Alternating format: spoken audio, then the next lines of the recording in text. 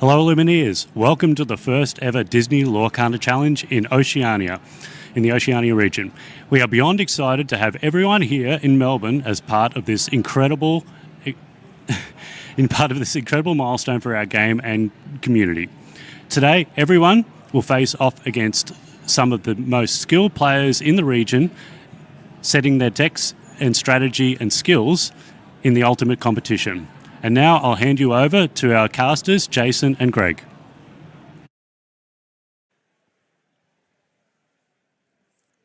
Good morning, viewers, everyone, and welcome to the first ever Melbourne Disney Lorcana Challenge. I am Jason, and I am here with my partner Greg. We'll be casting this weekend with you. Yeah, good morning, viewers. Good morning, Jason. And yeah, I am super amped for this tournament. I was up all night, nervous, tossing and turning. I have never seen a tournament like this for Disney Lorcana before. First time, eh? First time, yeah. Excellent. Well, we have a massive field of players. They haven't given us the final confirmed numbers yet, but from my understanding that there will be 9 rounds of Swiss today, and we'll be playing best 2 out of 2-round games. So Yes. we'll be having about 50-minute rounds plus time for 9 rounds. So it's going to be a long day of Swiss today. Yeah, absolutely. Yeah, the numbers, roughly 500 players, so very, very good turnout. I know I've met a few internationals around the city, at a few game stores last night, a lot of Americans, Europeans, people from New Zealand, so welcome to our Kiwi brothers, and yeah, it is going to be a good one. Yeah, so we are looking, there's definitely been a couple of challenges and major tournaments within this current format. So what do you think are some of the decks that we'll be seeing this weekend? I think the dominant decks, we're going to see a lot of Ruby Sapphire, so red-blue. I think that's just always popular, has no major weaknesses, so that'll be prominent. And then also red-purple, I think just card draw plus good tempo. And I'm hoping we get some oddball picks in there. I was running into a bit of green-blue discard last night, so I wouldn't be surprised if we see one or two of those. Yeah. Interesting. Yes. You did mention one of the most prevalent colors that we'll be seeing this weekend, steel. Yes. So probably the 2 most prevalent colors is going to be purple and steel. Right now they're positioned very well in the metagame. Seems like a lot of the lists online seem to have X color plus steel, so you're just playing whatever your color is, plus your Docs, your Calhouns, and your Peats, and then you play some of your songs, mainly Let the Storm Rage On and Strength of a Raging Fire. So we'll see a lot of steel on that side. You're a little bit more familiar with the purple side, so talk us through what we might expect from there. I think on the purple side, we'll see predominantly red-purple. I think that's just going to be a staple. It's done very well at the other tournaments. It's done well at set champs here in the ones that I've been experiencing, so that will be popular. A deck that's kind of fallen out of favor a bit is EA Tempo, so green-purple. I know there's going to be a bit of that around, and I think that's very well positioned today. I think that can steal a lot of wins off the control decks, particularly red-blue. I think it does very well there. And yeah, if this sort of spread of players and decks is similar to what we've seen at other continentals, yeah, it's going to be very well positioned. So I'm looking forward to seeing some of those matchups. Yeah, and we'll also be seeing a little bit of red-blue or ruby and sapphire. I did hear through the grapevine that there will be a number of internationals. They seem to think that that's going to be a popular pick.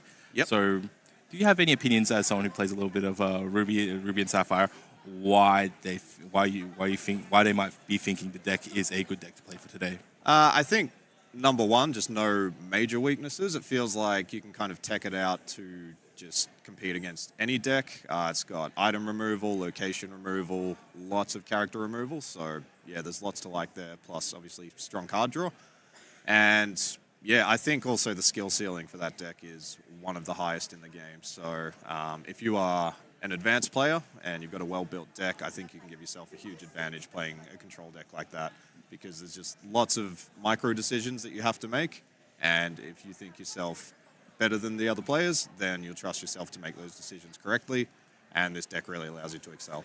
Yeah, so we've been seeing the meta develop. So a lot of these decks that did exist in previous sets, they have been adapting a little bit with the coming of Azurite Sea. The big card that really has sort of changed Ruby Sapphire up, really should be 2. So one would be Maui Half Shark, and the other one would be Sail the Azurite Sea. Absolutely. So how do these cards affect how the deck's been operating recently?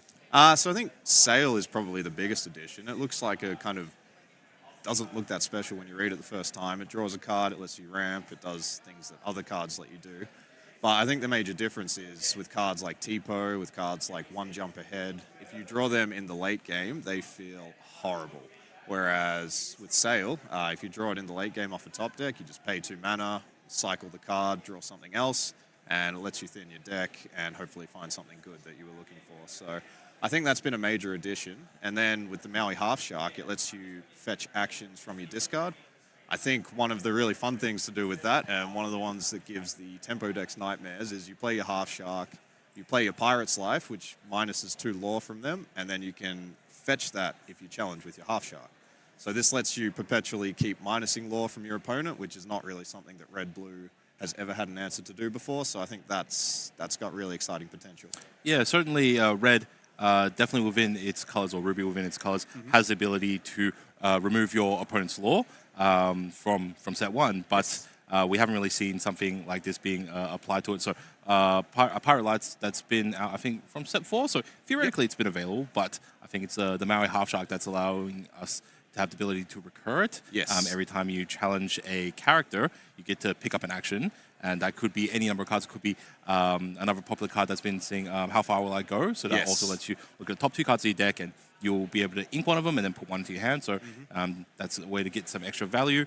And not to mention also Half Shark gives you an additional 1 lore every time you cast an action. So even in the late game, if you do need a little bit more of a push, if you happen to have a Half Shark that's alive, you can still cast, Settle Azurite Sea. You can still cast one of your other spells just for the extra 1 or 2 lore to push you over the edge. And especially because Ruby Sapphire is a significantly slower deck, obviously, because it's a control endgame deck, it does eventually still need to win by gaining that 20 lore. Sometimes, if your opponent is just trying to limp over the line and they're like at 17, 18, 19, you do need to push them down a little bit. And yeah, I think it's been able, that in combination with Maui Half Shark really prevents your opponent from keeping any vulnerable characters out. So it doesn't matter if you quest for 2 lore, if Maui's going to take a bite out of whatever you got, and then it's going to create a Pirate's Life. You basically just send yourself back, and they've gained another free lore. So I think, yes, Maui Half Shark has been a huge, significant boon for the deck. Yes. And it has pushed some other cards out. So we've been seeing a little bit less of the Reckless Maui, the 5+ Maui. So previously, we used to see a full play set, and they would come down and challenge any of the units in the early to mid game that might be a little bit beefier. Also, it made locations a little bit more difficult to play because at any moment you might be expecting, a demigod that with 6 strength coming in to break your location. Yes. Now a little bit less. So, how do you think the lower prevalence of Maui has affected locations in terms of the metagame? It's pushed locations in a lot. We're seeing the library teched into the purple list a lot more. We're seeing Dwarven Mine. The Dwarven Mine, the Diggy Hole deck. I'm sure we're going to see a bit of that today. True. And then even Red-Blue is including cards like McDuck's Manor. So just 9 health is a lot to deal with for most decks. And then if you're not running these rush characters who can deal with it on the turn that they come out, it's definitely made locations a lot more accessible for a lot of decks. Yeah, McDuck Manor is definitely one that was a bit of an interesting pick to me. While I was doing my research and doing a little bit of playtesting recently, it popped up and wow, this card is a bit of a challenge to deal with. Yes. So 9 strength or 9 willpower, is quite a big location, and it gains you 2 lore every turn, so it's not a bad amount of lore, but it just soaks up so much damage. 9 is a very awkward number to get to. 6 is an 8, very achievable. 9, it just feels like you need to get that extra 1 attack in, which sometimes just gives them a little bit more time to, put the pieces together. Yes, it's definitely been my experience. I've been running that card in my deck. A lot of people have been cutting a lot of the items. I think they're a bit too slow these days. Very hard to get down, very hard to get the control of the board that this deck used to get. So now cheaper cards that are inkable have sort of pushed some of the items like Lucky Dime out of the deck. So yeah, I think it'll be interesting to see how people approach it today, though. I think all these things, like you say, it's a bit of a cycle. You stop running a certain card, that allows people to put locations in, for example, and then people start taking against locations, so people take that out, and there's just this loop. So I think one of the big challenges today is trying to predict what other players are going to play, and then also what cards they will include in certain archetypes when you come up against that. Do you know exactly what they're going to include? And at the moment, the answer is not really. There's lots and lots of different ways to build these decks. So yeah, so it would appear that our 2 players out of our feature table have been chosen. They are sitting down. They are preparing at the moment. Looks like we'll be going into the game very shortly. Stream, just hold while we are just waiting for some further instructions. We've been given the okay to continue talking, so we'll do our best. So another color that we'll probably see a reasonable amount of this weekend is Emerald. So Emerald really has kind of two different archetypes or two different kits to play around with. Yes. One is some of the more evasive stuff with like your Pegasus, your Go-Go Tamago, and then you got a little bit more of the discard engine, which is running some of the Ursulas and Lucky John. Yep. Lucky John, Greedy Prince John. Yeah, Prince PJ. John. Yeah. So let's start off with some of the more evasive stuff. So Yes. Typically we'll see these in more purple green builds, from my understanding. Yeah, that's right. And so this one is a little bit more of an evasive build. Really, the interesting card that has come out for this green archetype would be Go-Go Tamago, in my Yes. opinion. And I think that this is the most skillful card for both players to interact with throughout these games. Being a bit more of a control player, have you found yourself in situations where you've made suboptimal combat decisions just to prevent the potential Tamago blowout? I've made suboptimal decisions that have not avoided Go-Go, and I have paid for those. So Yeah. things like just When you send in a Maui into a goat, Yeah. it's like, Takes this is 4 great. damage. I beat up the goat, my Maui's still alive, things are sweet. Yeah. And then Go-Go Tamago, pay the extra 2, gain 4 law, and that's it feels bad, man. That's it feels bad. So yeah, I was running through some of the numbers and I was like I don't want my guy to stay on 4. So I was like, all right, cool. If I swing Haram in and then Yep. swing in, Grandma, then I can clear out my board and trade this guy. And I'm just trying to avoid the Go-Go Tamago. Yep. So yeah, definitely the most impactful card, I would say, most skillful card. I think it has pushed the green purple forward a lot. That in combination with Genie, which is another card that we'll probably be seeing a lot of this weekend. They've just really given it that extra bit of oomph. And yeah, particularly with Go-Go, it has a similar effect to the Shark. It kind of freezes the board because if your opponent wants to turn their card sideways and give you the ability to challenge them, then they're really risking themselves, especially if your card's got 5 or 6 willpower. If you can put 4 damage counters onto that and then gain 4 law with your 2/2 evasive out of your hand, it can really mess with their plans. So, Yeah, definitely really swing a lot of games. Yeah. Yes, so that's the evasive That's package. the tempo type. Tempo Yep. type, and then in terms of the discard package, this is cards we will see. Some of these cards such as Ursula, such as Prince John. Yep. Typically, from my understanding, in those decks, Muses has been very good and very Yes. prevalent recently. Yes. So in combination with all the different songs that will just make your opponent discard cards, bounce their guys back to hand. Yep.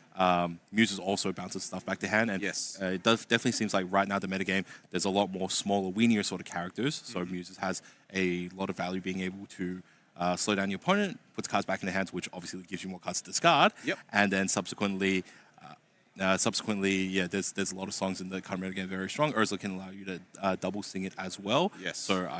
So typically that sort of discard package, typically from my understanding, is seen more with steel type strategies. Yeah, typically, unless you're running that deck I was talking about, the wild blue-green deck, which, yeah, I've seen that picked up a bit lately. I think it's been pushed by a few kind of successful players, but yeah, with the typical kind of green steel, that's been around for a long time. And to be honest, I don't think it got a lot of support this set, but I also don't think it needed a lot of support because it's been quite strong and doing very well in the last few sets. So I think they didn't want to push that archetype too much with a lot of powerful discard. But yeah, I think we'll be seeing some of that today. It hasn't been as popular in a lot of the set champs and the locals that I've been playing at. So I think we'll see 1 or 2, but I think it's partially because the Australian metagame is a little bit still underdeveloped. So because Australia received these sets later within the lifespan of the game, Yep. Australia really only has had the game for less than a year in actuality. Yes, that's true. So players have had to sort of practice and learn the game significantly short period, whereas people from international Americas and Europe, they've had that extra year to practice and play with the game as it develops from first chapter and Yes. second, third, and fourth set. So I think Australia, they didn't really get the opportunity to play and tinker around with these strategies, and so they haven't really learnt a lot of the fundamental understanding and a lot of the mechanics about the game. There's a lot of depth to this game. So one of the I've played a lot of card games, Yes. and one of the things I really do enjoy about Lorcana is that there's a very interesting depth to the game that comes at the higher end when you are playing against very specific decks and you're making very specific strategic decisions. Yes. I think this game is made and broken it's made and won, won and lost on the inks. Yep. So I think being able to strategically decide which cards you're inking, which cards you're keeping, which cards you're mulliganing, Yep. Especially within different matchups, and how you're playing your challenges and your quests within the early games is definitely very high skill intensive, Yep. but it's a very invisible part of the challenge and the depth to Lorcana. So I think Yes. they've done a very good job in creating Lorcana, a game that's simple enough for people to pass out the effects of the cards. So unlike other card games, the cards aren't full of paragraphs of text. Yes. So it's easy for players of all different skill levels to pass, but there's also a lot of great depth in that. The mechanics are straightforward, but also there's a lot of depth into your decision tree for the game. Yeah, So yeah. whether you quest, don't quest, whether you challenge, don't challenge, and vice versa, is like sometimes some of those micro decisions will just make and break games. Whether you're on 17, 18, or 19 lore, and whatever your outs are at that point is very skill intensive, and I think that they've done a really great job developing a game, and I really want to see what we can see from the high-level players for this weekend. Yep. Talking about that, so I heard through the grapevine we've got a number of international players here Yep. at the DLC Melbourne this weekend. We have had players from both US and Europe flying in. My understanding is approximately 100 or so international guests for this weekend. It seems about right to me, yeah. So I think we're supposed to be unbiased, but I'm going to say for sure that I definitely do hope that an Australian comes out with the trophy this weekend. It would be great to see at the first Melbourne Disney Lorcana Challenge to see a Australian represent, and definitely I've got a few friends. Oh, it looks like we are getting into the game. Oh, here we go. So let's get into it. We are also waiting on the statistics and the data, so looks like they are still mulliganing and shuffling up. And we will find some information on what decks they're playing and also get some cameras so we can see some cards, although we are seeing their lovely faces at the moment. We need to be able to commentate on something other than their lovely appearances. Yeah, one of the things, it's kind of funny as a new player, I will judge how skillful I think my opponent is based on how well they're shuffling their cards. And just judging by See some cards, okay. Yeah, here we go.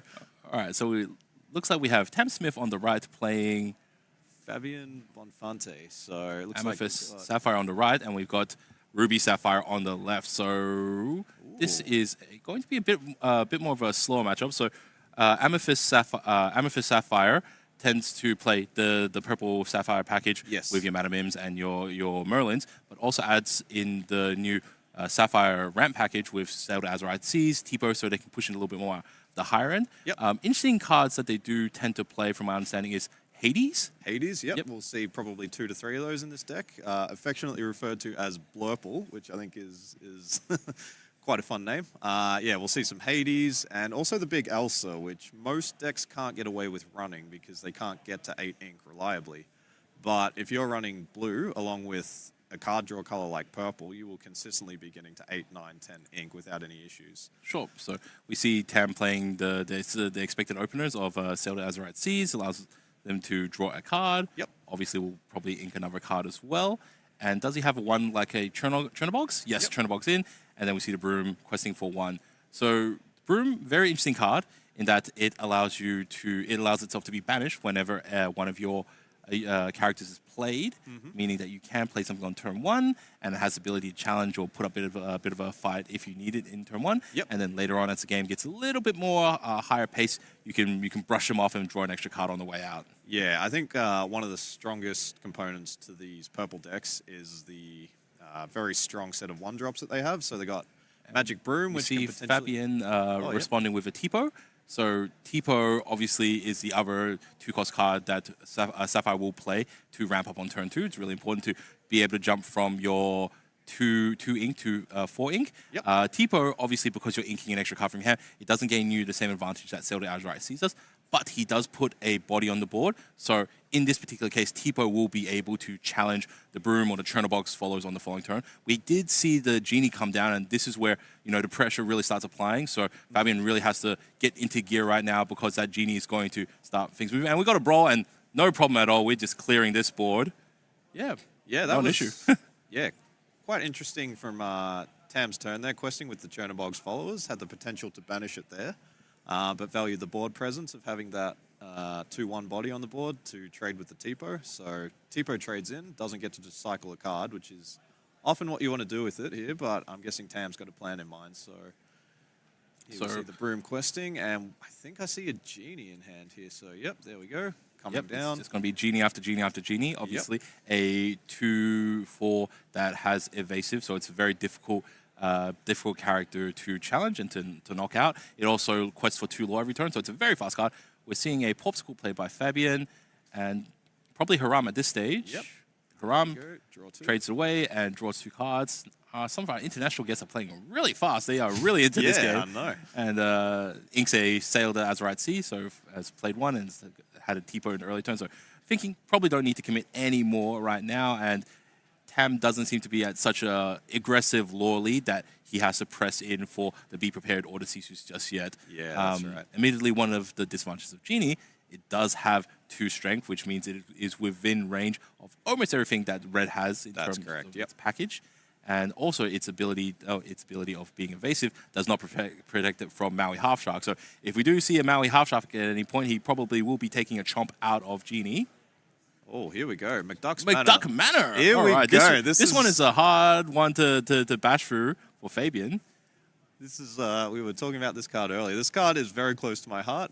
Scrooge McDuck is certainly one of my favorite Disney characters. I think he is just so much fun, and I love seeing the way he's been imagined in this game. And one of the benefits is that even if Fabian plays a bit of a board wipe, whether it's Be Prepared or Sisu, Tam has been able to commit a certain amount of extra law onto the field that is not susceptible to the board wipe. So even if a Sisu is played, wipes out the Genie, wipes out the Magic Broom, you know, McDuck Man is still around and he's still gaining 2 law each turn, and Fabian's still effectively, actually on 0. And looks like Haram is taking the long journey of disassembling the manor himself, one willpower at a time. Here we go. We saw the Maui, as I said before, so he's going to be attempting to take a chomp out of Genie. Yep. And probably a Hades coming in. That's what I'd be playing if I was in his shoes right now, Tam's shoes. Now, does he have the Hades? Friends from the other side to draw 2 cards. He's trying to draw for some answers. Did he get it? Did he get it? Did he get it? I think I can see it in hand. Let it go. No. Was that Let It Go? That was Diablo. And there's the Hades. Yeah, cool. Here we go. So the first Mauis has to be eaten by the Hades. There's not a lot of actions right now in the current metagame that will be able to target Maui successfully, but Hades definitely the answer you want, and he also quests 2. He's also a very solid target, a very solid body on 3/6 as well. Yep, so for anyone new to the game, Hades will send one of your opponent's cards into their inkwell, so it's not all bad news for Fabian. That gives them an additional ink, so they can potentially play one of their big 8-cost cards. Oh, Fishbone Quill, this is a blast from the past. Yeah, I know, that's a card. I haven't really been seeing this very much recently. So Fishbone Quill is a card that we've seen in earlier sets. It's been falling out the meta a little bit recently. It allows you to effectively just exert it to put another card into your ink. And there we go. Be prepared. First one of the day. So that has wiped the board. But as you were saying, Jason, McDuck's Manor is not a character. It's a location. So it is not affected by character removal cards. So Tam very much was prepared. He got that He McDuck was Manor. prepared. He knew what was coming. Those nice marble tiles really holding up. One of my favorite things to do is, I'm not sure if Tam's running it in their list, but a lot of people do run Scrooge McDuck in this list, so you can play Scrooge McDuck and then you can move him into McDuck's Manor, which has no effect. But if you've got an additional ink, hey, why would you not do it? So extra style points. And here we go. This is some so we got a classic snake. Purple play here. Some purple loops, picking up putting down the Merlin Rabbit. So Merlin Rabbit, when it comes into play, allows you to draw the card. When it leaves play, it allows you to draw a card. So for 4 costs, for 4 ink, playing a 2/3, not a big body, but it does draw you 2 cards, both in on the way out. Play Madam Mim, which is a 2-cost snake that will return one of your characters back to your hand, but for a 2-cost free body, it's above stats as well. So basically, this is the purple loop of putting the Merlins back into your hand to use their effects again and again. Yes. All right, and we've seen Tamatoa come down, so let's see if Tam can find another Hades or another answer to this card. That is certainly one of the bigger threats that this red-blue deck likes to run. Every time it quests, you can fetch an item from your discard, and that's often going to be the Porpsicle. So you can banish your Porpsicle, which draws a card on play. You can banish it, quest with your Tamatoa, fetch the Porpsicle out of your graveyard and put it back in your hand, and then you can replay it again. So that can generate a lot of card draw and value for this list. We are seeing the rabbit being played again, and Tam does have a lower amount of lore, so yes, looks like 6. So it looks like there's not too much action. He probably still will ink a card at this stage, just because his hand size is so large. He's been able to keep up his hand size hand economy very well, but he does not appear to have an answer to Tamatoa, and Tamatoa is just going to be one of those cards that if it sticks, it's just going to run away with the game. It's going to pick up a lot more items. It's got big stats, and you're going to be able to draw cards from the extra popsicles as well. So he's going to be drawing a ton of extra cards. He's going to be questing for a lot more, and he's got a big, beefy body. Well, one of the interesting things, though, I guess with this McDuck's Manor, it's sitting there giving 2 additional 10 lore. Yeah, I think so. Yeah, so it gives 2 additional lore. It's essentially set up the clock, and if Fabian doesn't have a way to deal with it in the next few turns, it's just going to keep gaining that 2 additional ink, go to 12, 14, 16. So if the Blurple player can just prevent their opponent from racing up towards 20 lore and they don't have an answer for this location, then that's going to be exactly what they want. So here we go. Banish the Porpsicle, fetch it with the Tamatoa, play the Porpsicle. Oh, he didn't have an extra one in his discard pile in his banish. No, that's really rough. Yeah, so ideally there you like to keep your items on board with Tamatoa, because when Tamatoa quests, you gain additional lore based on how many items you got on the field. But yeah, at the moment, Fabian valuing the card draw over the lore. And we see a Maleficent? No, that is Scar. Scar. Vicious Cheater. Ooh, okay. So whenever he challenges, if he has challenged character, he will get to ready, and then he can challenge again. So he gets a challenge 2 characters, and he's a big, beefy, reasonably strong attack. I believe it's got 5 health. 6-5. That's correct. Yeah, 6-5. Which is pretty strong stats. One of the main reasons why it's played is because it's 7 cost. So hilariously, Scar being a 7 cost allows him to be prepared. Be prepared. Oh, goodness, I hope we get to see that. But gotcha. All right. And what do we see here? And looks like Fabian has scooped them up. Yep. So yeah, I think Tam would have gained 2 on the Scrooge McDuck. He would have gained another 3 from his characters, and then we saw the goat. I'm not sure if that was lethal, and like awful. Yeah, it might have been very close to lethal, if not lethal on that turn. So he's just revealed the cards, and yep, that would have been it. Yep. So here we are, on to game 2. So red blue will be on the play now. Generally, I think most decks, I think red blue will be favored on the play here. But you say that, but in our testing, we have noticed that red blue, when it is not on the play, when it's not playing turn 1 against some of these more aggressive decks, it really struggles to close out the game. And I think Fabian, it appears that he might have been playing a bit more of an older build of Ruby Sapphire, so maybe that was a bit of an issue. We saw the Fishbone Quill, and we saw the Fishbone Quill, so maybe it might be a slightly older build, or it might not be as fast, and maybe that might have been the reason why he wasn't able to equalize on the board. We didn't see any Sisus at all, I don't believe. No, I didn't see a Sisu there. Not the 3 cost, not the 8 cost. Maybe he didn't draw into it, or maybe. Yeah, I think so. But I've really enjoyed the emergence of Blurple with this set. It's another one of these decks where between the Genie and Sail the Azurite Sea, it's really given it a bit of a power bump. So I think Genie just gives you so much tempo. For a 4-ink card, it quests for 2, it's got evasive, so it's quite hard to deal with for a lot of decks. Draws a card, it's got a lot of things that this Blurple deck wants to do in it. So I think that has pushed it. And then, just with the high-quality ramp cards like Sail, it's just given the... So now that the shoe's on the other foot, and Ruby Sapphire is on the play, what are some of the cards we want to see? Obviously, we probably want to see Tipo instead of Azurite Sea. We want to see a Popsicle turn 1. Not much else you're doing on turn 1. But Tam on the Blurple, what does he want to see for his opening hand? What's he mulliganing for? I think you want a one drop. You definitely want to try and get that early lore in as fast as you can. So things like Magic Brooms and Chernobogs. Your turn 2, you're typically going to want to ramp. So be looking for probably Sail the Azurite Sea or again, perhaps Tipo. And then, yeah, turn 4 is often Genie or Rabbit. Just get that card draw going, start generating value, and then try and get your questing in when you can. Yeah, one of the advantages of Sail the Azurite Sea is that it effectively just gives you a second ability to ink that turn, which means you can play the Sail. You can ink on your second turn. You can Sail the Azurite Sea. You ink again, and that gives you one fresh ink there, which you can play another one. Also, you can send another Broom or another Chernobogs, which will either threaten a challenge or will be able to quest for a lore, and you can always pick it up later or cycle it for a card. Yep, so that's like both our players are ready to go. All right, here we go. And Fabian will be kicking us off. So we have turn 1 Popsicle. Oh, yeah, I can see that. Turn 1 Popsicle for GG's. Here GG we go. Popsicle. All right, we got the turn 1 GG Popsicle.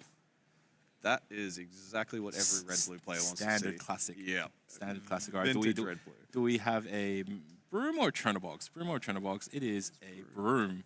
And we saw Tipo going into the Inkwell, so I'm predicting there's probably another ramp card in Tam's hand. So for any new players who haven't played Lorcana before, the way the resource system essentially works is most of your cards are inkable, and once per turn you can add an additional card to your Inkwell, and that will allow you to play progressively more and more powerful cards as the game goes on.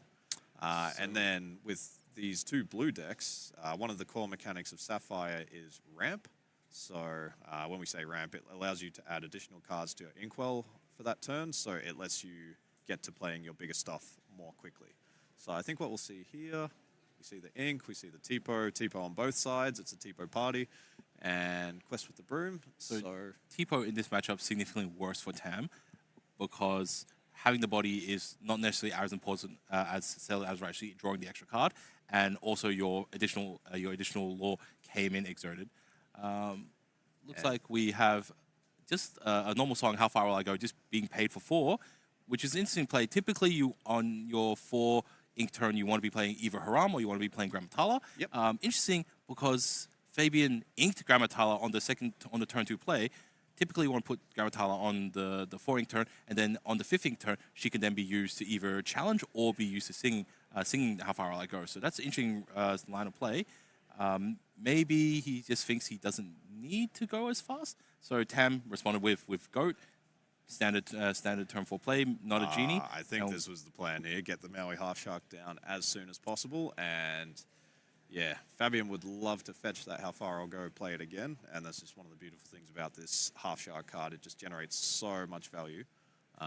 So yeah, I think both players will be reasonably happy with their starts here. I think Tam has built a solid board. He's still a little bit far away from getting Hades out, so yeah, that's true though. 4 ink he can definitely quest with the Broom, and then he can sweep it away as he plays a card down. Potentially, he can also quest with the Goat and pick it up with, say, a Snake. But he also probably wants to be moving his game plan forward. So, can you see what's in his hand at the moment? No, not easily, but almost certainly the Broom is questing this turn. It looks like he's just turning it all sideways. That gains him an additional free lore. Yep. Is he just challenging Maui to say, hey, you know, I know you're going to take out by one of my guys, so I'm just going to play my game plan? And out comes Genie. And we'll probably answer. Definitely have to ink something here, but this is pretty punishing. Yeah, this Half Shark is going to be generating a lot of value here for Fabian. But yeah, I think Tam's plan is correct here. So yeah, I think this Blurple deck, you really need to try and beat red-blue. Fabian's really hit the ground running here.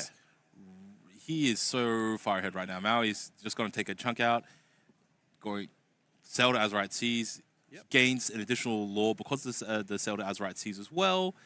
Maui's going to come in this turn. Tipo is probably Tipo is going to be challenging into the Broom, probably, right? And then you send Maui into presumably Tipo, maybe go. You'd send it into the Tipo for sure. I think keep the Maui up a little bit higher statted. Yeah, I think Maui will probably challenge the Broom here. This is another one of these great things about this Maui card. Every time that Fabian plays an action, he's gaining 1 additional lore here. So cards like Sail, Develop Your Brain, cards that draw or let you ramp, just generating more value. And he's fetched the Develop Your Brain here from the yard. So Oh, that's yes, interesting. true. Okay, so it is a one-card action. It's a card that we haven't been seeing too much recently, but I guess in a strategy that revolves a little bit more around Maui, it is an additional action you can play for one, so it's something that you can just, look at top two and put one into your hand. It's a quick way to gain a lore, so it looks like he's actually turboing out. Yeah, I really like the way that Fabian's approached this. I think the Maui with a lot of cheap actions in hand. I think he's at 4 now. Yeah, so Maui with a lot of cheap actions can generate you a lot of lore, and then you can fetch those cheap actions and play them again, which we're seeing here. So And I think he quested with the Tipo. the Tipo, yeah, it looks like it. Yeah, so I think they're 5/5 piece now. And what are we going to see on Tam's turn here? I think we You just might need an answer for Maui. So yeah, I think I see a crab. he's evasive, so it's very difficult to challenge into him. So you can, we're going to crab into the genie and just send him in. Yep, I think that's quite good. So crab on the turn it comes out gives another one of your characters challenger +3, so that gives them additional 3 strength when they challenge that turn. So Genie only had 2 strength there, but with the additional +3, I was able to take out the Maui half shark there. Yeah, But Tam is bouncing the goat there, another classic play. But Tam's ink is probably not where he wants it to be right now. I think 5 ink is definitely on the lower side for this Blurple deck. But yeah, again, I think you need to keep the tempo high when you're playing Blurple against red-blue. Fabian really running off with this game. The resource differential is massive, and Tam hasn't really been able to draw that many cards. Typically, you want to have a little bit more ink, and you want to be playing some of your rabbits right now so you can continue on your ramp. That early game Tipo, obviously you do have to play it to ramp, but just like the big difference between playing Tipo versus C's. And we got the Tamatoa coming down, picking up a popsicle, putting a popsicle in.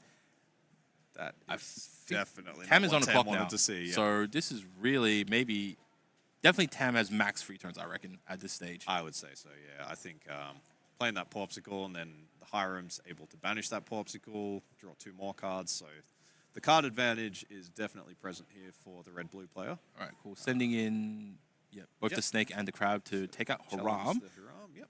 Yep. So, admittedly, yes, both your characters are still sticking around, but I don't think that was the target. You know, Tamatoa's Tamatoa's not exerted, so it's not able to challenge characters when they're not exerted. But let's see what Tam can do here. I think I see a Genie in hand. I see a Bell in hand. Is there any way that realistically Tam could race Fabian right now? So I don't think Tam has much choice. he has to race because his resource is so low. He just has to turn his guys sideways and quest up to low and try to get over 20 because he's definitely not going to be able to out-trade Fabian at this stage. The resource differential is too big. Ink's too different.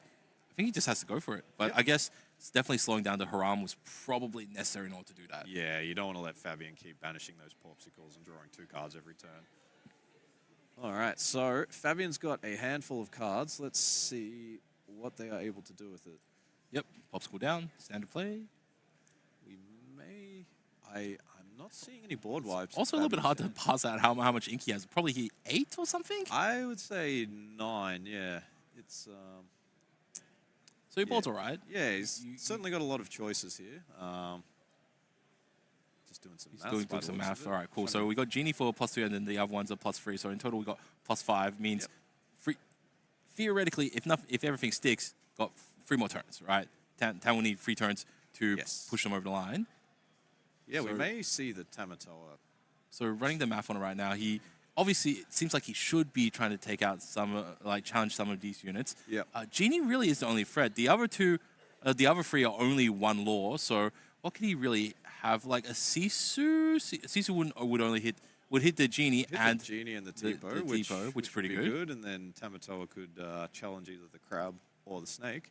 But yeah, from what I've seen in Fabian's hand, I'm not sure. You don't want to that he go has be an answer. prepared because you're losing Tamatoa. He doesn't have Scar, so Scar will also be a good play because you can come in, it can challenge a Tipo, challenge a crab, or it can go like snake crab. Yes. What else does he? Yeah, How do you have so many cards but don't have an answer? I know. Does he just not want to play Maleficent? He doesn't. He probably doesn't have the ink for Maleficent. I think he would.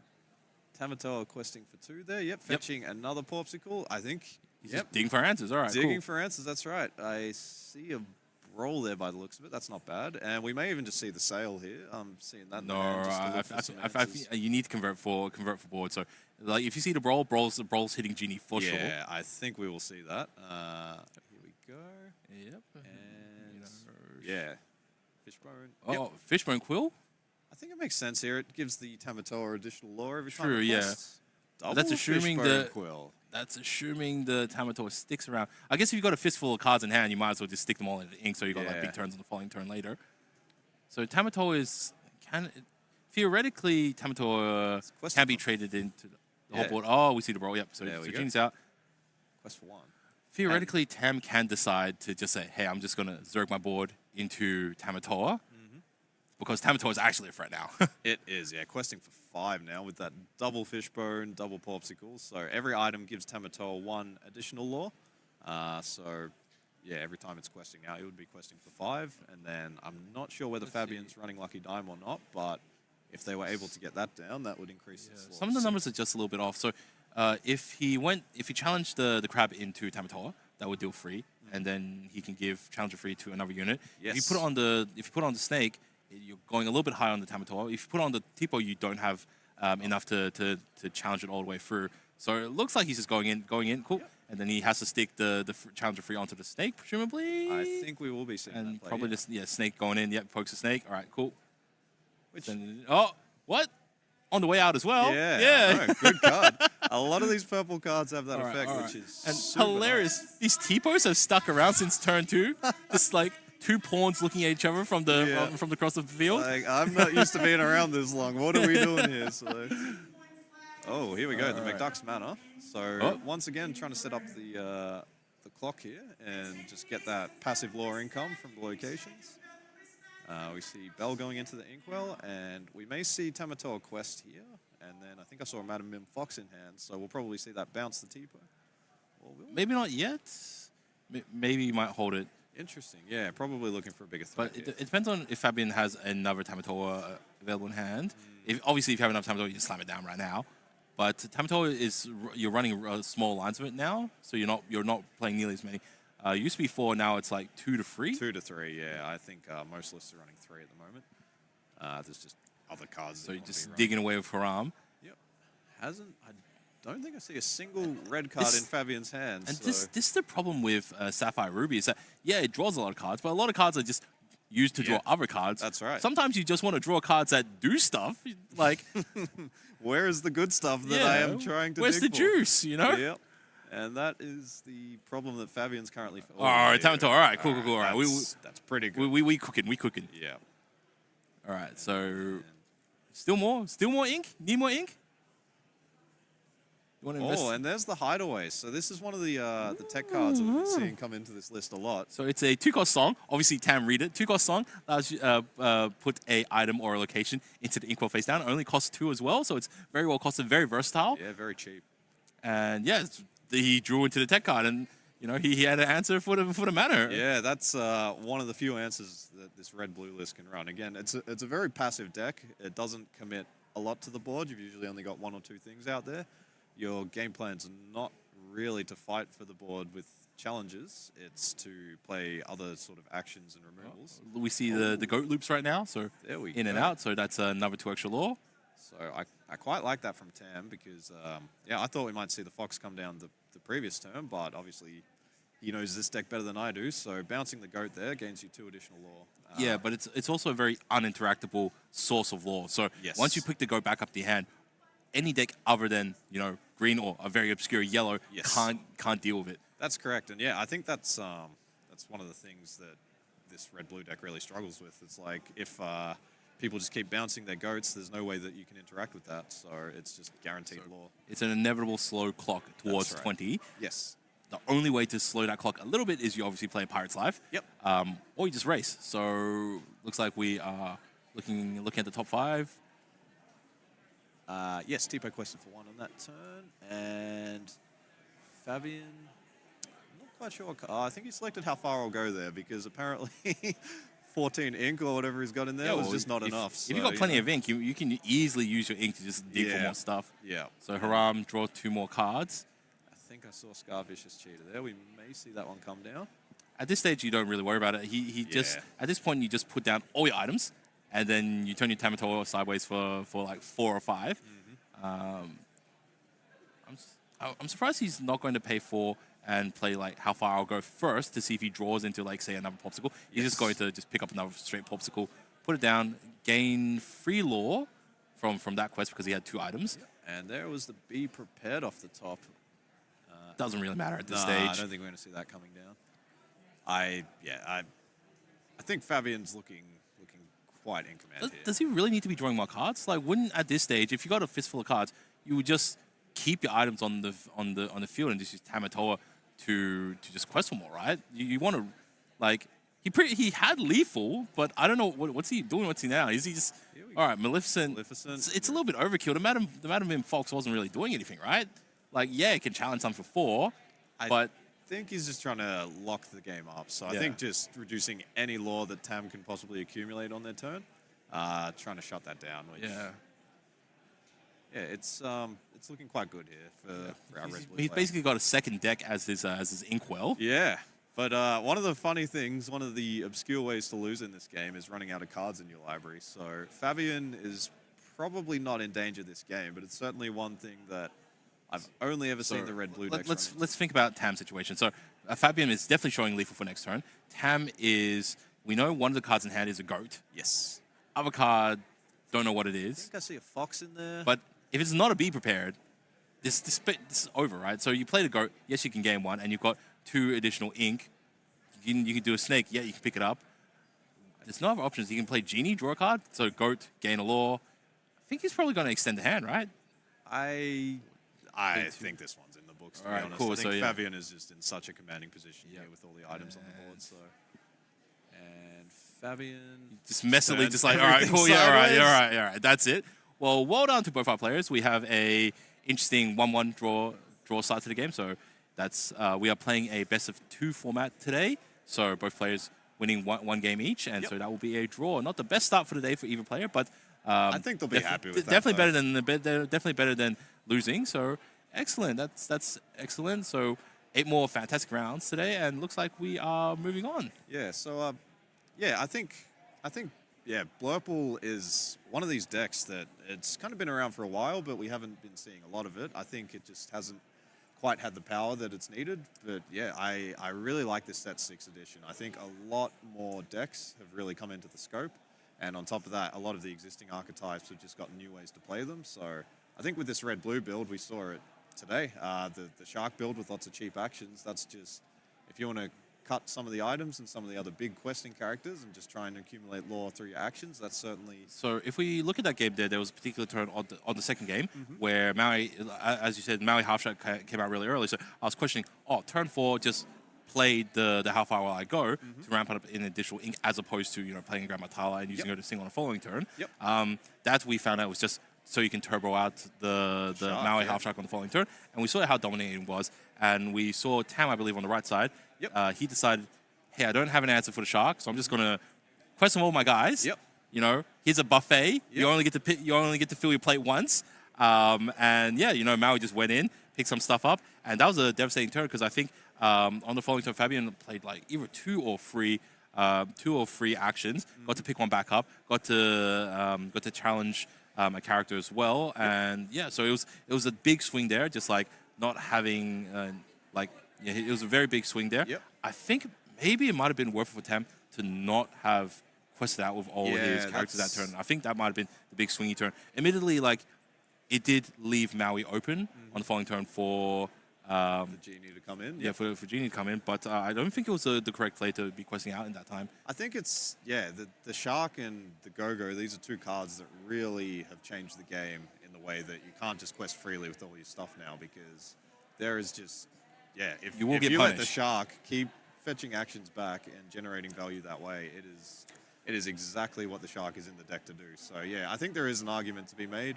And yeah, it's certainly something that I see other players do. You just essentially freeze the board, wait until you've got a very wide board, and then quest with everyone, because the shark can't challenge everyone all at once. Yeah, but also in that game, it was also suboptimal on Tam in the sense that had to play T-Paw on turn 2 as opposed to settle it as right C. So obviously a little bit less aggression. Shrinks your hand. Obviously, the more aggression, the more the more that Ruby Sapphire has to play it quickly, and so yeah, playing the Tipo. Both Tipos I think lasted the entire game. Did you notice that? I did notice that. Yeah, Tipo is not used to hanging around that long. He usually comes down and challenges into something the next turn, and then you will not be seeing him again. So. Maybe Tipo is going to be the MVP because he's so innocuous. He's such a low threat that you'll never really go out of your way to challenge it. That's right. And I think he like that Tipo would have gained like Probably four close to 4 or lore. 5 lore. Yeah, like MVP of the game. crazy.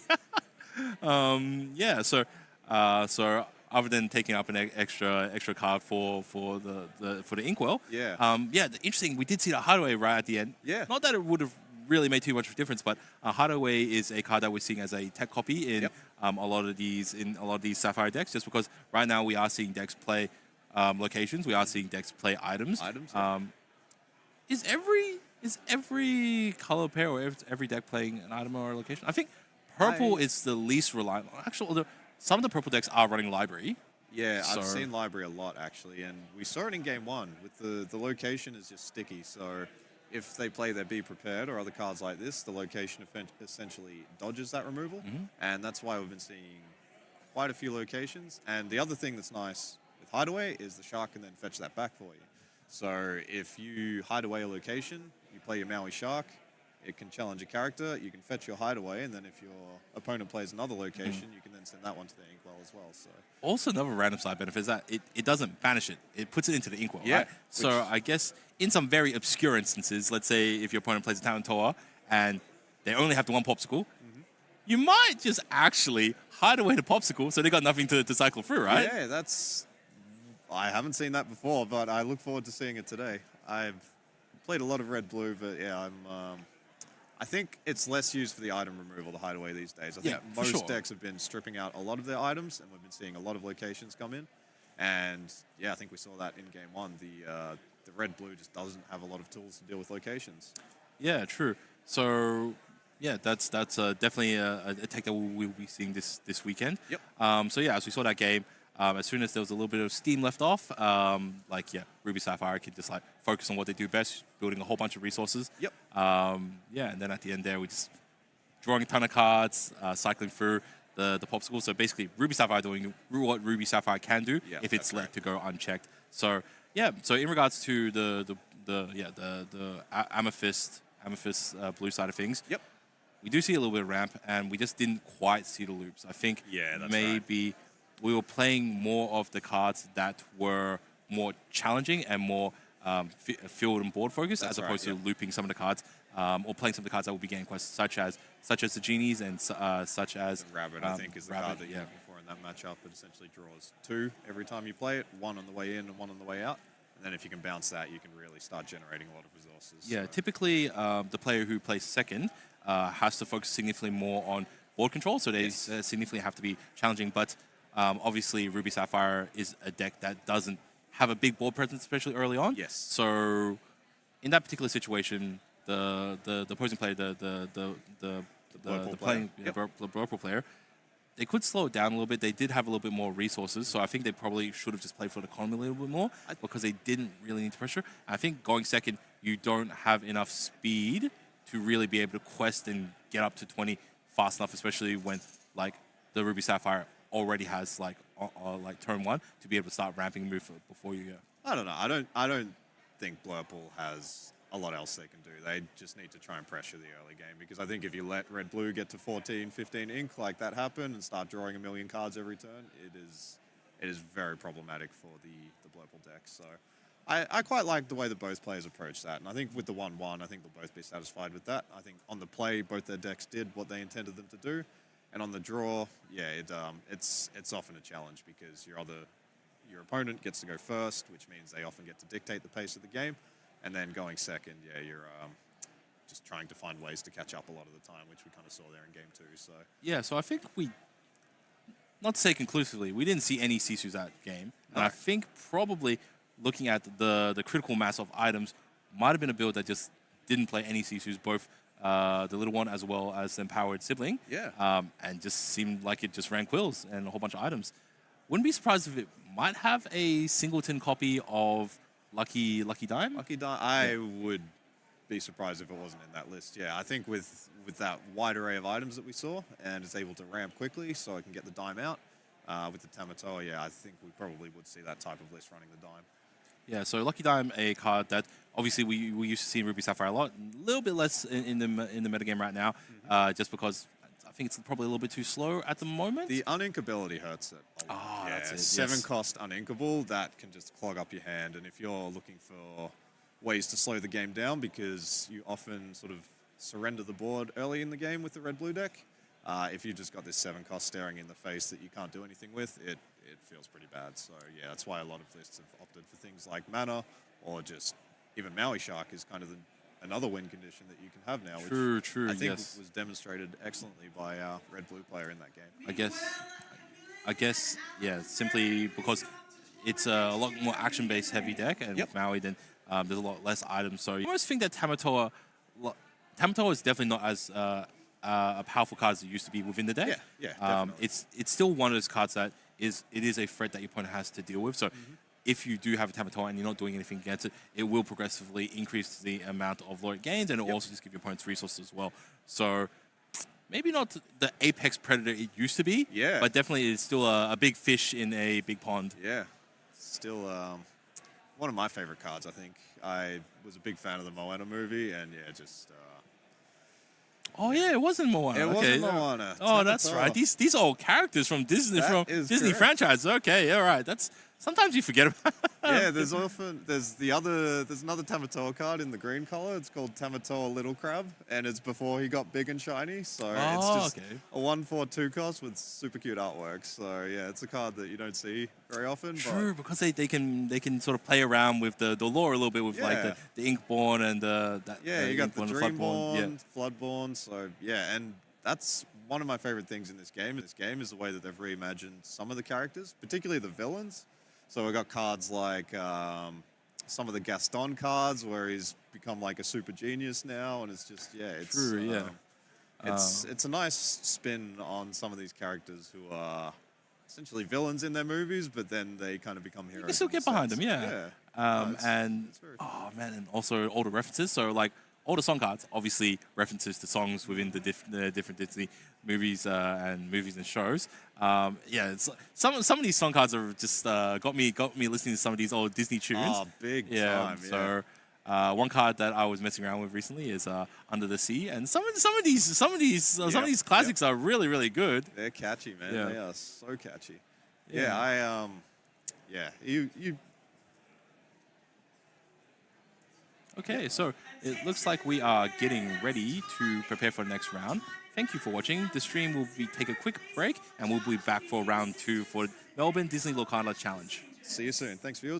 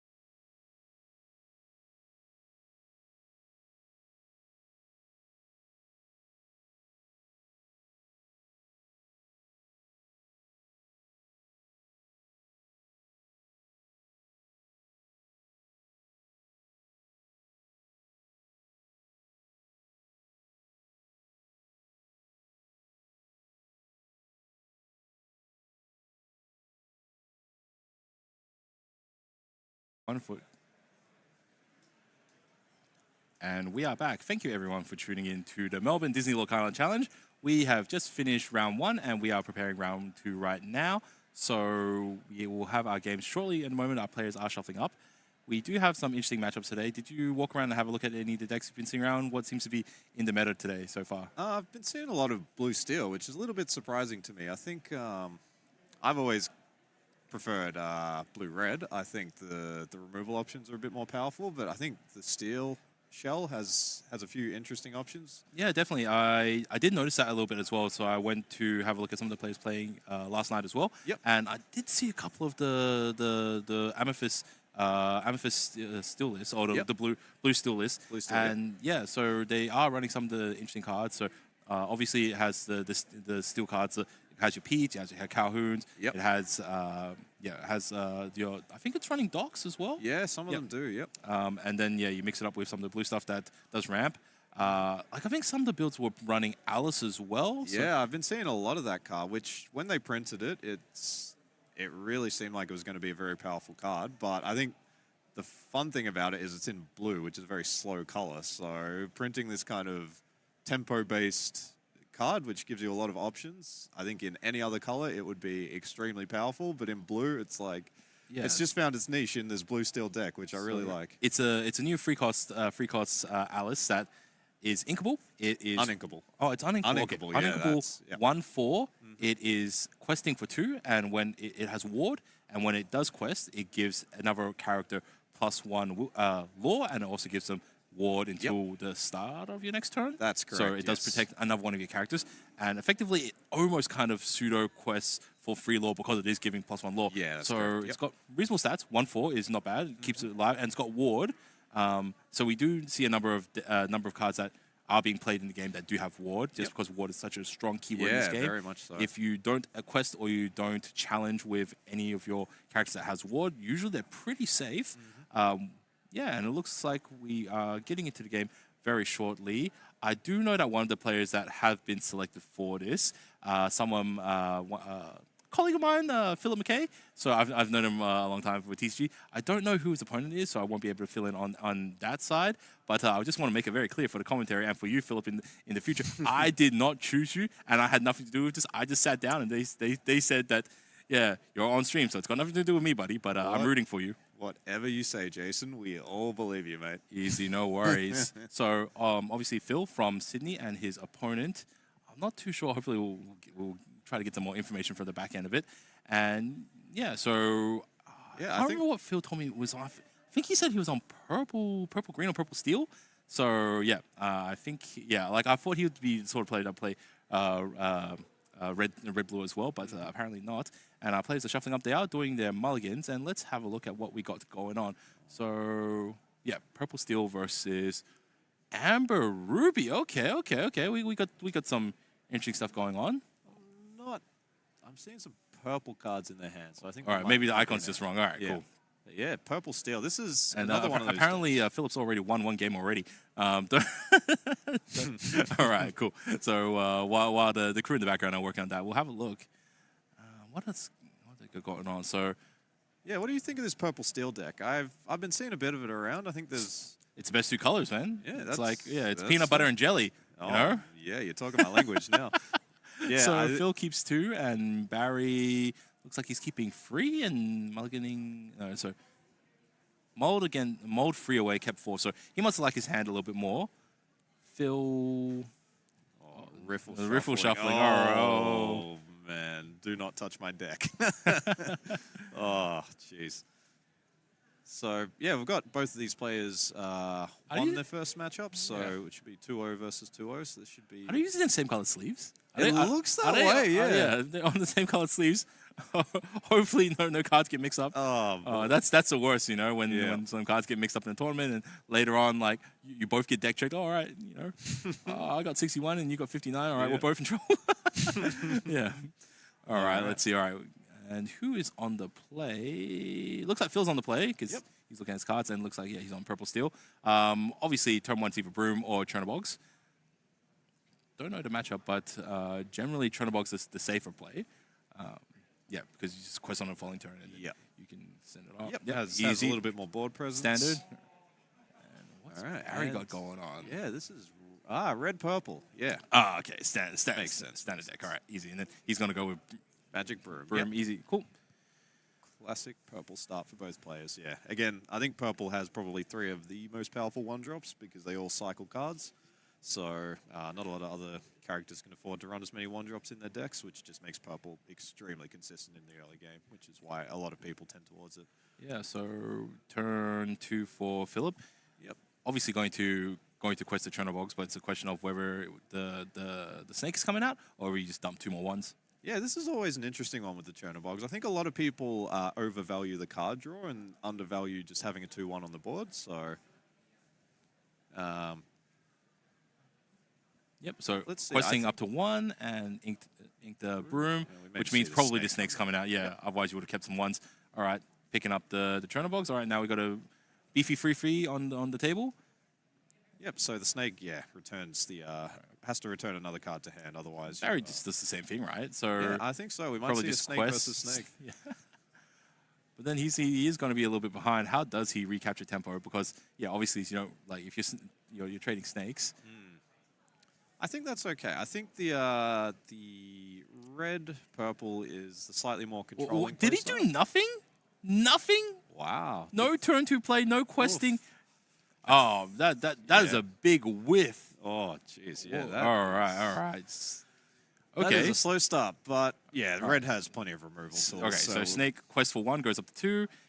Philip inks another one. Obviously, he feeling good that Barry couldn't quest with his 1, didn't challenge with his 1, played no 2, and now he just gets to push ahead a little bit further. So on 3, what's he got going down? Crab? think we'll No, see it wouldn't be this- crab. oh, the library. Library? Okay, well, yeah, Yeah. very aggressive play, but 1 lord per turn. I like it. hard to capitalize on library so early on because you're not really banishing too many guys early on. Generally, like from experience, you put down library when you have a couple of guys, and Yep. then you send them in for some trades, or you banish them using their effects like Chernobogs or Broom. But that's okay.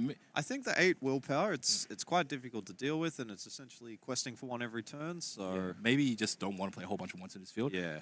What does he have in hand right now? So I am seeing a fox in there. There's a but even- brawl? even the so brawl. Oh, doesn't there's a have- Flynn Rider. There's a Flynn. But Yeah, but that you will- have smaller boards, so you don't Yeah. have. Do you have Sisu in there? Is that Yeah, I can see a Sisu. So I think Sisu might not be too bad actually. yeah, we may see So Ink it's- Fox and play Sisu. It's got 4 willpower, which means that it will survive challenges against snakes. Not big enough to withstand a goat though, but it does have enough punching power to go in. And it looks like the broom, instead of questing, is just going to be challenging the location for 2. It's gonna slowly sweep up that library. And And here we see Fox, all right, Fox going in and picking up the other 6. All right. Another 4 there. So library's up Oh, to it's 5 8. damage. Yeah. But yeah, 8 willpower. It is very difficult to remove 8 for Yeah. 3 in cards. So it should have 2 left. So the broom did 2, and then the Fox did another 4. So it should have 2 left. 3 left, I think. Yeah. Yep. So 5 damage counters on Yeah. it. So library's not closed yet. And we may see the snake challenge into the fox here, and that's Yeah, a obviously nice- that's a good trade. Nice and tempo being play on for the Philip. 4 ink turn, that's a turn where goat or rabbit come out. So there's actually what you can do. You can move the snake into library, send the snake in, you draw a card, and then you have 3 left, which allows you to play like a 1 and a 2 or yeah, that's couple another, months. Another Yeah. one of these nice things about the library So compared to the a question card. is, does he want to play a 4? Because obviously, like purple 4s are really really strong. Hard to see, but yeah. So it's a question of playing 4s or do you draw the extra card and like play some smaller drops. There is argument to be made because I don't think red has a huge way to like blob a board very easily. So yeah, we do have to snake here, but do we have a 1 to play down? Almost certainly have a 1, right? So No, it doesn't look like. It looks like a lot of forecast cards. So I think we'll probably just see a forecast come down here. I wouldn't be surprised if something like Rabbit or I think I saw a Genie in there as well may come down. definitely the snake goes into the Fox. Definitely for sure. All right, so inking I like- snake. I'm questioning that. I'm pressing X of doubt. All right, so yeah, you go for it. The rabbit for sure. You draw a card, and snake trades in, right? For sure. Is that another library I spotted? Oh boy, it's a library party if we get that one coming down. And he's got a lot of that government funding. Let's open up a second one. All right. And All right, goes in. All right, challenges cool. in. Yep. All right. Alright. So both characters are banished, and yeah, I think Philip will be feeling very, very good about his position at this point. Yep, 3 lore from the library and that challenge going in. So let's see what Barry can do here. It's always awkward with these rabbits. It's not a card that you really want to spend your cards removing. You don't have to respect the rabbit. It's only it only quests for 1 lore, and it's only got like a 2 free body, so you don't really worry about. Obviously, the library's where you're at, right? You want to close that library down, you know. Gotta cut some of the library facilities. All right. But the only way you can really do that is by sending in a fox. So you have to play a 1, then play a fox, but you don't have enough resource to make that happen at this stage. Unfortunately for Barry, I'm seeing 4 quite heavy uninkable cards in his hand. That's So I think there's 2 Be Prepared. 2 Be Prepared, Big Sisu, and Lady Tremaine. So that is a bit of a yikers. All right. So he's cycling through the broom. Yep. I'm not sure about that one actually. It seems like you probably just want the potential option. Yeah. Might be worried about the Elsa coming down. If that trades into the broom, that's... I wouldn't be afraid of the Elsa coming down. And there's Elsa off the top, actually, so... let's see what we see. So he gains 1 from the library at the start turn? Yep. So, again, 4 locations, they gain lore at the start of the next turn when they come down, and lore for every turn after So that. this is the 5 ink turn. And so in theory, you can play Elsa, but Elsa doesn't really do anything. Like in theory, you can play the Elsa, you can run to Sisu, and then get the rabbit to finish off, or vice versa. But then you got a ton of cards in hand. So Sisu is challenging out anything else that sort of runs into it. Yep. I think it's actually not too. But you also want to protect your library as well. Like Sisu is definitely going to close that library next turn. So you want. So actually, you're pretty free to just quest with you guys. So Rabbit can quest very easily. You don't bother moving any of your guys to the library because the library's going to shut down. Yep. Another Rabbit. So he's got a whole bunch of resources. And he's effectively got 2 cards banked on those rabbits going out as well. That's correct. Obviously, you should be just inking your way through. Yeah, I like what Philip's doing. Definitely quest the rabbit. Definitely quest the rabbit. Important turn here. So I like he's that just deciding what to ink right now. Yeah. Yeah, this is, again, one of the more subtle parts of the game that I think a lot of people can falter on is your ink choices. The game is made in 1, like 1 and loss on the ink. It really is. If you... Sorry, looks like he's putting the goat away. Which I don't mind. I think he's got a lot of juice at the moment. So you might as well move 1 to rabbits in, right? Yeah. If you've got nothing else. I think moves it, yeah. Even though it doesn't really matter. Sisu's closing up the library. Almost certainly going into it. Unless he's got a 1. Literally, the only difference is if you play 1. Right, but he doesn't. So, all right, cool. You move it in, and then quest with it. Come on, quest with it. Yeah, quest with it, for sure. All right, so it bumps it up to 5. Easy. Lawful Rabbit. And over to Barry here. Let's see if Barry can navigate his way out of this one. I think a lot of players have been in this situation where you draw all of your expensive uninkables in your opening hand, and it's very, very difficult to navigate. So cool. So, yeah, we saw he had Brawls. We had Be Prepared. Be Prepared's not too irrelevant, but like this issue has to just close the library. Yeah. All right, library's closed. All right, cool. No more books, everybody. Right. All right, so he has to ink up to 5. Don't know what's in his hand. We got the Flynn. We got the Brawl. Theoretically, Flynn's actually very good with Sisu because Sisu has a massive number, so it can push him into the law. I guess.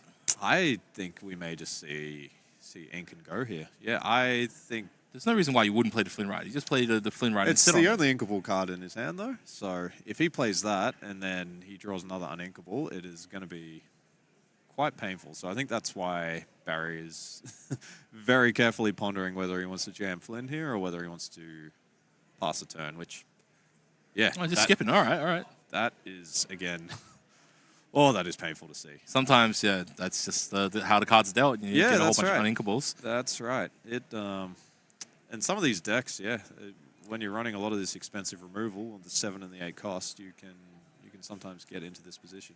So I think at this stage, you just play cards that I think get you some ink. Yeah, Philip may want to try and. You can play Crab here. That's certainly one line, and then trade one of the rabbits in.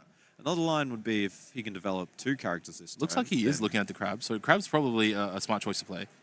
You don't want to get too wide a board, especially when your opponent's coming up to Be Prepared. Yep. All right, Crab it in. All right.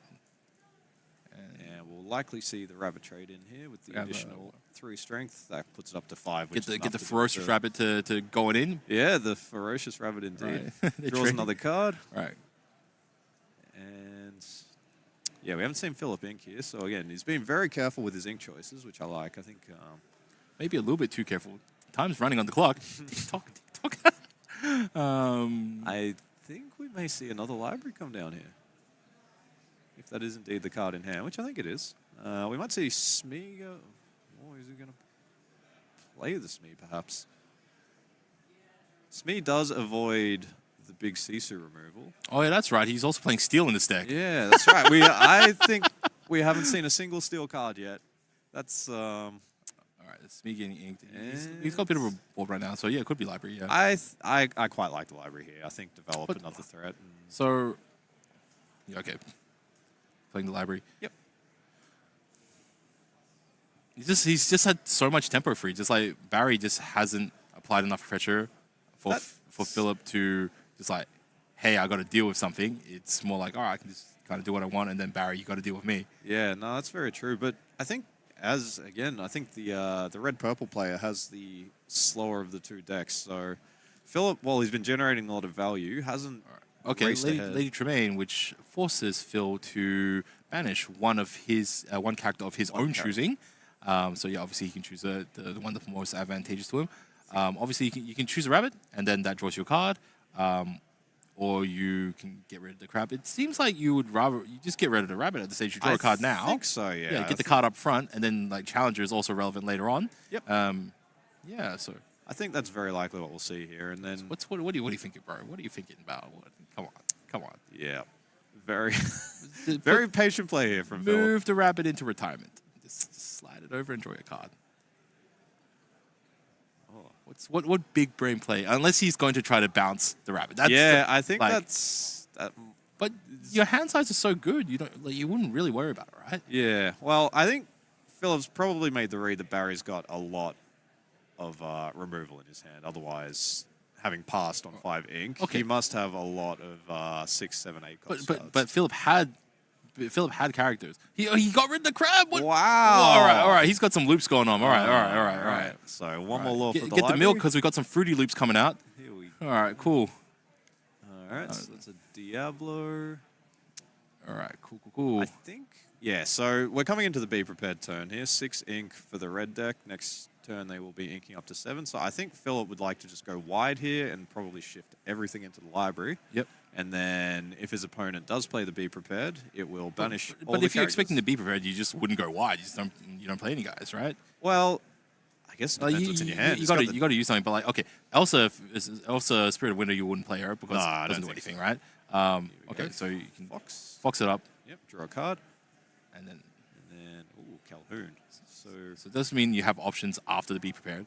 So yes. maybe, yeah. But he also doesn't have any Pete's source, so Pete's might pop up later on. Yeah, Pete's definitely one of the cards that he'll be digging for. He hasn't inked yet, so he's just trying to figure out what to do right now. Doesn't seem like there's any good options for like characters you want to play. I think just committing the rabbit here is fine.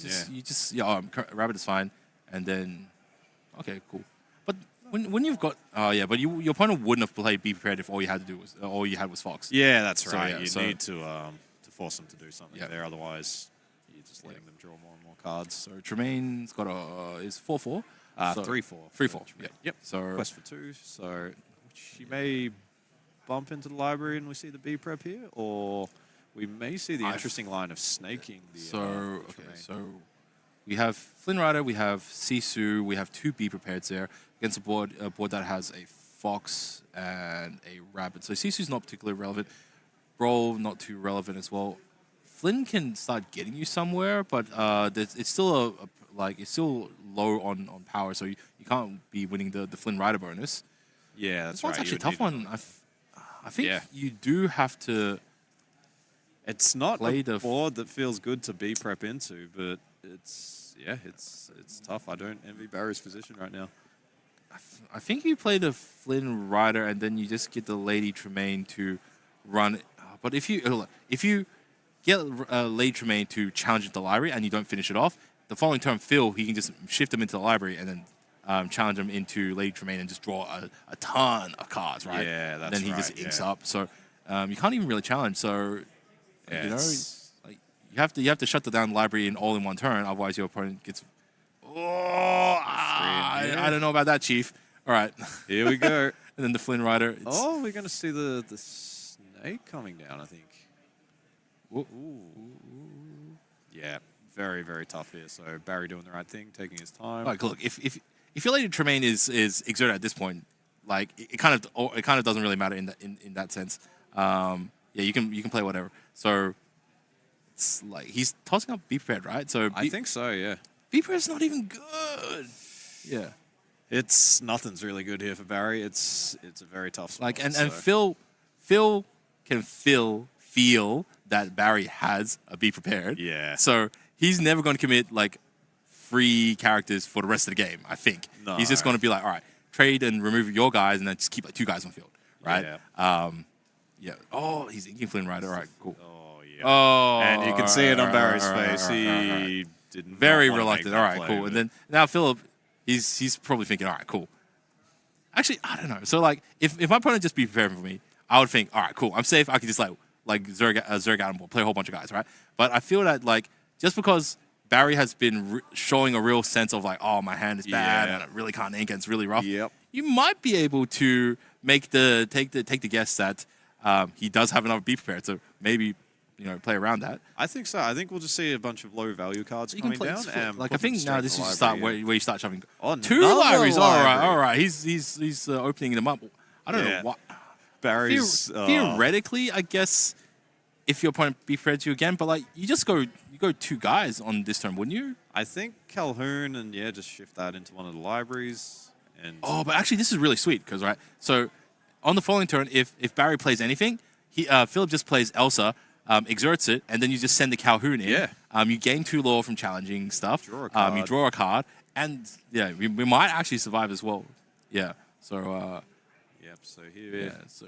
Barry's in. Do you just raw very, drop very Sisu tough. this turn? Like I know it's like it does absolutely nothing, right? Like, but I think that's probably going to be the play. Yeah. 'cause I'm not it's seeing like- a lot of other stuff, but yeah. all right, that's 6. Are we going to see another Tremaine? Oh, Madam Medusa. Medusa. Yep. So Draw 1 from the library. Yep. And pass turn. So 2 lore from the 2 libraries here for Philip, bring him up to 11. And Philip is just looking in a very, very good position here. It's again, some of these decks have a really tough time dealing with locations, and I think for this red purple deck, you got cards like Fox, you got cards like Crab, but if you don't see them, or if you've played them earlier in the game, they're probably in your inkwell or in your graveyard by now. So I think it just wasn't the right line of cards to get him to where you need. His right, curve was very awkward. Yeah, turn 2 he didn't have it played. yeah, no So- turn 2, no turn 5. What are you mulliganing for? So if because he kept I think 3 cards or something from opening hand. Like what are you keeping if you don't have a turn 2 play in like red purple, right? Yeah. Or maybe he got a little bit greedy and It's he thought he possible. would just draw into a 2. And so we see a genie play here, and this is just all gas for the rest of the game. Just drawing tons of cards. Yep. Put them in the library. Put them in the library. If your opponent keeps spending their cards to remove them, you just keep drawing more and more cards. So I've seen that strength of the Raging Fire in Philip's hand Doesn't really since matter. the start of the game. It's Been irrelevant. yeah. But he doesn't have any low drops really. Yeah. Yeah. Yep. Diablo. Cool, that's Diablo. good. All right. It's something, and then just move Diablo. Put it in the upper library. Yeah. Put it in the other library. Hedge your bets. Oh, he he's doesn't. done it. He doesn't. He must have heard us, All right. yeah. All right. All right. Okay. I like it a lot from Philip here. So. And then along came Zeus. So we got Zeus, we got Fox, Elsa. Yeah. It's looking like a pretty solid hand here for Philip. And again, just the locations showing the power. It is just so hard to deal with. To deal with characters and locations at the same time, it is almost impossible for most decks. So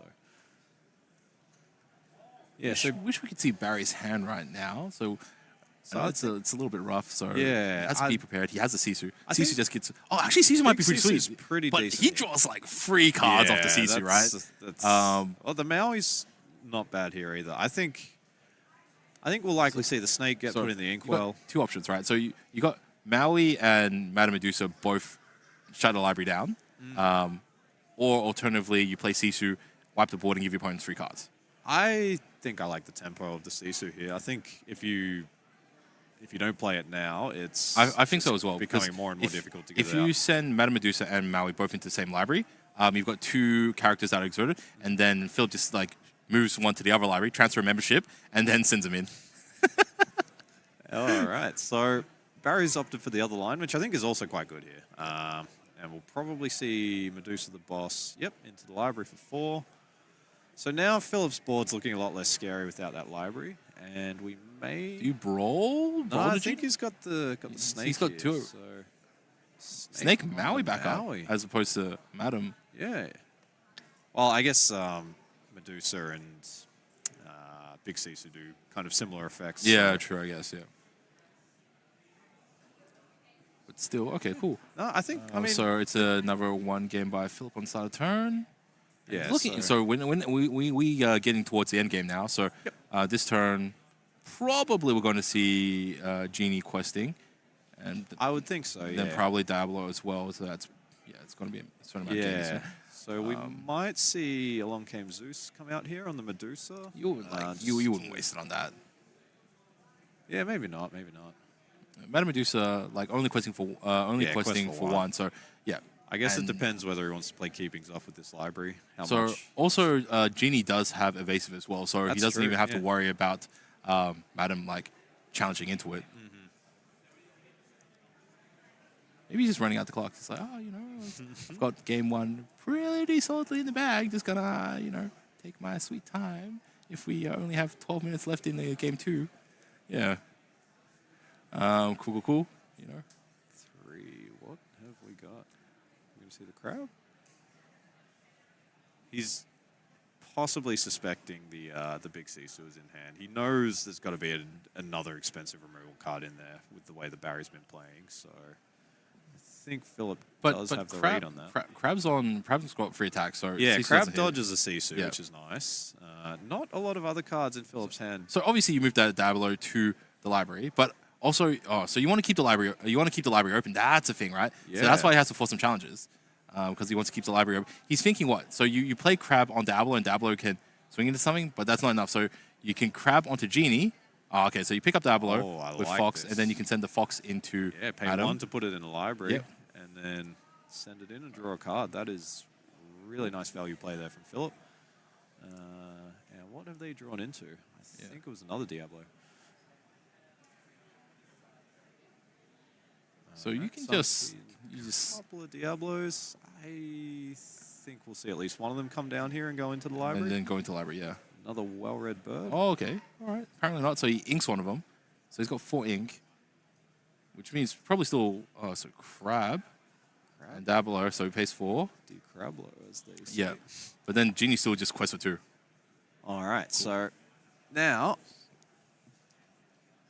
Okay, so he's representing game next turn. That's right. So yeah, so he's library library's plus 1 2 for Genie. plus 2 for Genie for free. So then plus the other 2. So yeah, he's got 20 on board. Yep. So Barry has to answer this. This is just Sisu, right? Just like I think it has to be Sisu here. Remove the Genie. all right.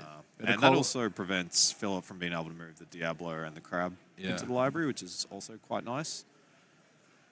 But yeah, Barry's just had a tough game. He's just had a stuck hand for so much of it and had to play so many suboptimal plays. So I think we'll see the Ink the Crab, play the Big Sisu, and probably swing the Snake into the library for a challenge for 3.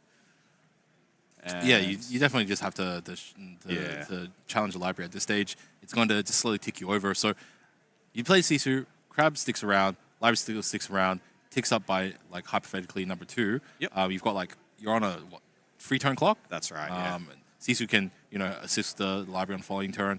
And then something to like a snake can challenge into Crab, but. So it's that'll be prepared. But if you be prepared, it's just like you got nothing against the library. You can get the snake to hit library right now for free. Be prepared wipes everything, but then you got like no way to deal with the library. Philip gets priority to just like play stuff down on his turn first, and then you're back to square one, right? That's right. Yeah. I think you have to just develop the Sisu here and go for it. I think every other line is just too slow. You're not building any threats of your own, and you're just gonna have a very hard time. One other line that is available, which you do have to do sometimes, is Sisu can sing the Be Prepared. What did he just sing? He inked the Crab. Played Sisu. Yep, cool. So that removes 2, and Philip will draw a card off the library. Draws a card off the library and 1 off Diablo. And we will probably see Snake challenging into the library here for 3. But yeah, Philip has just done a fantastic job of hand management this game. always had so much fuel in his hand that whenever the board clear came out, there was always something to reload with. So Phil is definitely a very, very careful player. Yeah. As I've come to know him. So, yeah, very methodical. Been thinking it out. There's never been any time in this entire game where I think he's really been quote-unquote punished. No, Yeah, no, he's so- played around everything. So one more tick at the library there. I think he's up to 16 now. Got some removal in hand, so I think this is the point of the game where you just sort of like go goat loops, right? Just if he does have goat, Yeah. I don't think else is of any significant value right now. Sisu has four willpower, so Crab won't be able to remove it in one challenge. Yeah, so we got Chernobog's. Chernobog's. We got Strength of Raging Fire. yeah. It's- And along came Zeus. I think we might see the Zeus come out here. Yeah, on the, so you can Zeus out the Sisu. the Sisu, and And then then- 3 ink for. I'm not sure what the other play would be. Maybe just moving the Crab to the library and putting a Chernobog's Yeah. in the library, something like that. I think he just all right. So he's questing for one. Questing for Goes one, up to yep. 17. That's good. And are we going to see He's it? Zeusing the Sisu, right? And Yeah, then Zeus, Sisu. along came Zeus. Here we go. And Hercules, one of my favorite Disneys. He's just is that like 3 Strength for Raging Fires? Definitely 2. Definitely He's got 2. Chernobog's in there. All right. Yeah. Like 1 Chernobog's is fine to play One out. Yeah, okay. Chernobog's and probably 2 to move these into the library. Yeah. So again, patient play here from Philip, but I think it makes a lot of sense the way he's. Ooh, Oh, just Calhoun. All right, cool. And then you just move the Crab to the library because that's the only one that's challenge.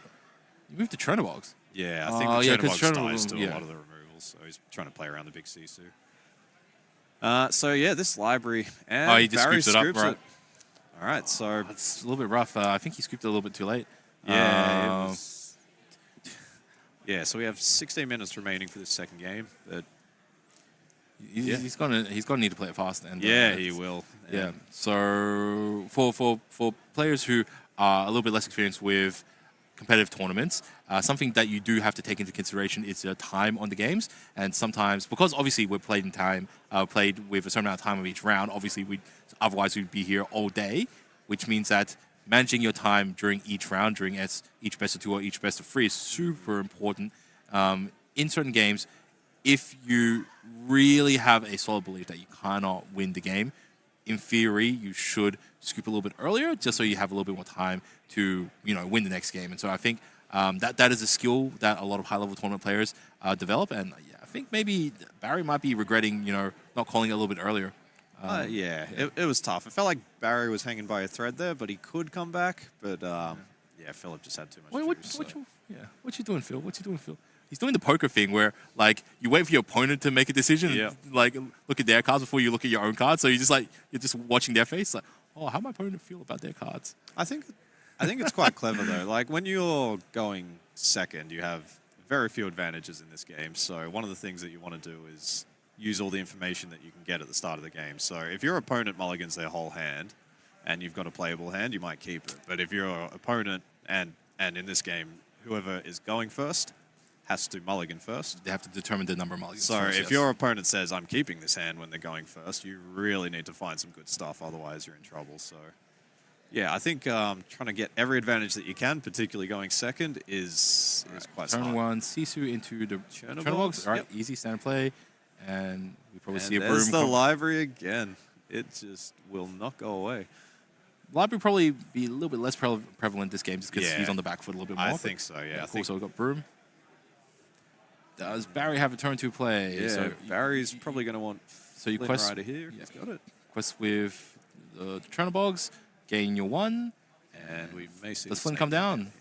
Flynn doesn't have any you don't get the bonus off the Flynn on this turn. He just snakes it around. So Yeah. yeah, which means Philip will just quest with the broom next turn and then just probably pick plays it that back. snake if he's got it And, or yeah, something like plays that. the snake, yeah. or you can just banish it. Yep. And when you just play anything, All right, so Philip's just drawn Mr. Smee there, which is one of the better 2-drops in the game, but he puts it into the he inkwell. does not have a preference for Ah, the the Smee. Calhoun. He's holding back the broom. Okay, cool. So he wants a little bit more board presence. Yep.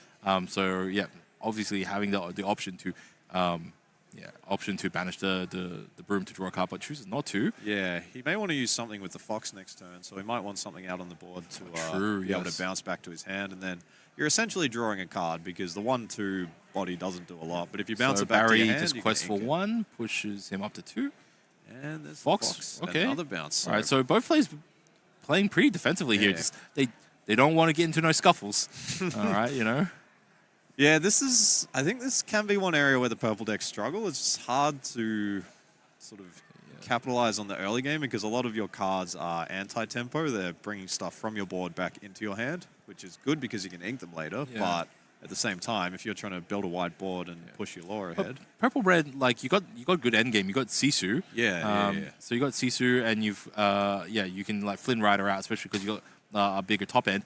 But still, you kind of want to get into challenges. Like that Calhoun's not going to do anything. So that Calhoun is only going to quest for 1 a turn. Yep. It's going to sit around for quite a while. And it's not doing anything. As long as Barry doesn't like play into it, Phil doesn't really do anything.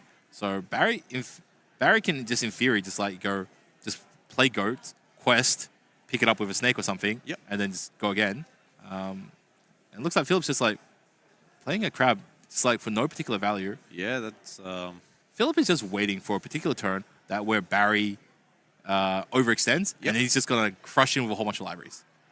It's probably fine to quest with the Calhoun, so he goes to 1. Yeah, because even if Fox trades into it, I think you're got your still one smart. more. Yeah, I think you're quite happy with that exchange. And it's good tempo too, trading your 2 drop into their 3. This is the 4 ink turn for Barry, so that's where you typically play Sisu, right? 4-cost Sisu. It's got a big beefy 4 willpower, so it's out of range of a lot of things. Basically, I think the only thing within range in Philip's deck would be the goat and Fox. So everything else you survive, and because purple draws a lot of cards, tendency to be like a high attack. Usually at least magic number 3, so 3 is usually what you need to get over. So sends in the Fox against Calhoun. I think that's fine for Phil. Makes sense. Yeah, you don't want that Calhoun hanging around too long. Yeah, but I think Barry's got another very awkward hand. He's got Brawl. He's got the rabbit, I think. Yeah, but Brawl less relevant in this matchup. Yeah, a lot of freeze, and he plays a rabbit, draws a card. Yep, cool. That's very standard stuff here. So I think Again, the thing is, Barry has not really taken advantage of his advantage of being a turn 1 player. No, but I think he's just had that hand. Like if you don't have the proactive red cards that don't bounce, you really want your Flynn and your Sisu in this matchup. If you just get your snakes and your goats, you just have a very slow start, which is what he's experiencing right now. Okay, so Phil obviously goes up to 4 ink this turn. Yep. He does not like Smee. He must just think that Smee's not very good in this matchup. Why is this card in my deck? Get that out of here. Into the inkwell you go. So Broom's gonna quest, and then we might. It's going to get swept off the I think next thing that's very played. likely at this point. Pete? Off curve Pete. Yeah, it's. I think Philip's got an awkward hand here. He doesn't have a 4-drop, so. All right, so go Dablo, sack that off, draw a card, cycle it, and then he's got the library now, so we might just see library come down. Yeah, the Barry doesn't really have an answer to it at the moment, so quest with the crab. Yep. And so that's another one. Put him up to 3. Yeah, we'll probably see something inked and get the library out. Yeah, inking the Pete. I don't think Pete's. This is not really a Pete matchup at this point. Oh, Foxing back up. Yep. All right, no one wants any scuffles. Yep. All right. Yeah, I think that's good. I think having the crab to put onto the Diablo, that's one of the reasons it's in the deck. So if the rabbit quests here, you can put your crab challenger onto your Diablo, trade it in, and then you get to draw a card off the Diablo, which is really nice value. Yeah, so. we got some Gentleman's Lorcana here. Yeah. I will quest with my character. And then never leave it. I will quest with mine. Okay, cool. So we got 1 quest, 1 lore from the rabbit, so matching the 3 piece. Then, all right, cool. Playing the snake, picking it up. Gonna ink some ink card. Yep, 3-3 on turn 5. Very, very fast play here. So it looks like go being inked, and we just go crab. Jeez, yeah, it's interesting because crab obviously fantastic because it allows some of your smaller guys to trade up into some of your opponent's larger guys. Yep. But just both players just role playing crabs. Yep. Not doing anything, you know. Just a 3-3 for 3, you know. Yeah. All right, there's a snake off the top, so I think we may see the crab go into the inkwell here. It's got a Diablo in there. Yeah, I think in Crab play Diablo. Ooh, yeah. Tough choice of Philip. But if you're playing the Diablo, you don't need the Crab. He's only got... Okay, He's spent his 4 ink. He's going up to 5. No, but it's like, yeah, Crab is always like a good card to pair up with Diablo. Like, if you have a Diablo on the board, like, and your opponent doesn't do anything, you can just always like Crab, challenge up Diablo, and send it in for free into like opponent's Crab or into opponent's Rabbit or opponent's Snake. Free is a real magical number in this matchup. Yeah, That's a fair point. But maybe Phil doesn't want to play. Also wants to play Gentleman's. Yeah, no. No one's left the character no exerted, punchies. like the whole game. Yeah. No challenging will be done this game. 2 Diablos and a Rabbit. So, yeah, if Barry does wipe the board, Philip's drawing 3 cards. Yeah, he will be fairly happy about it. But like Philip has slowly just like tempered himself up to like, look, he's actually representing like a reasonable amount of 4 lore next turn, right? 4 lore, you're starting to get a bit worried at that point. You really want to start answering some of these stuff. So we see the Elsa come down. Elsa comes down. All right. Ceasefire over. Yep. And we see the challenge come in. Barry goes in first. All right, cool. So he quests for 1, putting up to 4, and the Snake traded into Fox. So Madam Mim traded up into herself. And yeah, all right, cool. So you know what would be really cool if you had a Crab to put on your Diablo to send into your opponent's Crab. If only someone had mentioned that. Oh man. All right, so Rabbit's going to sing Zeus. So that's for 4. Yep, cool. Very nice value there. So yeah, this is one of my favorite mechanics in this game, is the sing mechanic. So songs are essentially actions, but you can play them if you have a character at that ink cost or higher for that song. So the Rabbit costs 4, it can sing 4 and cheaper songs. And yeah, it can just let you turn some of your slower cards like Rabbit and Grandma Tala and these sorts of cards into really high value because it cheats out a lot of ink on that turn. So Philip is probably looking to ink and replay that Rabbit, I would say. Yep, there we go. Rabbit, yep. And then you just draw another card and probably just quest over with the Diablo. Right? I think so. Yeah, I think there's no punishment for it. All right, pretty safe to. So you quest 2. All right, you bump yourself up to +2, so you got 5. 5, yep. It is a pretty vulnerable board to Sisu right now, but that's like what age? Yeah. He's like, looks like 6 ink or something. 6 ink, yeah. I think cool. he's coming into the 7 ink. So turn. he quests 1. Cool. Feels absolutely doing fine. 4. Yeah, Barry doesn't look too concerned about the board state at the moment, but yeah, Philip keeps playing these sticky cards that just cycle themselves. He should be, because even though the board's not scary and the hand size are pretty similar, like Philip's basically got 3 cards banked up on his board right now. Yeah, that's right. That's right. Yeah. All right, cool. So he went Flynn Rider. All right, so maybe he's getting a little bit there. Yeah. If Phil really wanted to just draw a whole bunch of cards, he could just like put the birds into the library and just send them in. Yeah, into the Crab, and to just draw a whole bunch of cards. Yeah. We may see the Rabbit sing again here. I think I saw a Strength of the Raging Fire in hand. So. Theoretically, Snake could go into. Yeah. Theoretically, Snake could go into Crab. It's not super duper important. Play another Rabbit. Another Rabbit. So I think we will see the Rabbit. The important thing of taking out the Crab is that you get to dictate when the challenger occurs. Yes. Otherwise, your opponent, if you're going to quest, your opponent can choose certain trades, Yep. and then they can dictate when they can get their challenge going. So we see a quest with the Rabbit. Yep. Phil may just quest out here if he's wants to put his foot on the gas. All right, Another bounce. Nope. No, all right. Still playing. I might still need more cards in the future, so just keep that option reserved. One thing that's tough here for Phil is now the Rabbit that was active to sing is back in the hand, and there is a Flynn which is going to gain 3 lore at the start of Barry's next turn. So yeah, I wouldn't be worried about that. Wouldn't worry about that. You don't think Barry's going to tempo him out here? No, like he's. Like, how many cards does Barry have in hand? Like 3 or something? 4, I think. Yeah, he's had a massive hand all game thanks to all the bouncing Rabbits. Yeah. Is he questing with it? I think he's questing. No. Yeah, they trade. All right, cool. And quest for 2. He put his boxing gloves on as well. All right, questing for 2. And cool. Yeah, Philip. It's hard to know what's in Barry's hand here, but Philip's definitely in a very good position. That's 6 lore right now? No, 6. Sorry, 6 ink right now. Yeah, 6. All right, cool. So Sisu is away. The Be Prepared feels pretty bad, but Flynn did just trigger there, Oh, so Barry went actually- up to 7 lore. The Flynn Rider would have gained some lore. Yeah, Yeah, up at to the start turn. 7. Yep, cool. Yep. We're playing Rabbit to draw a card. No be prepared apparently. He's very comfortable. Okay, I guess you're not that far behind lore. I guess theoretically you just Yeah, you don't even bother going after Phil's guys. You just play guys and try to race for some amount of lore right now. Yeah, right. Yeah, if your opponent doesn't have an answer for the Flynn, you're pretty happy just clocking in 3 lore every turn, I think. So,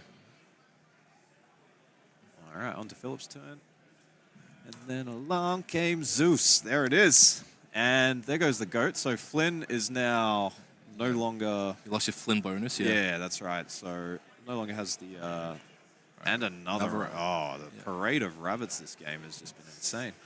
Loops. Yep. Um, And again, Philip just keeps deploying these small threats that if he loses the board, draw him cards. So it's like okay, he's locking in he's locking in investment. All right, he's got a library. All right, cool. Start shoving them in. Who's going into the library first? Dabble.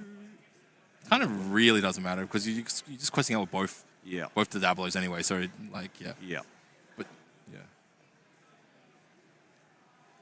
So right. So no gain on the Flynn Rider. So you theoretically just send them both into the library and then you be prepared, right? This board is just kind of too wide for you to do much more. Unless you guys saw the big Sisu in hand, so I would not be. Yeah, there. All right, it is. big Sisu. All right, that's a good answer. Cool. All right, cool. 5 cards. All right, cool. Oh boy! Right, I just mulligan my hand. Wowzers!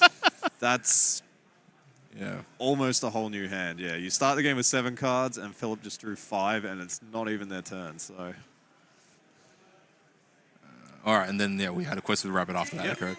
All right, so Barry would be on 8, and we get 1 ticket to library. So Philip up to 12. And my, look at all these cards. And now I just got to like pass out. It's like, all right, what did I just draw? Like, okay, and how does my options change? All right, yeah, he's just pushing in with the law. All right, cool. So I think the Philip wants to get the foot on the gas right now. So he's got 4 left open. might see the Zeus. All right, Zeus Sisu, yeah, because Sisu does quest for free. So and Sisu also turns the Flynn Rider back on. So yeah, Sisu also sings for Be Prepared as well. So that's true. Yeah, true. So The board, yeah. I've seen Smee, Snake's going in. Yep. I Go to libraries. Bro, you need to draw any more cards? You do really? Yeah. I guess theoretically, theoretically, there's no reason not to. Yep. Yeah, cool. So Snake got 2 on it. Yeah, this has just been brilliantly played by Philip. I think I would have heavily favored the red-purple matchup here. Just Steel often runs out of gas in this matchup, but not the way that he's played it. It's just been, You played the person, not the cards. Yeah. So I'll be prepared. All right, cool. Another card. Law, Yep. Another law from the GOAT. So should be up to 13, I think, now from Philip. And another card. All right, cool. So, Philip just, if Philip can keep finding these goats or these other... you just spew them out, right? You got Pete, yeah. So if you got Pete, you flood, right? Pete, and off you go. And did you get 1 from the library already? I think Yep, so, cool, yeah. easy, cool. Yep, that looks right. So, I think Pete, Calhoun, Calhoun, you don't worry about. Like, I think you play it because the only card that wrecks you is the big CC. Yeah, if you don't have small stuff, then you're fine, yeah. I think time was just cold, so this is probably turn 0. Yep. Pete, all right, cool. So now I can play my cards with somewhat impunity. Yep. All right, Calhoun. I think just He's just got like a fistful of removal that he's got no targets out for. as much as he can. Yep. Another Calhoun. Another Calhoun. And we may just see it. Ink and jam the crab here, or we might move some stuff into the library. Well, I tell you what, if that magic broom quest next turn, it's getting the hell out of there straight away. Ink strength. Oh, are we going to see the strength on the broom here? Yeah, all right, you play the crab. All right, yep, that's fine. It's putting lawful on the. No, that's not enough. That's it's not, 5. But it's quite close. Yeah, so 5, so it goes to 19, and then at the start of Philip's next turn, the library will tick to 20. So. Yep, I think that was nice. That was a well-timed Pete. And then, Pete's one of these cards where if you can play it at the right time, it is so True. so It's- difficult for it's the a very other person to deal with. skill-intensive card. Yeah, that's I right. think a lot of players who are a little bit less inexperienced don't realize that in certain matchups, it's really important to play it on certain turns. So Yep. Heat is not a card you play to fill your curve. So it's like, hey, I've got free ink free, play it. No, you play it on specific turn to stop Yep. your opponent from doing such certain things, such as be prepared. Yep. A very key turn. So yeah, it's really important. Yep. So Barry going pressing, up to 10. pressing 1, going up to 10.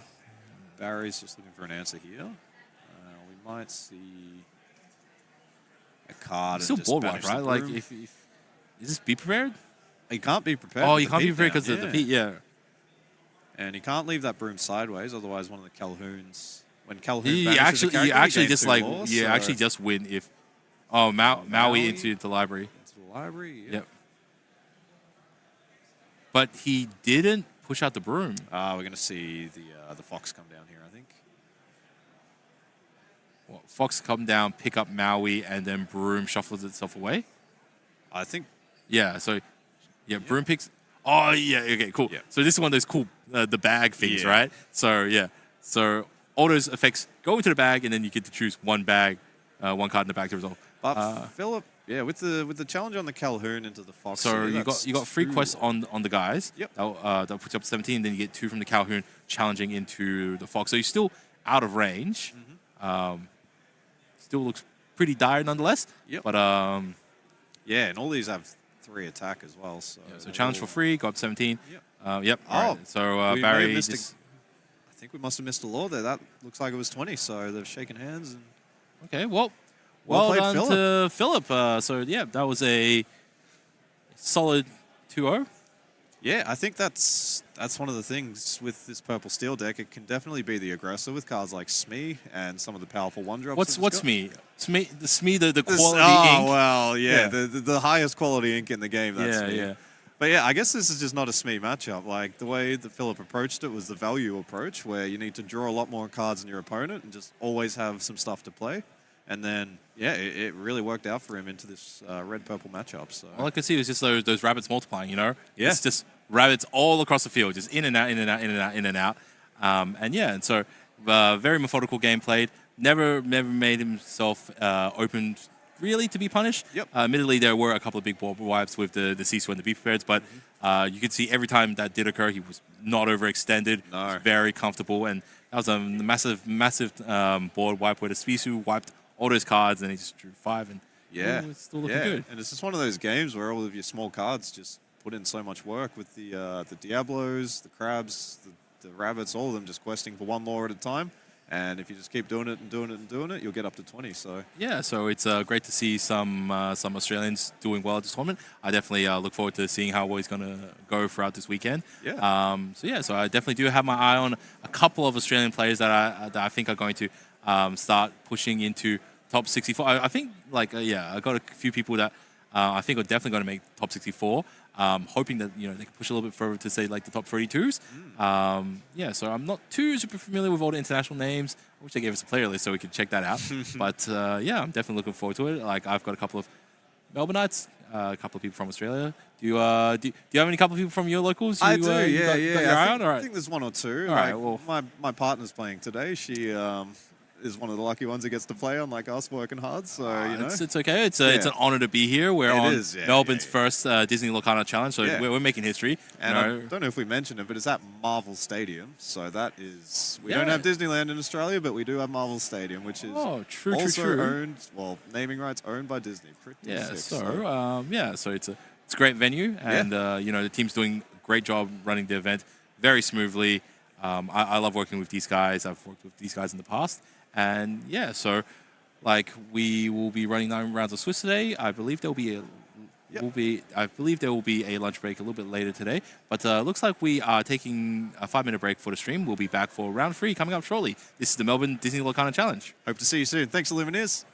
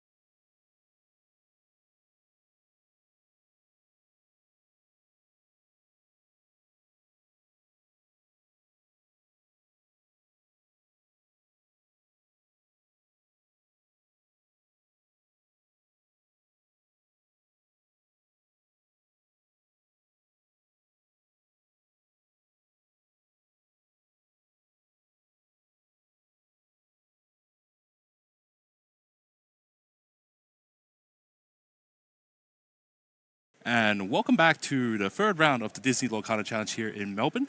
We are into round 3, and it has been an exciting day of games so far, hasn't it? Yeah, very much so. That second round game in particular, that was really interesting.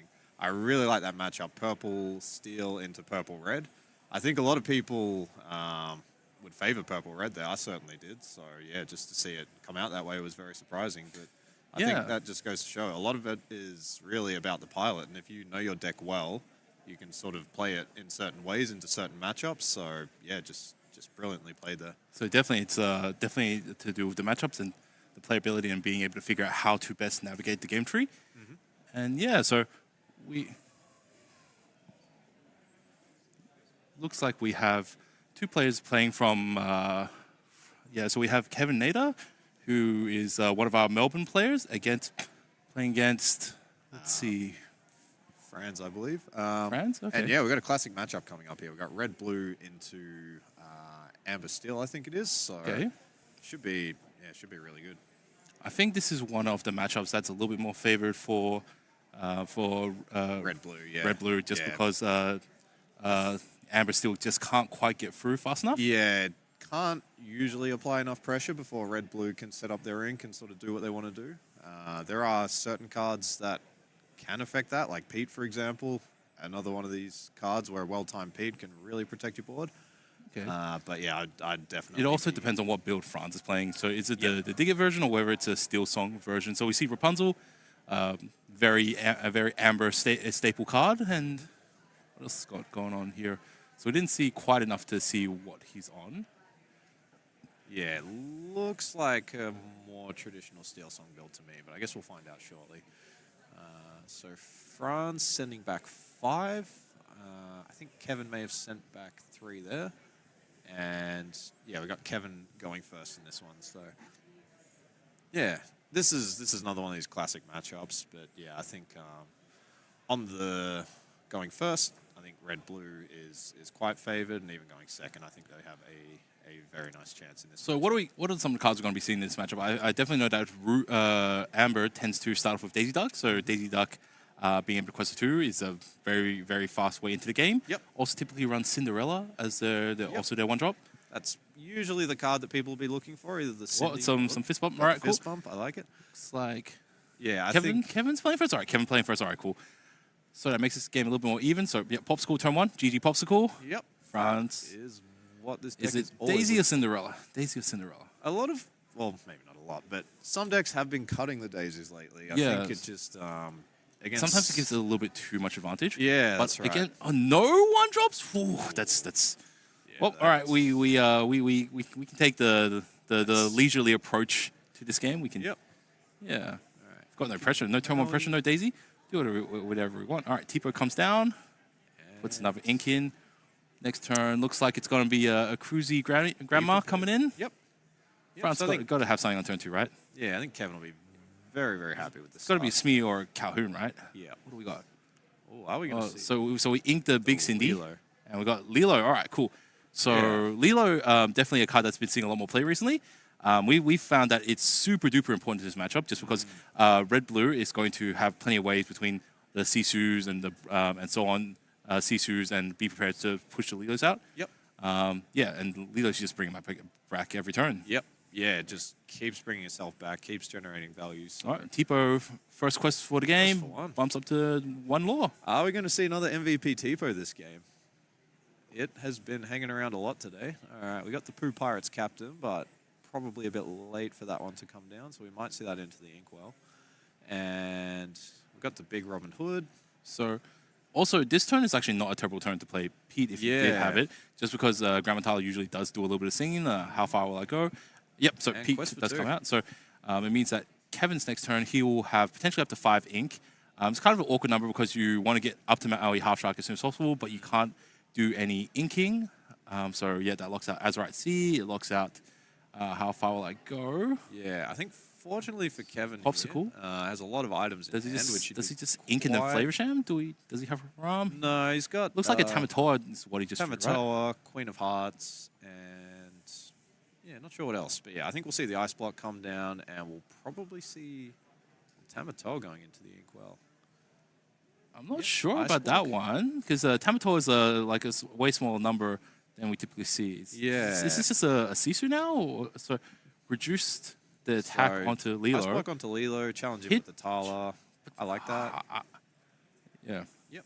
So And it's just setting up for Yeah. the Maui Half Shark next turn, I think. So I don't know about that because there's no reason France wouldn't just replay the Lilo, right? Yeah, because okay, it's an extra card. You basically draw an extra card. yeah, Yeah. And So that's then what we see- found out. So if you replay Lilo, you effectively draw an extra card and use that extra card economy to just ink up, and that's how you ramp up into your 6 or 7 like ink turns. So it's really important to just play Lilo, and as long as you have like six ink, you just like doesn't matter how many Leos you have, they'll just keep coming back. The only thing that really punishes you is Maui's. So you just hold some form of removal for the Maui's, then you're good. Looks All right. So looks like Pete's Pete challenge into challenge Tala into Grandma. And yeah, we just got Smee looking pretty good. Yeah. But this turn's got to be Maui Half Shark if he does have it right. Yeah, I think it'll be Half Shark almost certainly. Got to make sure you ready all your items. So you've been playtesting Steel Song a bit, have you, Jason? Yeah, so like I've been playing Dig It version, and yeah. So what we found is that like if you don't play Lilos or you don't focus heavily on Lilos, you just run out of steam really quickly. By gotcha. about like sort of 4 or 5 ink turn, you're just like out of steam. It does have some ability to draw, such as through the docks and so on. But yeah, you're just really far behind. So yeah, Maui Half Shark.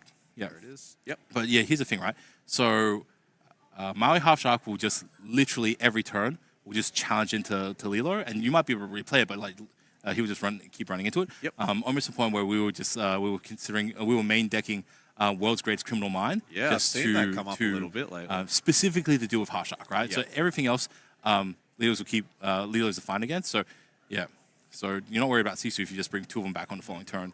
But yeah. All right. So I think we're looking at Storm Rage on here. Into the Teeth? Tipo. Yep. Really? No, What did little Tipo do to you? no, poor Tipo. He's All right. been getting around a bit today. And yep, So Pete into Inks a- Inkwell. Play the Ursula. Yep, makes sense. Oh, so it's okay. Still song build. All right, And cool. So questing for questing for a 4. And Smee will take 1 damage One, here no, from the no, passive ability. Cool. So All right. So he's just saying, all right, Maui, come get me. All right, we're not afraid of the sea. I ain't afraid of no shark. all right, so I think that's Visions. So gains 1 lore there for Kevin. Looks at the top 5. Seen a sail. Grandma Tala. We might just see Grandma Tala come down here. It's just a great Yeah, his card. hand size kind of small. So, Yeah, get a body on the board. Draw another card. It's quite good here. So this Maui just challenges into Lilo, right? I'm not sure. It may take out the Smee because if you challenge the Lilo, it just comes back again. Whereas if you challenge the Smee, you take it Okay. off the board. You challenge the Lilo, it comes back exerted, which means that you can just chomp into it every turn, That's true. right? Yeah. Yep. No, that makes sense. Yeah. Yep. Cool. Your move, buddy. Next turn, is Lilo coming back? Yeah. So it takes cool. 1. And then We'll see 4 for the Tala. should have 4 free. And what do you pick back up? Oh, pick up Visions, Picked up Visions. I Yeah, think cool. it may have been the only action in the Yeah. in the discard there. So So maybe France, that's why he just exerted out. It's just like, hey, you got no actions. Yep. I'm just going to exert my dudes out. Yeah. and we've got the small Sisu and the Tamatoa here. I think Tamatoa for sure, because you got 3 items already. To be honest, I'm a little bit surprised that he inked the other Tamatoa just because this deck probably only runs 3 Tamatoas. So if you ink 1, you're really digging for the second one. I'm not sure. I think this is a tough choice because the small Lilo here, the small Sisu can target the Ursula. There's a few targets for it in the opposing deck, but there is a big Sisu But, in okay, hand. the biggest, so amongst the songs that France could play, you've got Zeus and Zeus, Storm Rage on, and Strength of Raging Fire. And none of them are going to be able to, actually no, at this point Zeus can kill the shark. Yeah. it can banish trade the against shark. it can trade against Shark, but that's because he forgot to ice block it. If Kevin ice blocked the Lilo before he challenged the Lilo, Maui would have no damage tacked onto it. Yes. So maybe a little misplay on his behalf. I don't think France had a Zeus in hand, but all right, it looks like he's gone for it. All right, cool. Lilo coming back. All right. All All right. And we got the aerial. That is quite It'll timely just for So France here. depending on what he gets, Probably looking for Zeus. Zeus, you just Zeus it, right? Yeah. best case scenario would be Zeus. So sing it 4 with the Ursula. cards. I see some silver, which means probably a song there. Yep. Oh, no. He misses. Oh, Painful. whiff. Ouch. All right. Oh, that feels bad. All right. So So we've it's got rough. Okay. 2 storms in hand by the looks. I can sing one of them. But if he sings Storm Rage on, deals 2 damage or draws a card. Even if he does rip a Zeus off the top, he can't cast it. Yeah, this is. Oh, but he just does it again with the Smee. Yeah. No, actually no, because Smee quests for 2. Yeah. But he can't sing the other. No, Storm Smee's only a Ra- 2 cost, so it can't sing these Yeah. 3 cost songs. So Maui lives to chomp another day. Indeed. And the water has plenty of fresh meat for him to go into. And Ursula. What did Ursula do? Sing Ursula sang. All right, sang. so Yeah. seeing the ice Cool. block on the Ursula. Yep, cool. So take a chunk out of that. I think Smee should also. Smee's got 2 damage marked on it or something. 2 or 1. Yeah, Yeah, Smee's so, got 2. Yeah, so he goes into Ursula. Yeah. So yeah, I think. Let's see here. Although, Ice block. Oh, and we've got the big Sisu play. Oh, yeah. oh, wiping the board. That All right, cool. is- So he reduced the power of everyone. So Sisu just wipes the board. Yeah, quest for 2. Quest 2. All right, cool. Yeah, that is exactly what this red-blue deck wants. Wipe the board, develop a threat. This is just looking very, very Oh, nice. and he sacrifices the popsicle to push. Heal up to Maui, yep. Yeah, Maui up. Yeah. So now Franz has got Rapunzel, Whole New World, and Storm Rage on. Theoretically, you can whole new world. Yeah. Oh, okay. So Leader comes in, but back in. And see, like that's the thing, right? It's like every turn Leela comes in, it's just like Drawing a It's just card, giving Maui another action card. Yeah. I think there's actually no actions in the discard at the moment, though. That Vision ended up in the Inkwell. You can always just play Visions. Yeah. No, Visions went into the Inkwell, so I think, Oh, okay. I think there's nothing at the moment. All right, so Ink Lawrence. Yeah, this is looking very rough. Very for grim. our Very grim. Very Steel grim. Song player here. All right, ready, set, draw. All right. On Leela, you play. So Restream. the higher and banish the ice block, and probably looking for a You look for any action that you can play. Yeah, So you get that's some value right. out of the Maui going in. All right, cool. So wants to keep Maui nice and fresh. So Grammatala does the challenging this time. And they just quest for 4, right? So just like Sisu and Maui both quest for 4. 4. I Push. think Kevin push. may be weighing up the second Flavisham here, but I think just keeping that ice block on the board is quite nice. So pass turn, and Franz is in this very hard spot where you really never want to be hard casting your Whole New World, because then it gives your opponent a fresh 7-card hand, and they are the first ones who get to utilize that because they're ink refreshers. Sure. So very. But otherwise, what are you doing every turn? Yeah. Yeah, playing the songs out. It's definitely not optimal here. Okay, ping the Sisu for damage. And another Whole New World. Oh, that is every Steel Song player's worst nightmare is multiple Whole New Worlds. One of these turns he is going to have to go into the new world. All right, Yeah. Cool. All right, Ursula. Yep. Cool. So yeah, that's one of the advantages of all these single cards, that you can, play a whole new world for A, cheaper, and then B, when you draw a whole bunch of new songs, you can just like sing them out without spending any further ink. Yeah, absolutely. You always want to find a Alright, singer cool. for a Whole New World, so you can. So Ice blocks the Lilo, and all right, then use Flavisham to draw 2 more cards. Looks like he's forgetting about the Tamatoa strategy. All right, cool. Where we are not going critical mass on items this game. Yeah. Looks like we are just going to do it the old way, having bigger board and turning them sideways. All right. 1 lore off the shark, and getting the sail into the discard there is pretty important for this one, because now the Maui can. Yeah, you don't even have to use the extra inking ability. You just do it to draw a card. Absolutely, yeah. But Grandma going into Lilo as opposed to Maui. Interesting. I'm not sure what the thought is there. There's What's the reason not to? Or maybe he's just so comfortable. He's like, all right, I can play suboptimally from here, and I still got it in the bag, right?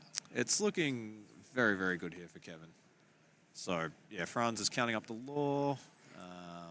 I think Franz just has to play a Whole New World and hope for a miracle here. Yeah. So next turn it's got Ram 1, Grandma for 1, Sisu for 1, Maui for 1. So that's 4 plus any actions. Yeah. So Two Brings Lilo back. Probably Kevin doesn't win next turn, but Yeah. he wins the turn after. It's Yeah. certainly approaching that point.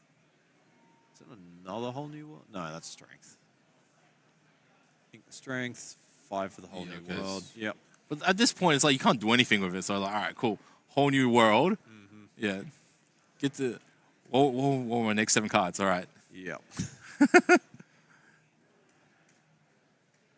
And there's a few actions in the hand there for Kevin. So All right.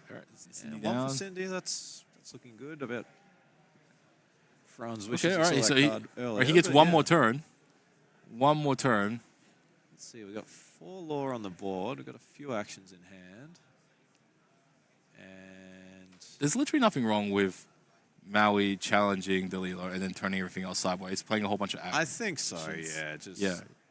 You just sail some seas. Sail some seas Yeah. and how far I'll go, right? So yeah, I think how far I'll go, get it into the discard, gain the lore. Because obviously obviously at this amount of ink, at this amount of lore, it's all on France to disrupt Kevin's board. And Correct. Yep. really, he can't. All right, so Brawl to Cinderella, Yep. gain 1. Gain 1. Yep. To 12. All right. Is he going to aim for lethal this turn? Is he? Um, He's got a whole bunch of stuff in there. does Okay. have a lot of All actions. right, cool. So he's singing. All right, cool. So More actions. actually, that's true. It's like fundamentally, you don't like with like one quest is you don't actually have to sing. You don't actually have to quest them. You can just sing it. Yeah, because you correct, get the and you one gain off the the one Maui more areas, as well, and you yeah. get to play whatever's on the song. So this maybe lethal. It's getting close to lawful, I think. Yeah. Yeah. So Shark may challenge in here and then see another action come down, So- or might just Yeah, develop Shark the taking. character. Yeah. I think Kevin can do whatever. So visions. Uh, Oh, okay. how far I'll go? Yep. I think that was one of the only choices. There was also Brawl. Popsicle. And He's spinning the wheel at this Quest, point. All right, cool. So yeah, quest just that draws one. 2 Oh, more. because with the popsicle. Yeah, that's right. and then Yeah, and then 15 with the Sisu. so Sisu puts it 16. 16, I think. Yep. Yeah. And then we'll probably just see. He Another can't do body he come can't down do in, 4 yeah. songs at this turn. He does another song, puts it up to Oh. 17. And there's another how far I'll go. All right, cool. And taking it into hand as well. So, yeah, Kevin again just showing the power of this Maui Shark. Every time you play an action, you gain a lore. And every time it challenges, you retrieve an action. So this Shark is just... All right, cool. So France looks at this hand. First question: Do I want to put Lilo back in? Is Lilo coming back in? Yes, it is. Like, there's no outs here, right? Like, I cannot think of any way in which Kevin doesn't just exert, like, quest everything and just instantly win, right? Like, you can get rid of Maui. So, There's Zeus Zeus on it? the Maui. all right, so you Zeus and That's a good Maui. start. So that means only got 3 quests on the board. And needs to remove at least one of these. So to the get easy 3 target off is the board. Sisu. So you can do, but yeah, so you have to ink a card and then you have to go Raging Fire or Storm Rage on. So I Yeah. think Strength for Raging Fire onto the Sisu, right? I Because think so. It's the only way to you got delay no the other game. way to banish any other characters. So so you ink Pig. Kevin should probably just show him the shark in his hand with an action Yeah, card. well. What are we gonna? Yep. Ink the Piglet. Ink the Piglet. Yeah, and then this is the only way yeah. to extend the game. it goes into Sisu, right? Yeah, Yep. cool. All Makes right. sense. So, is it? Do we see a Maui in there? Is there a half shark in hand? He Sure. drew 1 billion cards last turn. How's I like, know. right? Do we see it? Crazy. No, it is not in there. But that's all right. It's just delaying the inevitable, Tamatoa. it feels like at this point. All right, cool. Yeah. Yep. He's holding on to there. All I right, know. Kevin may be looking for it. 8. I think we just see. cool. All right, Sisu. Okay. Sisu, yep. And then just quest up to 19. Yep. And then Back to you, Franz. All right, cool. Franz. I think France should just like, scoop it at this yeah, point and go I on to don't. game 2. Yeah. The Lilo. All right, Lilo hanging in there. Lilo just will not go away. The He's escape loyal artist, to Lilo. Look, Lilo's coming back every turn. The escape artist just keeps breaking out of there. So Draw us an extra card. It's a free card. that is good. Yeah, Yeah. that's a nice way to think about it. That it's essentially and it's drawing a also card another and playing. target, right? Because it's like Kevin is like Kevin played Sisu thinking, all right, look, I'm going to banish two characters, but it's like really it's just like the one character just keeps coming back, right? Yeah. And imagine if you have more Lilos. So that's why in this matchup it's like Lilo super important. If you have 3 Lilos in your banish zone, you can just like pay 6 every turn, just like 3 Lilos out, and they also quest for 6 as well, right? So so that's still not game 2 yet. What's going on? Yeah, they're calling it there. Yeah, all right, cool. Yep. So that's Cool. Yeah. So so that's what happens again when red blue you let it combo off. But yeah, so that was a Steel Song deck. A traditional Steel Song rather than the diggy holes deck that we've been seeing that people have been calling it. Yeah. So I think I'm not sure which deck would have a more favorable matchup into red blue. I think they're both unfavored. But they're both unfavored. But I think Diggy's a little bit better just because you do have a little bit better in your ability to gain lore for the early game, and you do actually have more threats. Whereas typically, the advantage that Steel Song has is that they can get a lot of tempo from casting their songs early on. But because Ruby Sapphire doesn't play that many critical characters in the early game, it doesn't matter if you're playing Let the Storm Rage on or playing Strength of Raging Fire early on, just because there's no targets. Like, all right, cool, you're targeting like Grandma Tala or you're targeting Tipo. No one cares, right? Yep. And I think that also the stats of their characters are a little bit lower, so I think they're a little bit more within Sisu's range. Whereas, that's true. There's some of the diggier stuff is 1 and 2 like freeze and stuff. All right, so we got the Cindy in the opener. That's always nice for Franz here. Yeah. Also, like I do notice that like some of the Steel Song decks they play Robin Hood, but like it's very 50-50 on whether the remaining Steel Song decks are playing Robin Hood, and so on. Yeah. So this time Franz is on the play, I believe. Yeah, Franz is on the play, and Kevin is going second.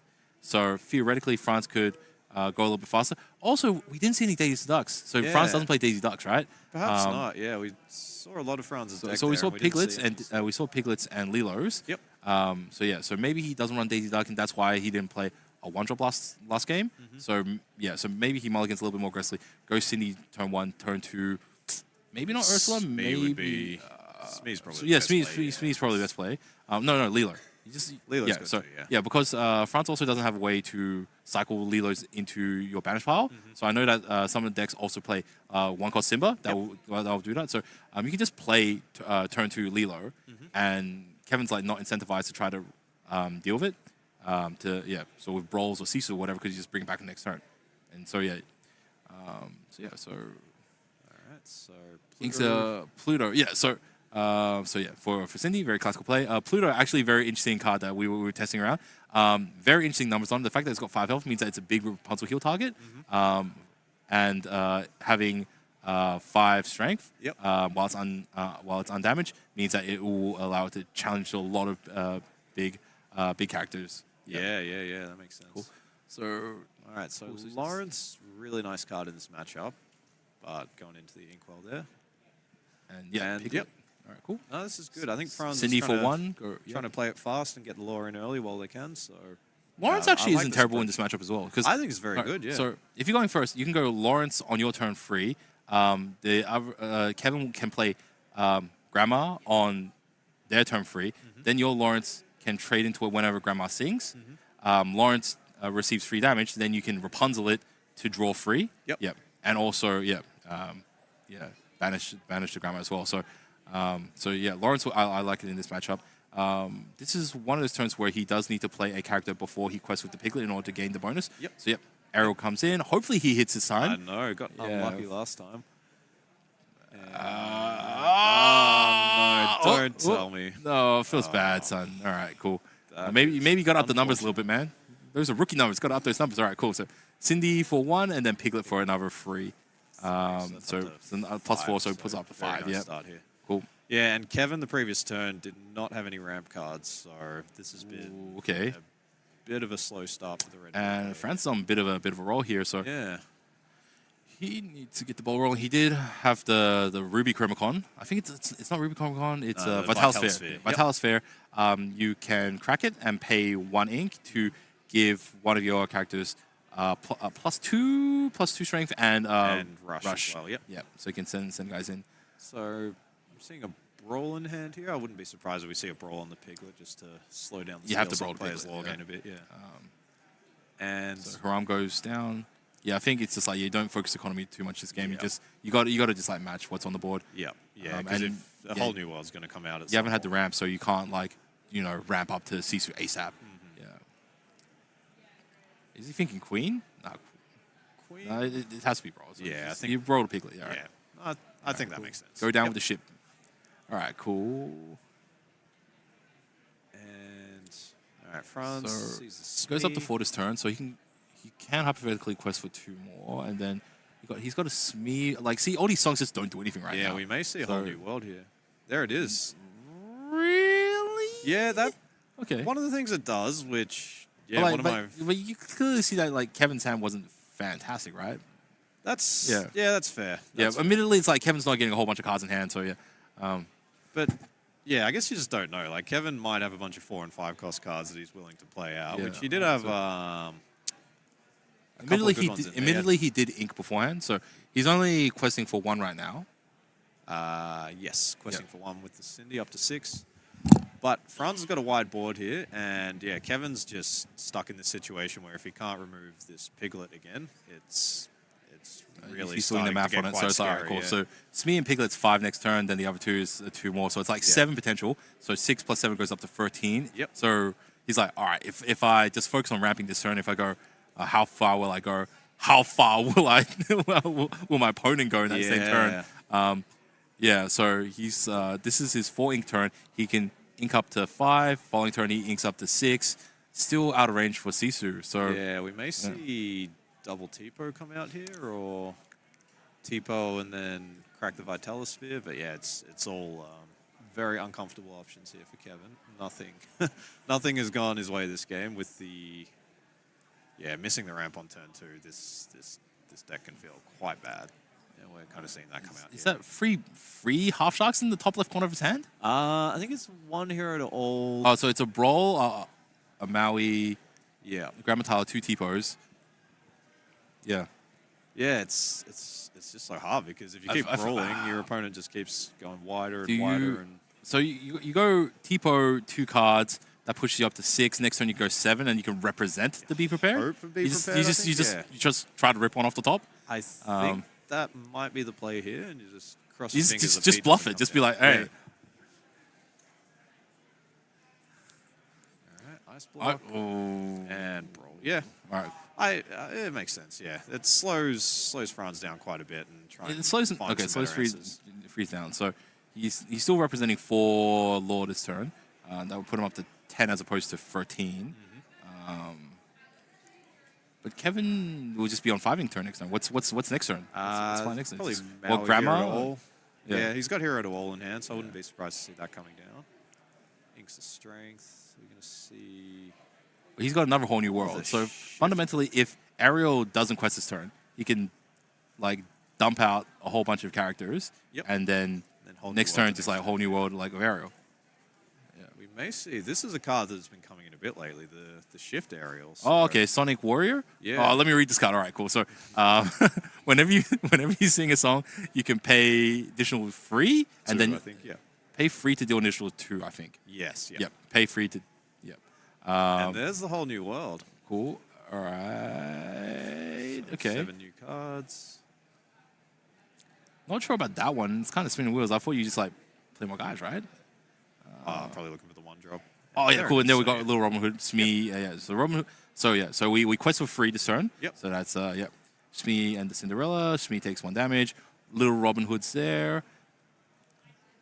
But how's he set up? So right now it's set up so that we got Cindy and Robin Hood are the only brawlable, seasonable targets. This board is kind of big, so It's got the I ice think block. so maybe it can, did France draw into a Pete? Like I would imagine after 2 like whole new worlds, you're probably drawing into a Pete, right? you'd hope so. Because yeah, like this is obviously this is a wide board, so this is a board that you want to protect, so you Yeah. want to prevent. Be prepared. So I said, and then all right, cool. I didn't do anything. And then, Should have just gone wider, like I said. are we All seeing right. the Tipo come down here? I Cool. think we will. Yeah. I think. Well, if he did double T-Boat the turn before, Yeah. refresh your hand after you just burnt 4 cards from your hand. And there's the other 2 T-pos. Kevin's seeing... That's all 4 T-pos this game. Tipo put one down. So that's 6 that six that he's got. Next turn he'll have 7. Yeah, not enough for Sisu, but you know, enough for Be Prepared. So we got just drew it to Cindy. Yeah. So what are you doing, mate? What are you? Franz had a really nice start. Yeah, here, yeah, cool. So he's got a Rapunzel that's not going to do anything. Ursula. So it's like now he's got bored. He's got to like try to push forward, right? Yeah, but like I don't right. know if you want to shift onto Robin Hood if you don't have a way to protect the Robin Hood, like in the form of Pete, you know? Yeah. So it's like, what do you do without like overcommitting?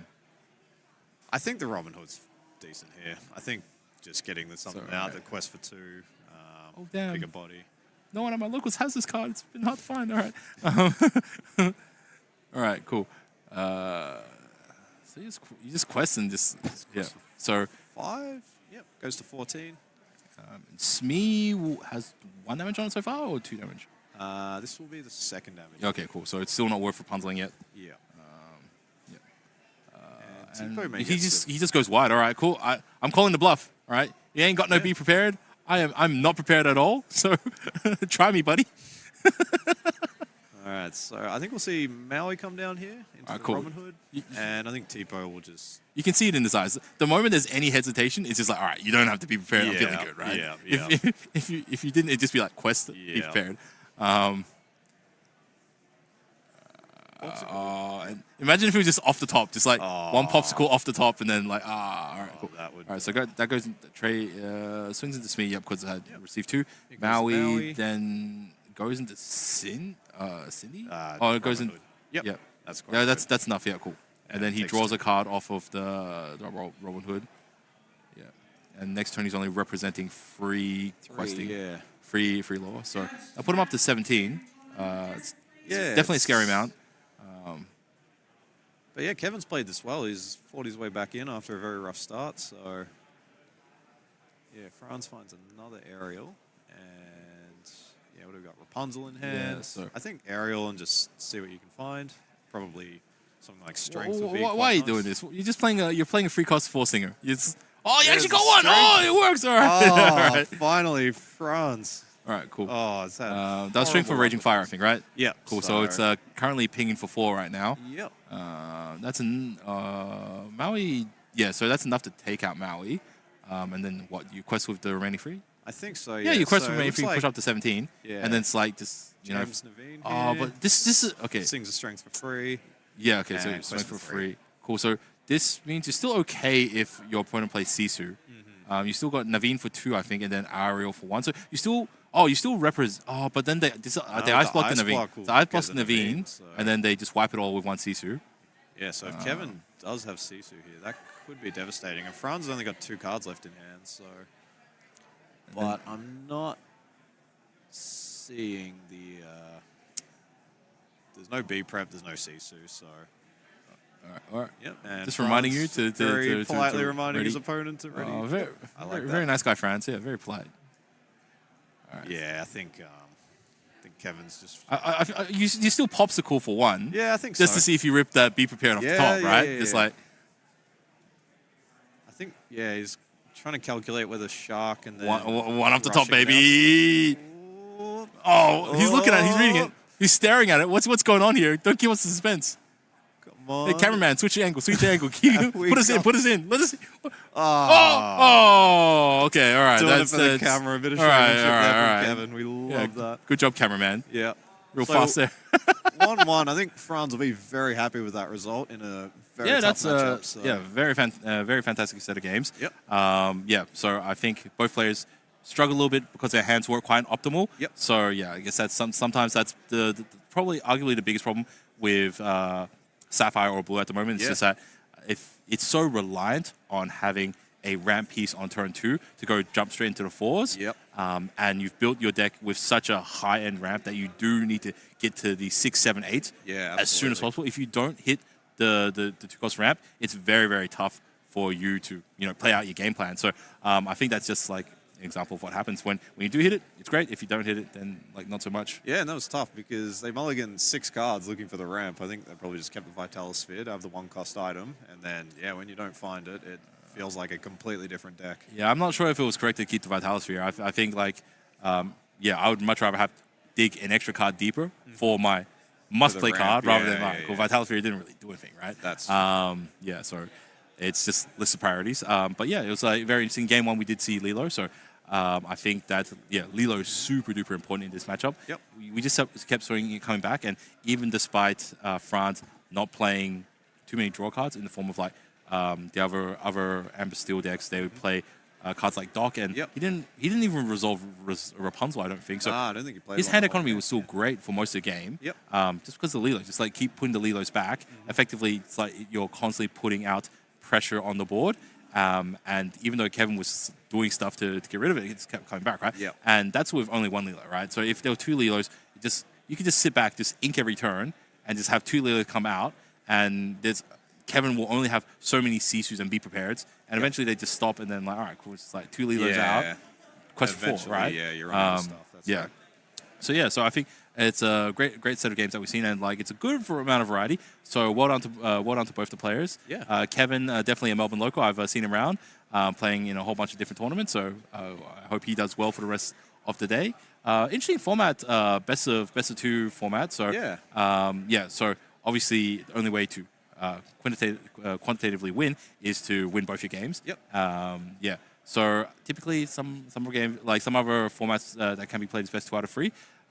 Not sure. We'll see that tomorrow for the finals. True. I think with 9 rounds of Swiss, you get a nice separation of the brackets. Yeah. So playing best of 2 is Effectively playing like a third less games. It's a little bit easier on the mind. Yeah. Probably a little bit easier on timing as well. Yeah. 9 sets is a lot. Our players are going to be tired by the end of the day. So I don't know. Like sometimes you feel like you could have like come back on that third game, and like the first game, bit of watch, second game like you win, then the third game you feel like you could have done it. Like and then you have to wait till top cut to get the run back. Awesome. It's this has been great so far. So 3 rounds, and we're still seeing a whole bunch of players really hanging in there, and we're seeing a whole bunch of different variety of decks. So we've seen, that game we saw Amber Steel. I do hope we see Amber Steel dig it. I do hope we also see a little bit more green. We haven't really seen any green today. I don't think so. I think, green's kind of fallen off in popularity. I think once the set launched, a lot of players were playing EA Tempo, which I think is a really good deck. And that's, for one reason or another, it just seems to have fallen off in popularity. So so I think that definitely there's a lot of players who are playing green today, are playing Emerald, and I think maybe we just haven't hit upon them with very small sample size, only 3 games so far. So there's still probably a whole bunch of players that could be playing Emerald. We'll have a look a little bit later at the round to see who's playing what.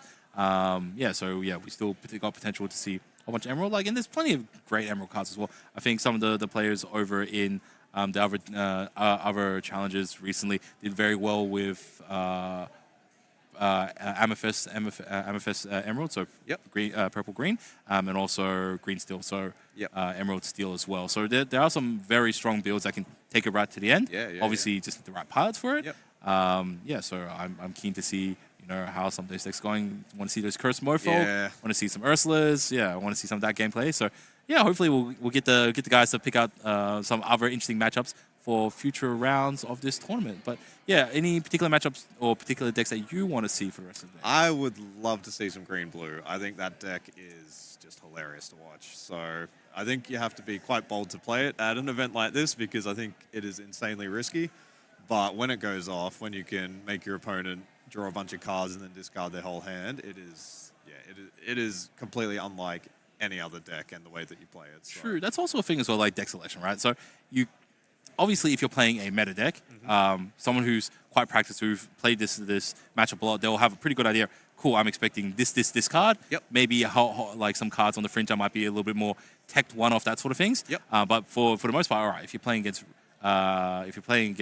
red blue, you're like, cool. I know that they're going to ramp up. I know I've got to look out for the half sharks. I know got be prepared and so on, right? But whenever you play something a little bit off meta, then all of a sudden, no one really knows what's going on. Obviously, you'll still probably see the same couple cards. Like, I'm pretty sure, like, if you're playing Steel, you're still playing Calhoun, still playing Pete's, some amount of Docs and that sort of thing.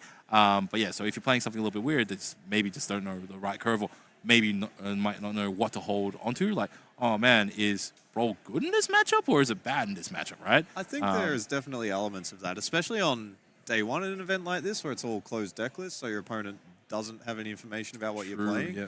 And then, yeah, if you can sort of, often because going first is quite powerful in most games, if you can make your opponent go first and they don't know what you're playing and then you kind of surprise them and you kind of get a sneaky win on the draw, then when it comes to you on the play, you can often, that's one way to get a 2-0. Yeah, so that's like one of the biggest advantages that I think Amethyst or Purple has, is that they have two very good one-cost characters that are non-committal. Yep. So by playing either the Broom or either the Trenderbox, you have 2 ones that can challenge into anything aggressive that your opponent might have. And if you don't need them, you can just pick them back up. So you're not over-committed on your cards. Yeah, so... and also, I think they also have Dabbler as well. So Dabbler obviously doesn't have pressure, but like you can just play it out and you're like not too worried. So that's why they always seem to have turn 1, like because they can run 10 or 11 pressure, cards. But and then like that's why they don't seem to burn out cards as quickly because they're picking it back up, right? Whereas other decks such as like Amber before, they're always playing like stuff like Cindy and stuff turn 1, and like the Cindy, it'll get like removed at some point or get like challenged at some point, and that's a card that's gone, right? But like Brooms and Trenderbogs, they actually just cycle back to your hand. You just never realize, right? And there's some like very interesting, like very fun synergies where if you shove them into the library before you do that, all right, you're getting interest on your cards back. That's a good way to put it. So Purple has one of the big advantages in being able to play out first. There, it's very non-committal. You can just do whatever. Yeah, absolutely. I think like obviously want to see a little bit more green. I want to see like the Diggit Steals. I want to see the Steel Song Diggit matchup. I want to see that play a little bit more, and maybe I want to see a little bit more Steel, a little bit more Steel, a little bit less Amethyst. I think we've seen a lot of Amethyst. Every game for the rest of the day, you'll see at least Amethyst or Steel, either that or you'll just like you will see it every single game for the rest of the day, and you'll see the same cards again and again and again. You'll see an endless amount of snakes, foxes, goats, and crabs, and rabbits. Have you seen the Amethyst Steel, the Broom build? Not sure about that. Okay, Amethyst Steel. You run like 20 magic brooms, and then you play the Sorcerer's Tower, and all the brooms move there for free. And then they all quest for +1. It is just... the things you can do with that deck. It's like a turn 5 win if it goes off. So see, that's the thing, right? So you can play something that's a little bit off meta, a little bit rogue, right? But also there's some people who are just like who will come to an event and just like, hey, I don't really. My goal is not to make top 64 or top 32. My goal is to play my pet deck, and let's see if we can get on stream, or let's see if we can make a top 128 with the Goofy Musketeers deck or whatever, right? So some people do that, and like hilariously, like some of them will then really play the part. They'll like cosplay up and like, all right, cool, get the whole thing going on. I think that's awesome. It's a great part of people really engaging with the game and the culture without necessarily being a competitive player. There's plenty of ways for people who don't want to sit down and really math and chess out this game to enjoy the community, be a part of the game, and to really enjoy the community. And I think as someone who's been involved with a lot of different card games over a long, long time, I think it's like we come for the games, but we really stick around for the people. Meta games might be good, meta games might be bad, but it's the people that really make the games enjoyable. And I definitely think this is a great seed to a community and a culture of Lorcana here in Australia. So I'm very optimistic, and look forward to a whole bunch of great games and a whole bunch of players playing for the rest of the tournament. I've found that too. It's just such a great way to make friends. Just go to your locals and play Lorcana, and everyone's just so welcoming and friendly, and probably has a common interest in Disney too, which doesn't hurt. So it's just it's been such a fun outlet and such a great game to play, and just the culture of inclusivity is really wonderful. So awesome. So that's 3 rounds down. Only a third of the way through of the day. We still got another 2/3 of the day through. So I'm still feeling okay. I'm still hanging in there. Not gonna lie, I think this is a little bit more challenging and draining than playing though. Although I think I agree with that. Not gonna lie, I'm not like you don't sweat and stress out so much. When you're playing, sometimes you're really into it. So it's no pressure, but it's a fun experience. So yeah, like I wonder how many more people are going to stick around for the rest of the day. It'd be really interesting to see what the breakdowns is because there typically there's a because in best two format there's a lot more draws and yeah, so the points in the draws and the tiebreakers and how that determines in like the final standings in the tournament who makes it into like whatever bracket.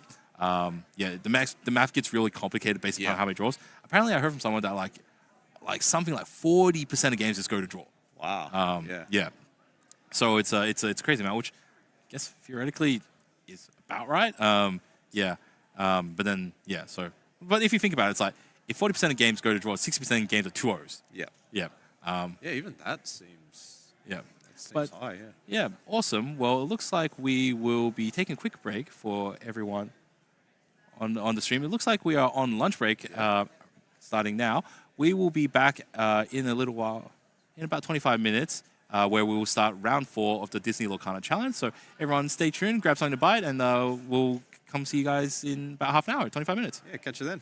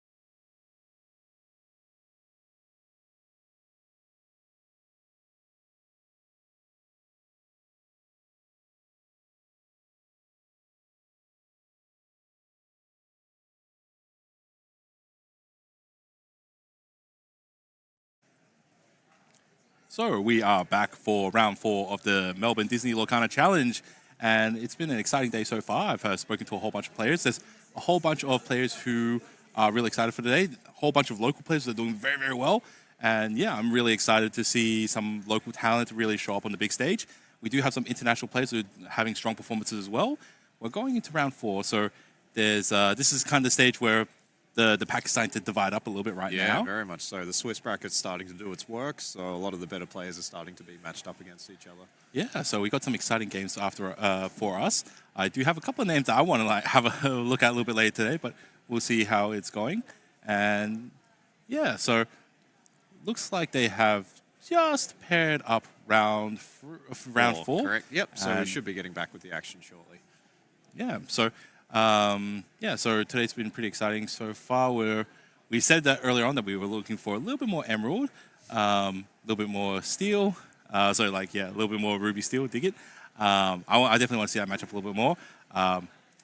Probably, I'm a little bit I'm okay with seeing a little bit less ruby sapphire. Yeah, it's been a lot of red blue. Yeah, ruby sapphire. I think we're going to see a lot of it for the rest of the day, just because it is a very strong deck. It is well tooled, as you said earlier today. Yep. To deal with a whole bunch of different things.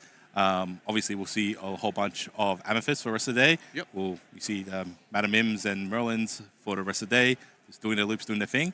So I think that we're going to be cutting to top 64 at the end of the day. So that'll be tomorrow's brackets. Yeah, that'll be tomorrow's bracket. So we're playing 9 rounds of Swiss today. So it's still a long ways to go. We just came back from lunch break after 3 rounds. That means we're going to have a long afternoon of six games. So not only is it going to be a test of skill, it's also going to be a test of endurance as well. Yeah, very much so. I think when you're 18 games deep towards the end of the day, you're going to be starting to get tired, and you really need to stay focused, because one mistake in this game and it can really punish you. Yeah, and so it's really important when you're playing these major tournaments is to make sure you stay hydrated and make sure you keep your nutrition up. So I know a lot of people, myself included as well, that will have things like muesli bars. So something that's like a little bit that's not too heavy. It's reasonably light. You can have it as a bit of a snack. Just make sure you get a little bit of energy, and make sure you drink plenty of water throughout the day as well. Something that I do as a bit of a light afternoon little snack. I've brought in a shaker bottle with protein powder before. Yep. Like maybe 3:30 in the afternoon, usually about 2-3 games after lunch, depending on like the Swiss bracket and stuff. Just crack one round, just crack out, get some water, shake it up, and then you have it. And it's like, it gives you a little bit more of an extra boost, gives you a little bit of protein, gives you a little bit of energy to get through the rest of the day, but doesn't hit that 3 o'clock slump. Yep. If you're working 9 to 5, you know what that feels like. Yeah, very. I mean, this is.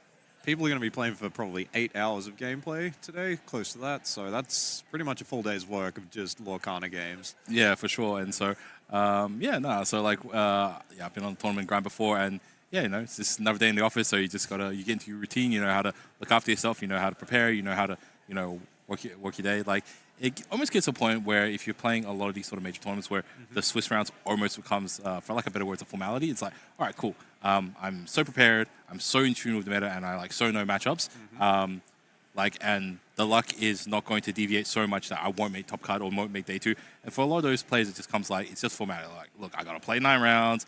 4 or 5 of them against people that probably less experienced than me, and then next 3 are probably going to be bit harder, and then the last 3 really sort of make and break or that sort of thing. And so you get into a bit of a rhythm when you play multiple of these. And I know definitely in terms of Americans and Europeans, especially when you've got a lot more events that are on a bit of a circuit that's a little bit more achievable for you to get to, then you just get into a bit of a rhythm. It's a little bit unfortunate that Melbourne, we're a little bit far away from the rest of the world, so Europe's really difficult to travel over here. America, a little bit easier. I certainly do hope that we can at least keep a routine of, at least 1 event per year in Melbourne in the future.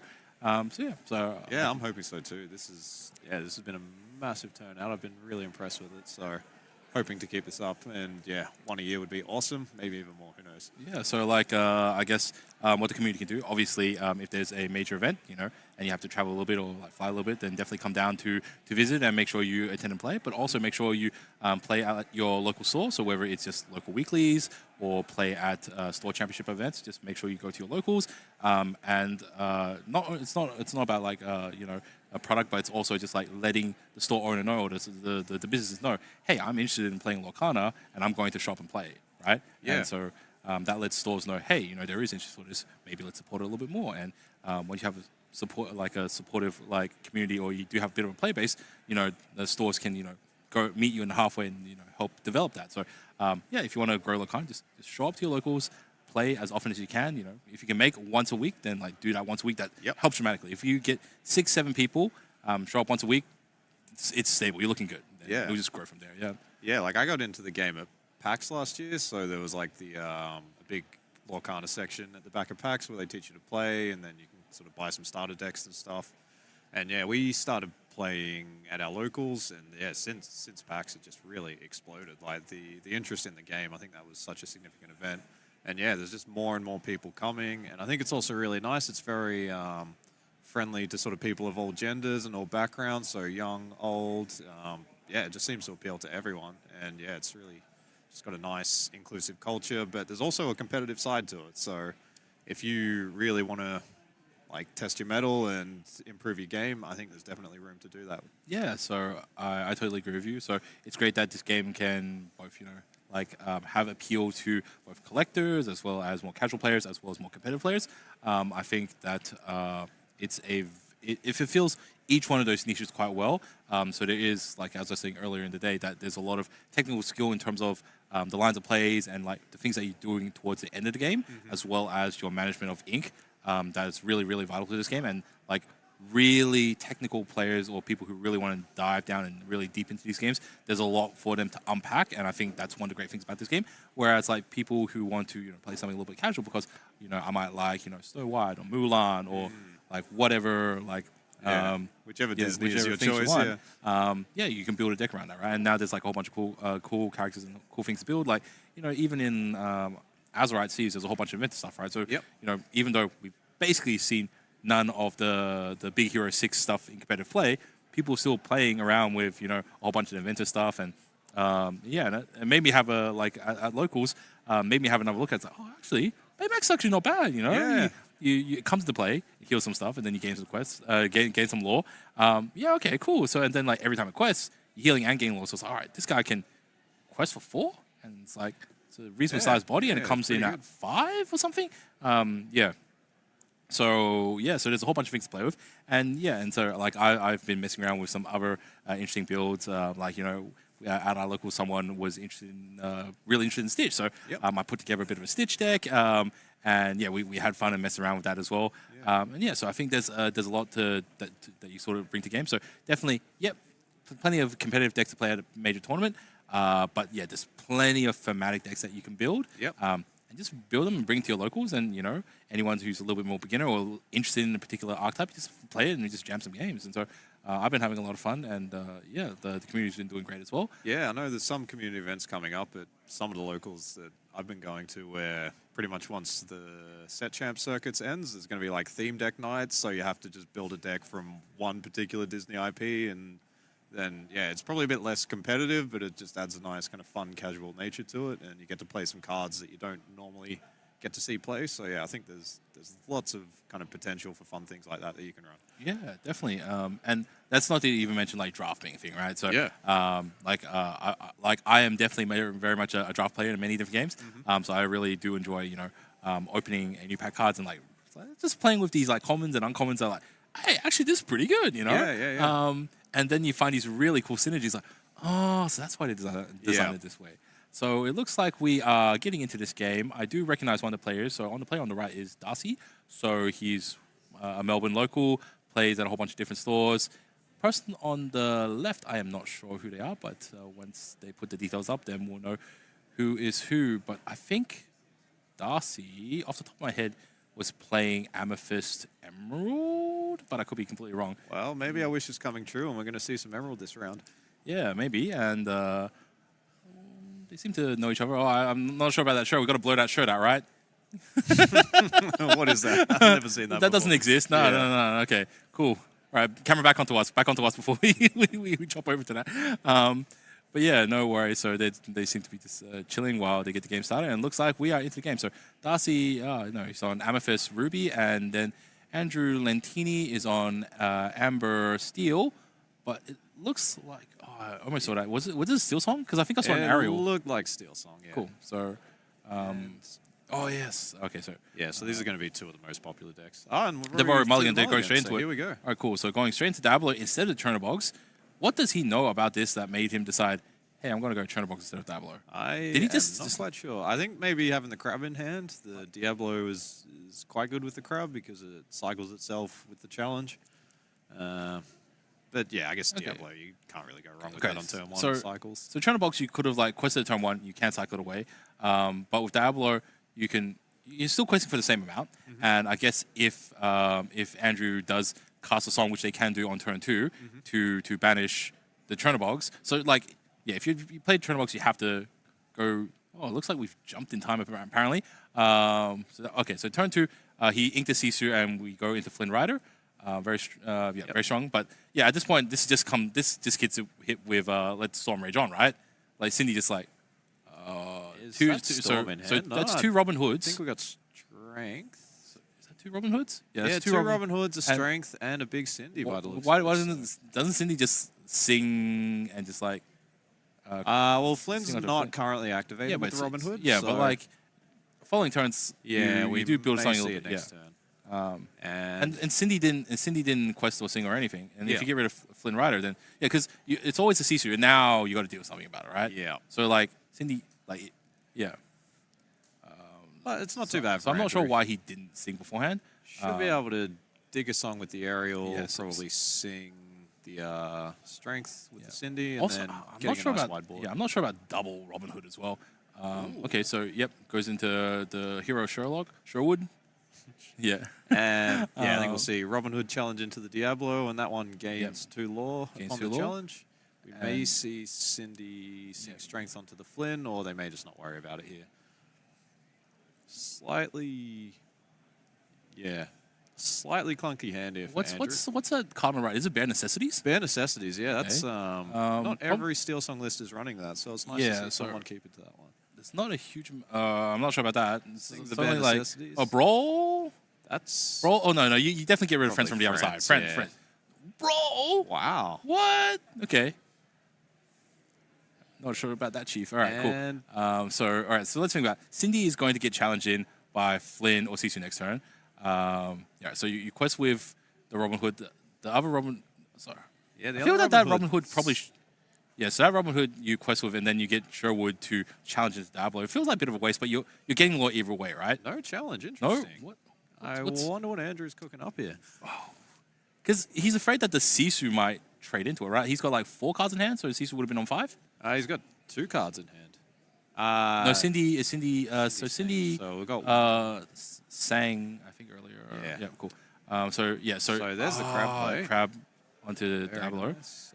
Be prepared. Probably not the card that Darcy's looking for here, but yeah, singing that friends on the other side is very nice there, and found some good cards. Found some inkable cards, more importantly. Cool. So Chernobog's into the Inkwell, and I don't see. You probably wouldn't have to worry about another Robin Hood being shifted onto. Yeah, playing around that is probably a bit unlikely.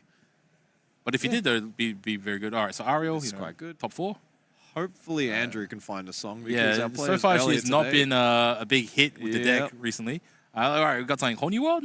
Yep, Whole New World or Right. Strength, I think, with the 2 options. So, yeah, this one probably makes sense. Andrew's getting some nice board presence going here with the big Robin Hood. Darcy hasn't really been able to grow their hand with like any of the typical purple stuff. No No. rabbits no rabbits or genies or anything. So Whole New World might be okay at some point. Like I think you just sing with the Ariel on the following turn, right? So and then at least you've got the refreshed ink, you've got the cards in hand, so you can use Storm Raging. No, so that's Cindy. Big Cindy going into Big the Cindy. Inkwell. Yeah, okay. And we may see a double challenge on the Sisu here, or we may just see... So he wants to try to reduce the number of cards in his hand Yeah. before he challenges with his Robin Yeah, Hood. that's very smart. Laura's still pretty low on both sides. Yeah. And that's where this whole new world can be kind of interesting because both players are fairly low on resources. Actually, on the last turn, on Darcy's most recent turn, he would have gained some lore from the Flynn Rider. No, because... How big was Sisu? I think Sisu was the same size as Robin. I might be wrong on that one. Yeah, no, he would have had 4 attacks. So yeah, that's true. That would be 5 for Darcy at the moment. And okay, cool. So singing the whole new world. I'm not sure about that one. Yeah. Cool. And yeah, so, but like, see, the thing is, you go sing whole new world. Like, what are you gonna do? So you've got one cost. We've got one cost, and you got a Robin Hood, and then your opponent's got like a full hand to just dump, right? Yeah. So and quest for 1. Yeah. So quest for 1. So that, I think that puts Andrew at 3, and Darcy should theoretically be like 4-ish or something. Not sure. Like, they're doing a little bit of investigation right now. So right now, Darcy's turn starts again. Definitely Sisu's the biggest thing on the field right now, just because Andrew's got like a full hand from after the whole new world. Oh yeah, Sisu's up to 7 attack now. So yeah. So very clean trade there for Darcy. Yeah. See, like I'm not sure about that. Like, I think he he played yourself, son. I'm just going to be dropping these memes all day. Okay. I look forward to it. And the brawl on the aerial. Yeah, getting the big singer off the board there is very important. And double Flynn. All right, cool. So this is indicating a lot of lore on falling turns. And feeling so confident that Darcy quests with the Flynn there, exposing it. So yeah, cool. Yeah, let's see what Andrew can do to come back here. I think this is Steel Song when you've got no singers on your field it can feel like how do you push back from this? They don't have any board wipes. They just have to keep using single target removal. And like Sisu is just a really big body. It's like 4 health. Yeah, 4 so health. You have to Zeus it, right? So that's Storm. 2 damage from the earlier challenge. Yeah, so, cool. So that's a nice answer, but yeah, Andrew still needs to find a way to establish a board here. So we might. Yeah, I think we got Mr. Smee in hand. I can see Rapunzel in there. So you see, you obviously have to keep inking, right? And he's got a whole new world. Yeah. I think he just kept his board a little bit vulnerable from a whole bunch of those songs early on. Is that a Zeus? Not sure about that one, to be honest. And have we got a 1-cost follow? I don't think so. So because now like he gains a 6 lore. Yeah, 6 lore. Yeah. 6 lore from the double Flynn. That is very difficult for Andrew. So that puts it up to like 12, I think. Yeah, so like puts up to 12. Then he can like quest for like what, another 2 goes up to 14. That's like yeah. So that's at the end of mid game. You're getting to like end game sort of level. So when you get up to 14. And I see another Sisu in hand there. So that's another really high attack target, high strength target that Darcy can deploy. And then Andrew needs to find an answer for that one as well.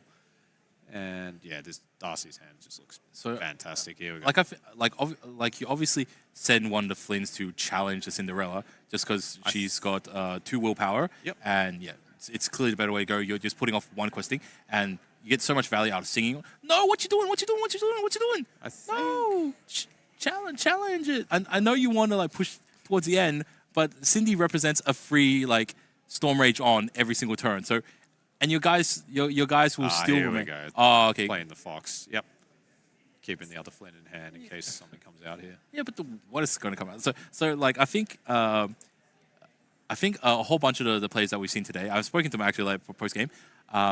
They're strong players, but they haven't developed enough experience in the metagame to know exactly what they're trying to avoid or exactly what they're trying to play around. So they're just like overly cautious.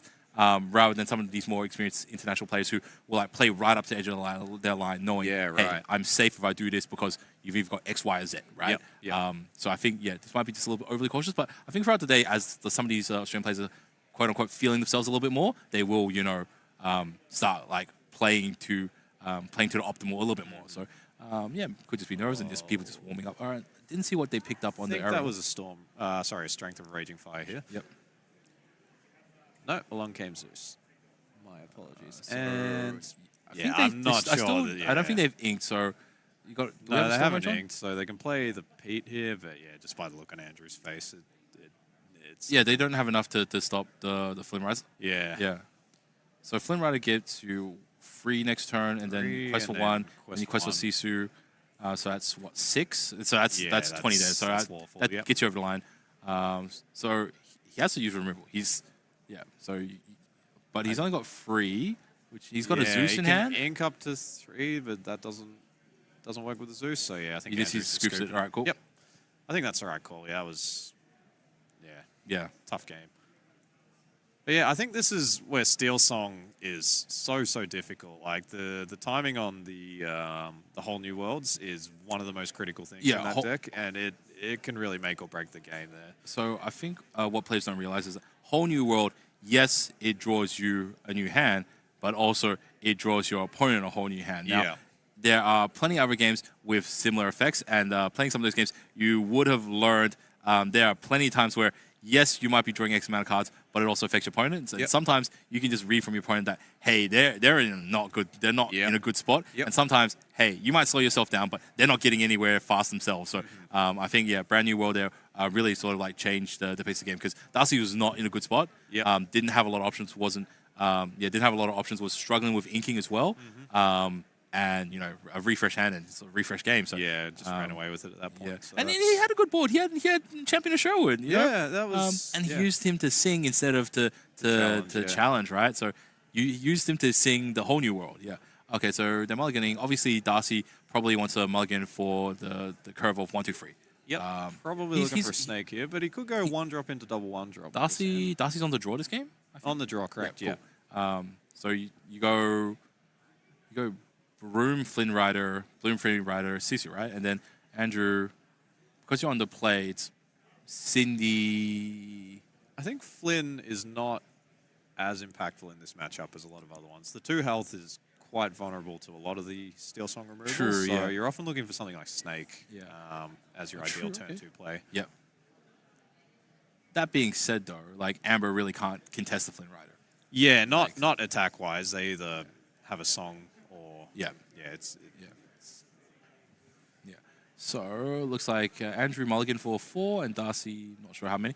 Again, we have the matching color sleeves. What's going on here? Right, okay. No. All right. Do we just pair people up based on deck color? Deck color. It makes sense. Well, I mean, what better system? Oh, the big Sisu in hand for Darcy. Probably not what he was looking for. It's actually relevant because there's so many low strength characters in Steel Song.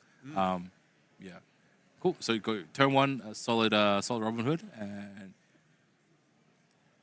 Hammerfist, always no shortage of turn 1 plays. So it's just a question: is it Chernobogs or is it Broom? Probably Chernobogs, right? This Diablo in there as well. Version, So. Yeah, I like the Chernobogs. It contests the Robin Hood, stops it from questing. So yeah, I think that's the correct play. And then we got a couple, or at least one Lilo in hand there for Andrew. So no turn 1 Cindy. It depends on if he plays turn 2 Ursula. So turn 2 Lilo, okay. So he's got a little bit more of a faster game plan here, okay. But he just inked an aerial, which means he either has another aerial in hand. He does, yeah. He's got one in hand. And he kept the Robin Hood up. So the question is... Not questing is interesting there. I guess do you keep the Chernobogs up, or do you quest it and recycle it to hand, right? So I guess... Okay, look, but here's the thing. If you bounce it with Snake, he's only like... Oh, actually, he can't... He doesn't have enough ink to play Strength for Raging Fire and another... character. Correct. So because he didn't have the singer. So so what's he's got a broom. Yeah, I think he's considering inking the broom and just running out the Flynn, which makes sense. It's fine. It's reasonably safe. So quests. All right, cool. And I mean, does he cycle it through? He's got to cycle it through, right? Not necessarily. I mean, there's no clean trades. Look, if he doesn't cycle it through, Andrew can just run the Lilo into it, and then you can just revive the Lilo on a future turn. That's true. Yeah. Chernobogs quested, so 1-0. Oh, there is the shift off the top. That was quite a spicy draw for Andrew. All right, cool. So Robin Hood can quest for 2, and then you can send the Lilo in, or you just quest with the Robin Hood, and then so the Robin Hood obviously challenges. I think. No. What you doing, mate? Just clear on the board. That's all right. No, challenging the Chernobogs, and then quest with the Lilo. Your turn player, you've got initiative. You got speed. And then you leave the Chernobogs? Chernobogs isn't evasive, right? I'm like, it's not. Okay, right. So we're going to see... I think we will see the Fox come out here. So, quest for 1 for Darcy. Probably going to ink a card, and then Fox is... And he cycles it through. The cycle. Okay. Yeah. Okay. Looking for So another turn 3, so it'd temporary. just be Sisu, right? Like, I'm not sure if it's in hand though. Yeah, Inks the Diablo. roll. Brawl. What? Okay. Because theoretically, if you want, he could just revive the Lilo, and yeah. he'd actually just be ahead on Ink. It's like he traded a two Ink for 3 Ink. Yeah. Yeah, that's right. And he's not even down a card. Yeah. And there's the So, aerial. Aerial, cool. All right. Probably looking for a whole new world here. No. Long came Zeus. So, like- that's a good one. Yeah. Whole new world, like theoretically, yeah, you can drop a little bit more, and like Darcy doesn't really effectively get anything because he's already got a ton of cards. But yeah, so do you just drop another one? So And you got a just quest quest with, with right? You Robin got, Hood. what are you afraid of? You're afraid of Fox in the Crab or something? No. Yeah. Yeah, but you have to go There's- one drop there's Fox in the Crab. nothing, Nah, yeah. he's safe. Yeah. And the Cool, rabbit. Yep. right? It's fine. Yeah, I'm really liking Andrew's position in this game. The cards in hand is a little bit low, but apart from that, yeah, it's got really solid board presence. It's got aerial, couple so of, it can couple do of 5-cost singing. singers on board. Yeah. So what would be really sweet, if you can ping off that rabbit with some bit of removal, and then after Darcy's drawn the extra card, then you whole new Here world. comes So the Naveen. Naveen. Yeah, Yep, that's cool. very nice. And Zeus draws a card, and I think questing for free. quest for 3, and we may Pushing see to Bare 7. Necessities inked here. I think Andrew's nope, no ink. All right. Yeah. So yeah, that can be one thing that the Steel Song deck struggles with is if you don't get your whole new world, getting up to 5 or 6 ink can be very difficult because outside of that, you've got Rapunzel. Wait, so and Andrew didn't ink. Andrew didn't ink, correct? Yeah. Yeah, don't know about that. Yeah. Okay, So there's the broom. cool. and Goes to the Fox. aerial, and challenges Foxy. aerial. Yeah, Foxy And yeah, leaves with Darcy's 2. probably not feeling too bad about the way this game's going. I think Andrew's got reasonably good board control. Does Andrew? Oh, so he plays the. Plays Does the Andrew have Lilo now. Rapunzel in hand? No, I think he's got Bare Necessities, Storm Rage on. Which Okay, cool. May get run out here, and Whole New World. No, So, okay, yeah, cool. this is a pivotal turn. It would so- have been an excellent Rapunzel turn. Like you just send in the Yeah, Robin Hood, and then that you would be Rapunzel it off, incredible, and then So Lilo's back, all right? Yep. Cool. Yeah, so and just took a it's- temporary leave of absence. She's back, and we got She Bare has Necessities. escaped. Bare Necessities. Like Darcy's. It looks like Dice says 2 cards in hand. 4, I think. 4 cards in hand. Yeah. Okay. So I think we'll see Bare Necessities go into the ink So, well, and then we'll see Naveen probably. So it really comes down to like, do you want to put 4 damage onto Robin Hood? Because can challenge into the Madam M Fox, which I think is probably just the right thing to do, anyways. Naveen can quest for 2, but has Singer 6. I Singer think. 6, correct? Yeah. Yeah. So it could sing either Whole New World or Storm Rage on. I think we might see the Storm on the Broom. Oh yeah, No, that makes sense. Yeah, That- preserves the yeah, health on cool. the Robin Hood. Draws a card, and yeah, I think we'll see Robin Hood just. No, what? Interesting. Yeah. Okay. So he's still got. So he's still got 3 inks, so he can All right, run cool. another card. So we got rid of Cece's and. oh, look at that! Instruments. And All right, 4 uninkables. Yeah, cool. I And he goes think Darcy's 7. happy to see the back of those. Cool. So he's got 3. So basically, what? It's just like Storm Rage on, right? Storm or just run out another Or character. like an area or something. Oh, there's a Simba. So draws a card, gets to now discard a card. Lilo So- if he's got one. But also, I know these Steel Song lists tend to play lower amounts of Lilos. Yeah, usually maybe 2 they will cap out at. And 2 more ink for Andrew here. So, and Darcy's on 5 ink, so 2 away from the big Be Prepared turn. And just drew a snake. Got a Flint in hand. So this board. Okay. Yeah, that's Maui. it's quite a nice This is answer. the. Maui here at all, Yep. so that rushes And into draws a card, the yep. Robin Hood. And then Darcy still needs to ink for turn, inks to Flynn, and don't think I see a 1-drop in there, so probably going to pass. So yeah, that was a nice. play Yeah, from no. Darcy So there. so he lures up with the brush. Yep. Yeah, so it goes up to 3. Okay, cool. Andrew does have. Andrew's got some good stuff got, in got, hand. got a singer on board. Yeah, he's Um, got another Naveen in there, I think I saw. Well, that might have gone into the yard earlier, so. Yeah. This is kind of what Steel Song wants to do, though. They've got a nice wide board, they've got the singer online, and there's the shift Simba. Oh, okay. I Is he love ping for this 2 damage? card. I think you ping for 2 damage, right? You ping for 2 damage on the. No, that's a different one. This is the one that readies up your characters. So, Oh, it's that one. Okay, okay. yeah. It's yeah, that's all right. The So 7-1 doesn't. quest for 6 and then ready up Lilo and Yeah. ready up Naveen. Just deciding what to play here for Andrew. And yeah, Darcy just having a look through the discard pile. So yeah, Maui's got 2 left on it because he challenged into the Robin Hood. Yep. Let's see what Andrew does here. Singing Strength. Yep. Cool. It's nice tempo. And then, yeah, probably needs to ink something. I think I see a small Simba in hand, so that might go. Lilo for sure has to go into the Broom, right? Lilo doesn't have enough strength for the Broom. We might see Naveen. Wait, into Broom's the Broom. 2-1? 1-2. Okay. Oh, okay. Yeah, Broom's the 1-2 and Chernobog is the 2-1. Yeah, yeah, cool. And we got a whole new world and we got Storm. So I think a Storm was selected there for Andrew, so that's quite nice. We might see that just sung here by Naveen if that is, and just cycle the card. Or the other option is just quest. Yeah, So, questing for 2 is always quest for good. 2 with Lilo, Theoretically, Andrew should have been like questing super hard because he started this game and he kind of just like took his foot off the gas a little bit. And, Yep. Yeah. So, but yeah, Darcy on Yep. Amethyst Quests. Ruby. So, Basically, quest is it one. be prepared turn? Are we getting prepared? I think Andrew needs to be prepared here. That's Here we go. Yep. And yep, that's very nice for Darcy. That's exactly the answer that they were looking for.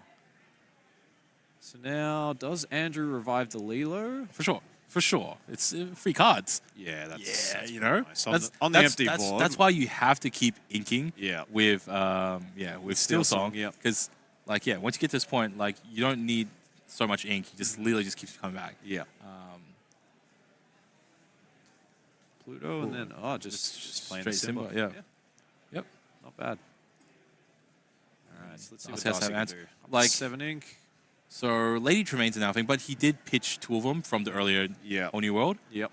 So like only 2 left. Yeah. So Fox in hand. but Lilo no is just kind of a pain. You kind of just Yeah. assume that Lilo is a clog. So annoying, such an annoying card to deal with. All right, and you're kind of behind on lore, so it's really tough to. He's yeah. I don't know about Roll that. and Okay. goat, yeah. All right. Okay. Cool. All right. We got to try. Yeah. So it goes up to 5 lore. I think that answers the Simba. I like it. But yeah, this is another thing. The Simba with the Lilo is a really nice combo because Lilo comes in exerted, but then the Simba, if he's exerted at the end of the turn, he will then ready the everything, Lilo, which yeah. protects it from all the potential characters. So, all right, Andrew deciding whether to. He's got a Rapunzel in hand and Chooses some not songs. to revive the Lilo. All right. Cool. So Yeah, I see a whole new world in there. Looks like Along Came Zeus, Storm, so just a handful of songs, and the big Robin Hood too. And, not enough singers to take advantage of. Well, Simba could sing Zeus here and then just play the Robin Hood. That seems So pretty reasonable. even though songs exist, Andrew should be trying to quest with his character significantly more. Yeah. Yeah, so Robin Hood's fine. I think he's going to sing when he should not be singing. He should just be questing it out. Let's see. I it is think goat, so you kind of do have to sing. Like you kind of do have to remove the goat. Otherwise, Yeah, 'cause the it goat just trades in, right? Such a nice Yeah. answer to the Simba here. So. So yeah, Andrew's not in a bad position. They do have the whole new world in hand, which they have a couple of singers on the board. It's a for, very so- it's a very solid position. Mainly because he was able to build a board and Darcy was forced to be prepared. So Yep. whoever be prepared is usually on the back foot. They have to try to regain board again. Yep. Yeah. So he's just toss up. Right? It's just like trying to figure. He inks with Inks Rapunzel. Rapunzel, yep. Going to quest with Simba, and then he's gonna just like Whole new world. whole new. Interesting. Okay. All right, so I would have just. Darcy gets a whole new hand of cards, and I see a Be Prepared in there, so we may see that coming down at some point. I don't know, like, feels like every time Andrew is like whole new worlding towards the end of his turn, so he doesn't have as much like resources to like just play out the rest of his hand. He has like 1 card. I think he just needs to set himself up to where he plays a whole bunch of stuff and then starts turn with whole new world. Yeah. Right? And then you just got a whole hand to play with. Yeah, you got a whole hand, and you've got Yeah. all your fresh. So ink. we see a Pete here. which prevents Darcy from playing That's Be Prepared, very Roll. nice, yeah. Yeah. But I think it's you send the goat in or you send the fox in, right? Yep. Cool. So Darcy gains 1 off the goat. Yep. Puts him up to 6. Still not in a Lady terrible. Tremaine, which is kind of slow, but I think Darcy's not feeling too bad about that. So, for sure, Pete Yep. goes. Obvious choice there. Yep. Good one. And All right, double China Box. Okay, so it just means that it's a little bit of cycling. You know, they'll quest for like 2 lore and then draw you 2 cards next turn. Yeah, easy. I think, all things considered, I think Darcy might be able to swing this back. it's possible, yeah. Yeah, one thing about Steel Song is it's not a particularly fast deck. You don't put a lot of high questing characters on the board and then try and race your way to 20. It's really trying to control the board very thoroughly and then quest when you can. So, All right, so we got Ursula, single 4. and yeah, Andrew's in a tricky position here because if they run out their whole hand and just play all their characters and then run into Be Prepared, that's definitely not good. Does Steel Song need like some form of AoE? Like for a situation like this, does it need to run like Giant Tinkerbell? I think it's just such a refined list. It's hard to Yeah. find room for all these answers. So I mean, a lot of the there's All right, the Pete. the Pete, Yeah, yeah. that's very nice. Yeah, a lot of lists used to run the grab swords. And the Tinkerbell package, true. Yeah, but yeah. Grab your swords. Yeah, it was Uninkable sort of 5, right? Yeah, Uninkable 5. We've sort of seen that fall out of favor. I think Steel Song have kind of accepted that if you get to the point where you need to wipe your opponent's wide board, you've probably already lost. So it's just better to run some proactive cards. So he's considering whether to quest with this Pete or not. There's no The reason not to, Robin right? Hood. Like, the Pete just came out. He's considering with the Robin Hood. oh yeah, Robin And Hood. there Yeah, it yeah. is. So we are going to see strength on the Tremaine, is it? I think it's okay. Like, oh no, he's using it to sing. Ah, there we go, Zeus. Zeus, okay. And then along came Zeus. Man, I love Hercules. It's I don't know. It came out a little bit early for me, so Yeah. I didn't quite catch it. Yeah. Oh, yeah. I was all about the Saturday morning cartoon, but the movie is a little bit earlier. Yeah. So Merlin drawing another card, and he's just leaning in. Yeah, this second Pete. Oh, This game is very backwards and forwards. It's just Yeah. like both players have been able to build boards. I guess it's because of a whole new world. Just like Yeah. you can just dump your hand, and then Darcy might wipe your board, and then whole new world and dump your hand again. Yeah. So all right. So both of them going to the library, I think it was. Yep. Into All the right. library. Cool. They're checking into the library. This library has been everywhere today. Yep. So question is, does he quest with them and draw a whole bunch of cards? I I think you do, right? Like, I'm not sure. I feel like with all the B preps in hand, it's a tough one because they probably want to do that next turn. Andrew's used two Whole new worlds? yeah, And I haven't seen any go into the discard pile, so there's potentially one in their hand as far as Darcy knows. All right, cool. So this I think turn, there is actually one in their hand. Yeah. So this turn he's representing what? 2, 3, 4, 5, 6, 7. Yeah. 7. All right. So that puts him up to 18. And then, Darcy's still at 18. Then you 6. just shoot a whole bunch of lasers just down on the on the little guys. Yeah. World's Greatest Mind as well. There I see. Yeah, that goes into the Cool. Inkwell. So, I think it's, nothing relevant in this matchup. Yeah. Cool. And just quests out. Whole thing sideways, yeah. And even if Darcy Be Prepared, That's up to like 18. 18, yeah. It's 18, I think. Yeah, cool. I Smee, think it was like +7 off that. Yeah. I don't think you need to commit any more characters to the board. I think that's I don't pretty think so either. solid. Yeah. All right. Okay. Just be extra safe. Just stick one out there. And No. The hand is empty. What you doing? Yeah. Don't. Wow, do that. that's 3 B preps. Okay. Oh. So, all right. So probably to his defense, like he didn't know his opponent had B prepared, right? But it just gives your opponent to just draw so many options. Yeah. Okay. Cool. I might look like an idiot now on stream. Just like it's like no, but it's just, Yeah, and I think that's all of Darcy's B preps. So All right, cool. I'm not sure. Oh, he might still have one left in the deck, and he can draw. maybe 600 IQ play was like, all right, I knew my opponent had 3 B preps. Yeah, and that I've got was big whole brain new world. right there. Yeah, big brain. So Darcy can draw 4 cards here. One of the interesting things, or one of the things I like with the Chernobyls is when it quests and is banished in the library effect also triggers, so you get to draw 2. Yep. Yeah. So I think that's what Darcy's looking for here. They're looking for the be prepared. I think that's about the only answer. Deck is getting a little bit thin there. Yeah. It's not like he's only got 1 turn, so like Yeah. I guess theoretically it doesn't matter how low it's be getting. prep or bust, yeah. Yeah. Dig deep, dig deep.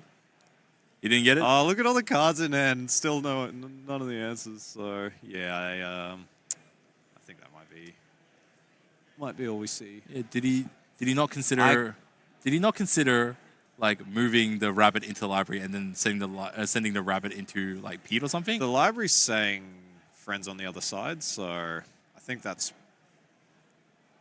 the rabbit saying the other yeah, side. Yeah, saying okay. friends. So, and then there's another friends just hard cast. So Darcy's just digging and digging and digging, but he is not prepared. What's the optimal route? So the optimal you send in the Chernobyls on the library to draw 4 cards.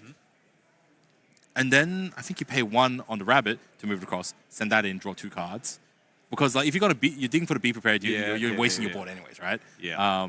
And then at that point, theoretically, you can friend somebody the other side. Yeah. I yeah. think Darcy also had another friends which he just hard casted. So it's so funny looking at this giant handful of cards and none of them are the ones that Darcy's looking for. So and yeah, that's it. That is it. All right, cool. Do your worst. Well played. Well played. So one apiece there. 1 apiece for Andrew and Darcy each. So well done to both of them. Yep. So despite my many times saying that probably wasn't the best to Whole New World. Yeah, he got there in the end. It was a little bit backwards and forwards. Maybe it was right. Maybe it was just like play Whole New World in this dumb hand. Yeah. But yeah, it's crazy. Like those Pete's at the end just held up. The Yeah. one time where Pete was played, it just like held up so many be prepared in one go. Huge, that Pete, And then the subsequent play of Whole New World to dump all of them in at the same time. It's crazy. And then just dodge some bullets. Definitely we got to see Lilo jump back up a couple times. I'm not sure because I think Lilo got brawled twice or something in that game. It got brawled at least once that I remember, and that's essentially 1 for 0 because you can then just play the Lilo back again. Yeah, So I think it got brawled on like the 4 or 5 inkish turn, and then it got brawled like later on as well. Yeah, and that was just 1 Lilo. Yeah, and it kept coming back, and so I think Lilo's like solid. Yeah, yeah. I particularly like it with the Simba shift as well. I think being able to ready it once you return it from the discard pile, I think that's very powerful. So I really like that combination. Yeah, I find that it was a very interesting set of lines of play where he was singing. I think that Robin Hood sang significantly more than it challenged. Like, Yeah, it felt that way, yeah. I think it only challenged like once or twice during the game. Yeah, he's aware that he gains lore if he wins challenges, right? It's a 5-singer. Yeah, but you got other 5 singers. You got Ariel. You got Ariel singer. That will sing 5. You got Naveen. That will sing 5. And they're only good for singing. Whereas Robin Hood can get in there and gives you some lore for picking some challenges. Another clean game. And that's right. Yeah, so like we're seeing a lot of 1-1 games today. There's a very small amount of people who just straight wins throughout the day, and so it'll be very interesting to see how these results plays out. But yeah, that was a bit of a different matchup. Yeah, We have seen some of these games play out early today, but yeah, when are we going to get the Emerald? We're going to get the Emerald. Okay. We need some Emerald. Come on, Emerald players, you can do it. I got to do some scouting after this round and just ask, hey, is anyone in the top 50 players playing Emerald? All right, let's get you on. Yeah, all right. That's have you seen that matchup a lot? The Ruby Amethyst into Amber Steel? I haven't. I don't play either of these decks, so I'm not. So not very familiar. so Amber Steel have seen a little bit, and Ruby Amethyst have seen that one a fair bit as well. I think it's a matchup where like both sides have more so the Amber side has some more tools. I think Amethyst's game plan is usually pretty similar, almost whatever it plays against. Yep. So you are just looping a whole bunch of the Merlins and the Madamims again and again. So yeah, obviously, like your hand economy is always pretty good because anytime that there's like not a huge amount of board pressure, you can always just put in a rabbit, and then you can pick it back up, and you just gain a lot of tempo by having cards like Snake. You're playing free freeze out for 2 ink, so you gain good values on there, and also just like anytime your opponent plays something big, you also have the ability to play Fox in and just like send four damage at it. So purple like controls the board pretty well. And so it's just so weird. It just seems like so many times where there should be. It feels like players should be pressuring the Amethyst deck a little bit more. They're not, and then Amethyst can just run away with just playing so many rabbits. I find it so strange that like in the games that we've seen, just Amethyst is not being punished more for playing so many rabbits because you're overpaying for your rabbit. It's a 4-cost 2/3. Yeah, 4-cost 2/3, right? So it's like it's draw in and draw out, right? But it feels, but obviously you're losing on board, so you should be, pushing in with your aggression a little bit more, right? If you play a long drawn out game with someone who's going to draw, an extra 1.5 cards more than you every turn, then you're gonna lose in the long game. So I think might be just a little bit of lack of experience, but I think as we see throughout the tournament, as these results get a little more stratified, and then we can sort of really find the cream of the crop games, I think we might see like maybe a slightly more higher level of experience, like a more like technical level game that we might be experiencing. And also just like all these Australians who are playing, this is their first major event, right? So all the internationals, a lot more exposure to high level events, high level players, and in Australia, they will probably learn a lot out of it. So the players that they were starting in round 1 today, and the players that will be at the end tomorrow, of round 9, the players that will be at the end of round 9 is like really tired. But the players that will be first thing tomorrow when they wake up is definitely a lot more fresher and like significantly better than they were at the start this morning. So so I think that even if people may not be able to play the optimal today, I think it's a great experience, and I think everyone's learning, and I think that everyone's going to really improve. And I look forward to seeing how the community grows and develops. Yeah, I hope this event sort of launches a whole new wave of Aussie players. I'd love to be seeing more people down at locals. So, yeah. Excellent. So that's round 4 wrapped up. We'll be looking into round 5. So I'm not sure, but chat or in the information, there might be a way for people to look at the standings up online. So at least going into round 5, we will start having a bit more of a structure, seeing like sort of which players are doing well. I do know that some of the players at my locals before this round, they were 3-0, so three straight wins. I think it's like literally 6-0, like three straight games. So I'm like, I'm hoping they're doing well. I got a whole bunch of people that are doing well on 2 wins and a draw, so I'm looking forward to seeing how they go in the next couple of rounds. But to be honest, it just seems like if you're playing weeklies, you're going to do all right. Yeah, I think so. Practice makes perfect. Yeah, who knew that if you just play a game a couple of times a week, every single week for a couple of months, you get pretty good at it. Right? So so as I say, it's just like, if you want to improve, the most important thing is just go to locals and just play, and you will just play. You will just improve from just being exposed to a whole bunch of different gameplay. So so I look forward to see how they're doing, and I really hope that they get the fruits of their work, of their labor. So what would you say, in your opinion, is the most skill-intensive deck? I think I've got a few candidates in mind, but I'm curious to hear what you would say on that one. So Ruby Sapphire is very important how it navigates its mid-game. So basically, it's 4 ink turn onwards, right? So turn 1, turn 2 what to do, right? What to do from turn 3 onwards is the real skill-intensive part. It's pretty simple what you do in general from like when you're at 8 ink onwards, because it's usually, hey, does my opponent have a threat? Play something that removes that threat, and then do that, right? But those middle turns are really important for Ruby Sapphire. I think the skill intensity of Amethyst in terms of managing its ink and when to play which Merlin and which Madam Mim at what time is also really important. And I think Amethyst is very freeform in what it can do, right? It's very often not restricted in what it can do, so it can do a lot of different things. So it might be a little bit overwhelming with what it can do, right? Whereas Ruby Sapphire is like you're trying to thread a thin needle to get to your end game, right? But it's I don't know, it's got a lot of tools, this needle, right? But I think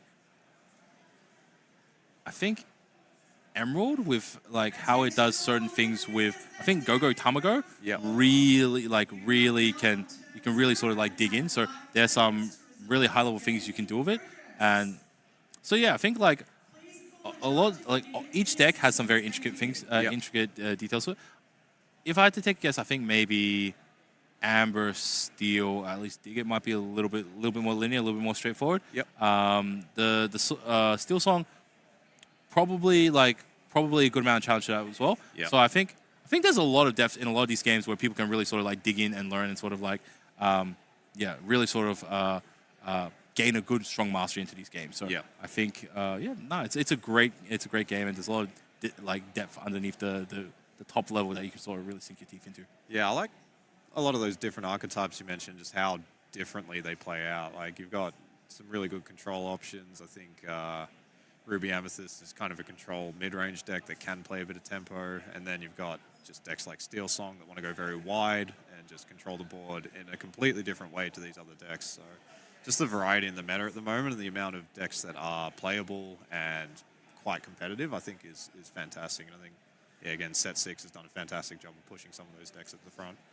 Yeah, it's definitely like I think it's a pretty good diverse meta, and we look forward to showing more of these games and matchups in the next round. So that's the end of round 4 for Melbourne Disney Locan Challenge. We are going on a bit of a break. We'll be back very soon in 5 minutes for round 5. Thanks everyone.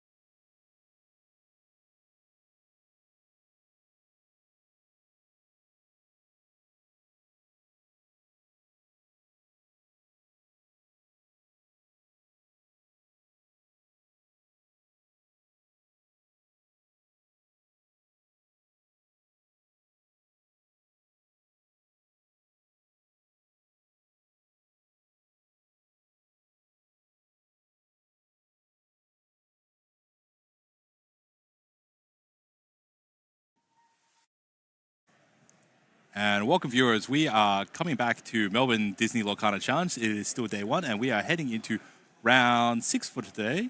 And we have got a very interesting matchup to come up on the stream for next game. So one of our locals, so this one I actually did pick out, Damon, I believe he's on Amethyst Emerald. So we've been talking about trying to get some Emerald on stream all day. And I believe he is currently 5-0. Wow. Yeah. Jeez. 5-0. So he's doing very well. And yeah, looking forward to some games. Hey, gonna wave to him as he comes by. So yeah, so hopefully we'll have some pretty good games. He's having a great day.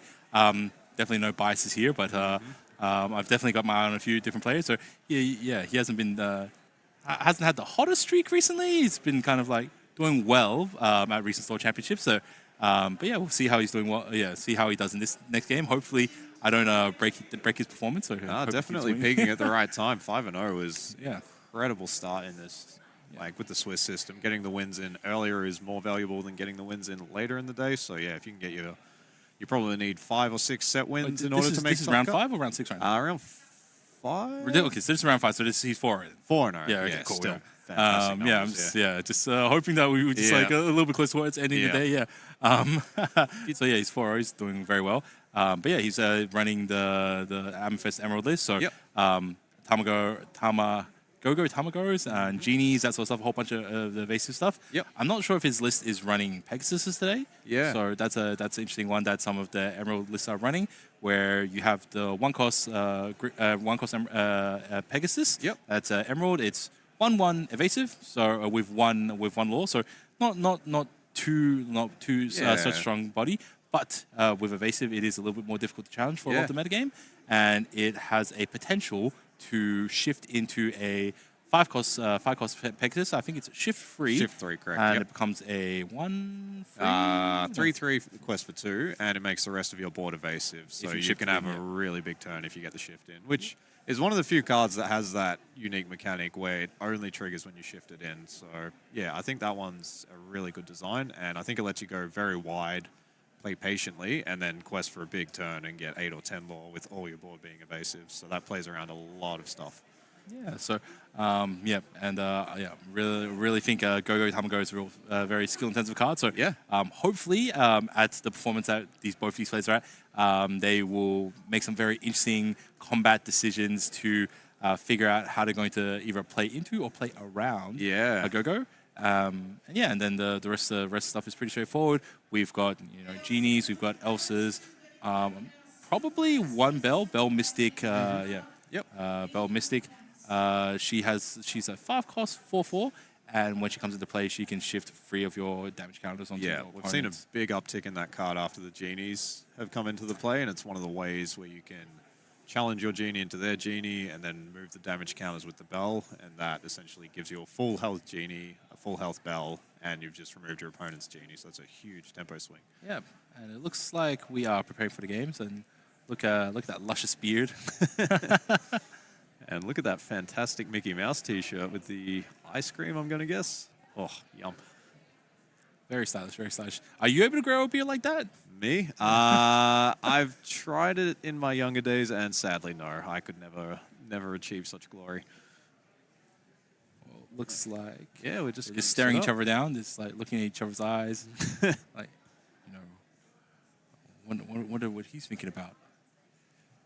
Yeah, geez. Okay, fist bump. Yeah. Do you think the nerves start to come into play if you've had like a 4-0 start and your deck's running hot? Do you think you start to continue to play well? I actually think it's the opposite. Like, look, if you're undefeated for today, you still got room to like lose, right? So, you're still doing excellently well. You're actually feeling yourself. I think. Like, if you are undefeated, like 5-0 or whatever, you're just feeling good. You're like, all right, I'm unstoppable. I have to, like, mess up a lot consistently in a couple of games in order to, like, not make top cut. So, yeah. So... All right, so we got Damon Baker on Emerald Amethyst Tempo. Alan Quash on Amber Steel. But which Amber Steel? I think I saw I see a Daisy in there, so this is a slightly more aggressive build than the ones we've been seeing earlier. But I saw Cindy. All right, cool. So Cindy's played in the Dig It version more? Yeah, Yeah, we because got- you don't run it in the Steel Song version. Yeah, a lot of them have cut that card. So we got It's got- the Simba shift, we got the Daisy. So yeah, pretty nice looking hand here for Alan. He's got a lot of choices available. All right, I don't want to be that guy, but like, how do you guys remember which one's Mufasa and which one's Simba? It's a fair question. Well, the grown-up Simba does have that Mufasa resemblance. Yeah. but I do get them confused sometimes, actually, and especially a lot of them are the same colors. So a lot of them are either steel or amber. There's something in amber, yeah. Yeah. Okay, it looks like they're Yep. getting And All right, not quite sure who's going first choose. yet, but we're about to find out. going first. So yeah, looks like Looks like Alan is. Alan is on the play, He yeah. seems to be more animated right now. Pete down, which I can and see. the Daisy. And Daisy, all right, cool. I'm not sure if Time to Alan go on a date. Yeah, not sure if Alan knows what Damon's playing, but I know Daisy into EA tempo is not Is that- always. yeah, great because yeah, they're Pegasus. deck- All right, cool. yep. Pegasus into Pink's Curse big Merfolk. Pegasus. All right, cool. That's- We're racing, boys. All right, cool. Start your engine. So yeah, this is a good looking start for both players. Yeah, this looks So- like Simba. Simba. Okay, so he's going to cycle to Lilo probably. Draw a Yeah. card, pitch a Lilo. Yep. Yep. Very nice. Textbook. Okay, and then can ink into another one. Yeah, might have a small Cindy in hand. Yeah. Just deciding what to ink here for Alan. So yeah, I think both players had pretty nice opening hands. by the So looks of it. let's see how does Daisy goes. All right, off the top. Yep. Wait. Is he going to challenge? No, I can't challenge. Yeah. Okay. Cool. All right. so- Off the top.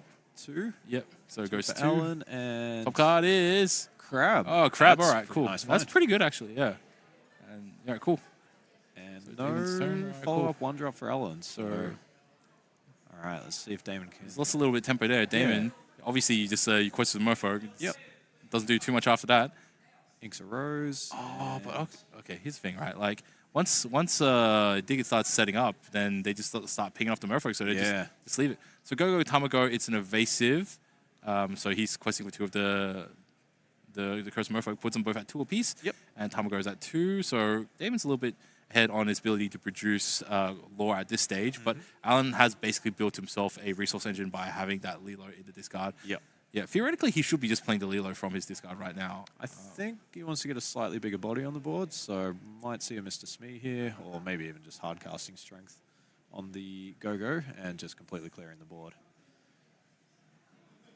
So, okay, so Daisy obviously quests for 2, and then, like, Simba can challenge the Curse Challenge Murfolk, the but Murfolk, it yep. depends on, like, he might just want Damon to quest out a little bit more, and then just, like, put down either some Steel Songs or put out the mines to get rid of the Curse Murfolk. All right, There's a symbol. Yep. All right, so we might see quest for 4 here. Oh, yeah, shifts onto it. Yeah, Yep. true, okay. Quest for 2, so we got 4 to 2. And what is Daisy going to do? Quest and Another 2. And what's on the Off the top? top. Genie. Genie, all right, cool. So Damon getting a whole bunch of cards, so he can like easily he can easily ink for the rest of the game. But yeah, Alan has pushed a lot of lore very quickly, so that's end of turn 3, and he's up to 8 lore. So Damon might have to rethink the strategy. Like, all right, cool, yeah, let's push in for free. So he goes from 2 to 5, and now he's got free ink to work with, and. You can see the fox. Like, so it has to be very cool. nice. So Fox, yep. Into Simba, the trade. Great tempo there for That's Damon. okay. Yeah, I thought we might see the Crab on the Go-Go, but this is even better, I think. And then, yeah, we might see something like Crab Murfolk next turn, because Crab plus Go-Go would be up to 5 strength, and that can banish the Daisy, and then you've got the Crab, and then you can replay the Murfolk the next turn. So that's... Seems like Alan is just pushing his advantage right now, but just and Pluto. Okay, so 5/5 Pluto. Okay, cool. So quest for 2, flip the top card, and Ursula. Okay, cool. That would be fantastic Seems against pretty strong. traditional okay, cool. Steel Song, but probably not so important in this matchup. So Pluto, it's a big body to get through, and it has bodyguard as well. So Yeah. you do need to challenge it before you can challenge the other characters. Yeah. You know, it is size where a Crab on Go-Go can challenge into it, but Alan still has that Daisy that's still still questing there, for 2 still every questing turn, for 2. yeah, very- Admittedly, it is giving him a whole bunch of cards. Yep, cool. You can Yep. bounce it up. That's one problem solved. Murfolk. Merfolk, and then you can yeah, cool. Yeah, Yeah, so Yeah, Damon's that's really good done response, a good job alright, of coming back so- on the board here. yeah. Hit Cloud Kicker. It allows you to bounce a card that's 2 attack or low back to hand, and it costs 3. And it's a 2/2 with 1 lore. So Yep. yeah, it's just good, well-rounded stated body, and it's Yeah. like good tempo play. Very, very good in these tempo-oriented decks. Alan looks like he's thinking about, and he does the There Lilo. comes the Lilo. Yep, cool. I think that's good, yeah. That's probably why Pluto's in this deck, to try and protect some of these exerted Lilos when they come back from the banish. So Yeah, it's also big body as well, so it can Yep. also just challenge, right? Yeah, 5/5. So like, yeah, so if you challenge something that's big, you can then heal it with Rapunzel. Yep. So yeah, that's also something that's a little bit difficult with some of your smaller drops. It's like it's difficult to get more than like 1 damage onto some of the smaller guys. But Pluto is running something big, you Rapunzel, and like your hands full again. And I can see Rapunzel in Alan's hand, so I think that's what he was hoping for last turn. So was to get unfortunately, he someone to challenge. can't. Yeah, he can't run into Gogo because she is evasive. Yep. It's hard to catch someone on rollerblades. And the strength on Raging. the Merfolk there. So you're just paying full price, paying Yep. retail price, and Pluto questing for 1. Cool. So I think you crab the Cloud Kicker into the Pluto, and then there's Gogo. Lilo. Gogo goes into Lilo, right? Yep. And then still survives on 1. Yep, survives on 1. And then He's Damon's got he should be 1 ink to work he with. should be.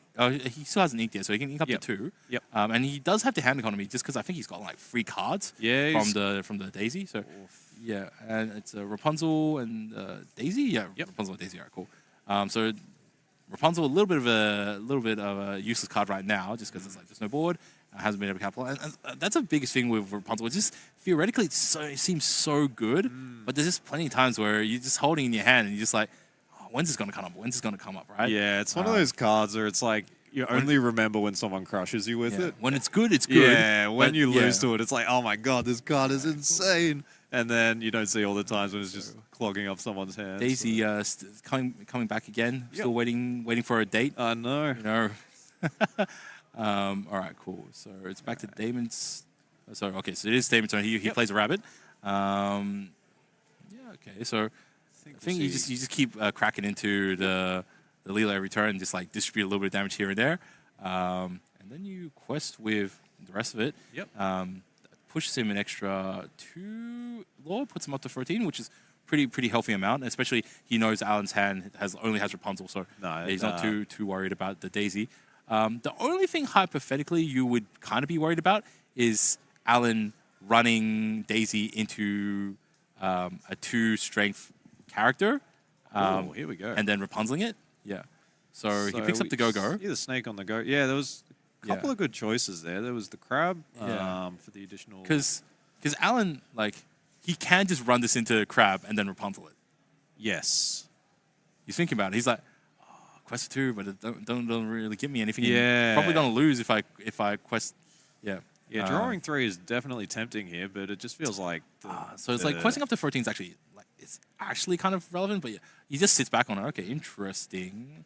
Yeah. Okay, because doesn't want to give the big play with the Go-Go there, I think. So because if you turn your Daisy sideways, you're potentially giving the crab or the snake the chance to challenge the Daisy, and then that could be a big swing. So okay, cool. So he's got nothing open. It's really up to like Damon and like how much does he want to extend in order to. So he's questing for some backsies. Backsies. Oh, don't know about that. This is serious business. All right, Genie, draw a card. Yep. More evasive is just that's it doesn't feel like Alan's got the answers to the evasive threats at the moment. So and good old Broom hasn't drawn like any of the good removal cards. Like I don't think I've seen any dwarves. I'm allowed to say dwarves, right? I haven't seen the mine at all. And we can't. Yeah, we haven't seen any mines. Damon, strongly. And he's just sitting back on that. Okay, a Piglet. Yep. And Cinderella hard cast full price. Yep. Not really what it's in the deck to do, but I guess once you get to 7 ink, why not? Yeah. And do need to sing some songs to get her to challenge. Ready, dudes. Ready. All right, so getting 2, flip the top card. 2. And we got a crab. Okay. All right. That's actually pretty solid. All right, cool. All right, so Damon's got Go-Go in hand. Damon all right, does cool. have Go-Go. Wait. So Alan does know is that, this... so. No, how much can you do? So he it's can on do 1, 2, nine right 3, 4, 5, 6... I think think 7. Yeah. And 7 he can do go. 7. Yeah, so he can do that. So it gets him an extra 3. Is that no? It gets him up to like 19, I think. So that's so Crab challenges into Daisy. He can then go unless he has 2 go-go's. If he 2 go-go's, I think he wins. So he go-go's on that for free. yep. So that's 3 law. Yeah, so that goes to Damon. 12s. Yep. And then Even a snake here, like if he can just find some way to return so that go to the hand. okay, so the rest of it is like 1, 2, 3, 4, 5, 6. 6 goes up to 19. He's 1 short. Oh, does he have goat? Does he just play goat? No, he's on 12. No, so he can quest for a ton this turn. I think you always quest with the genie, and yep. So that's up to 14. All right, so And cool. How much can Alan put down next? And Alan can do 2 with Calhoun potentially, 2 with Daisy, so that's 4, and then Cinderella can do another 3, so that's 7 potentially.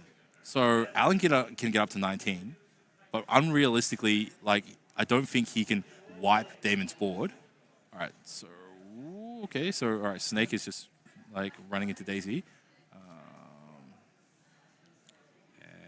Crab Chernobogs. And he keeps the just rest going of it wide, up. yeah. He's okay. Yep. So Alan needs probably Storm into some other piece of removal in order to not. Okay. So Calhoun can challenge and get 2 here. So it can only go into Snake. Yep. Yeah, so it goes into Snake, he gains 2. Gains 2. Yep. And then, depending on whether this is a song Cindy can challenge, it just quests for free. 3. Goes up to 16. 16. And I Wheeler think and that. Damon just Wow. turns it all sideways next turn, yeah. Yeah, that Fox play on turn 3 really just turned the game around. Alan shifting in the Simba and getting off to a really hot start, but then just ran out of legs at the end. So Yeah. And- that's what this EO Tempo deck is really good at. Like the And you saw that he swung it back because he go-go'd the Daisy for free, right? So he put Yep. the Snake in, put 3 damage on it, and then go-go'd for it. And that, yeah, so it really seems like like there's been a ton of card games where a deck is like too slow, except for it's just one card that can help you just push you ahead, and like every game is like, all right, cool, I'm behind, and it's you have to always get yourself where this one card will always like just catch you up enough to like push through the game, and Go-Go is literally that card. So the fact that she's got evasive is also pretty good. That like if you don't intend to play her with her endgame strat, you can always just like drop her early. Yeah. And she is so and we saw that from Damon, and it was actually very hard to interact with on the other side. Didn't see the mines, so wasn't able to. Is this a Steel Song build? Like, it'd have to be because it's got Cinderella, right? Cinderella. Actually, no, Cinderella can play in both. Yeah, But we didn't see any mines or any Didn't dwarves. see any mines. Didn't see. Yeah, it's hard to say. The other Steel stuff is pretty standard. So it's like you have Calhoun, you have Pete. But we didn't say see any other stuff. So, but we didn't see any like aerials or anything. So it's like is he going more to songs or more to Steel stuff? And I think we'll find out more this game. It's very hard to say. Cool. So in this game, Damon would be going first then. Yeah. So Damon's going first. Probably almost certainly turn 1 Curse Merfolk. You would hope that. Yeah, that's the idea. Such a strong start, and Yeah. you don't even mind if your opponent trades into it. Send a guy in. All right, cool. Yep. Pitch a card. And, I've gained like 2 to 4 lore from it. Yeah, so it looks like Damon sent back 4. I think. Okay, so Alan knows Damon's going to go turn 1 like Merfolk. So I think Yeah, you mulligan probably for got Simba turn 1, right? So you go Simba turn 1. You can cycle a Lilo into your there it is. discard. All right, so do we go turn 1 Daisy? Might see turn 1. Like I don't think turn 1 Daisy is good if you're going second because you're not trying to win on lore and you just pump your opponent's hand up. So Damon goes up to 2. Quest for 2. Quest for the Cross Merfolk. Yeah, I think Cindy is much more threatening. Yeah, to because this then deck you than can Daisy is. ping it off on the following turn. Yeah. So now just inks a guy and plays a May 2. see a snake coming out here possibly. Ursi. Oh, Okay. that True. All right. is- Cool. So Hazel, Cassandra, Rapunzel, Daisy, Lilo, Storm. Storm Rage on. All right. Cool. Yeah. Curse Merfolk. Leave another day. All right, right. This cool. is probably the optimal start for Damon here, I think. Yeah. Yeah. And there's the mine, so yeah, Alright, that cool. confirms it. All right, cool. so challenges So the Merfolk, pitch discards the- a Lilo. Yeah, Okay, that, cool. that Yeah, doesn't that's feel fine, too bad yeah. about that. That's certainly one way to get around the discard. Yeah. of Well, the yeah. That Merfolk, is yeah. true. Yeah. So Yeah, now okay, it's he's putting down the Rapunzel. All right, cool. So Calhoun. All right, cool. So now Damon actually has to be a little bit careful. Yeah. Anytime one of his guys is exerted, Yep. Calhoun's going in and collecting some lore. Prince Philip. Yep, that's Yep, the ward the character. ward and free plays cost. the Prince Philip. All right, cool. And pass. Yep, makes okay. sense. It's okay. Yeah, it's got ward, so you can't choose it with your songs. Songs you can't. It's very hard to deal with for this deck. So Yeah, and Quest for 2 as well, right? Yeah, so correct. Quest Yeah, for 2, so- 3/2 body. Yeah, it's cool. It's quite a good card. Yeah, It's with, got with Calhoun on the board, it's really hard. So now you got to deal with the Calhoun. this Calhoun is a real It's got to be thorn in the ear. I think- side. like so. Alan just kind of has to sit back on this Calhoun, right? Because Calhoun is like holding back a lot of Damon stuff. Yeah. The moment he quests with her, then Damon just sends a fox in, right? Like and just like cool, we'll trade, and then but I've gotten rid of your thing, and then Yep. I'm just going to like turn the rest of my guys sideward, and you can't deal with Prince. Yeah, I think we're going to see a bit of a stalemate here until one of the players can break it. Yeah. So, Alan won't want to quest with either of these characters and expose them. But All right, then, so mine's all right, cool. Yep. So there's the mine. Damon is nodding. All right, cool. Nodding So ahead. he's saying, all right, cool. If you're not going to attack me, I'm going to laying the Mai down, Yep. and so I am. Yeah, All right. So and we're cool. We're going to.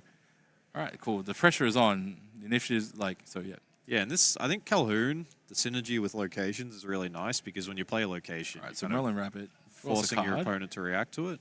They're both very low on lore at the moment, so this is like a Yeah. real chessy sort of game. Very slow start for both players. Admittedly, lore-wise. Alan doesn't have any dwarves, so he's not. He's no at the knights, current yeah. board state. He's only pinging for 1 as opposed to 2. Yeah. He's all exerted out on his ink, so he's sending the prince in, puts free on it. Yep. Theoretically, Calhoun can trade into it. He will gain 2 lore, but I guess it's not too bad. Oh, he picks up the Lilo. There's All right, the Lilo, cool. Yep. All right. Yeah, I think that's smart. Alan's fairly low on cards, so Yeah. it's just a free draw every time you can play it. And I mean, this is one of the things that this Cursed Merfolk kind of does, and then the Ursula as well. That's -2 cards on Alan's side, so Yeah, so obviously, you keep the Lilo definitely. for this matchup, and every time you have to pitch, just pitch the Lilos and just bring them back. So Yep. So that's your value engine for Lilo, value engine for Amber. Yep. So I think He's got a- Alan's he's got a- considering. He's got strength for inking- Raging Fire and a Cindy, I think. Yeah, I think. So strength for Raging Fire is hitting for 4, but he can't hit the Prince. You can. It's not very good on anything else. So No, it's- you can hit the rabbit with like, it, but that doesn't. do you feel not ink? Do you great. just like? I think ink you have the to Cindy? ink something. Like, getting stuck at 3 ink. I think is you very wait. So awkward. you ink the Cindy, right? Like you ink the Cindy. I think you ink the Cindy. yeah, you ink the Cindy. Just passes. He just That's passes. Okay, cool. He's Surprising. just I thought we chilling. might see the challenge with Alright, the cool. Calhoun there, but I think So he wants to keep the This Keep is the Calhoun This to- is so weird. Okay, Yeah. what a I think he Is wants he the Calhoun waiting? to challenge one of the all right, cool. rabbits. Cloud or- Kicker, putting on the Daisy Daisy, back. yep. I don't know about putting Daisy back. If you put Yeah. the Calhoun back, you can like. I can't target Calhoun. It's got 3 attack. Oh yeah, that's right. Yeah, cool. Strength, Yep. Cool. So yeah, so It's a go-go, and so Hiss. Very glad is to that get Prince? No, it's so No. Hiss. So okay. 3-1 evasive. He's got some. Yeah, spicy got- text today. What? Yeah. Yeah. You Yeah. know, Lilo's back. if I had more text, I'd pick it up and be like, "Hey, what's this guy do here?" Can I read that, please? Oh man, Yeah. is that why he's doing so good? He's just all in on the evasive A stuff. lot of that's one of the ways to play this deck is you just build a critical mass of evasives, and it's really hard to deal with, and we're seeing that a little bit. Yeah, because so Alan has to just use removal to get rid of evasives. Alan last game totally did not see how many evasive cards were in Damon's deck. Yeah, And so no. like Alan just kind of let Damon like take down his mine. He closed his mine. Yeah, and he needed those mining jobs. He Yeah. needed mining jobs on his side. Them mining jobs, man, they're all gone. So So he's just wondering what to do. Like he's yeah, got Pluto. this is not an easy Pluto can choice. like force some engagements in that. Like Yeah, you have to it's- go through Pluto in Only- order. Yeah, and then like Calhoun can come in on the crackback. Yeah. But if it's just evasive guys, you just sit back on your evasive guys and just like quest with them. So yeah, okay. So he's just loading up with genies. All right, cool. Yep. All right, okay, buddy. More evasive. I'm Quest just for gonna two, yeah, I'm just gonna let's keep do it. doing me. All right, and the evasive guys just questing. So yeah, we'll probably Yeah. see one challenge into Lilo and might just see Okay, the cool. whole Yeah, board cool. go Yeah, it's because sideways you don't here. care about the rabbit. If Alan wants to like challenge into a rabbit and survive, it's kind of still okay because you just swing back into. All right, cool. He just went 1, 2, 3. 3. Yep. Yeah, cool. Yeah, okay. Yeah. So Alan's debating whether to bring the Lilo back here or play the Pluto. So Maybe if he inked that Cindy the other turn, maybe he'd have more juice. Yeah. there's the Lawrence. So I think we'll just see probably Pluto here. This Calhoun has done nothing. I know this entire Calhoun, game. Yeah, I think. Yeah, playing it very patiently from Alan. But yeah, I really like the way that Damon's gone about this. Just build a wide board, and I think a lot of people like I probably would have quested with the kit and the Ursula there, but Damon just playing it very We're going in, patient. and then Rain Raging Fire, Yep. shooting down the genie, Yep. yeah, and then cool, yeah, using the Cinderella to Solid sing answer. it. Yep. Then Calhoun finally going to work. Yeah. Okay, cool. Gains 2 lore. Gains Okay. 2, so- No. And then All right, cool. And then Daisy. Daisy challenging. That challenging. is not something you see every day. So Well, yeah, it's Alan wasn't going to win the race, so Yeah, you know, absolutely not. takes It's something the over. correct But call. also Damon draws a card off, so he's like not cut Yeah. up at all. Yeah. No, he's- So board's like reasonably like a little bit more in Alan's favor now, in the sense of his stats a little bit bigger. But Yeah. Damon does have 1 evasive. Yeah, so he's still Yeah. got the evasive 1. But he's got like probably 4 cards in hand or something. Yeah. Maybe 5 actually. yeah, it's this Pluto is not easy to deal with though. So his No, it's okay. You got the crabs. You got the crab. Just yeah, Yeah, just- so you just like you give your Clark like your crab hands and then you Yep. send them in. there it is. Oh too. yeah! Oh, Wow. I am a prophet. I all right. And on the On yep, the hits, evasive. yep. Okay, cool. All right. So I think this is just all right. wrestling Because it's board got a little bit control, more willpower, so it can Yep. stay alive after challenging into that. Really and nice then play from Damon. do we have the princess skin to a bit of a slap fight? Nope. Ursula's just going to snake. All right, snake pick up Ursula, right? Oh, actually, he could have snake to pick up crab. Yep. Give the challenger to Ursula. Ursula goes in. That's That's one. really Cool. nice. So Yeah, cool. Yeah, +3. Yep, we're all good. Yep, cool. Yep. yeah, Damon's the player's kind of he's seeing these lines, yeah, right? Like he's just seeing everything today. Yeah. So Alan, oh, that is a yikers. Alan maybe forgetting that he's got Lilo in the discard as well. So Yeah, Uh, it's so too it's a- too it's a slow. lot, I yeah. think the Lilo just doesn't give enough tempo. it's slow. No, it just chips away. Like so, yeah. So it kind of just like does 1 damage every turn. yeah. Yeah. So there's the goat up to 6, I think. And then Question up to 9. So yeah, Damon's certainly looking in full control. Chrono here. Bogs for another 1. I think this is one of the weaknesses of this Amber Steel deck. Well, I guess Alan's been quite unlucky not to see Doc up to this point, which is definitely a card that they would be looking for. But Did he rip it off the top? No, that's a P. Yeah. so Simba looking for Dig 1 deeper. answer. Rapunzel. Rapunzel might be good here. It's only okay. It's only good if Damon doesn't do anything to this Lawrence. Yeah. All right. So I'm not sure if Alan might be tempted to. I think nothing cool. here, I Because think. here's the thing. All right. So Alan can hold up the Lawrence. Next turn, get it to challenge into something, and then heal it with Draw the Rapunzel. cards immediately. yep. Or you quest with Lawrence, and then hope Damon doesn't attack into it, doesn't challenge into it, which actually might be a possibility because Damon is kind of just like a head on law, so he might just like hard commit to the questing. So there is the goat challenging the Lilo. Quest for 2. Quest for 3. Yep, so Damon's up to 13 and 4 characters on board. And There's the Pegasus. Yeah. So look. So even though he's not in a good situation, I definitely think that Lawrence could have quested last turn, and like I think Damon would have just ignored it and just like, yeah, I think Damon would have ignored it and just like quested like all the way up to 13, because so now it can challenge in, so it can. What's the biggest thing? So you challenge into the snake, takes 3, Rapunzel, draw some cards, but it's kind of too late because it's like you can't do anything after that. Really rough game for Alan. Yeah. Draw 3, but only can ink and play a 1-drop. I don't see one in the hand, so yeah, it's looking quite good for Damon. Challenges into the kid, I think. Yep, makes sense. All right, so Damon is at the stage representing 1, 2, 3, 4, 5, and then bouncing the goat for 6. So he's one off. And he's currently got, 5 ink? 5 ink. So he doesn't have lethal, unless he can put a chunk of damage onto Lawrence and Go-Go.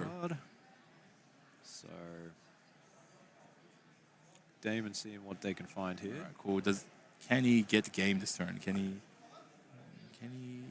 GG's? Yeah, I think he's doing the count. Just quest out here.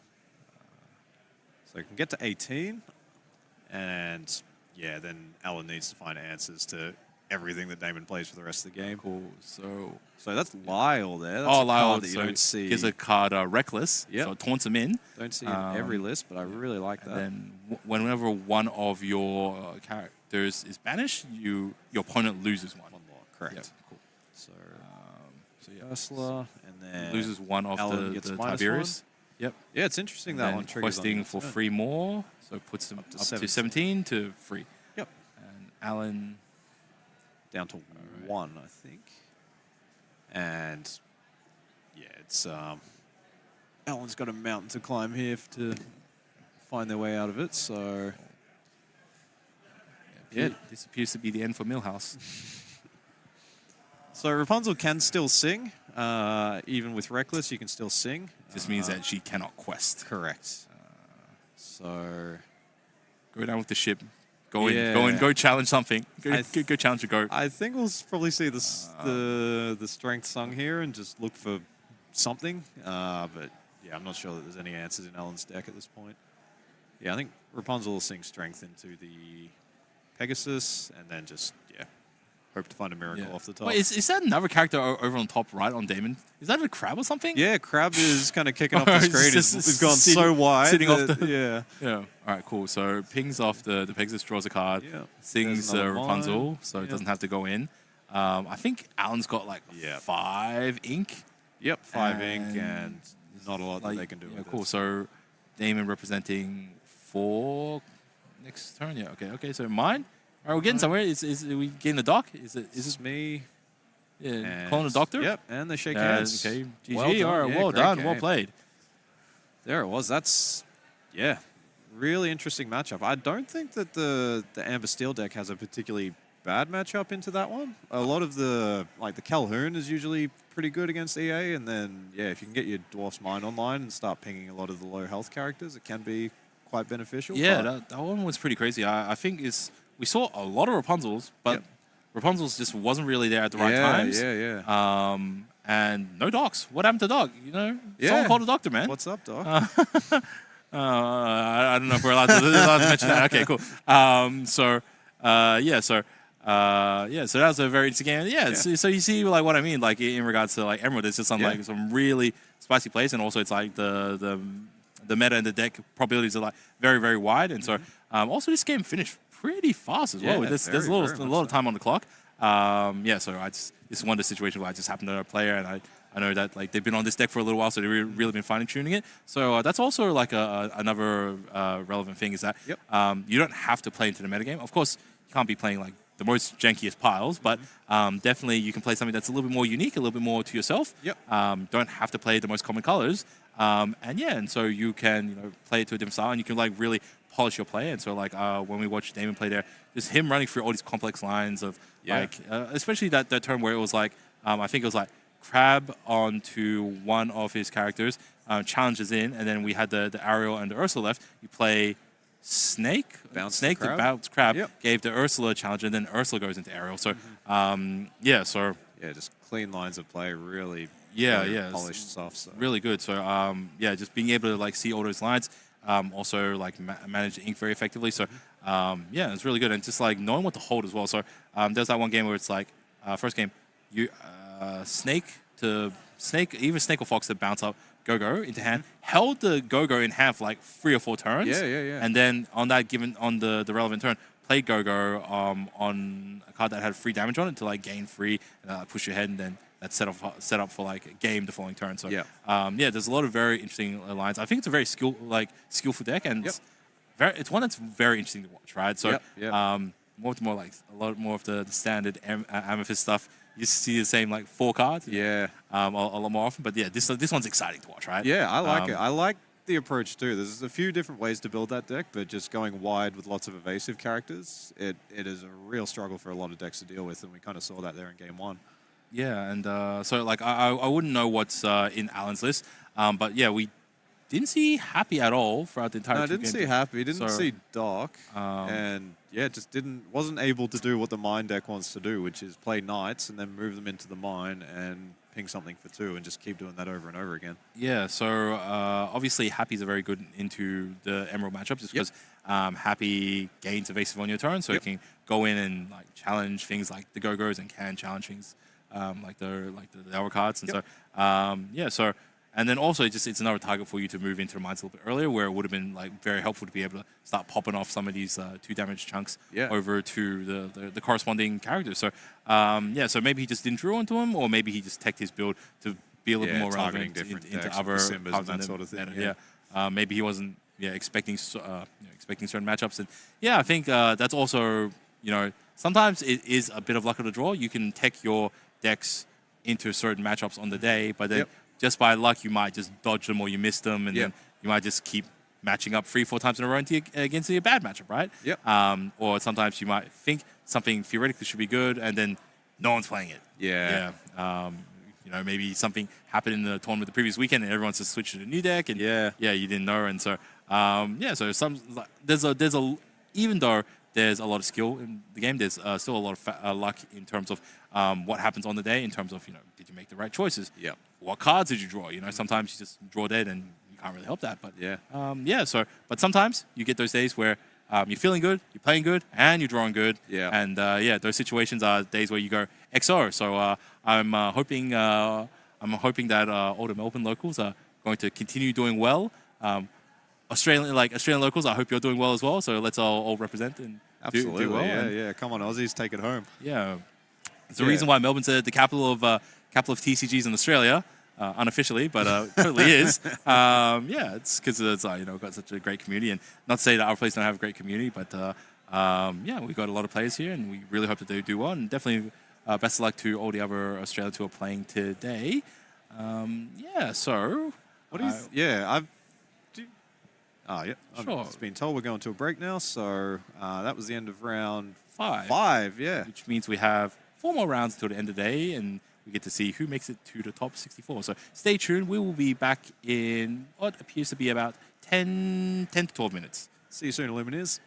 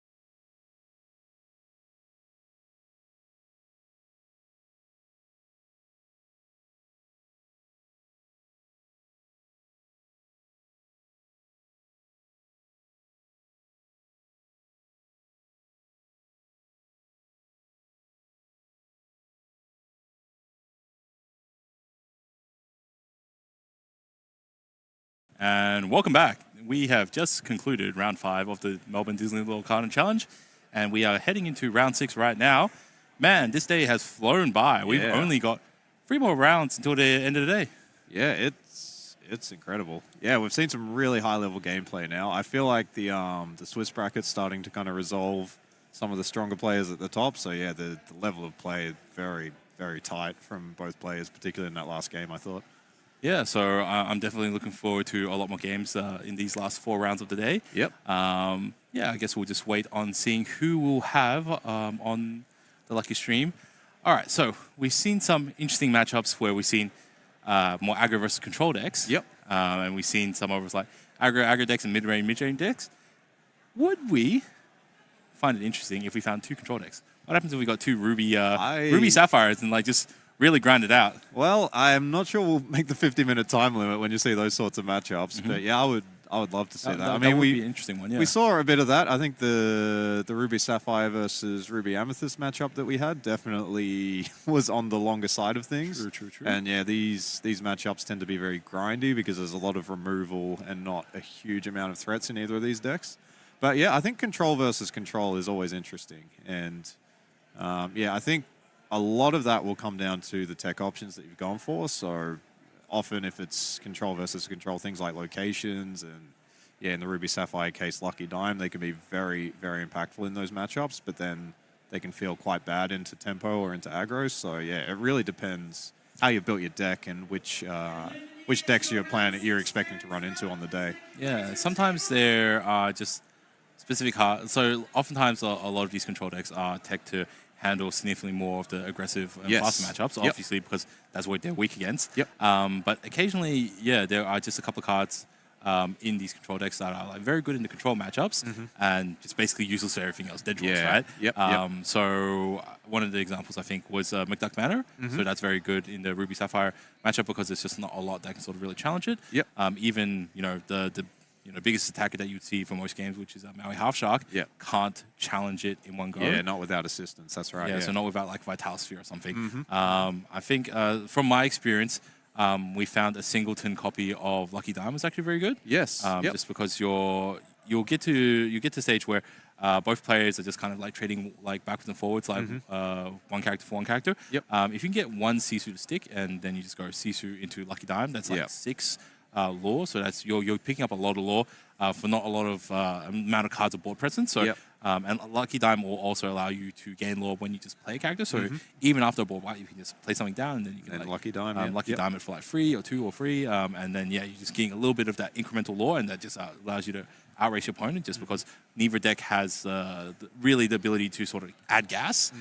It's only got slow creep up each other. Yeah, that's right. And even just like things like Tamatoa, right? So if you build a whole bunch of items, really you can't interact with each other. You can't blow up all your opponent's items. That's right. Yep. So if you drop a Tamatoa and you can Lucky Dime it, you can Lucky Dime a Tamatoa for like 4 or 5 straight away. Yep. As opposed to having to wait around, and by then your opponent might have a Maleficent to banish it. So so some of these cards, absolutely god awful in every matchup, but sometimes we'll push you over the edge. So yeah, potentially if we see a more control orientated matchup, we might see that. So despite from what I've heard through the grapevine, that a lot of these international players are really hyping up Ruby Sapphire, and apparently a lot of them are on it.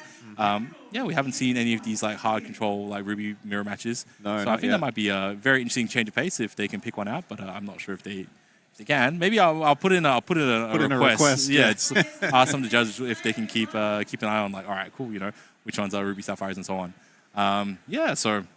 So that's one of that. We haven't seen any Emerald discard decks. No, I'm really hoping to see that. That's another one of these decks where the skill ceiling is enormous, but you're really walking a razor's edge in a lot of matchups because the margin for error is so fine in that deck. And I think people just think, it's just like get your Diablo out on turn 2 and just win the game. It's like, well, that's plan A, but when plan A doesn't happen, which is most games, you don't get all the pieces you need to do that, then how are we going to approach that? So I think this is one of the things that separates the very good players from the top players. The top players from maybe the average players is how they navigate things when you don't get the good hand and when things go wrong and it's like, all right, how am I going to play myself out of this hole?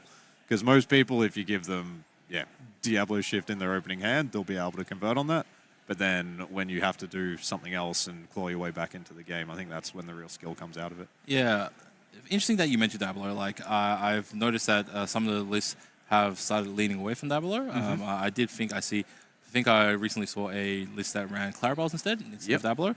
I imagine that's because there's a lot of cards in the meta that can target and remove Dabbler. So Dabbler being an evasive character, usually just protects in the early game. But now between Emerald having a lot of evasive, as well as Happy's being around, so that's evasive part covered. And then you have things like Elsas and Genies. So there's a lot of evasive in the metagame right now with that's at least 3 colors, right? And then you have a whole bunch of removal that can also deal like 2 damage as well. So that's also enough to banish a Dabbler as well. And on top of that, it seems like Emerald is playing Cove. So it seems like now, very much like Dabbler, you have to play Dabbler, you have to play Cove, and then you have to shift Dabbler into Cove on the same turn. And that might be a little bit difficult. And then, you have to shift the Dabbler to get the effect straight away. If you just play the Dabbler, you have to wait a whole turn before you can exert it again. Unless you somehow give it, say, Reckless, and then it can do something. But it's only got two willpower, so it doesn't have a lot of stay power if it does get into a challenge as well. So Rush. Rush for that one. It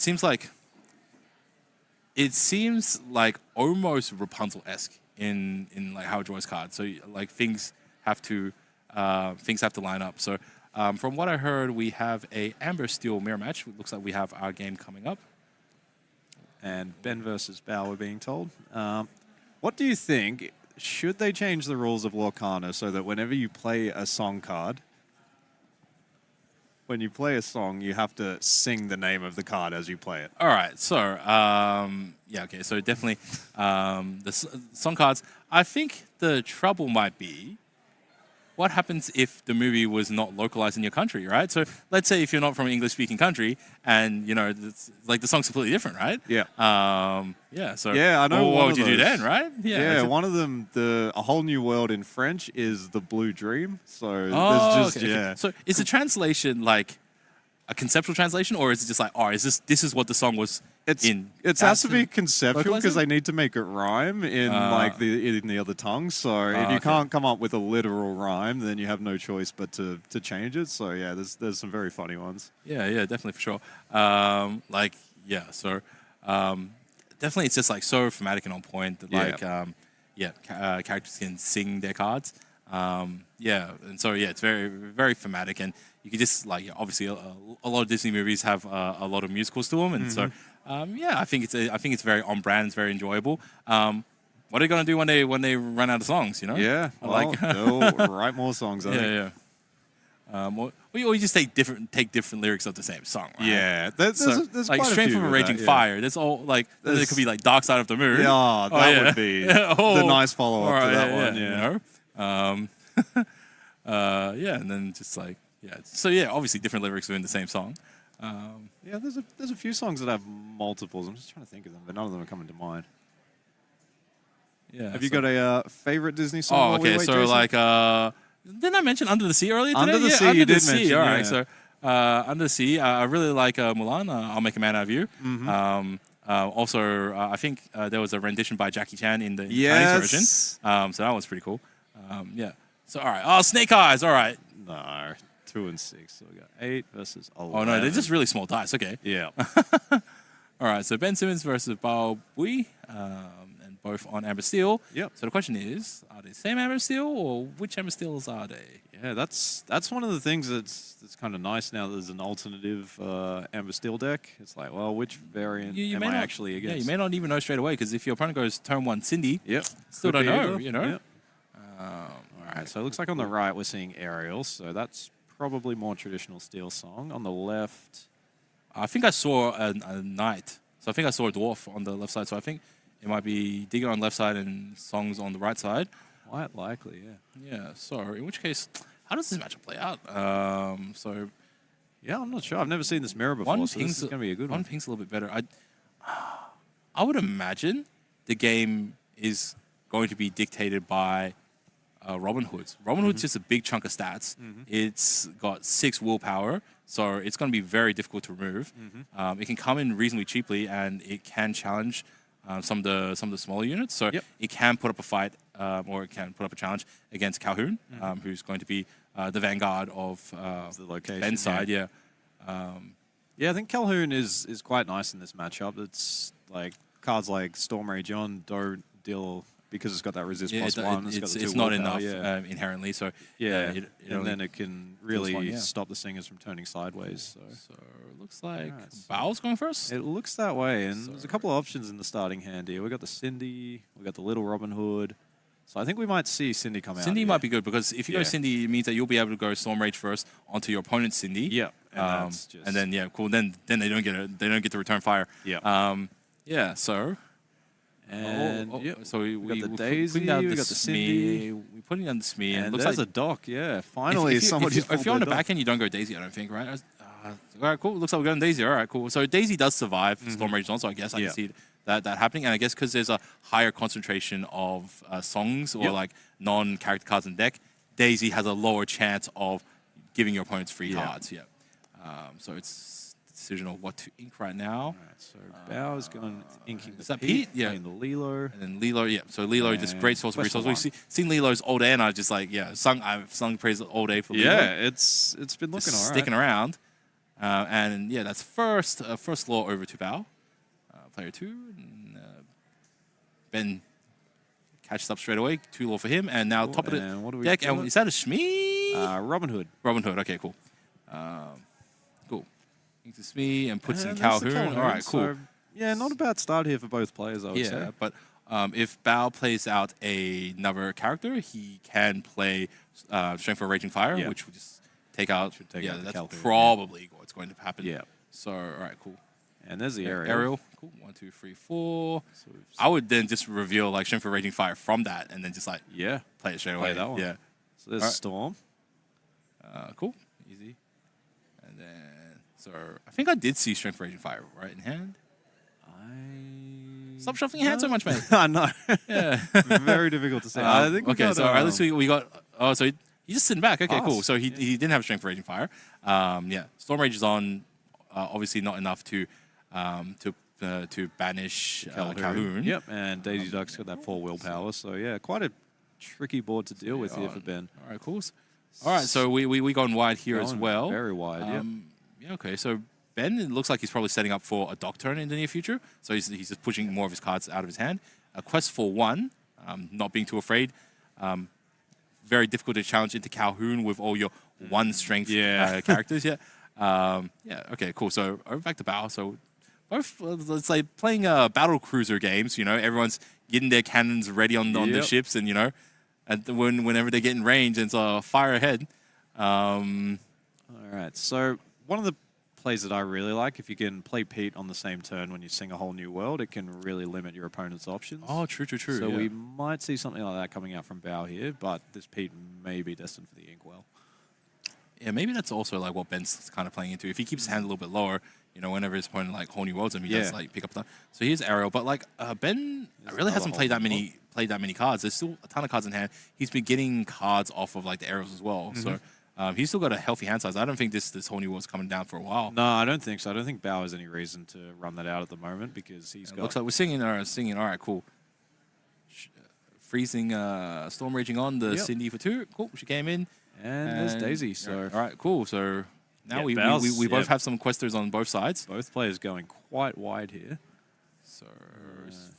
got the Lilo. So Lilo, quest for 2. Yep. All right, cool. So he's just accepting that. All right.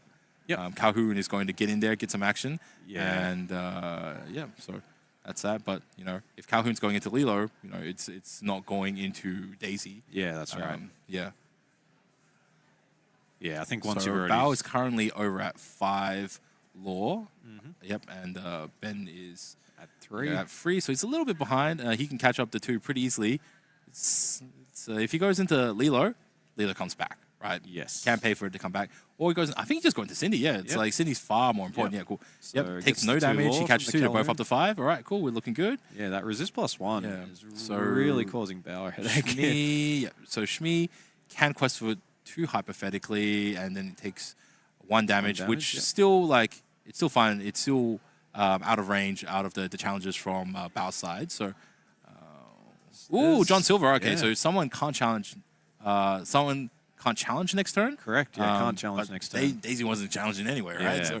So, cool. Smee Quest. Smee Quest. So that's number 2, putting him up to 7. Ben on to 7. And questing Daisy for Quest. number 2, putting him up to 9. All right, cool. So he's moving And ahead. there's another Lilo. He has not inked that much, and Yeah, 3 ink. This is that's really low. Like, I feel like he should be more. Just yeah.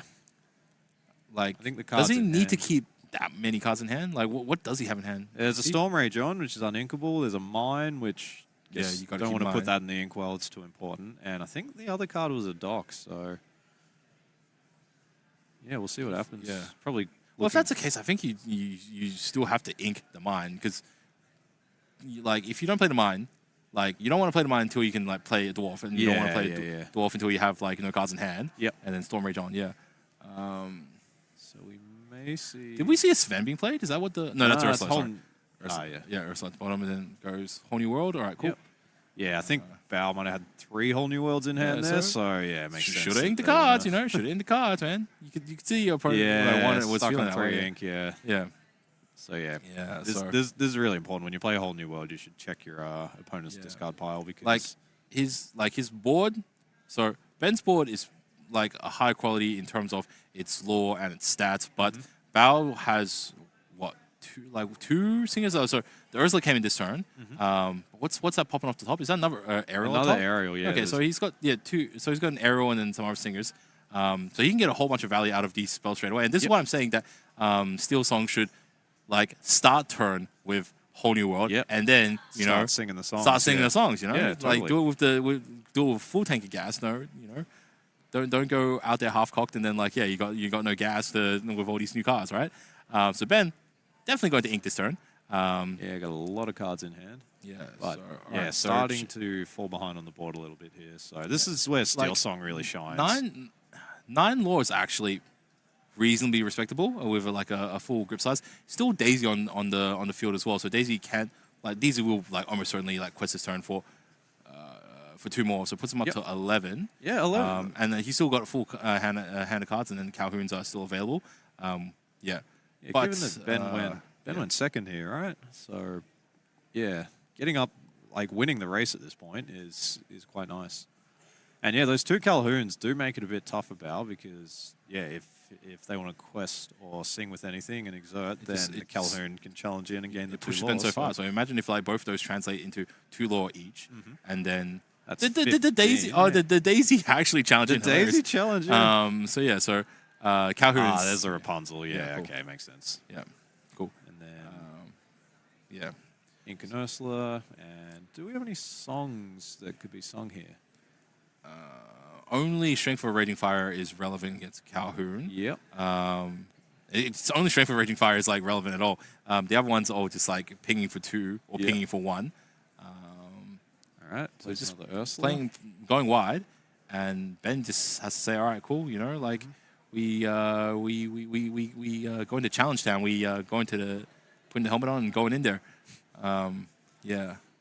This is a very interesting because it felt like Bao has not had like a turn where they have stumbled at all. It felt like they've always done what they've been trying to do. Okay, but- so just because you don't put yourself in a vulnerable spot doesn't mean that you're not getting ahead. Like by default, like if you're not moving forward, you're falling behind from your opponent, right? Yeah. And Ben has had a lot of gas, and Bao's, just been pinging stuff off, but hasn't been proactively questing significantly. So that's why he's a little bit behind on the lore. Yep. So there's the Lilo. yeah, so Lilo's going in. So up to 7. I'm not sure about that. Like, if it the gives- if the Lilo quests, it means the Calhoun's go in and pick up 2 lore. So if the Lilos, if the Calhoun's are I guess there's challenging already next turn, they're each representing 2. So you get 2 from challenging the Lilo, and 2 from challenging the aerial. yeah, Yep. So that's up to 13.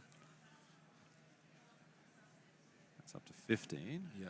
So you're representing a lot, right? So I think Bao just hurt himself way more by doing that. I think there was. Yeah, no, the Daisy doesn't have. Yeah, the okay, so damage. okay. Yeah, So you no, get rid it's of the true. Daisy for sure, but Yeah. but I think you need to focus on controlling board a little bit more before trying to quest. So questing because he quested the Lilo, right? But moving from 5 to 7 isn't dramatically different. So you want to stop your opponent from getting from like And there's 11 the to 15. Chenpo. Yeah. Oh, this is a card that I love. It's recently come into the meta, and just the bodyguard effect on a 7 willpower character.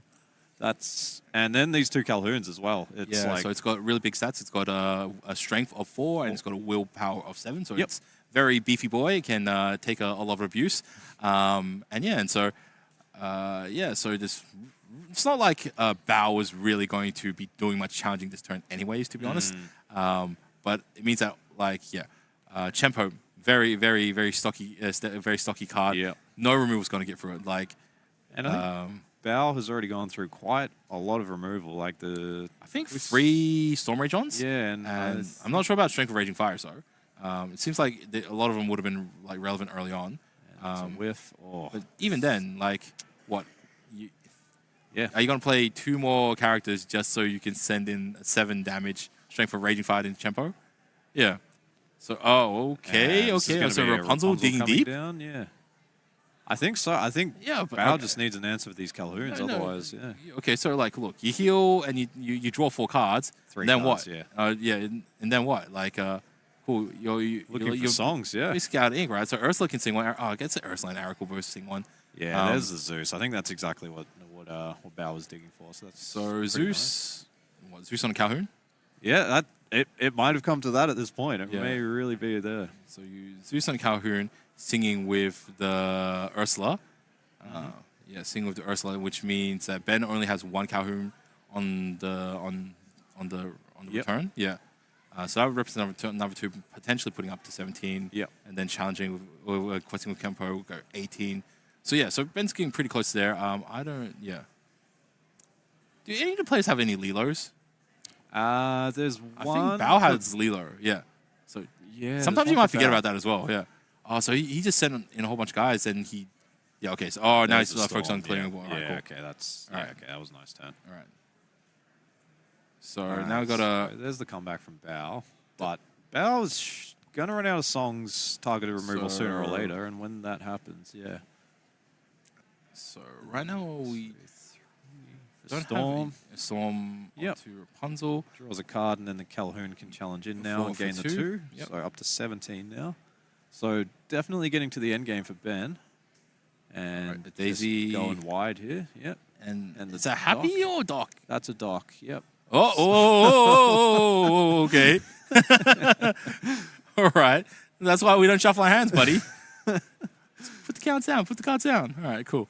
So yeah, Ben going wide here. I think Ben's got the read that Bao is running quite low on removal. So I think I see his strength in hand, but apart from that, Also, another thing, I know, in a lot of games, people will look at the other player's discard to discount how many of X card that they use. So, interesting that either Ben's remembered everything or he hasn't checked, how many of each song Bao has used yet. But I think that would be a very relevant thing to count up. It might be out of. some of them will be in the Inkwell, perhaps, but But they would have been revealed. I think more so than that, though. I think Ben may have just gotten the read from Bao's last turn, the challenge with the Rapunzel, and then playing the Rapunzel to draw 3, just digging and digging and digging. I think Ben's probably got the read that Bao's hand is not great right now, and Because he's only got so much more removal, and Yeah, he's that's withstood right. so much of it. To be honest, where the Robin Hood's at?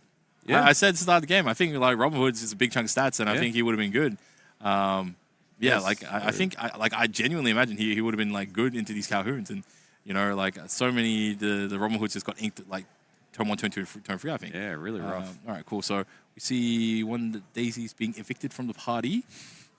So Ben, That's it, right? Ben you just needs. just- Well, no, he can't banish the Ursula. So quest for 1. There's the mine. Yep, moves that, and then yep, Cool, Very yeah. nicely done from Ben. That was for the player going second. That was really well played there from Yeah, Ben. so I think in that particular case, Bao probably could have played a little bit more aggressively.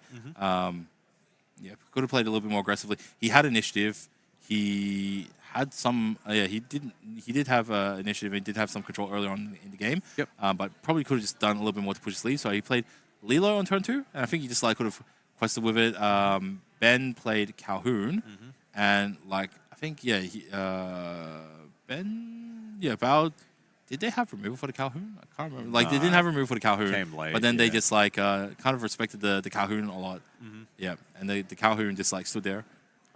Yeah, it's always rough though when you get 3 whole new worlds in your hand. That is definitely Oh, not is what it? Bell was Okay, hoping for. Yeah, got a very stuck hand there at one point, and maybe didn't even want to play the whole new world, but just had no choice. If you if your hand's that bad, you just got to do it sometimes. And yeah, I guess that's the risk that you run when you play that card. You can get 2 or up to 3 of them, 4 of them in your hand. True, And then yeah. it is not a card that stacks well with itself. Then like you have to send them to the banish whenever you cast it. So it's like, all right, cool. You can't chain into multiple ones. Yeah, that's right. So you can't just play it again and find more songs and keep doing what you want to do. Yeah. So what you doing, Mal? What you doing? Okay, yeah. Just mulligan. Not keeping cool. 2 whole All new right. worlds in the opener. That seems good. Yeah. So Ben is on the play this time. So this time Diggit is going first and still Song going second. Yep. I think you still Cindy turn 1 and you want to try to like Storm Rage on your opponent's Cindy. Actually, your opponent's anything, right? Like except for Daisy. So I think like play going second. Has played Daisy. Yeah. All right. Cool. So I think Ben has a pretty solid hand here. I saw a Cindy in there. I saw a Calhoun in there. Ink's Lilo Ink. Okay. That hurts your soul a little bit, doesn't it, Jason? Yeah, like okay, I'm not sure like how important it is in this matchup. I guess maybe because this matchup's a little bit grindy. But does Bao play Calhoun? Did we see Calhoun? Nah, I don't think so. Not in. So he's got no punishment if you just go wide with Lilos, right? Yeah. Yeah. Okay.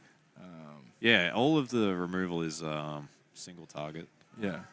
Bao I think he dropped the card there, and so then picked it up, and it's like, well, Ben already knows what card it is. So questing. All right, questing for 2.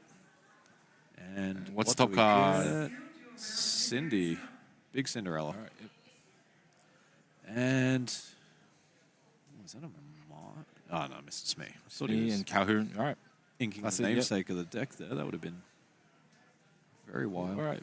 All right, so we got Simba on the board. Simba, yeah, this is one of the things with the little Simba. The 1-2 stat line is pretty underwhelming. It doesn't deal with very much. It's really there for the shift. It's really there to just move stuff in. Well, it's also to help you like unstick like rough hands as well. Yeah, and it also gets your Lilos into the discard. So I think the filtering effect on your hand. Utility is very nice. good, and he's taking advantage of that. Like, you can shift into it pretty early on for some advantage. So yeah, I think overall like it ticks a lot of boxes. But it just happens to be like Ben plays Calhoun and Bao doesn't have Calhoun, so all this stuff is, kind of a little bit at the mercy of the big mole cop. Yeah. All right, and that was Along Came Zeus going to the bottom of Bao's deck, so Ben will probably be quite happy to see that. Inking the Mine, there it is. And what will we see? Another Mine. Okay, makes sense. Yep. Got Mine Cindy. and Cindy, yep. So Ben he doesn't have any juice, enough juice right now to knock over the Mine. But yeah, has to keep in mind. Yeah, keep in mind that it does represent like potentially a dock. How small is Ben's hand? It looks like 3 cards or something. Yeah. Yeah, So, I think there is a dock in there too. so I don't think he dock next turn. I think you wait one so, more. Yep. So ink 1, then you play 1 dock or something, or you can send something and then dock. Yep. Potentially dock next turn. But like you want to move the dock as well. So, Dock and then move like, is good here, but at the very least you go happy into like Mine, so that's like pretty good. So just need to have a happy. And there's the shift. So shift into Simba and just quest into the Mine. Yeah. Okay, true. Okay, right. So that and wasn't then enough. Red is the other 2 characters. Yeah, I like that. Play a lot. That's legit. Okay, cool. Yeah, He's cool. And this is the power of that Simba. Like, Ben would love to send Calhoun into the Cindy there, get the 2 law, remove it from the board. Take no damage. All right, gains 2 law. Top 2. card. Let the Storm Rage on. All right. Ben. Hey man, he looked at the bottom card of his deck there. I'm a little bit okay. Okay, cool. Send them both into Simba. All right, cool. So gains 2 again. So we got gains 2. 8-0, but Ben is starting to run out of gas a little bit here. Did he skip inking again? Yes. Ben does not like to invest in his future. Yeah, I know. I think the deck caps out at about 4 inks, so he's not trying to rush it. He's going short on his ink stocks. And what is in the hand here? I'm not seeing So we got the Ursula. I think I see 2 Petes in there, which is probably not that great against this Mines deck, especially when they're playing this aggressively. So yeah, there's up to 8 lore for Ben and another 6 showing on board. I think right now, the most important thing is just don't play Whole New World. Yeah, at the moment, yeah, you just do refills your opponent's gas. Yep. So yep, we get Ink Pete, Player Pete, and I think there's one potentially we got a big Rapunzel turn next turn because Ben will quest with the Smee, and then Bao can just run Daisy into Smee, take free damage, and then like Rapunzel it up for free to like get a whole bunch of gas. Yeah. Then subsequently use Cinderella and Pete to like sing those songs as well. So this might actually. Bao might actually be in a good position here, even though he's like kind of down. Wow, Doc by into Doc. Oh, what a play! I don't know, but you got no mind. So it's a whole bunch of guys, but yeah. So Ben should be at 8 lore. So yeah, it's a little bit misleading. So he should be up for 6. Yeah. So this is getting out of hand.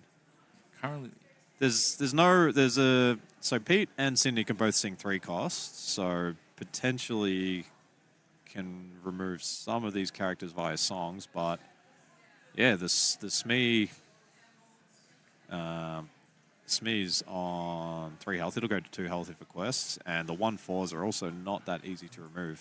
so he just sat back on it. All right. Yeah, so interesting. Not pressing his advantage. Just going wide.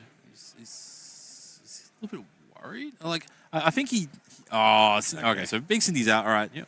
This is actually really bad now for Ben. Like, yeah, it could be. If he sings a song, what? He's just questing? Quest for 5? I don't know about that. Like, it's like if Piglet. you're that far behind, like I don't. Okay, so admittedly, Cindy with Resist 2, very tough nut to crack. But you don't have to crack her through if you're just gaining 8 and then going up to 16. Yeah. Right. Well, yeah. I guess I'm not sure if Bao's got any songs in hand, so. I feel like if Bao had a 3-cost song, he would have sung it with the Pete. So that is goes up to 8 16. lore up to 16. Yeah. Okay. And then you play every card in your hand because like clearly and there's the Pete. All right. Cool. Yeah. All right. Yeah. He just shakes his hand. All right. Cool. Pete referee says no bueno on the songs, and that is it. Yeah. Bao just does not have an answer. If he's unable to play songs on that one, it is impossible to remove the readied characters for that deck. So, yeah, brilliantly played by Ben. That's not how I thought the matchup was going to go out. I thought it would be quite even, but the Mines deck just really seemed to have the edge in that one. Okay, so you say the Mines deck, but like Mines didn't really do anything. That's true. That's fair. So that's fair. Just the more aggressively built Amber Steel. Okay, so really, what Bao got very afraid of the Calhouns, so he respected it a little bit too much. Admittedly, like you don't have a huge amount of boards for it, so it's either most decks who are playing Steel are playing Calhoun just because statistically it's very good into meta right now. And it's a good value card and it does a lot, right? Yeah, it does. So I think maybe he either should have like teched a little bit more into it. Like not sure like off the top of my head what you would tech into it. Yeah, I don't see what you could play. It's really it's really like strength and Zeus. Zeus or Raging like Fire, answers, right? Yeah. I guess theoretically you can play. He's like smashes in the song, right?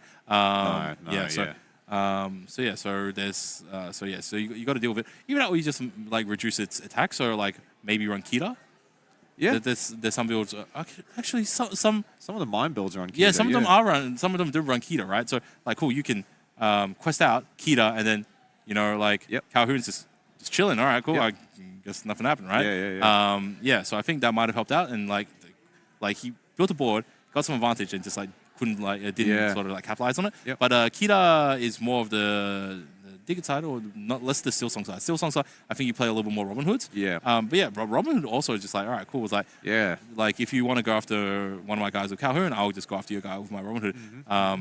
So Simba very good, but like Simba better or Robin Hood better, right? So Simba, like you get a 4/4 or something with, and you shift into it on 3. On 3, correct. Yep. But you can also shift into Robin Hood. Robin Hood, yeah. For the exact same cost, and he's free 6. Yeah, I think. And gains lore and draws you a card. So I think it's tough. I think the Simba is really good with the Lilos because once they come back, you can ready them immediately.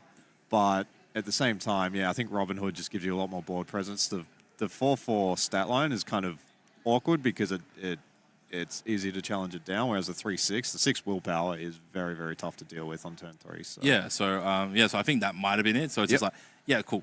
Simba's great, but it's more of like a mid-game thing. So I think it's like it's more of a thing similar to the Kita situation, right? So maybe instead of Kita, you're just like, all right, cool. So in a certain turn, you quest out for like 3 guys, and then cool Simba, quest for Simba, and then cool, end of turn, all those guys are protected. They'll all just like dogpile onto Simba. All right, cool. And then all your other guys are safe, right? And then maybe they're a little bit afraid to overextend and stuff.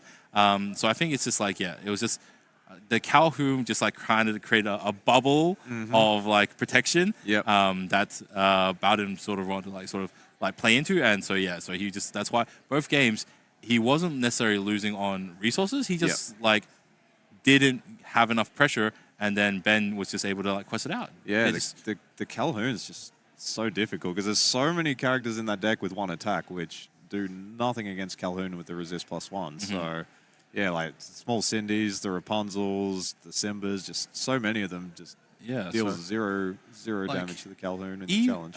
Even though it's not a song, it just seems like in all these games, Amber Steel, it really struggles to deal with wide boards. And every single time we've seen Amber Steel not do well, it's because the opposing player has just played out 3 guys, wide, right? Gone very wide. Songs, the snakes or the Lilos or a whole bunch of 2 to 3 willpower characters. I think maybe Amber Steel should start considering maybe having some options to deal with some of these wider boards.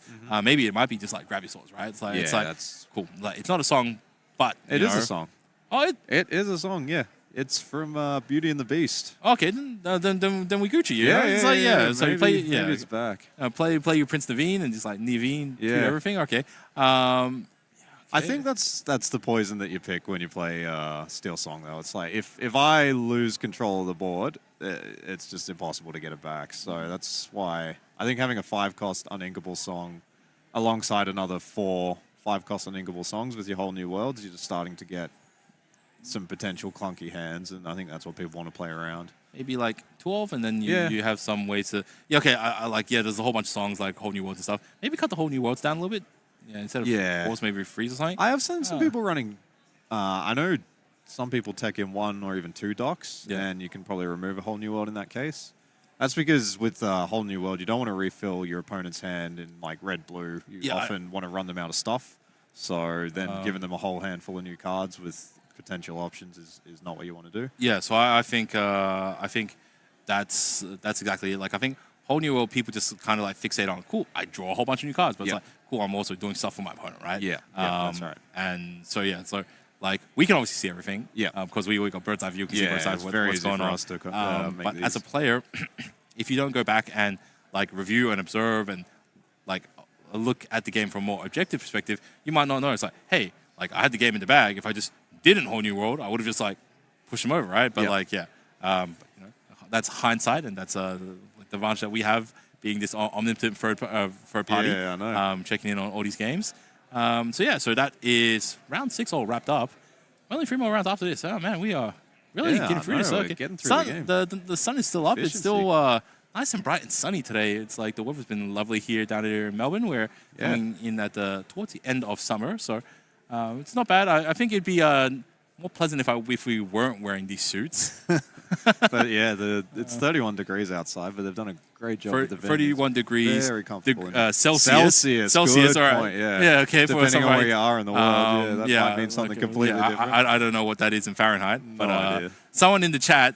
By the way, we can't see chat. We don't have Twitch chat up, right? But someone in the chat told people how many degrees Fahrenheit for a degree Celsius is. Just going back to what you were talking about, Jason, do you think if you want to improve as a player, it's not always obvious after you've played a game and let's say you lost, you've probably made a mistake or 2 along the way, but it's not always easy to identify where you went wrong. Cool. So do you have some advice on how you can my advice is, and I actually do this a lot, right? So you don't do this in a weekly tournament setting. So maybe at your weeklies you wouldn't maybe do this, but when you're playing games with your friends or your testing partners, and you're playing certain turns and you're just not sure, I will literally just show my hands hey, I'm not sure whether like I should do this line of play or this line of play. It's like, oh, do I do like crab into this, or do I do like fox into this, right? And so, and we'll just talk about it. I'll just like show them the cards. Here's a board, and we'll just be like, oh, I think this, and there's like, actually, this is this and this, right? And then like, yeah, we'll just come to a consensus, or it's like, actually, yeah, like this one's a better line, right? Yeah. And so, so yeah, obviously, like in that situation, it's like, cool. Our goal is to learn and practice this, and just to try to figure out what some of these game trees are. Yeah. And so, yeah, so I think in those situations, it's not like play to win, like you're actually playing to learn and to test. Yep. So you just show your opponent a hand, and they can just pretend to like play as if they didn't know what they saw from your hand. And cool, it's like, all right, cool, this is what you do. And sometimes it also gives you like relevant info, like things that you might not see, because the other person who has some cards in their hands, like, oh yeah, it's because I'm holding blah blah blah right now. So by the way, you should be now aware of, you know, the other deck holding this. Yep. Okay, so like obviously don't play into that, right? Yeah. So so I think like open handing or discussing the game as you're playing with someone. Yeah, right. Like really can highlight a lot of things from both players' perspective. Yep. And you'll get to see what they're thinking and vice versa. And like, yeah, you'll get a really like full all-round perspective rather than just you and your tunnel vision of what you see, right? Yeah. So yeah, so that's one of the many things. Also, I'll just like run through games in the back of my mind while I'm just thinking. So like, if I lose, it's like, all right, what are the turns that really sort of like, sort of really stuff me up? Yeah, you know, like, yeah, and so like, yeah, you'll just like run it back in your mind. All right, cool. You know, if I played it a little bit differently, how would it have gone? And yeah, have a discussion. Like if you're friendly and even at locals, you can just have a bit of a discussion. Like, hey, you know, how should I have played this or that sort of thing? Yeah, obviously I major tournament, probably less the case, but definitely in like a weeklies or like a sort of like playing casuals. Yeah, just ask and just talk and just review and bounce off each other. Right? It's like, dude, like every single time you go turn 2 Calhoun and then I got nothing, right? So it's like, oh, well, it's not too bad. It's like, all right, cool. If I go Calhoun and you do this, it's like, oh, okay. Because like you, as your player, you're sitting in front of Calhoun and it's like, Calhoun's like, damn, it's like, I don't know what to do against it. But the other player, it's like, I'm always dropping Calhoun and it always gets blown up or it always gets bounced back to my hand. Or they always stick something in front of it, right? And so it's like, yeah, you know, like it's when you are wearing the other people, like when the shoes on the other foot and you get to be in their shoes, it's like, oh, okay. Cool. It seems pretty strong, but also there's a lot of weaknesses. Yeah. So walk a mile in their shoes, and you'll also see it's like, all right, cool. It's maybe a little bit balanced. It might be good, but also has weaknesses as well. So yeah, that's I think being able to share perspectives and being able to communicate and talk is not only good for your own mental health, your social circle, but also helps you play games. So you know, talk to people, make friends, and you know, be a part of your local community. Yeah. And for those who are more experienced, do what you can to give back because you might have learned. Everything you need to know about card games and might have developed like a mental experience toolbox. So give back to community. So looks like we just have a fun little graphic here. Some standings after round 5. So here is our top 16 at the moment. Wow, look at that. 10 and 0 on top. That is not bad. From So that's Dinfam.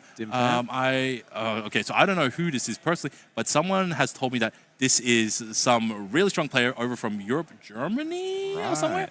Yeah, who's just like came over and he's like just dominating it. He's won gold Mickeys before. Yeah, okay. Apparently this is the man to beat. Damon Baker, my boy, 9-1. All right, cool. And Ben Simmons and Damon both showing very well here. 9-1 for both of those. Yeah, we've got. Yeah, so round 6 was just played. This was after round 5, but this is the latest update that we've got. And yeah, it's looking quite competitive up there at the top. 10-0. Well, we see Phil Mackay on number 15. All right, so he's doing very well. Rebecca Rose, also one of our locals. So yeah, all right, I'm rooting for those two. Yeah,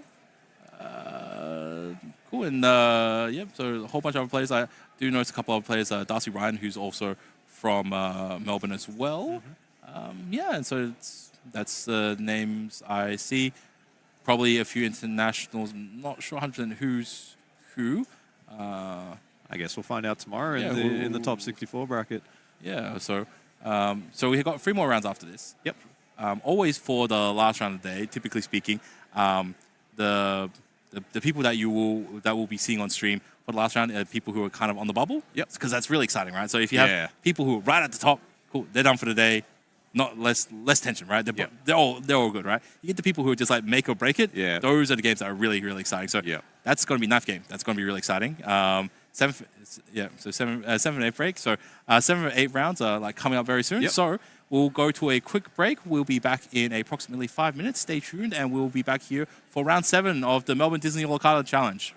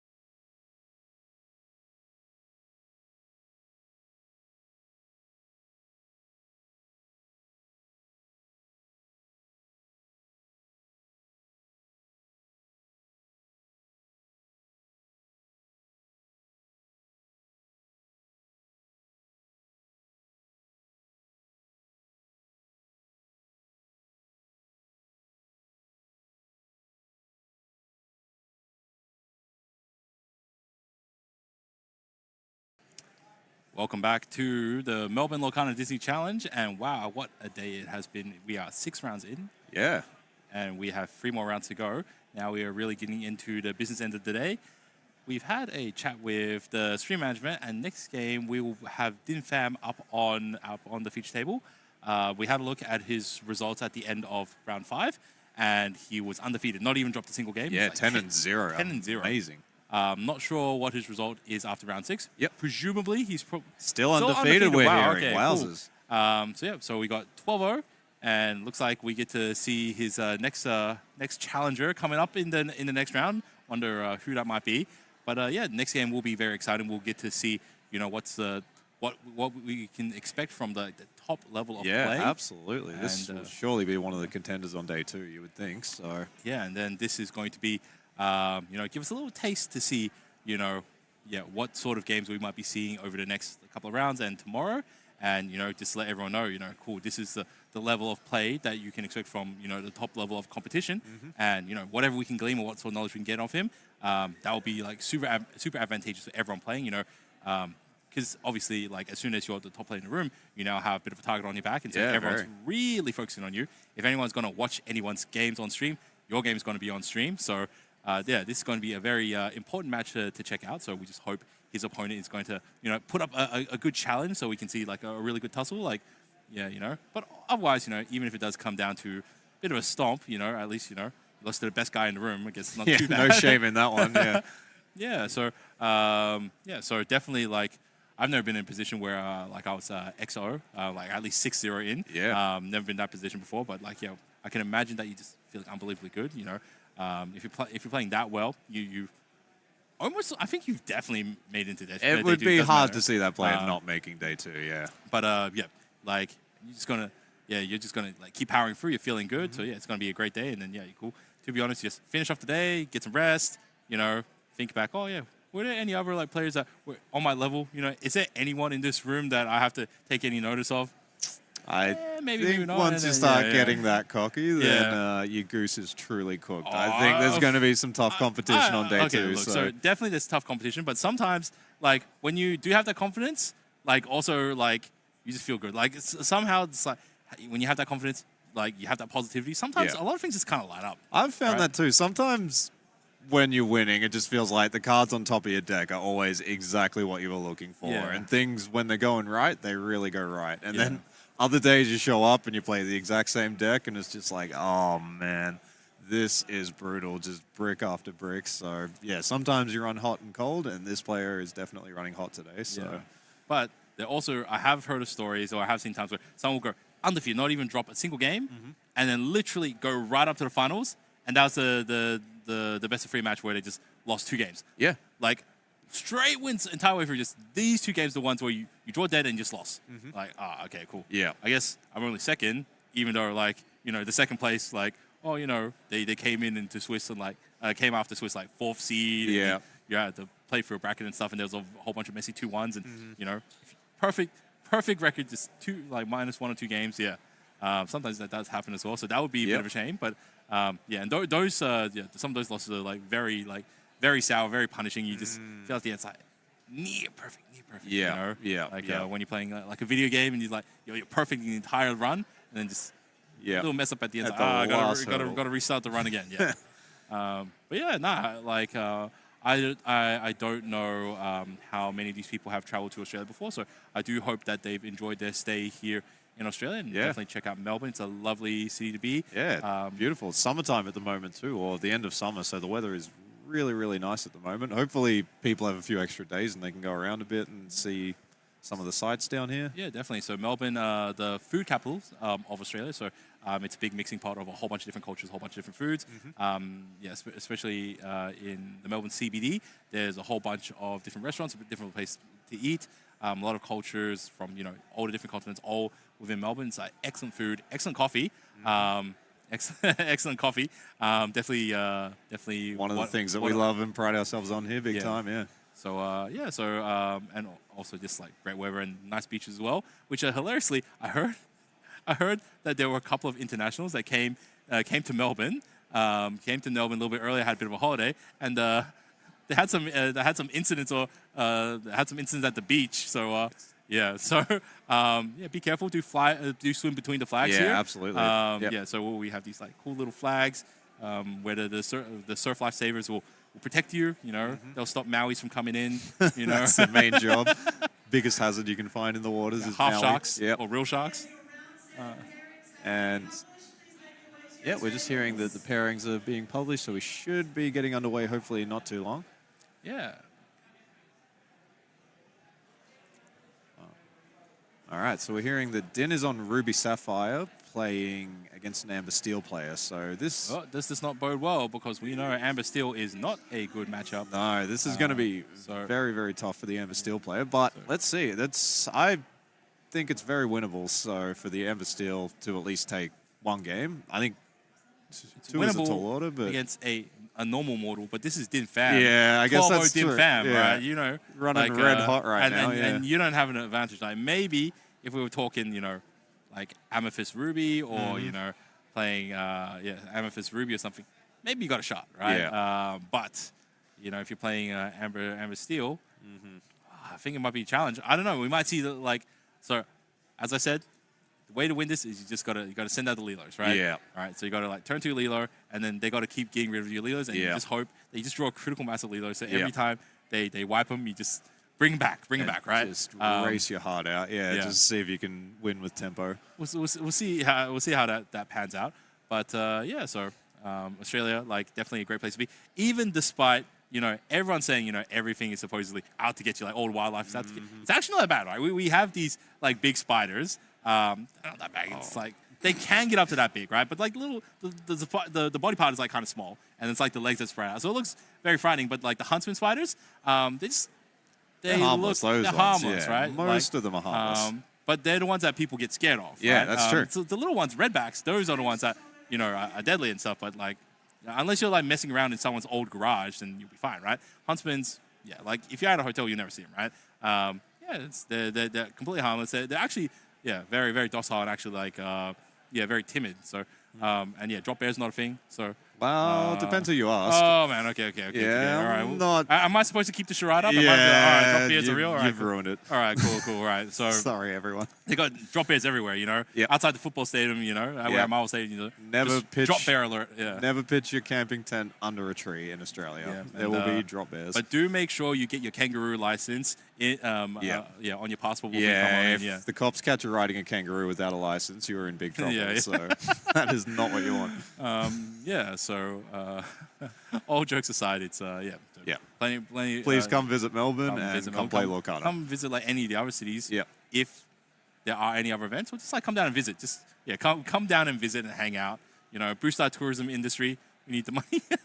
And just play some cards as well. Yep. Hopefully at the same time, inversely, we'll get some people really get into this game and really enjoy it, and maybe we might go travel elsewhere. I think it's possible. Yeah, I think when the next DLC happens overseas, there'll be some people getting on a plane out here and going to play. So because I definitely know that there is an invite for this tournament, right? So it's like the winner of the top two for this tournament get an invite to Florida. Yeah. So like who knows if the cards fall into the right place? We might see some Australians representing us over on the world stage. Yeah, that'd be fantastic. Yeah, that'd be great. And I certainly hope an Aussie takes it. And I think inversely, it's just like the first step to building the bridges and allowing Australia or Oceania to fit into the larger ecosystem for Lorcana in the bigger scheme of things. Throughout my experiences in the past in a whole bunch of other games, it's when you start traveling internationally that things really open the doors up. You start making friends internationally. You might meet some Americans or some people over in UK or in Germany and France, right? Now all of a sudden, when there's a DLC over there, you still have to pay a flight, right? But at least you got some friends to crash with, right? Or at least worst case scenario, you book a small place and you can go hang out with some of the mates. They can take you around. It's less intimidating. They might pick you up from the airport. Yeah, show you the good places to go and everything. So and it's always great. Like even if you are no longer playing the game, if you're ever in town, it's like you still message over, hey, I'm coming down. You want to catch up? Grab a beer, have a coffee, that sort of thing. So it's great. Like it's all about bringing people together and you make a lot of great memories. And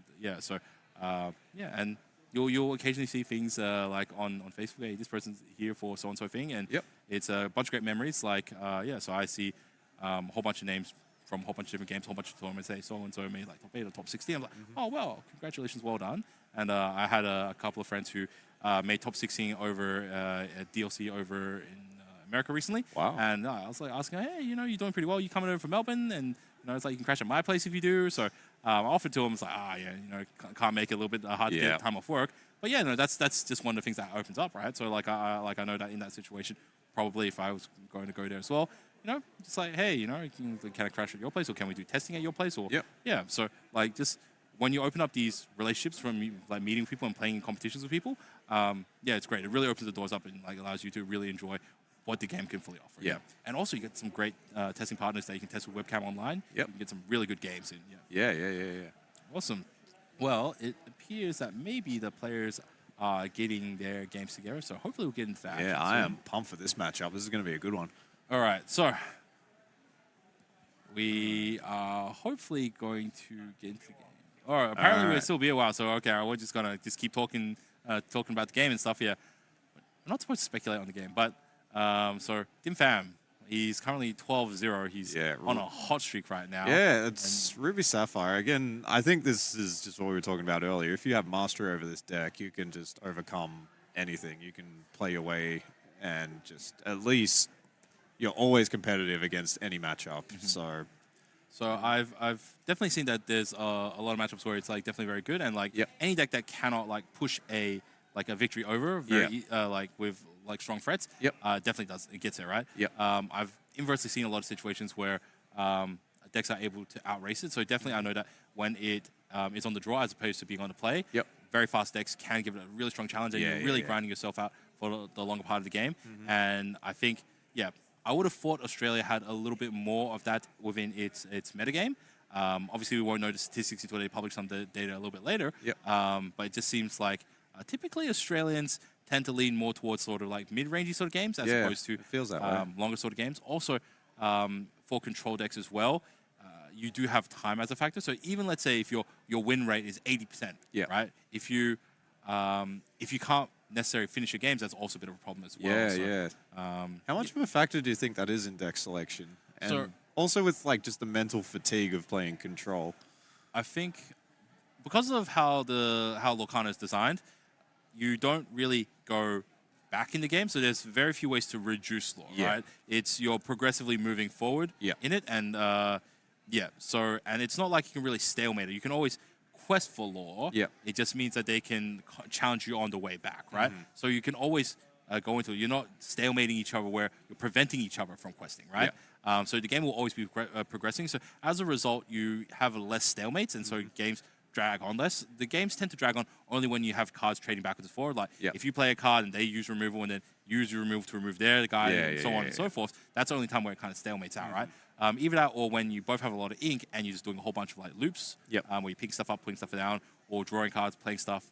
So it's basically Tamatoa loops with stuff like Haram, and you're just like putting the popsicles around, or Amethyst stuff where you're playing like go to rabbits and then you pick them back up and that sort of stuff, right? So other than those two turns are like the amount of time you require to play the turn is not that much. Obviously, if you're less experienced, you may require a little bit more time to pass out your gameplay and your game path to reach your victory. But yeah, like this game is not a game where games will stall out. So as long as both players are playing reasonably within time, they'll be fine to finish the game within time, especially in a 2-game format where there's only 2 games in the lot time, which I believe is 45 minutes, so that's so unlikely to run over time. So that's a pretty reasonable amount of time. Obviously, with players that are a little bit less experienced, it may take a little bit longer. So players do sometimes take into account and ask the judge to have a look to see if they're playing at a timely sort of speed, and that is really important as well. I think which actually is another good point to mention, that these tournaments, these events don't happen on just you, me, and like the TO's back. We've got a huge team of judges that are like working long days. So before you guys are even here, they're here setting up, getting things ready. And after everyone's gone, they help. They've have to help reset the room a little bit, tidy up a little bit, and they have a meeting, just like, all right, cool, what happened up today? What are things we got to sort of mention tomorrow? So the huge judge team, they like do an excellent job of running everything. They're just like all the people on the ground level, just like handling a lot of things and like helping the players with all their rulings questions as well as a whole bunch of logistical stuff as well. So they often go thankless. So definitely a big thank you to the judge team for contributing and being the silent protagonist we all need to keep the great events running smoothly. Yeah, no, very much so. And they're just making sure everyone has kind of a fair and equal playing field, and that the games are ticking along. And just I've met a few of them today, chatted to them, and they do an amazing job. They really want to work hard and make sure that everyone's enjoying the game and everybody's playing fairly. So it's like you said, it can be a thankless job, but they do a lot of hard work on and off the stage. Excellent people in the community, and like that's also another thing, right? So even if you may not want to be a competitive player, and even if you may not say want to create content or do that sort of stuff, being a judge is sometimes also pretty good. You can be like a mentor in the community. You don't necessarily want to play at the highest level with the highest pressure and try to pass out all these technical pathways in these games, but you can be someone that could be helpful to younger or newer players and sort of helping them understand how to figure out and look at the game and try to teach them the rules. And also you can sort of mentor people with like, judges tend to be a little bit more familiar with how tournaments are run, and so they are a valuable resource and they are a valuable part of the community, and also often like they can almost be a figurehead to a local community. People can sort of rally behind them, and just they can be the public figurehead that sort of helps let people know that this exists and be the friendly first face that can get people into the game. So that's also a path for people to sort of take their involvement in Lorcana to the next level if they don't want to be tournament grinder. Right? So like there's plenty of ways to get involved. If you're just learn up on the rules a little bit and you want to like help out judge at your store, definitely speak to your local TO or your local store owner. Almost certainly they're happy to have it in hands, especially for store championships. It's a very busy day. A lot of things are moving around, and sometimes store owners, they may not have the logistics to be able to handle every judge call, or they're doing scorekeeping, all of that. So definitely there's a lot that you can contribute as well. The store champs, you often got 15, 20 tables running, and you've got perhaps 1 or 2 staff depending on which store you're at. So like having an extra judge there would be incredibly helpful, I imagine, for a lot of the time. Great people, and like you'll also meet a whole bunch of great judges as well, just hanging out and stuff. And there's also a lot of relationships that you make behind the scenes as well. So oftentimes all the judges after the big events, they'll go out and like they'll have dinner together, and then you get to meet each other from a bunch of different stores. And that's how it builds a network, right? So it's like that's how all the judges know each other, because after like event, you're all hungry, so you all conveniently go to the same place. It's usually across the road or just like 2 minutes down the road, and like everyone's just like having a beer, having something to eat, and you get to know each other. Oh, what's your store like? What's your store like? What's your store like? And you get to meet each other. And so once you like eventually like do a couple of different events, you'll see the same friends again, and that's great. It's like it's like every couple of months you'll see the same group of friends from interstate all over the place, and you enjoy yourselves and catch up. It's like, hey, how's so and so game thing going, and how's the game's been going? And it's been going great, and you just catch up, and so it's a really social sort of experience. And it looks like we are finally underway. Here we go. We are looking like we are going into this game. Just shuffling up. And we see one of our players with some gloves on. Okay. All right. Serious business. Yeah, they... What's... Oh, okay. I'm not gonna ask about that. All right. I gotta ask him what's his serious player tech about this afterwards for personal reasons. And cool. So Din, the player on the right, he's our undefeated player for today. So he will be the man to watch. And on the left side, we playing Steel Song, I think. Yeah. So we'll see how he goes. Yeah, Steel Song again does have a chance in this matchup if you can get your like 1 and 2 lore questing characters, particularly 2 lore. If you can go something like Daisy into Smee into Lawrence. Those lines are really hard for Red Blue to remove because Smee is a huge headache with its 3 strength. Lawrence comes out with 4 strength, and they both quest for 2, so they are just very, very difficult to remove. They're both very difficult, but as soon as Ruby Sapphire picks up 1 ice block, then it changes a lot of the maths. Completely. It's like everything's range just gets way higher. So so it's not as much of a deterrent as one may think. Every time I see Smee come down, my heart sinks when I play Red Blue. It's like, here we go again. I think that Big Cinderella, the Knight Cinderella, might be relevant in this matchup just because she has the resist 2. She can stick around a little bit larger. Having 5 attack puts her out of like out of the Sisu range, even with like 1 or 2 ice blocks. Even 2 ice blocks. Yeah, that's right. And she's questing for free, so yeah. So she sticks around. And basically, the only thing theoretically that she's really very challenging into her is the Half Shark or Maleficent, right? Yeah. And shifting in on 5, she can come in a little bit early and help you push over the line. Also, I've seen some decks run Gantu.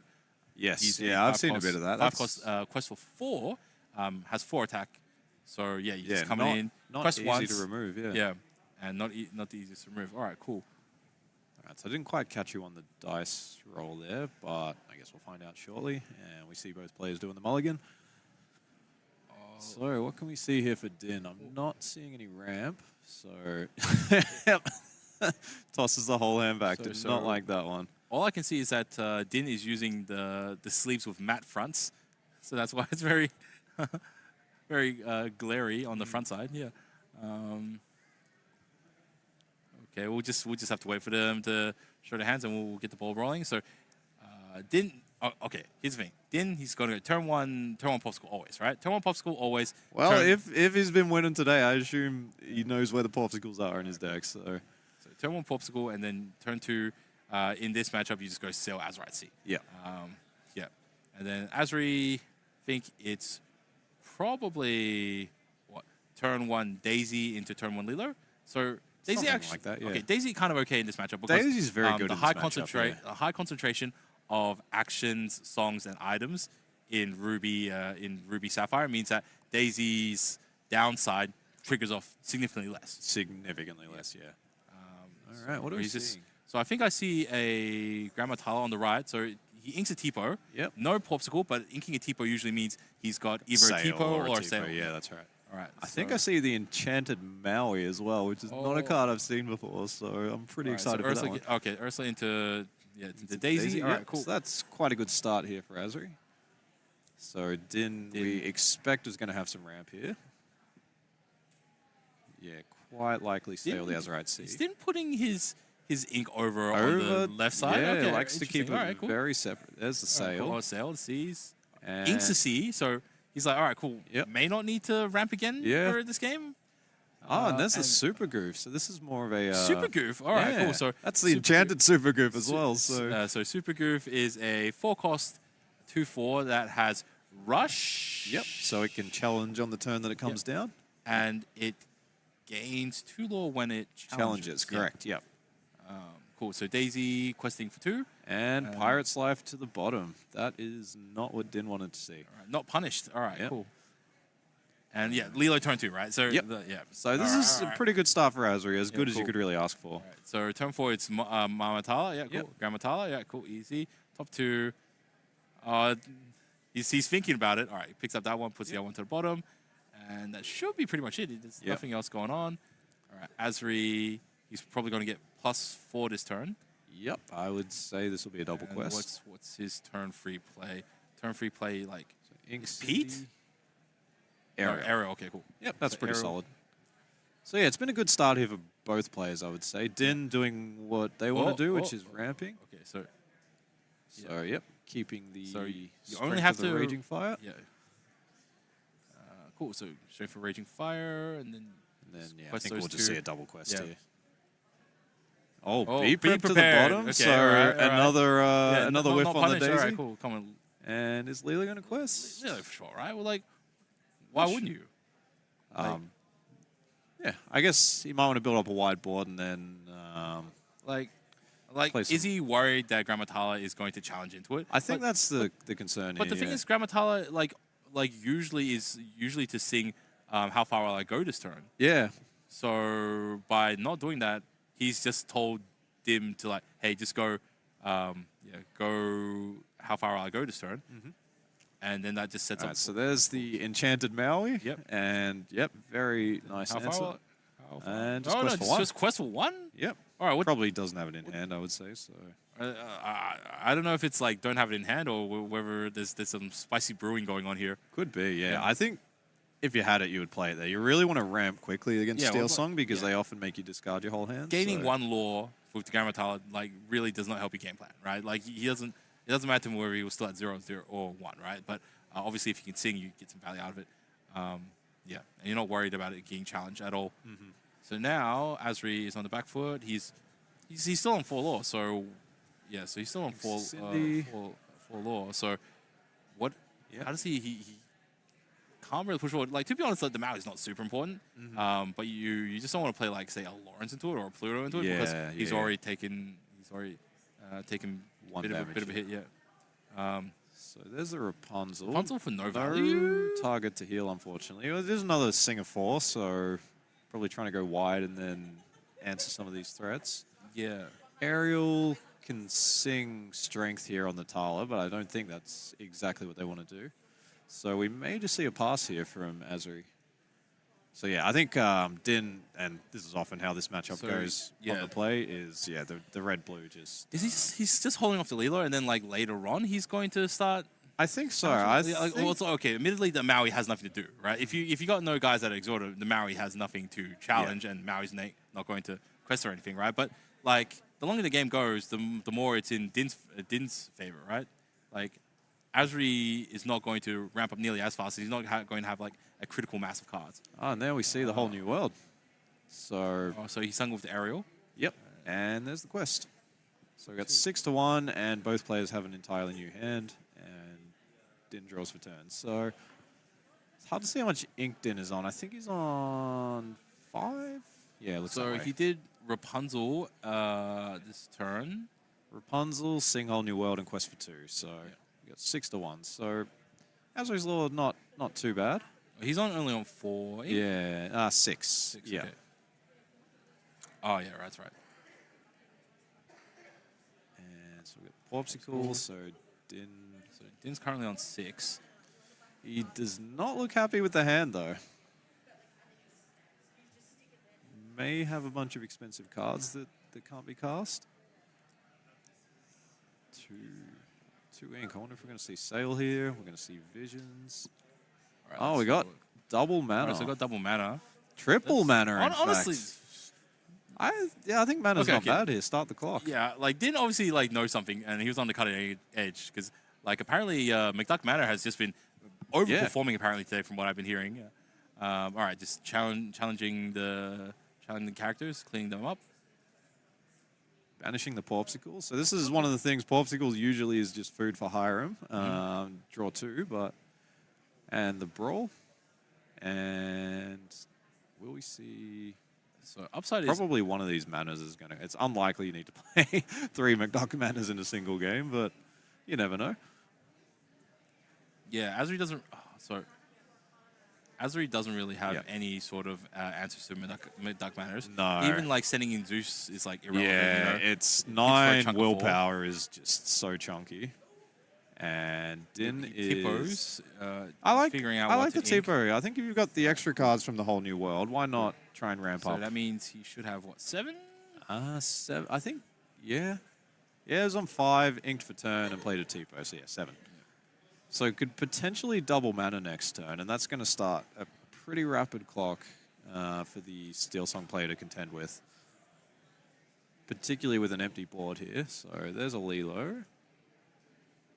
And we got the Gaston Baritone Bully coming down there. So that's a 3-3. A lot of decks run that one just because it's not in range of cards like Brawl. The free that's a Singer 5? Singer 5, Yeah, correct, okay, yes.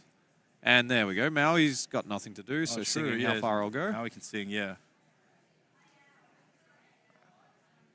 And Up to 8. are we Number going to 9. see double mana? There we All right, go. cool, yeah, all right, double mana. And then quest for 2. 2. So we're up to 3 to 6. And yeah, it's looking quite good for Din here. Azri needs to simultaneously find a way to remove Din's board as well as deal with these manas. So- And I don't think the deck has a lot of tools to deal with that. So yeah, he really just needs to get a wide board and try and race it down somehow. But again, this is one of the things with these locations. It's like even So if he's got to gain +4 off the locations of itself. Yeah. So he's like start of turn, he's up to 7. He's like ahead. Yep, so all Din needs to do is defend the locations, and they will win the game eventually. And, yeah, Steel Song does not have a particularly fast... They don't have a lot of questing for 3 or 4, so, yeah, trying to race down the locations is going to be very, very tough. Asri just played another card. Played a Robin Hood. Robin Hood, yep. Singing... I think that was, yep, Strength. And Quest for 2 with the Lilo. So we got 8 to 3, but we are about to go 8 to 7 with the Manners. So, yeah, Din is looking pretty good. And Ink the Cindy. All right, here we go. Backsies. Yep. Okay, he's Yeah, sure. he allows it, so that's cool. good. All right, so I think we're going to see Talam is So he probably just going to gains the here. 4 from the Gains McDucks. the 4, so 8 to 7. Yep. I would love to see another McDucks come down here. 2 cards. So Din, I think, ended up last turn on 10 ink. So 8, I think. 8. Oh, maybe it was 10. Yeah, he did play the how far ago, didn't he? So there's 4 and 9. 5, Might 9. be 9 because I know he. There's I know he went 2 McDuck Manors and then he had like, yeah, he had 1 tapped from the, Yep. how far will I go. Yep. So he had So he had 9 last turn. It goes up to a huge amount. Yeah. So these manners are just staring down yeah. the Steel Song As- player, Azure and has it no just answer to this. feels horrible. Yeah. And Gets the Lilo back. oh, yep. Yep. Draw for turn, and yeah, not sure what Azri can do here to answer these manners. There's the Smee. And again, this is another case where if the manners just come out more cheaply than the Lucky Dime. So, and Lucky Dime, if you were tapping that, it's a 2-ink tax every turn, you're gaining 1. Whereas these manners, for a 4-cost inkable, you're gaining 2 every turn. So it's just, it really So feels like he it's... quested 2 off the Lilo, and now Din gains 4 off the Manners. Yep. So we got 11 to 10. We're probably going to see Tyler challenge here. And there's another manner. So I think if we just see Tyler and Tipo both quest. So that's... Okay, so like, is the strat that like there we go. Din is just like went significantly less off on the items as a win con. Oh, just moving his characters into his there manners. it is. Getting some tenants in for his premium real estate. Tyler and Tipo hanging out in the manor. I love it. Yeah. Yeah. Does he just like not run Tamatoa? Possibly. This yeah. This is just his end game, so it's just like buy real estate. May just be more of a sort of tempo related strategy all of right. get the manners down and then just defend them. This is just one of those situations where I think, like as we were saying earlier in the day, just locations are in a very good spot right now. Yeah, very much so. Yeah, and yeah, it just seems like it seems to be working for him.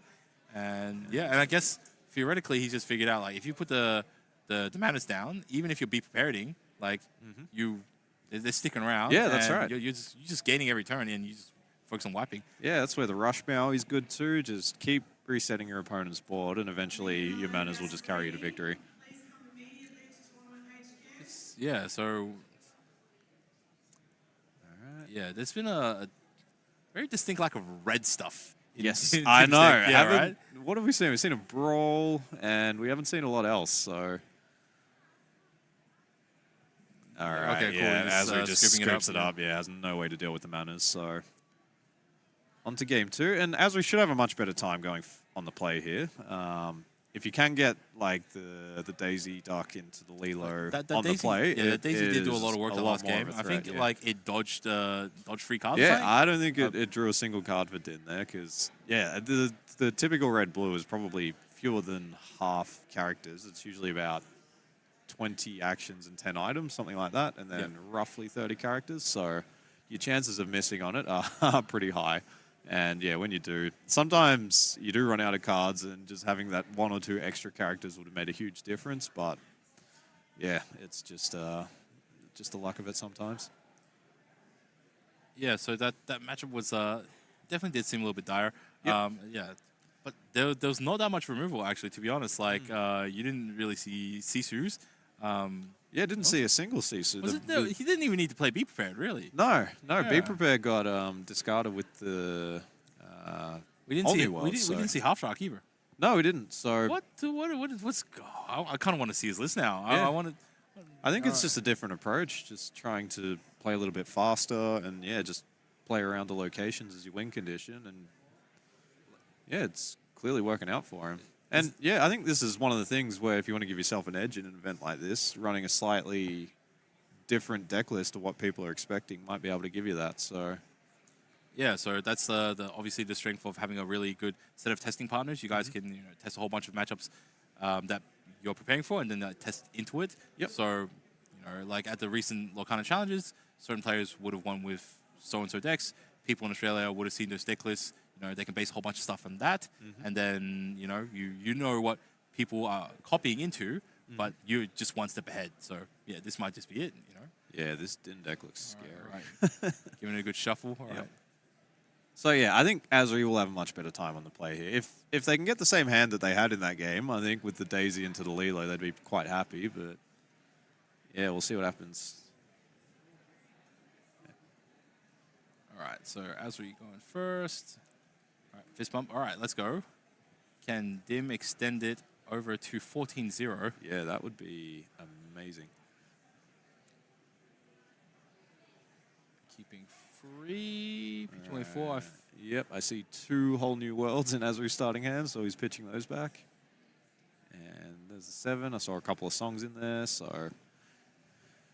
Yeah, this is not looking like a bad hand for Azri. Kept 3, so there's got to be some early game in there. Wow, look at Din shuffle like a machine.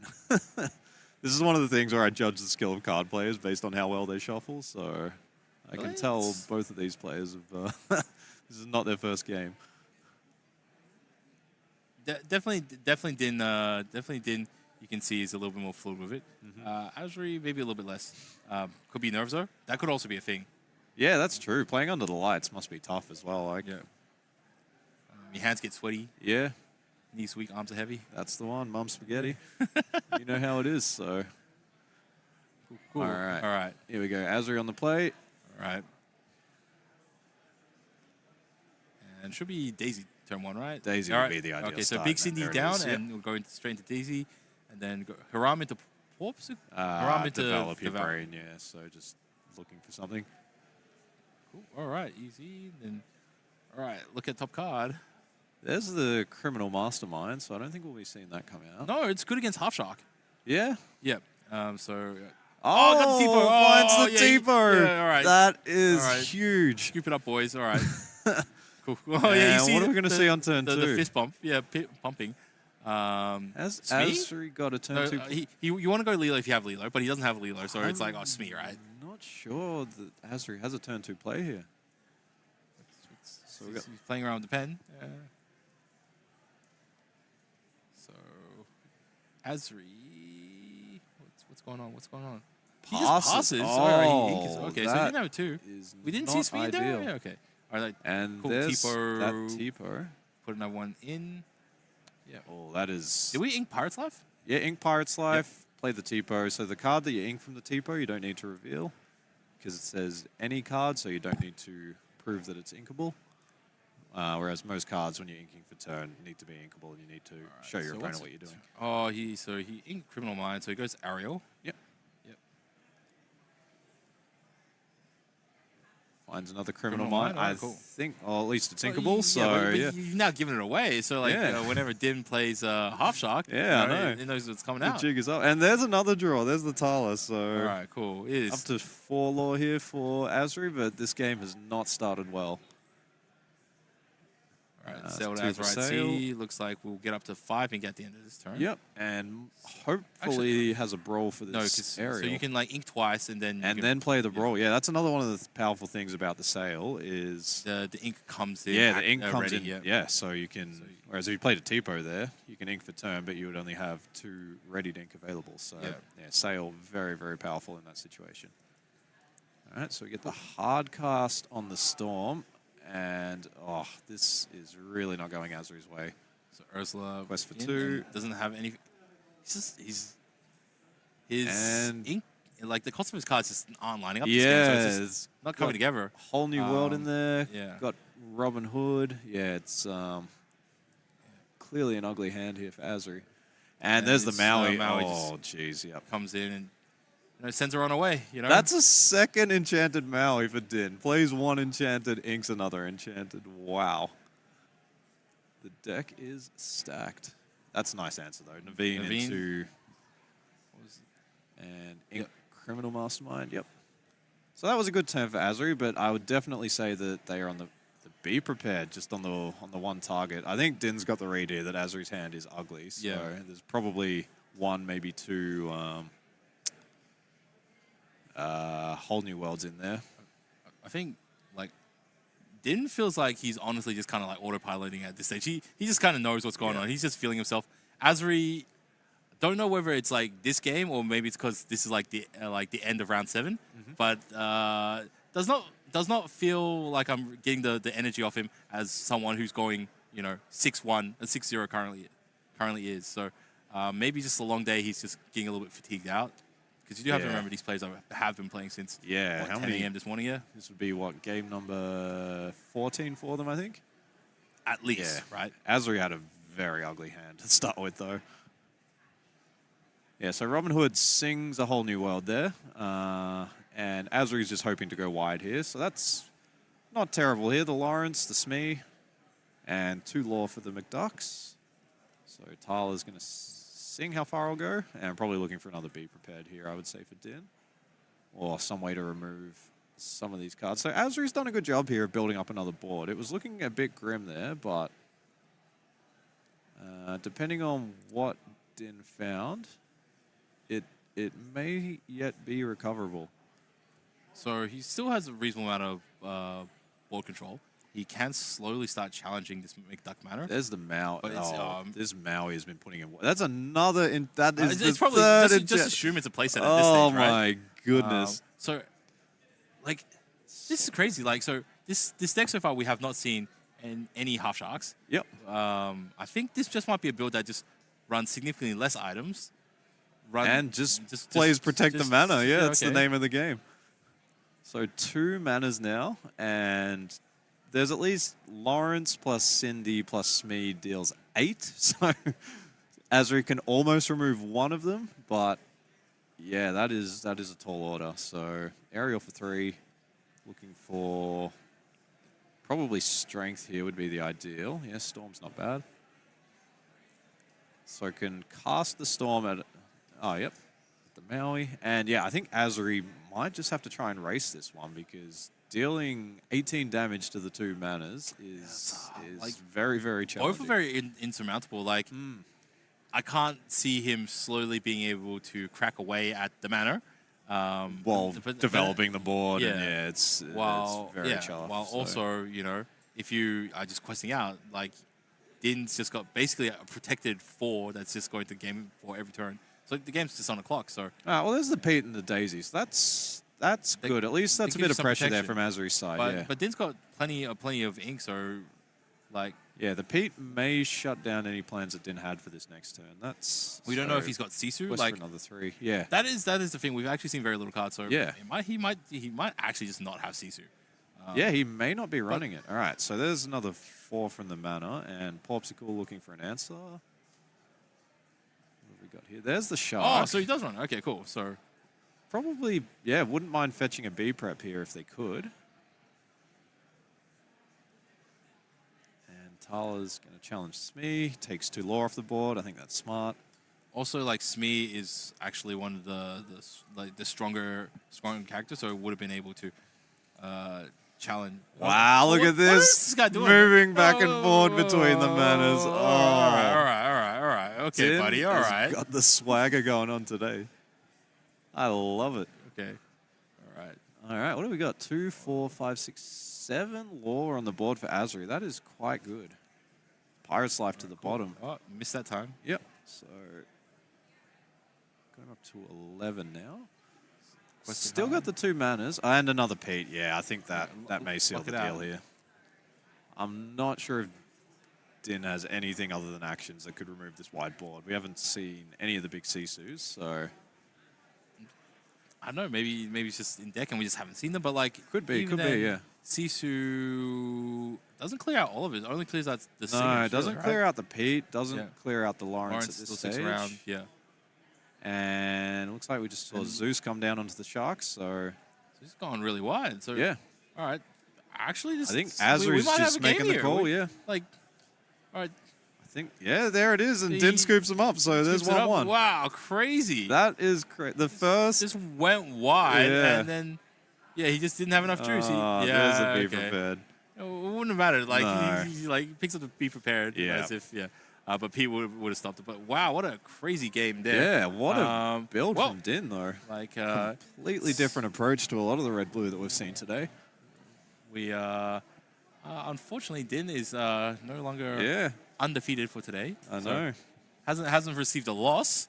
But yeah, so Yeah, 1-1. So well done to both the players there. And it's, yeah, kind of ironic that the first loss to that Red-Blue deck was from Steel Song, which is one of the strongest matchups for it. yeah. So And with a really, really shaky start from the Steel Song Yeah, player. so Not having a turn 2 play was pretty rough, and they Yeah, managed to fight their way and- back into it. and he actually had like things lined up pretty well. So he had the Tipo into actually he went Sail to Seas. Tipo into Sail to Seas. Tipo, turn 2, Yeah, and then and turn 3 was Sail Sail and and Brawl. Brawl, yeah. So had a really clean start from Red Blue there, but And then on following turns he played I think Grammatala, so like he had like a whole bunch of things chained together. But I think it was just it's like those daisies that just like questing for yeah, two. just got 6 putting- or 8 putting lore in on the work, board. Yeah. And the Mauis, he committed a lot of ink into playing a Maui, and it would challenge into something a little bit small. But Yep. it doesn't feel like you're getting a huge tempo swing where Yep. your big 5-cost like Removes their 1-cost character, who yeah. can't like quest for lore Yep. is committed to just like challenging this 1-cost, 2-cost Yeah. character. Yeah, yeah. Right. So yeah, I think there's a bit of a tempo loss there. And then like the McDuck matters, I guess, in the sense that like it was gaining lore, Yep. but like if you didn't have if you didn't have a way to keep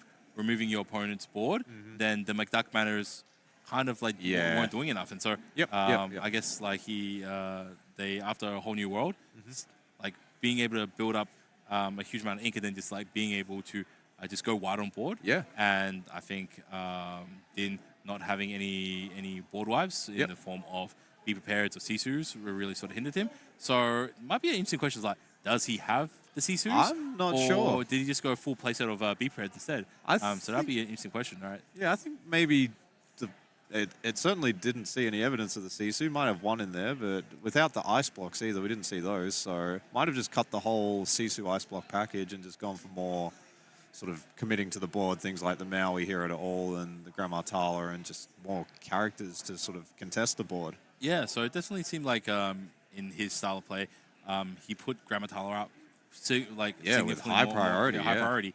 I think maybe he prioritized the fact that it's a free body that he can sort of like interact with a whole bunch of stuff. Yep. Quite favorably, I guess.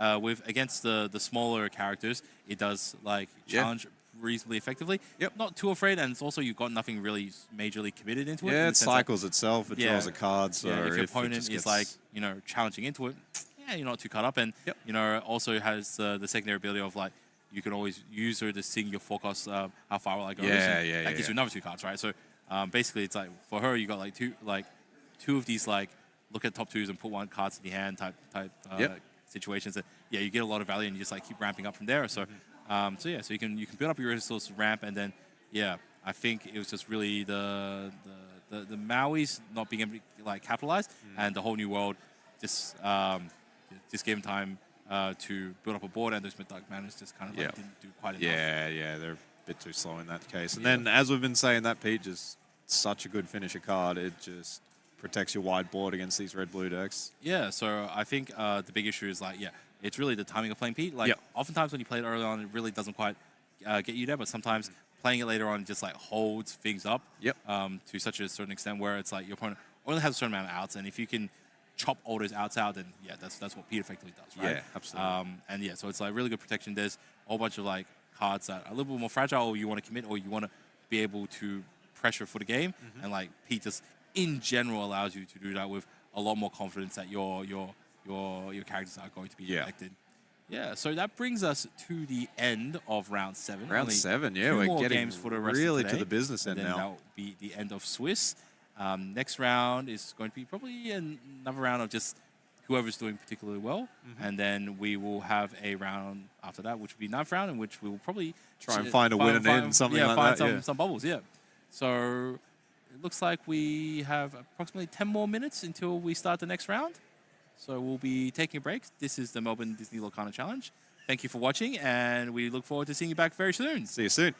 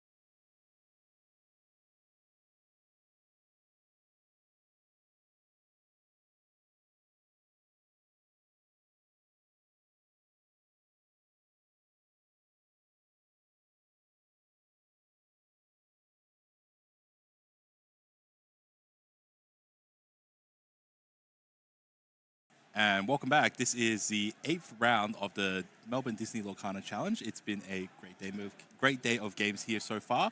Only 2 more rounds to go, so 8th round and 9th round. We're nearly at the end of day 1 of Swiss, and then we'll be cutting off to top 64 for day 2.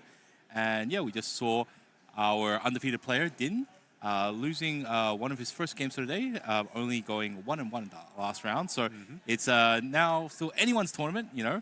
So yeah, he had a very interesting deck. Yeah, really interesting take on the Ruby Sapphire colors there. Just very different to all the other Ruby Sapphire that we've seen today, and I really like that. I think it is a good way if you want to go number 1, play a slightly riskier deck that people aren't expecting, and then yeah, I'm sure that build has caught a couple of players off guard who were probably expecting other cards to be there that weren't there, and vice versa.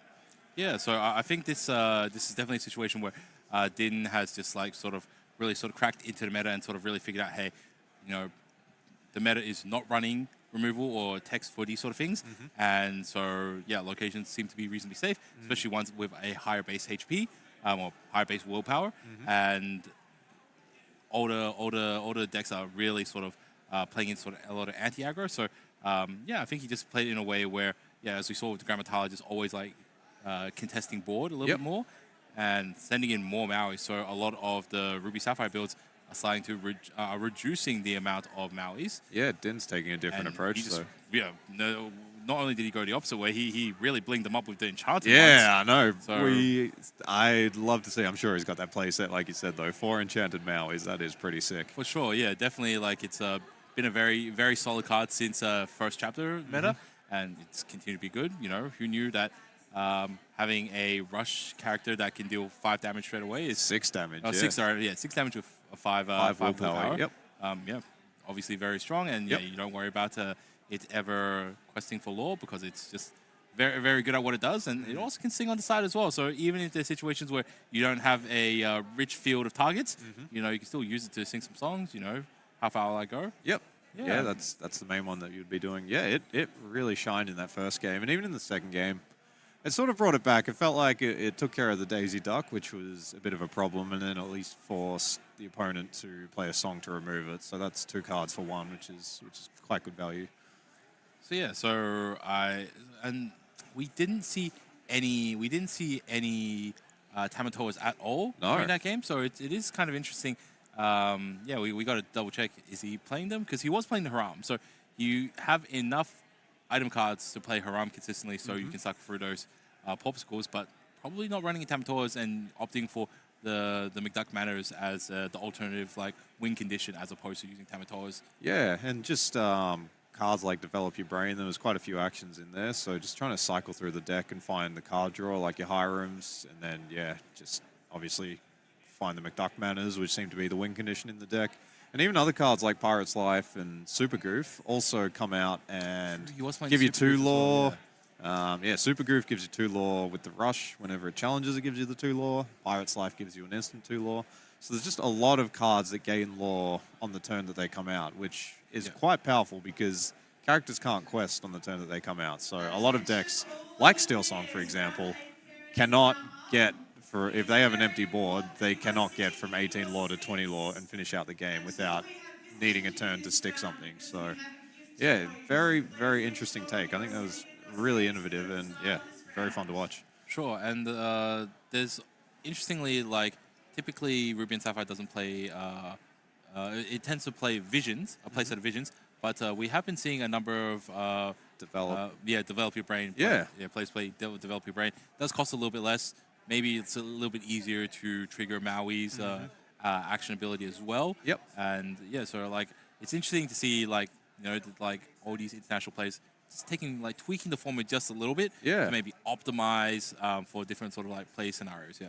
I guess the other advantage of Develop Your Mind on turn is like on turn 1 you can play it if you don't happen to hit like one of your 4 popsicles. Yeah, or your ramp. Yeah. And it looks like we have some scores. So this is for the end of round 7. Yep. We still have Din Pham at 13 wins and 1 loss per game, and Azri like nipping on his heels at 12-2. And it seems like most of these people were more or less the people that we have seen previously. There have been some shifts up and down, so my crew, they are no longer up there.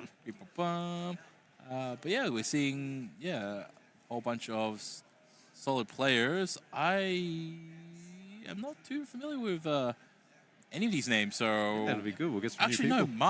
Mars, I think he is. He's a local Melbourne player.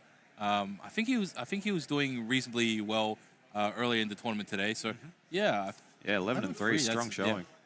Yeah, what do you think the line will be for top 64? It's usually about 13 wins in a competition like this. Sure. So I actually have no clue whatsoever yeah. because I haven't run the math on what happens with 1-1 games or games where where the significant amount of people will be 1-1. So obviously very easy to determine if everyone's just either win-lose binary, right? Yeah. But then Yeah, like the bonus point, yeah. the tiebreakers and the number of people. So it's now no longer binary. It's like 3 different options and the proportion of people who go like whatever options will affect it. So the number of people who go 1-1 every round will determine how many points will make it in and out. But fundamentally, the more 1-1, more people go 1-1, the bigger a chunk of people will miss out because it will just come down to tiebreakers. And a lot more people go score. So for example, if an entire room goes, so if an entire room goes wins or losses, half the room's up, half the room's down, right? A whole bunch of people go 1-1, then there's a whole chunk of people in the middle, In the middle, Yeah. So, so like I wouldn't know how to pass the numbers, but obviously, the more wins you have, the better you're looking. Yeah, absolutely. Yeah, the scoring system, for anyone wondering, it's every set you play 2 games, so you get 1 point for a win per game. But if you go 2 wins and 0 losses in that set, you get 1 bonus point. So it's essentially 1-1, you both get 3 points, but if you go 2-0, you get 7 points. So it's more favorable to win and lose gets you more points than 2 draws. So yeah, that can kind of complicate the math a bit. Yep. So it's a real interesting prisoner's dilemma type matrix situation. Yeah, where it's yeah, if you win, you're good. 1-1, kind of in the middle. Yeah. So very very interesting. But yeah, obviously at the end of the day, so I personally, when I have played in a lot of tournaments and a lot of competitions like this, I just ignore the scores. I ignore the score. So I don't think that there's really any sort of advantage to knowing what gets through and what doesn't, because at the end of the day, just because you don't need to win or just because you need to win doesn't really affect how hard you're going to try in your game, right? Yeah. You're not going to sit down in front of your opponent and like, this game doesn't matter, so I'm not going to try very hard, Yeah, right? gotcha. Or Yeah, I really need to win. I'm going to try 10% harder now, right? Yeah. So every game you got to come in with 100% and do your best. So like I just ignore scores. I never think about it. Like I might be XO, and I just still think about it as round 1, round 2. I just sit down and play my game. Doesn't matter who's sitting in front of me. Obviously, if it's someone I know, we can joke around and have a little bit more casual conversation. But I completely ignore whoever's in front of me in the sense of, all right, if they're a big international player or whatever the case might be, just anyone just sitting across me, we'll just play our games and be courteous and respectful to each other. But it doesn't matter to me. Like if you've top 8 in like 3 majors, right? I'll play my best and I've done my preparation, and statistically you're probably going to win if you have such a pedigree like that. But you just play everyone like you would normally. I've definitely had experiences where sometimes where like I was considered much more experienced than the other player, and they did get a little bit more nervous against me. So I did get away with bluffing a couple more type situations. Right. But yeah, so like I think you don't have to give the good players significantly much more credit. Just play your game normally, and they'll understand. They'll a lot of people. So as long as you're generally not disrespectful, they've seen it all, and like, they're pretty chill. But awesome. And so and also I guess don't be too nervous. People, we all make mistakes. As long as it's not really any sort of dramatic mistakes where potentially there might be some cheating or some sort of information found. I think everyone understands that we're learning. So even if forget to reveal when you're like inking down, and they'll remind you. It's like, all right, cool, I'll keep this in mind, and that sort of thing. So I think like you only learn by trying and doing. And I agree. You can only try and do if you're out here doing. So doesn't matter if you're inexperienced, just get out there, learn and play.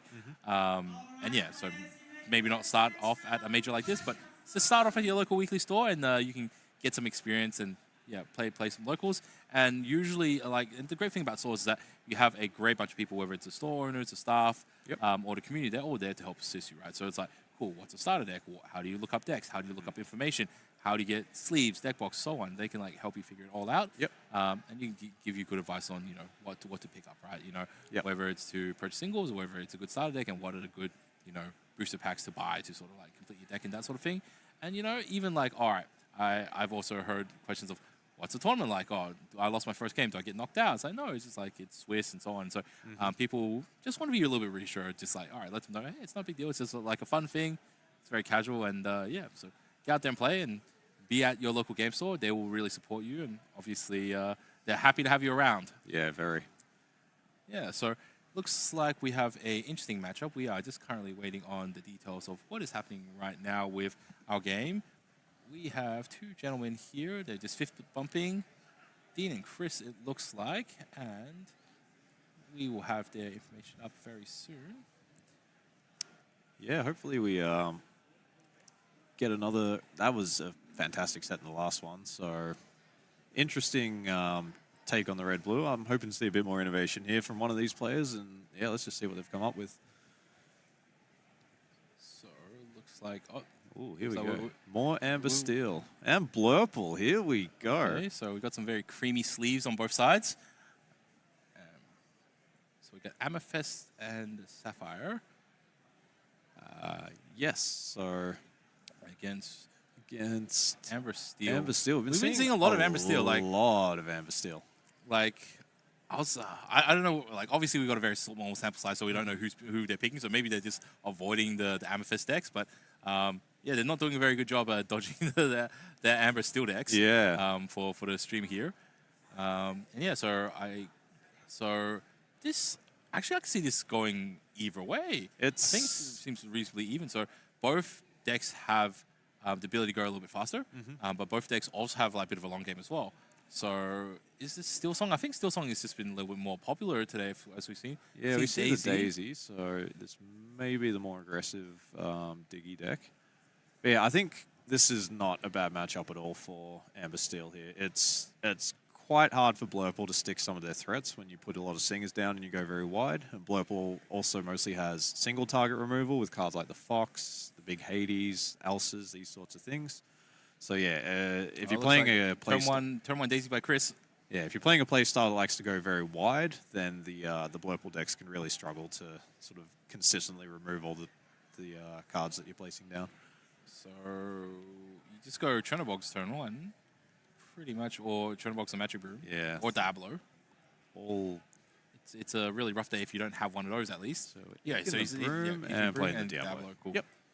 Easy. Just so yeah, if Chris does happen to have any removal for it, and you songs straight away, at least Diablo will cycle your card back, whereas Magic Broom and Magic Broom and Chernobogs, yeah, the you draw have is to conditional. deliberately banish your character. So first two lore for Questing Chris. up to 2, and there's friends, so that's a miss. Yep.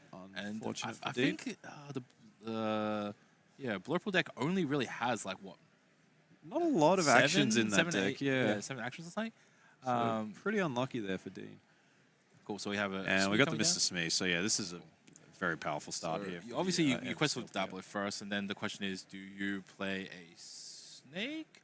I think we'll see the Tipo come down here. I think true. Blurple's going to want to ramp here. Inks a sail. All right, cool. Play the Tipo. So yeah, valuing getting extra bodies out on the board so you can play things like Fox. Typical Tipo, not particularly strong body, but typically we find that Tipo will eventually trade into Smee. So the Smee, it will end up questing twice, and then Tipo will just finish off with the last damage. Yep. Yep. And yeah, I haven't seen this matchup too many times. I do think, if Amber Steel can just keep playing one character every turn and just keep going wider and wider, that is I think Chris just ignores Diablo. You just quest with Daisy. I think so, yeah. I think the double quest here. And there's the snake, so got the hit now.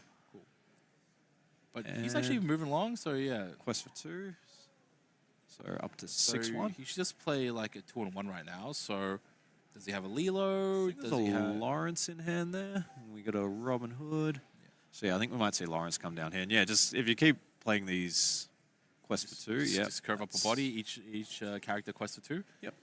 Eventually Dean just has to engage. All right. So he'd be at 4 ink this turn, which means he can he can send in a Fox, and the Fox can go straight into Daisy. And then It's left- replay the Diablo that bounced. Yep. So Inkatipo, I think we'll see the Diablo quest, and then the Fox will come down. So quest Quest for 2. both. Yep. That's good. Do we see the Fox? Yep, there Yep. it is. Send the Fox. Diablo. Diablo and send it into Daisy. Yep. Good value trade there for the Easy. Fox. Picks up the 1 damage And- 1 left, so he can just put the Diablo back down. Perfect. Easy. All right, so yeah, not a bad start here for either player. I think Chris has really gotten a fast start on the lore front, but let's see if they can continue to follow up. So at this point, you So 2 docks and a Calhoun. you'd That send is a the SME. You probably send this. Like, so the question is right now: do you just continue to push your advantage by questing for 4 more and maybe go up to 10, or do you send in the SME to trade with the Fox and then you have Lawrence? That I think you want to be the aggressor in this matchup as the Amber Steel player. Yeah, so so I think just questing here is fine. if you quest here, it means that Fox will go into Lawrence and Tipo will go into SME. That's true. But if you go SME into Fox. into Fox, your Lawrence can quest for 2, and then Tipo will have to like run into Lawrence. All right, you just go wide. All right, cool. So Draws 2. I think I see Rapunzel in there. yeah, at this point, like go. You go. Yeah, I still feel you go SME into Fox, and then you Yeah. quest to Lawrence. Otherwise, you get a significantly worse trade. Yeah, no, that's fair. That is fair. Yeah, I guess 6 lore, you're not at the point where you're really trying to push for the win, so you might want to consider the value trade here. But yeah, this was a very fast start for Amber Steel, but I think so having he's the sending that there, and next then trade, this, and then quests. yeah, quest for 2. Yeah, cool. All right. So we got 8 to 3. I like that the Blurple player has still been questing with the Tipo and the Diablo and trying to keep up in lore. It's going second. You're obviously not having the initiative with this sort of game, but yeah, you got to keep trying to quest where you can. At- and I at think this they've done stage, an excellent job of that. The Tipo and the Diablo don't have a lot of value. You quest them once, and then you pick them up with your snake or your fox, Yep. just because Calhoun's there. So and she just loves little units like this. Yeah, absolutely. We might see Tipo, because Lawrence is a 0-4, but when it's undamaged, it has +4 strength.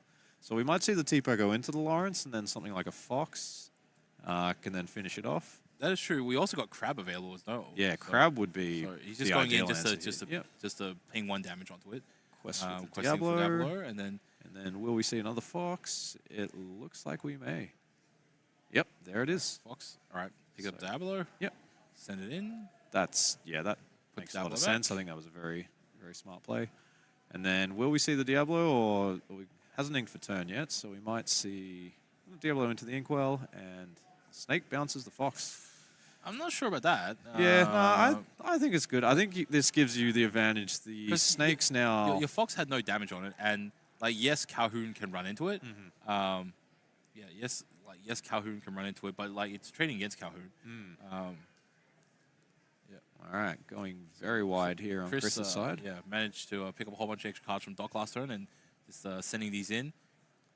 So yeah, obviously Calhoun's very good in very sort of like combat aggressive, like combat heavy sort of strategy. So so it's going to be able to challenge into anything that Dean really will play.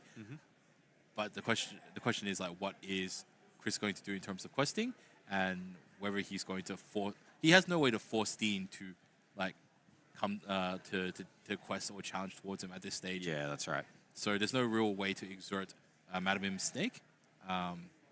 So theoretically he can quest with his Doc for 1, and then Calhoun he can quest for 1. Worst case scenario they trade. So you're kind of foregoing the lore that you would gain from challenging into him, but you're gaining the lore from questing. Yep. So I did see an Elsa in hand here. I'm wondering whether we'll see that come down. One line that Dean's probably considering is Snake can challenge the the Doc, and then play the Snake, and Snake can challenge the Calhoun, which clears 2 characters, but then you've got an empty board, so that doesn't look too appealing. We might see the Elsa come down, but Elsa also doesn't have a great... She doesn't have a great target. She will yeah. be able to pick off Smee on the following turn. So Yeah. But then Elsa kind of sits in an awkward situation. I think Yeah. okay. So I think the play is you use the Shmi to challenge into the dock. Then you play Fox to pick up the snake. Yep. And then you run the Fox into the Calhoun. Yep. On the following turn, you can use Elsa to pick off the Shmi. Yep. Which leaves 2 on it, and then you use Snake to pick up the Elsa. And then you can because otherwise use the Elsa rush would have again, 2 left, and the remaining Calhoun will try to pick it off. Yep. All right. Don't you love when you just you make the prediction and just seeing see the same exactly lines what, as the players? Yeah. Yeah. Except like for us, like we can just like predict it or say it because we just say what we think, and they have to think it through. Like, it's their game, so they got to figure out the lines. But so how are we going to see the Rapunzel come down here for no healing? It does add another quester onto the board, which is okay. So I think theoretically you don't play the Rapunzel because like Shmi will just give you 1 damage, right? So if you hold off, at the very least you can play Rapunzel next turn. Yep. And just heal the 1 off Shmi, right? Yep. But he doesn't know that Dean has like an Elsa. The Elsa, yeah, that's right. Yep. Yeah, that makes it tough because it's either Rapunzel or Storm your own character, which you probably don't want to do. So yeah, I think deploying that to the board. Yep, quest for 3. Just try and keep your foot on the gas. Yeah. Okay, I guess that's right. What was his other card in hand? Storm. So okay, cool. All right. Dean's got a whole bunch of cards. Unfortunately, a lot of them are kind of 4 or 5 costs, so he's been unable to play sort of 2 things on the same turn for the last few turns. And the blurple. He's got 6 ink in total. Yeah, 6 ink in total looks so like. I think we will see the Elsa here. So yeah, like I might go into Elsa into Snake, and then that might then the Snake can potentially challenge the Calhoun the next turn, or they can both challenge into the Rapunzel. Yeah, this is a tough turn for Dean here, thinking it through. It's Chris doesn't have very many resources left. No, he's only got 4 ink, so he's just playing one thing at a time. And he's just like top decking at this point. Oh, it's like got only 1 card. Yeah. Are we going to see Hades here? There it is. This is. I love this card so much. Yeah. But that removes the cool, Rapunzel, so it takes 2 lore off the board takes again. lore off the board, and it spends the ink efficiently. So, and this is also body checking the Calhoun and the Smee here. And Storm. I didn't see the other card in Chris's hand. He is starting to run out of gas here. So, very, very interesting. This is what Blurple does. It can fall behind, and it can be risky to play at times because when decks get starts like this, it does seem to curve out pretty well. So after it does its turn 2 ramp, the rest of the game it does curve out pretty well. So there are some answers. So he's playing Doc, pitches Storm Rage on. Not doing much at this point, so just wants to continue deploying threats to the board and going wide. Ink left to work with. He still has a Lilo. That is a really nice find. All right, cool. Then you just drop the Lilo. Yeah. And I think you just keep then questing, and just keep trying to because this Lilo, just playing it again and again, it just makes it very hard for the Blurple player to make progress. Unless they can add it to your Inkwell, we may see that. All right, so Smee quest for 2. Puts them up to 17, and then 15. Sorry, 15. Yeah, 13 to 15 there. And then will we see the Calhoun quest? I guess the Calhoun, if Hades challenges Smee, it takes 3. I think he just quested. I like the quest here, but I can see both ways. And what 2 costs have we got? Because Calhoun will still deal, free damage even if she's being a challenge pawn. Yep. So you just take the law now. Yep. And the pass, So representing game next turn if we don't get rid of the Smee. Yeah, it's got to be frustrating. Smee sitting there on 2 damage, but probably going to quest the game out before it runs out of willpower with that passive effect. We do have the Elsa, which can come down and challenge the Lilo, and then Hades can challenge the Smee. Unfortunately, if Hades challenges into Smee, then the Calhoun will have free damage challenge marked onto it. We got Elsa. All right, cool. It looks like we into the Calhoun. Oh, yeah. Yeah, no, this and is then Elsa yeah. can Elsa run into the into Smee. yeah. Yeah, I like that line a lot. So only 3 left. Okay, can potentially quest a free next turn. So it still keeps him out of harm's way there. Yep. But yeah, this... Yeah, Blurple doesn't run a huge amount of removal. A lot of cards like Fox and Crab, but those can't really deal with readied characters. So if Chris can just continue to string a draw of characters together and keep deploying them, it's going to be tough for our Blurple player here. Yeah, like you just quest for all your guys now and then just drop all your other guys and So I think that hand pray is... pray that it's all good. All right, cool. So go up to... Goes up to 18. Yep. And we got a Smee, Lilo. Yeah. So even just Smee on its own here is representing games. So, and yeah, this Lilo, if Dean can stall the game out, it's just going to keep coming back and coming back. So, do you see a Genie? And yeah, I'm not sure that Dean is going to have enough ink to sort of play one of his draw cards and then follow it up with something. Yeah, I think it's Genie and a couple of rabbits. Is that an Elsa though? Oh, that's an Elsa. Yeah, so Elsa can run in and challenge another unit. So not enough to challenge off the Smee. So that's the problem. The Smee will survive. Yeah, that's right. No. So you can go Elsa to exert the Smee. Hades runs into the Smee. One of your Elsas runs into the Lilo, and then the third Elsa runs into the Doc. So this one exerts that, and then Hades goes into Smee. Yeah. The problem is Doc's got 3 willpower, and Elsa only challenges for 2, so the Doc and the Happy. Oh, okay, true, yeah. So that one goes into Lilo. And I then think this is the 2 doctors. This makes sense, The 2 doctors survive at the end. Cool. The Bloody Knights, yeah. Well played, yeah. Really well played from both players there. I think Dean, it was looking really dire early on, but he managed to claw control back. But yeah, just couldn't quite stop the aggressive deck early enough. So, Yeah, there were a couple of interesting turn plays there. The one that I wasn't sure about is Hades, though. So Hades on the Rapunzel. I think the problem was if you play your Elsa, like, if you can keep inking, you can potentially play Elsa and then play something else on the same turn if you get to, say, 8 or 9 ink.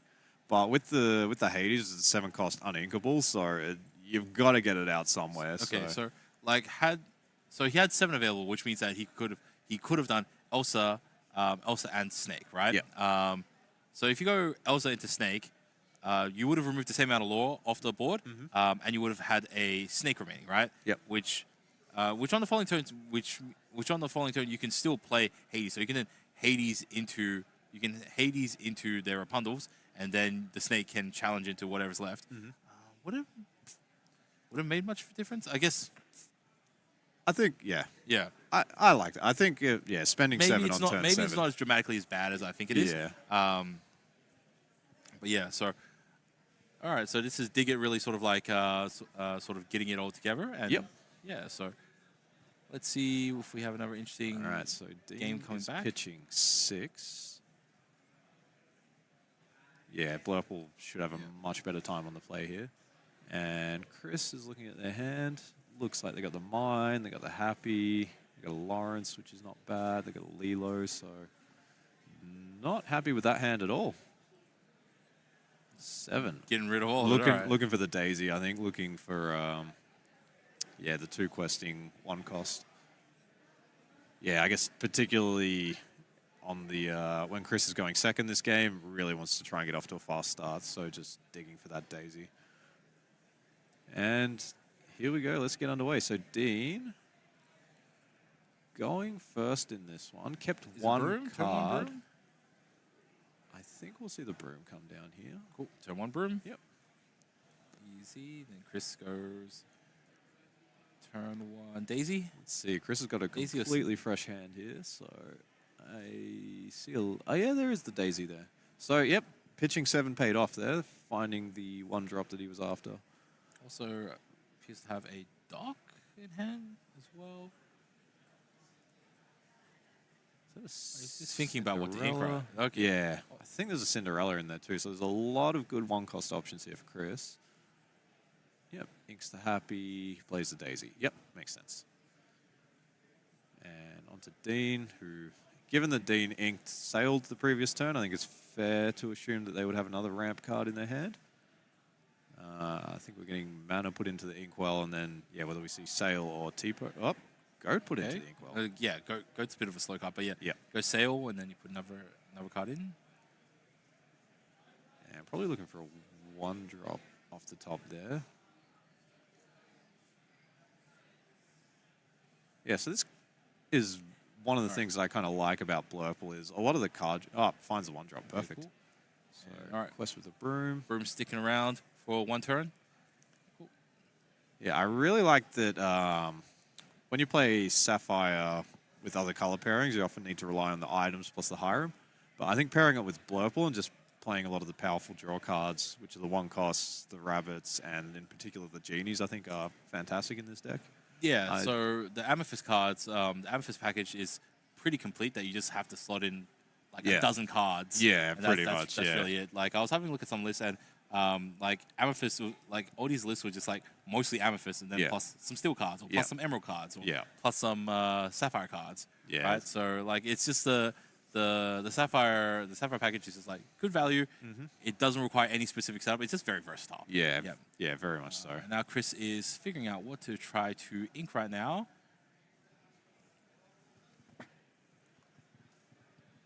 Yeah, I'm not sure. I think there was a Smee in hand earlier. Yep. Well, might be considering the Lilo here.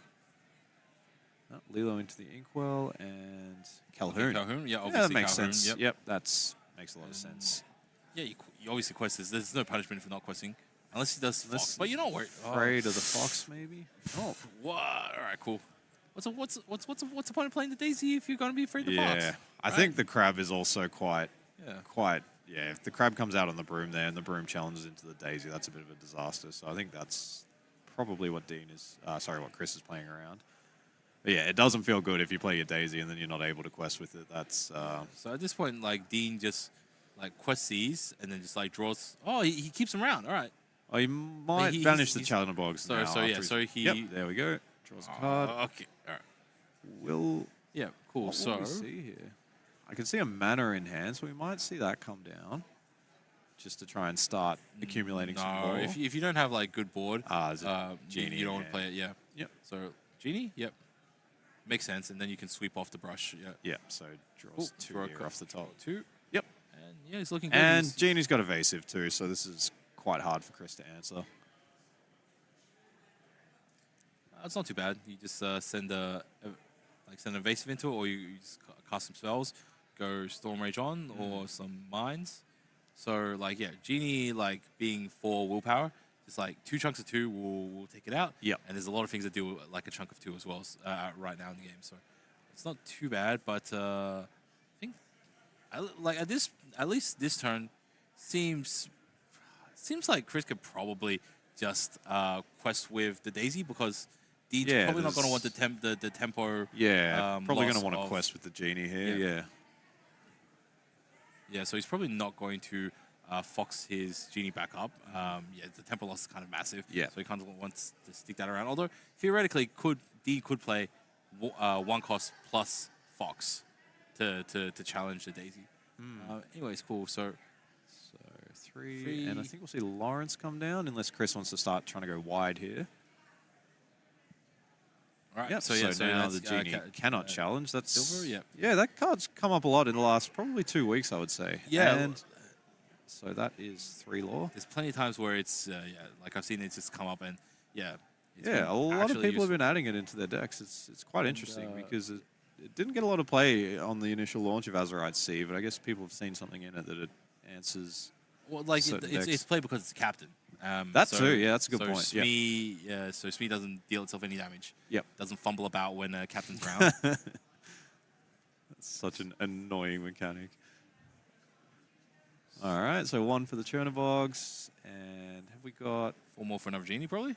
Oh, the Yep, mana. Okay, makes cool. sense. Yeah, all right. Yeah, that's fair. And Like if Genie's just questing for 2. Yep. So now Dean is really starting to get something going here. We've got the Genie questing for 2 every turn with evasive. We've got the mana, which will be gaining 2 law every turn, and yeah, that 9 willpower, even though Chris is playing steel and has a lot of bodies on the board, it's still very hard to answer. So he can get rid of it in 2 turns. Yeah. So he can send Calhoun and Silver into it for 6 turns Yeah. and send another 3 next turn. Yep. Yeah, right now the issue is just this Genie. So what's he got in hand? What can he put I think down? there's a mine in there. There's a few other cards, but yeah, just the 9 willpower again. Everybody's running McDuck today. We've seen a lot of it. Yeah, I think it might be like, one of the tech cards that actually pushes a Sapphire over the line for today. All right, so 3. We might see the Lawrence come down here. And then we might see Ink and get Cindy in the game. But yeah, definitely a tough turn for Chris here. I think Dean's looking in a very solid position. All right, Ink's So a Cindy. Cindy, yep. And he goes up to 4. Plays the mine and the Smee. Yep. Yep, so just trying to be ink efficient here and get as much out as they can. Cool. So now he puts the pressure back on Dean. Hey, my location is probably more advantageous or more relevant than yours. Yep. So now it's on you to start cracking away at my location. Yep. Daisy going in for 2 more law, Probably Quest, but may want to just put as much damage into the mana as possible here. No. Yeah, you got 3, 3, and 3. Yeah, that probably doesn't make just sense. stick chunks of free into it. So, So probably Quest for 2. Quest for 2. And let's see, what's top card? It's probably going to be... There's it's a goat. All right, That's a nice draw. And then, yeah, I think we may see double challenge on the mana here just to put 6 damage on it. And, yeah, Dean doesn't have an immediate answer to either of these because I think Silver's looks got... like he's questing. Yeah, 6 damage there. Oh, yeah. No, okay. Makes sense. Yeah, both of these, because Silver's got 3 willpower and Calhoun's got 2, but with the resist, it means neither of these 2 strength characters on Dean's side can deal with it at the moment. And let's see what Dean's got. I think this will be 6 ink this turn. We did see the goat come in hand, so we might see that come down here. But yeah, I think Dean probably wants to try and control the board a bit here. If there's something like a fox or a crab, I wouldn't be surprised to see that come down. Goat's a little bit slow here. So it looks like let's see. paying 4. 4. This may be the goat. Genie. Oh, okay, yeah. cool, yeah. Okay, so we might have a race on our hands here. So we see 1 for Diablo, yeah. Yeah, I like it. All these Pretty cards close, kind of cycle themselves, so we'll see the... See how the challengers trade. All right, cool. So Schoenbox traded into Daisy. Yep. It had And 2 the marks on it. Yeah, Oh, the because Genie went also into a challenged frozen. in, Okay, so that's 4. Yep, so +1 there for... cool. Cool. That's not too bad. Chris for the so, mine. so Genie's got 1 damage mark on it. All right, cool. Yeah. I think if Dean's able to slow the game down and get to sort of turn 8, turn 9, turn 10, and deploy some of the big threats in their deck like the Hades and the Elsa, then, yeah, they're quite happy to just sort of take the law off the board. Do we have a dock or anything? No, we don't have a dock. Yeah, we've got a Smee, a Lawrence. I think that is a dock, actually, so we might see Smee dock here. But, yeah, that's... All right, so finishes off the mana. There is the potential for Chris to move something into the mine here, which they can then deal 1 damage to a chosen character. Or if we see the dock come down, that could deal 2 damage, and that... that still doesn't finish off the Genie. Yeah, so got Genie's 1 also damage evasive counter, as well, so yeah. you can't challenge into it. Lawrence and This is dock. back on it. Yep. Makes sense. And yeah, I guess the last question is, will Calhoun and Smee quest this turn? Smee, in theory, you could. Yeah. Because you do have captains on board, so he can quest, and then Genie doesn't get a good exchange with it. Yep. And then with the Calhoun, you would need to send both Genies into the Calhoun to finish it off. So I think, yeah, that one's tricky though. This is like a really question. Yeah. I would personally do it. Yep. Yeah. Yep. Gains the 3 law while it's there to be gained. I like it. And then, yep, passes back. So yeah, Chris did a good job there dealing with the mana. We haven't seen any other decks be able to really deal with it. So yeah, just had a lot of 3 attack characters, and 3+3+3 got to 9, so nicely done. And yeah, can't quite see Dean's hand here, but would be looking for a card like Hades here, I imagine, to deal with maybe Lawrence, and then yeah, whether Dean wants to try and race here and just keep questing with the evasive genies, or whether they want to try and remove some of these characters. They don't have any really obvious trades on the board at the moment. Yeah, so Chris has guys that you don't really want to challenge, and Dean has guys that aren't very good at challenging. Yeah, that's exactly right. So, but it does seem like Chris is like ahead on this race, so Dean has to start engaging. But Dean does have a much bigger ink pool. So Yeah, just challenge the silver. Look like it's looking like that may happen. Or yeah, I'd love to see what's in Dean's hand. I see a Hades there. We might see that coming down on the Lawrence. And then, yeah, this Dwarf's Mine is just kind of annoying here for Dean because, yeah, dealing 6 to it is going to take quite the effort because we're not seeing a lot. Like you said, no high-strength characters here. Not really a deck designed for challenging. So, all right, just quests. all right. So he sends them both into the Calhoun. Oh, right. Into the Calhoun. Ah, so then they can quest with the Diablo. And, yeah, I think we're going to see Hades come down here. Yeah, but now Chris just moves the dwarf into the mine. That's able to pick off The remaining genie. genie, and Smee can either quest or can challenge Diablo. Yeah. So it's pretty good. Got 11 to 10 here. So he gains 1 off the mine off the start of the turn. Do I have that wrong? Yeah, I think this is where the mine really shines. We'll see the... You see the dwarf going to work. Yeah, that's right. Got to start. Yeah, finally seeing the namesake of the deck. Oh, Chenpo.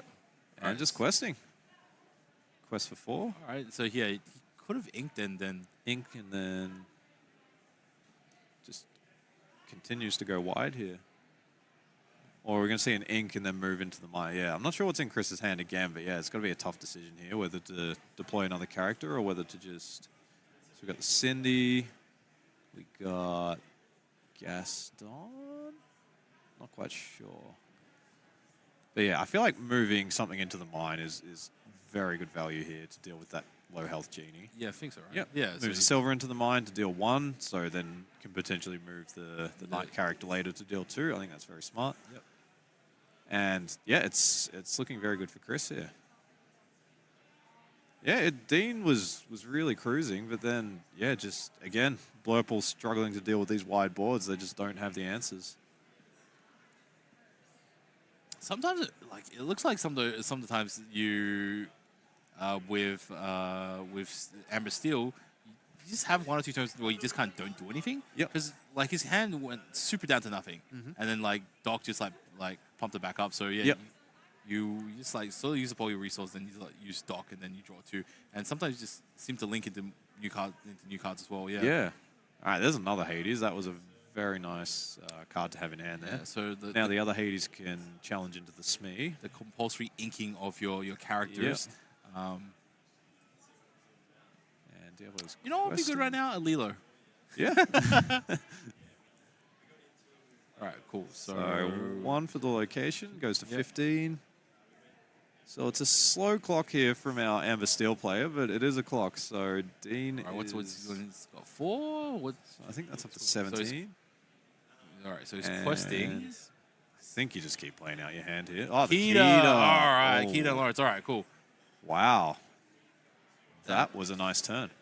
That looks like it might lock it down yeah, there. I So don't see what Dean could do to get out of this one. There's no real kind of board sweepers here, so I think Keita and Lawrence survive. And yeah, unfortunately for our Blurple player, it's just looking like the Amber Steel had too much gas. yeah, okay. Look, so yeah. all this stuff can help getting him some resources, but Yeah. it's not going to get him over the line. He just needs to be able to disrupt him.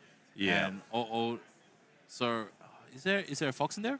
Because that's one of the few things that would not be affected by Keita. So any new characters that are played are not affected. Yep. Um, Quest 5. Could he send his Diablo into dock to banish it just 18? so he draws a card? Yeah, that's an option. Yeah, this is really close, but Yeah, yeah. so close from Dean here. Yeah. Oh. And just And then turn just, sideways. yeah, See? Chris Quest out. Well done to the Amber Steel player. Yeah, I think that's very clean game. yeah, very clean. I didn't think there was any. I thought both players played it very well. It's just the Blurple deck can really fall behind, and yeah, without any sort of area of effect removal like the Sisus, the Be Prepared, Scrub Your Swords, all these sorts of cards.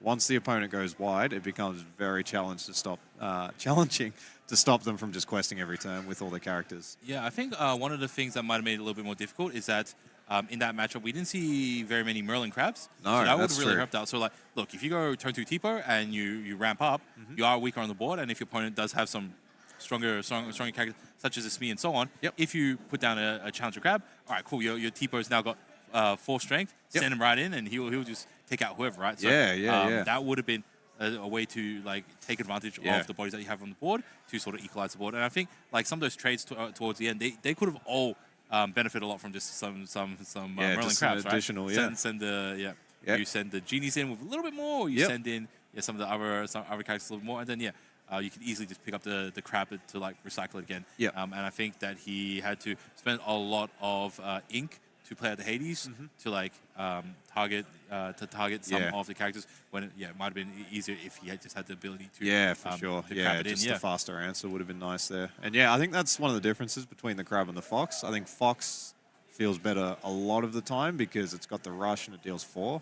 But the crab, it doesn't force you to pick something up off your board, so it gets you a lot more tempo on the board straight away. Whereas the fox, because you have to then remove something and play it again, it's on the much slower side. So yeah, I think that's where these two cards, they feel like they perform similar roles, but in terms of tempo, one of them is a lot quicker than the other. Well, Fox will usually either trade against something around the mid-size. Yep. So we'll trade against like another 2/4, 3/4, that Yep. sort of thing. Or it's used to come in as a rush challenger against something small and then we'll live, right? Yep. But Crab will like over 2 turns will find situations where it will allow 2 of your smaller guys to trade up into significantly larger guys, right? Yeah. So yeah, if a 1 goes to a 4, so I'll like basically the lowest amount of attack can now be challenging pretty much anything you'd find in the first 3 turns of the game. Yeah. And if you have a 2 power character, now it's going into 5, it can like start taking out Mauis, right? Yeah. So it's got a lot of value, and like you can bounce back up, pick it back up with snakes and all that sort of thing, and you get some buffs, and it's really a versatile card, and you can get a lot of versatility out of it. So I think that might have been one of the reasons why he just kind of lost lost a lot of tempo on the board. Yeah, that was really the issue. Because, pretty solid start from the Blurple player. Got the cards down that they usually want to get down in the early game, the Diablo and the Tipo. But, yeah, it's just always tough when you're playing these boards, these decks that just want to flood the board. It is very, very hard to keep a lid on them. So yeah, definitely. And like we said many times today already, this has been a long day. That was just the 8th round that we've just completed. So we're in the final round of the game. So just one more game for today, and then we are done for Swiss today, and then we get to see some top 64 standings. So both these players are still doing very, very well. So won't know what's happening in regards to standings, but yeah, hopefully we will see them tomorrow as well, and we can see a lot more gameplay when people are a little bit more refreshed. Then we can get some very interesting games to play as well. yeah, I know. I'm starting to feel tired now. We haven't even been playing, so I can't imagine how the players are feeling at the moment. Yeah, true. And definitely if you watch the Twitch stream, you can see the energy slowly dipping over. Yeah, over need to find a yesterday. strong coffee before the next game. So. Yeah, definitely. I need to do that too. I thought we were supposed to have PAs. Yeah. Where's that go for to grab a coffee for us? It is what it is. Do we have a judge? Yeah. Call a judge, yeah. Yeah, call a judge. No, it's Yeah, awesome. So it looks like we are not too far from heading into the next round. Yep. So So about 5 minutes until this one ends. So there's 5 more minutes until this round ends. So we will be back in 10 minutes for the final round of day 1 of Melbourne Disney Lorcana Challenge. Thank you for sticking by, and we will see you soon. thank you.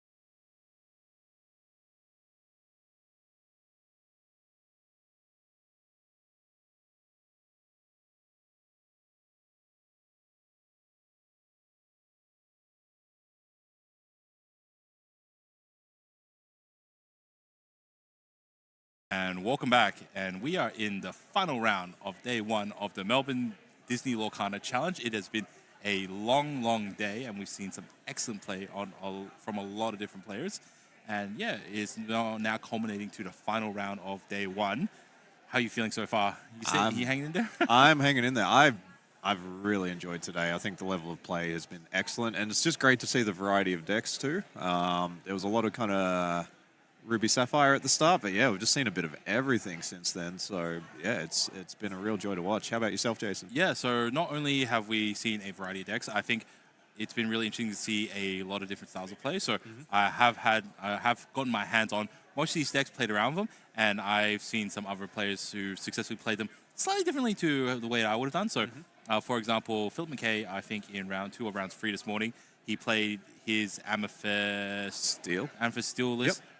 Definitely very different to how I would have played. I would have played a little bit more aggressively, but he played like solid fundamentals, right? So just solid fundamentals. Don't put yourself in bad situations and like come out ahead. And it's very interesting to see. Yeah, it's like obviously same card, same deck, same strategy, but you know a different game plan to the end, and that's really interesting. And I think that really shows the depth of this game. So a lot of people they might prematurely judge the game as being a little bit simple. Yep. So admittedly, yes, this game doesn't have like any interaction with your opponent on your opponent's turn. Yep. But because the turns kind of are shorter and there's a small amount of actions, there is a lot more sort of backwards and forwards. Yeah. So I think that's where this game gets that from, and the decision making of your resource and your characters and how you use them. That is really where the skill level comes down. And there's and like a lot like the effects are simple and they are useful, but the cards don't necessarily play themselves. That's so right, yeah. How you want to best use your cards and best utilize them is going to be key. Obviously, there are certain effects and certain cards that are very linear and very clear in what they're supposed to do. But then how you build a board build a situation, or how do you take make the best use of these cards and effects is up to the players to do that. So we've seen some great people, really sort of work that and take advantage of that. And this final game really got to pull out all the stops and like take out every trick in the bag, and you really got to hold it together as it's final game. Just get one more win under the belt and hopefully lock it in for top 64. And so always for the last day of day one Swiss, we usually will find a pairing or a matchup where players are very much on the edge. So in a situation where a player would win, they get pushed up and then top 64 and and then the loser has a day to play side events. That's probably something we haven't touched on much here, but yeah, if you're in Melbourne and you want to come down, you can get an attendee ticket and come down tomorrow, and there is just a ton of side events running. So there's constructed, there's some limited, there's I think they had Pack Rush, Pack yeah. Rush, which basically you just get 2 fresh packs, you crack them, don't even look at the cards, you just shuffle them up, deal yourself 5 cards, and off you go. So you take the puzzle cards, and they become your yeah, first that's 2 right, ink. the puzzle so cards. You fundamentally start off with like 2 ink plus whatever you ink on turn 1. So you just skip the slow build up of like turn 1 and 2, and so you just crack 2 packs, and I think it's hilarious. Sometimes you just get some really obscure cards and really obscure combos. That's right, and especially because you're playing cards from a whole bunch of different colors as well. You will like find some like interesting combinations that you normally might not be able to take advantage of in constructed play. So it's awesome, and for anyone who just like wants to play something fresh, and every game's a bit of a surprise. That's right, it's a great way. Often when you go play locals, you get a couple of packs as like your attendance door prize, so you just find someone else, and it's a really fun way to kind of open your packs, because once you've collected a lot of cards, sometimes opening new packs, you're not seeing anything new that you don't already have.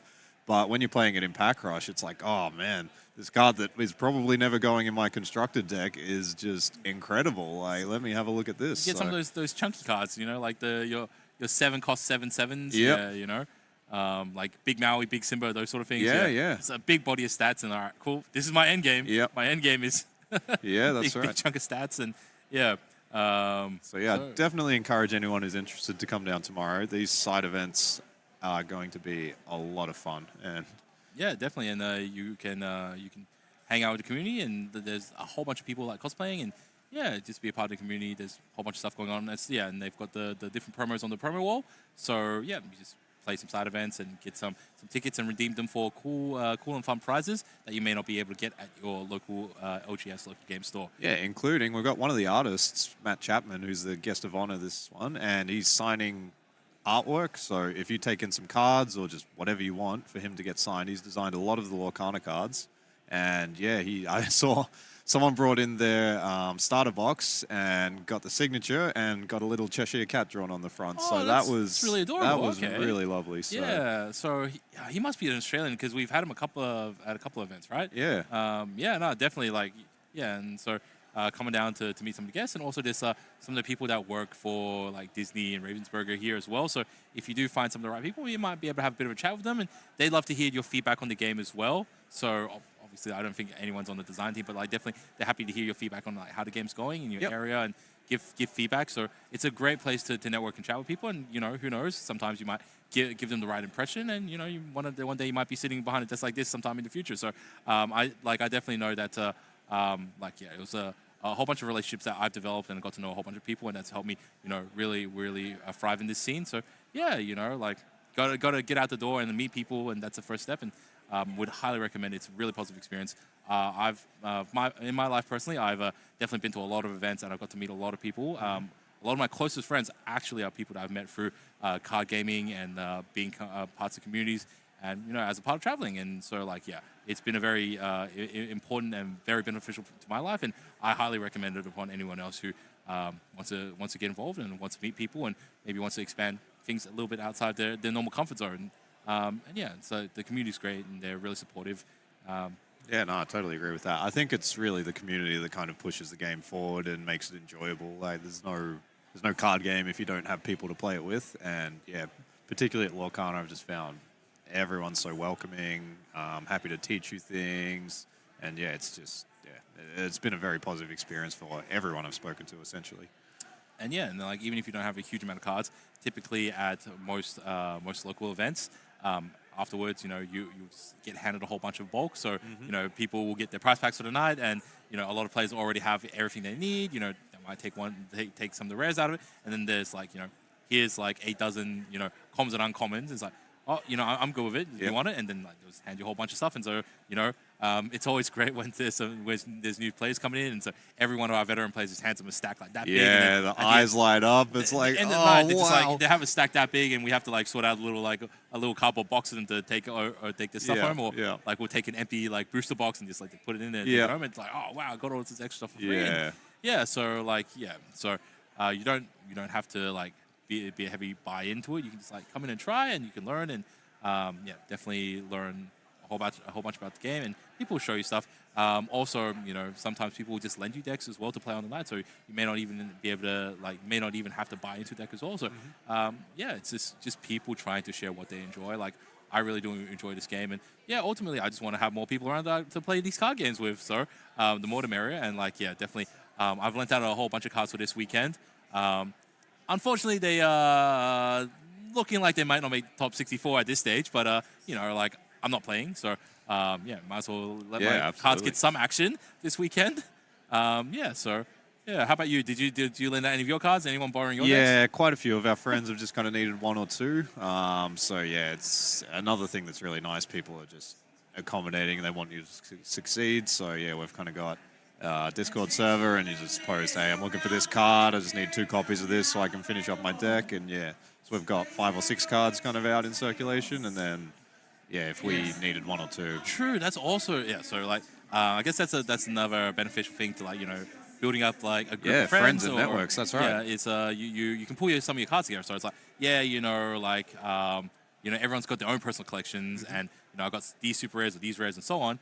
You may not need it for your tournament deck on the day, but someone else within your friendship group might need it. So hey, I'm last minute, I might need a 3rd copy of this or a 4th copy of this. Yep. And it's does anyone have it? It's oh yeah, cool, it's in my folder, and just bring it along, and then they'll just use whatever and just borrow it for the day. And so you're working as a group, and that way you don't have to have full coverage of everything. Yep. You guys can just borrow and lend a little bit, and obviously it's a little bit of give and take. You help your friends out, but it smooths out a lot of the financial issues, and it's really helpful in that end. So definitely it's even more benefits. We are really shilling for friendship, but it's working, and it's great, and so make more friends. Yeah. And be friendly to others, and respect one another and have fun.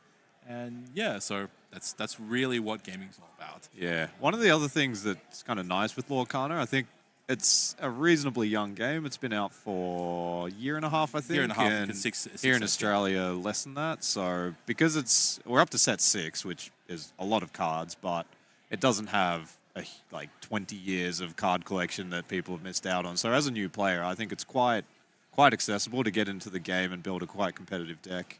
And it's not too hard to find the cards. And yeah, I think that's really good. I think that's one of the nice elements to it. And that sort of attracted me to it. It's just a new game, so it's not like trying to pick up this thing that's been around forever. It's kind of young, getting in at the right time. It's just started, so yeah, it's very accessible to new players. Yeah, so it's very accessible, and I think like you said, it's not a game that's had like a super long pedigree, so you don't have to be looking over a dozen sets of like what's really been going on and how the meta have been developing. And yeah, the pool of cards that see construction play quite small. Also, like there's also draft and sealed events and that sort of thing. And like the pack rush, you don't have to go into that deep. Obviously, playing at this end, there's a lot of things that you learn, but you'll step into it. And honestly, I didn't really sort of like get into too serious review or sort of planning or research on this game until more recently, probably towards the end of last year. And there was not a big card pool to learn, and like you'll see some deck lists and stuff, and like cool, here's a couple other cards I got to sort of pay attention to, but it's actually not that massive. Yeah, it's in terms of picking up a game, I think it's one of the, like you said, the keywords and all the kind of mechanics are basic, but they are useful and they can be powerful if you use them correctly. So yeah, I think that's another thing that's really nice about it is it feels accessible, especially to new players who aren't super familiar with like trading card games and probably haven't seen all these things in their past. It's like, well, everything kind of says on the card what it does, so it makes it very clear. Yeah, and thematically, I think the cards do a reasonable job being representative of the characters that are on them. So you can get a bit of a feel for what this card's vibes are about based upon the picture of the card. So clearly, we have Maui. Big, strong demigod. He's getting in there. He's swinging the fish hook around. Yep. And all his cards kind of do that, right? Yeah. And clearly you can see like Belle and certain princesses will have very different takes on what they do. Like Mulan as a princess does something very different to Belle, which does something very different to Vanellope, which does something very different to the other like princesses as well, right? So like the game plays with its themes and is very, very representative of its source material. So that's something that I really like when card games really pull forward the feel and the essence of the source material into the cards, and you really feel like you're playing with these characters. Yeah, and I think there's some nice twists on cards too. Like you want to play a certain character in like their kind of original form that they're in the movie, you can probably find that card. You can find them as a pirate or doing something completely different. You can find that too. So yeah, there's kind of all these different reimaginations of the same characters, which I think is really nice. Yeah, so like one of the really cool things in this latest set is you have the Moana, and you got a different path, like a what if story. Yeah, like, totally as well. But it looks like we are going into the final round. So this is the final round of there.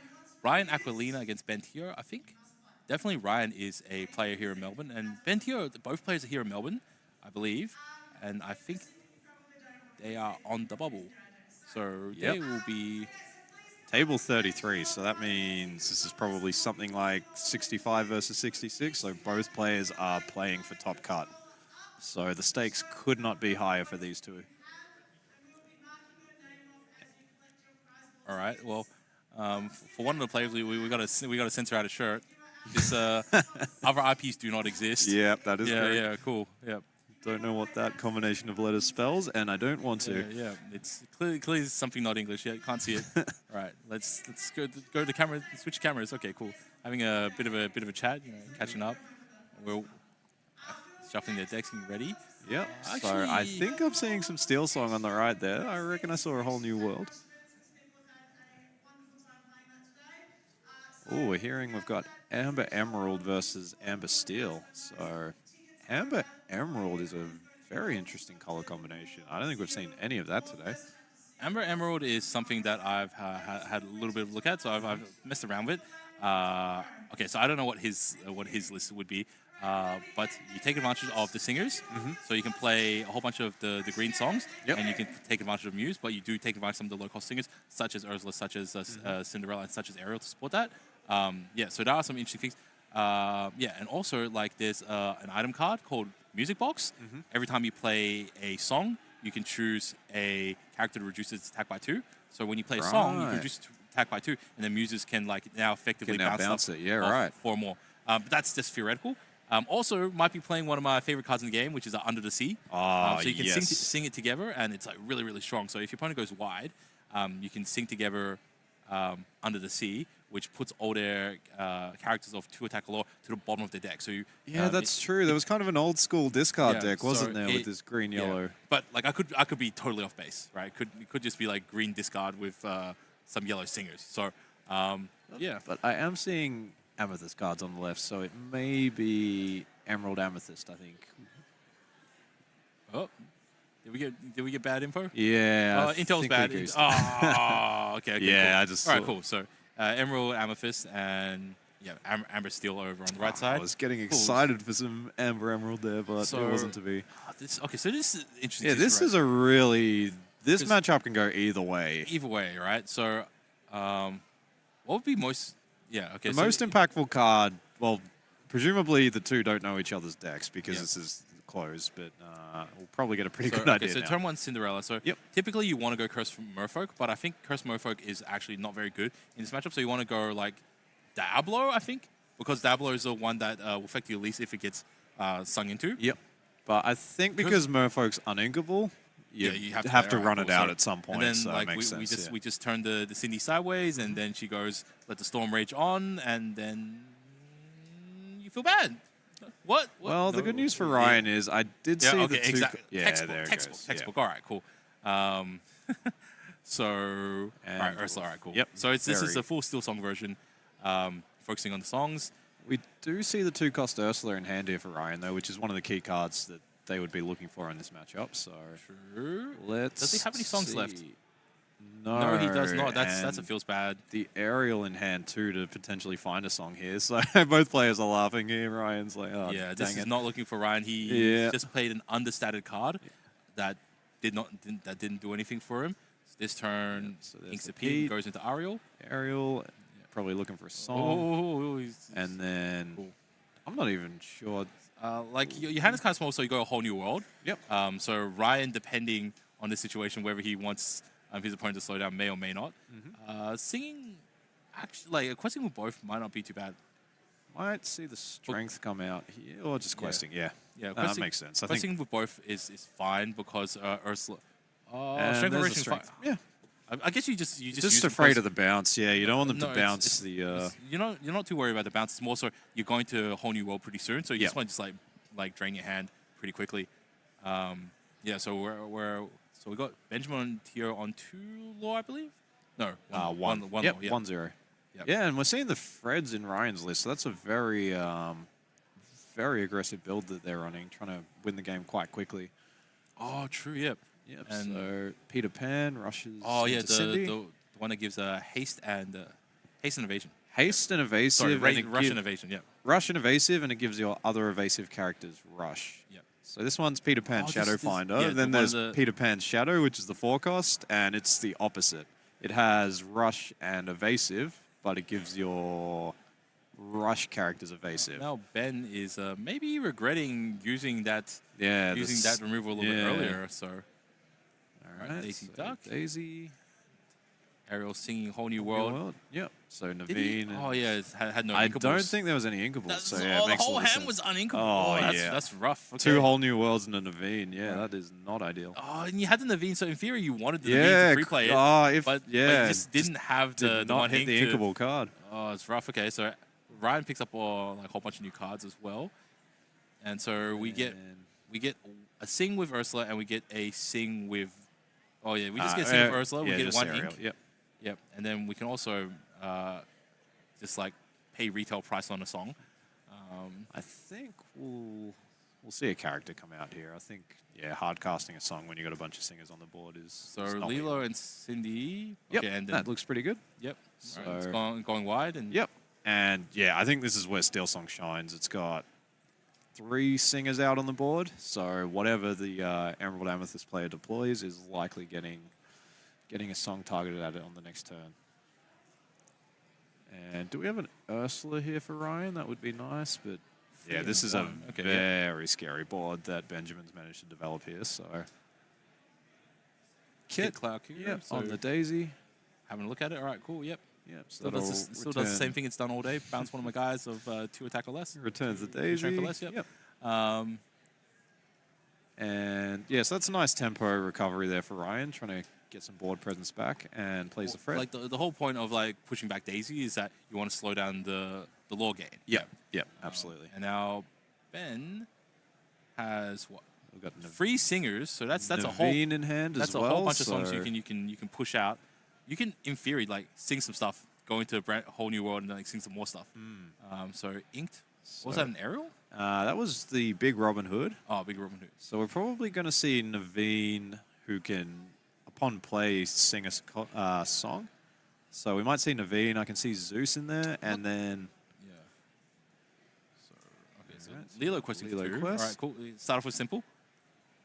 yep, And got 3 to 1 here for He's got Benjamin. Naveen. He's got a Daisy. Got a Got a Cind- big Cinderella. He's got a very nice hand here. Oh, he can actually build Cinderella. Sing it with one of the cards, and then Cinderella can Can challenge one of the can ready challenge, yeah. characters. Yeah.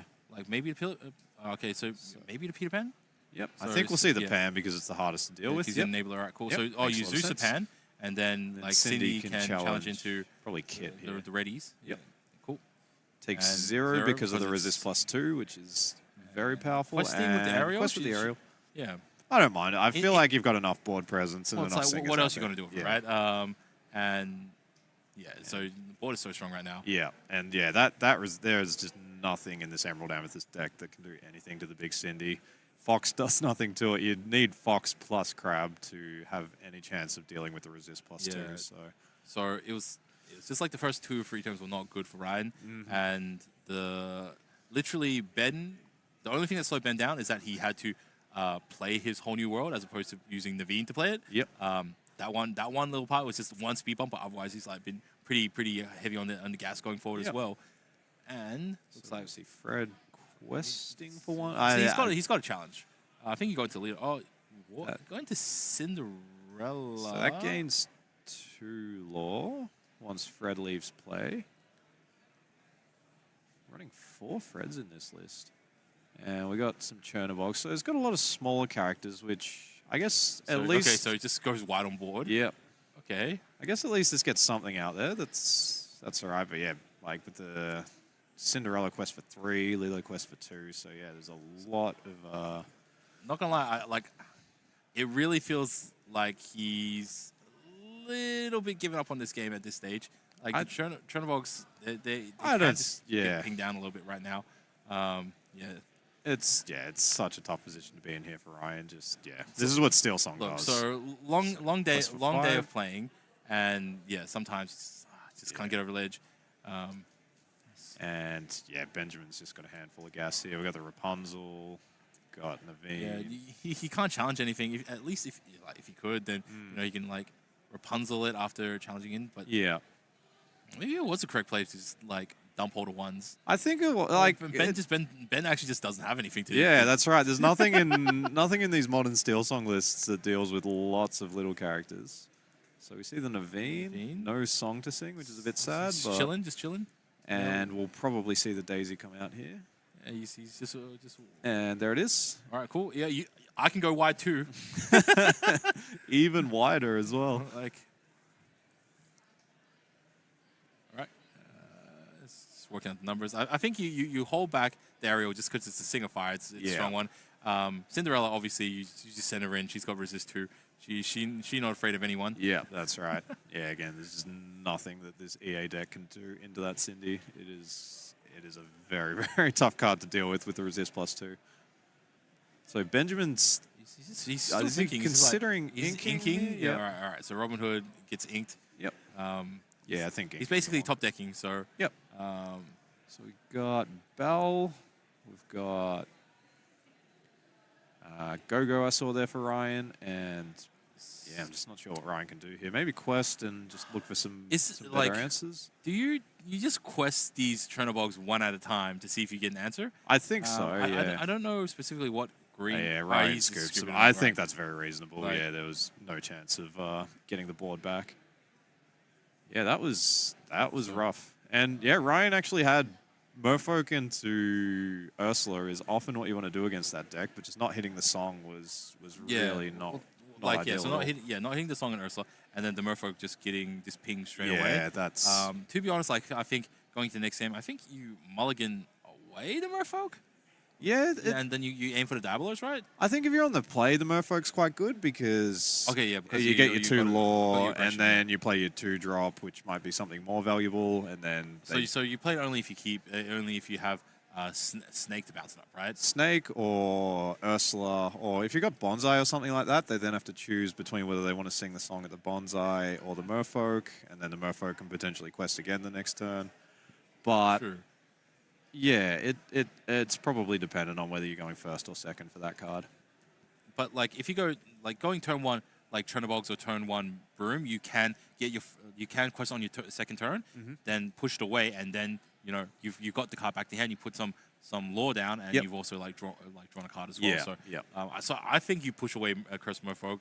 Yeah, if you like in this matchup. Yeah, yeah. Now that you know. Yeah, it's not really It's the not- card targeted It's not for inkable, this so you matchup, have to yeah. play it, right? So, Yeah, that's right. That's the thing with these uninkable cards. You're committed to them. Once they're in your hand, you need to play them, or sometimes you discard them, but that's pretty niche. So, and so we got Benjamin's up 1-0. got a nice and curve, but there I'm we go. not sure about turn one. Okay, so All right. we're going in for the turn one Curse Merfolk. All right. So the question is, what's the ink? So Yeah, inking Smee is fun in this matchup. yeah, I think it's all right. What's his turn one? Daisy Benjamin- or Oh, he's got no, nothing. one All right, drop. cool. Yeah, I didn't. All right, All right, so does change things a little bit. I think I did see an Ursula though. So quest for 2. yeah, cool. Yeah, Gains we 2. might see. Yep, And that's looking. Ursi, you lose we got strength for Raging Fire. Or we got Zeus.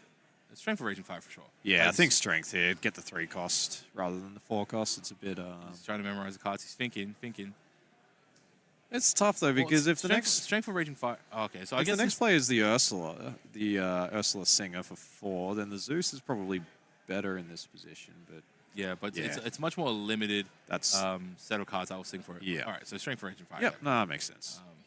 All right, so yeah, very nice start. So this here for turn Ryan. is Ursula. All right. Yep. This is the ideal start, I think. Like if you want to play mind games, you like don't ink the strength for Raging Fire, because you don't want him to know like what was the card that you just drew. Yeah, that's right. Yep. Yeah. So All right, so I think we'll see Benjamin play the Ursula here. Yep.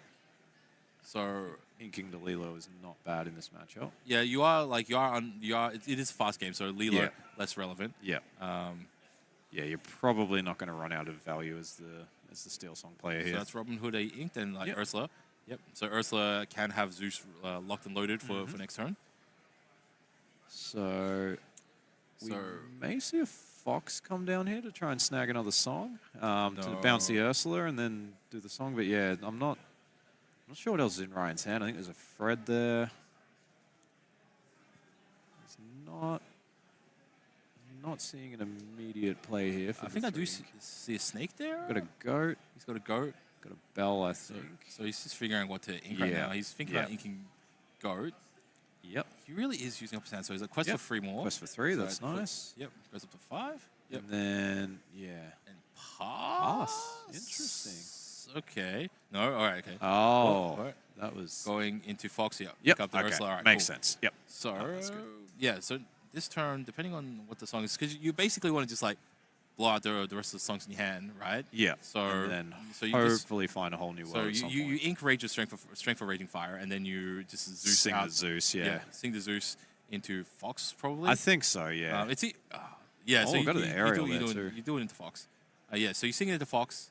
Oh, but then you want to play aerial as well, right? Yeah, so we'll probably see the aerial. It kind of sucks that like you want to play the aerial because it's on curve. But Yeah. If you play it on aerial and you grab You something nice, know, then, yeah. it's Yeah, like- because you've already got, what, 2 songs in your hand? Whole new world? yeah, Yep. yeah. Okay, so that means like the Ursula's like taking that off, and then you Yeah. sing this into Zeus. You Zeus it on the Fox, right? I think so, yeah. It's Benjamin's thinking about it though. Yeah, I think you have to sing the Zeus here. You're now committed. Like you're Yeah. now committed. You have to Zeus at Yeah, this stage, yeah, right? I think so. Which means that you're going to lose brand new world, whole new world, world, and yep. you're going to have a strength of raging fire left. Yeah. Yeah. But still, the board's looking quite nice for But, Benjamin yeah. now. I mean, it's a Cursed Merfolk on board for Ryan. Got some nice cards in hand, but Yeah. And if he doesn't, theoretically, he can like ink a card and then Naveen into like whole new world. into whole new world. Yeah, which Yeah, would be and a he has two really singers, nice turn. which means he can like Yeah, then if he finds he some can use the songs, juice, yeah. just play them off the top. So yeah, Ryan's got a very tough decision to make here. I think it'll be Ursula, and I think you have to try and hit the whole new world, but... But yeah, here's the thing, it's- right? Like, if you hitting the whole new world also kind of like, leaving the whole new world also kind of reloads his hand. So in theory, he could just be like, all right, let's just jam my other guys, Yep. and then make a decision about it. All right, so it goes up to 7. Yep. Yep. So are we going to see a Fox So here? paying 3. Oh, Fox, yep. picking it up. All right, That can... next hand. All right, Yep. swings I into like Ursula. it. All right, cool. I like it. Not bad as well. And then just replay the Merfolk. Yeah. That's a very good turn. Yeah, so patient So with the Ursula 5 here. cards in hand. He's got 3 open.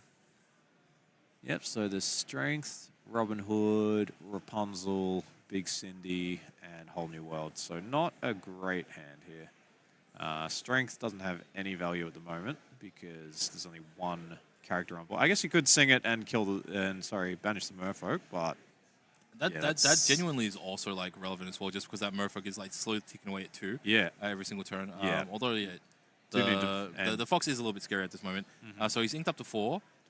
Theoretically, he can go Naveen into brand new whole new world. there is no Naveen in hand. Oh no, he doesn't have yeah, Naveen in hand. No.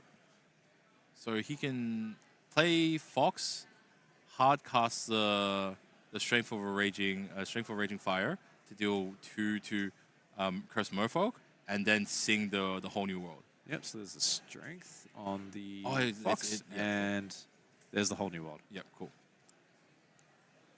That's right, because the Fox had 1 damage marked on it. Yep. Yeah, cool. So he's got a brand new 7. And probably looking for the Robin Hood shift here. That would be a really nice find here for Benjamin. And yeah, again, Ryan, handful of cards, but not a really board's scary actually- board at this The point. boards are pretty close, right? Yeah. So it's not insurmountable. Then their hand size is now exactly the same. Yep. In the sense of they just whole new worlded. He got Elsa, and Elsa was able to take out the Robin Hood. Yep. And just slowly ticking away with that Cursed Merfolk. This Yep. is just like the one differential between the two boards is now just ticking away to every turn.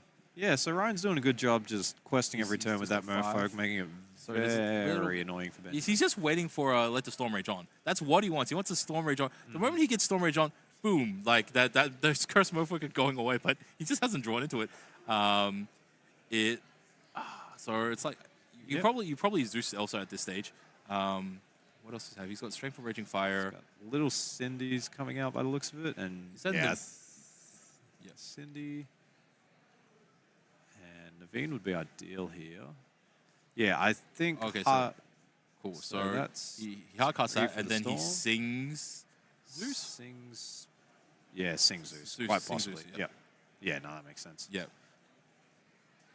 Yep. Sing Zeus. And Yep. then Cool. along came Zeus. And got one left. found the Daisy off Daisy, the alright, Storm. cool. That was a really nice find. So, all right. So it is 9-0 in the lore count, but it feels like Benjamin's really That's starting really to get swung things control of the around, board. yeah. So if yeah, they so- can continue, and there's the Naveen too. So that's going to be a nice tempo play with the Zeus in hand. And yeah, what can Ryan do here? He's got some rabbits in hand, but they're probably a little bit slow here. Got Kit, which is definitely an option. Fred also. Yeah, there's no really obvious play here for Ryan, I think. You just got to... So okay, so he's halfway to game. Yep. I think that's a Rose. It's a Rose and a He's Fred. So he's currently got 5 ink. Yeah. So if he plays the Rose and the Fred, that is 3 I guaranteed think more. you go. So you go Rose, you ink, you go up to 6, and then what did you have? Like He's got Kit. yeah. Kit. Yeah, I like that too. I think I'm Rose not and sure Kit what is not you a bad turn. Yeah. Kit I think you so kit the aerial just to take the strong singer off the board. No, if you bounce aerial, yeah, but he might play Then aerial fetch the song, and then fetch a song, right? And he doesn't know how many songs Ben's got. Yeah. But Ben just used a whole bunch last turn, right? That's true. Yeah. Yeah. You know, Yeah, arguably, that's- potentially, yeah. if they bounce aerial can pick another whole new world and then just, start more shenanigans, right? Yeah. More shenanigans indeed. Yeah. All right, so yeah, that was a nice turn for Ryan. So gained 1 lore from the Rose up to 10, Yep. and got the kit on the board and can potentially quest to 12 next turn. So yeah, that Cool. went So quite nicely. He's got potentially up to 6. So this is it's like can potentially go Naveen, but I think all right, cool. So All right, so Picked up quest 2. for 2, found the Rose off the top, which Ryan will probably be quite happy about. he doesn't have to And- ink, and I think he has to go. Yeah, I'm not digging. seeing any. Oh, we got the Strength of the Raging Fire in Benjamin's hand, but apart from that, There's no good targets for it. Yeah, we got the Um, Zeus as well. Like theoretically, you can play some guys and then strength for Raging Fire onto the Rose. Yep. So he Alright. uses Zeus this time. Okay. Play Cindy and then ink some stuff. I think yeah, just He needs, play to, Cindy. he needs to and- dig a little bit further. Looks like. Yep. I think you. Yep. Cindy. Alright, Yep. cool. And Makes then sense. Then yeah, I'm Ink. not sure whether to ink or not. I mean, without any so sort of he's reload got- he's in got hand. Lawrence and something else. Yeah. Um, I think it was Strength. So I think it's Strength, Lawrence, and one more card. well, you do have set. You have yourself. He has set himself up for a good strength for Raging Fire if Yeah. Brian does play 4 anything characters big, on board. but, Yep. Yeah, this build doesn't seem like it would play any sort of Amethyst boss monsters. I have seen stuff like Yeah. Ursula, Sea Yeah. Witch Sea Queen, Witch Queen. Yep. and stuff like that. But I don't think Ryan would be playing those. Yeah, I Wouldn't think- surprise me if he was playing like a random one. Yeah. Yeah, Yeah, that card has seen a bit of play with the shift line with the 2-cost Ursula, but I think a lot of people it feels a bit too situational, Yeah. so a lot of people dropped it from their list.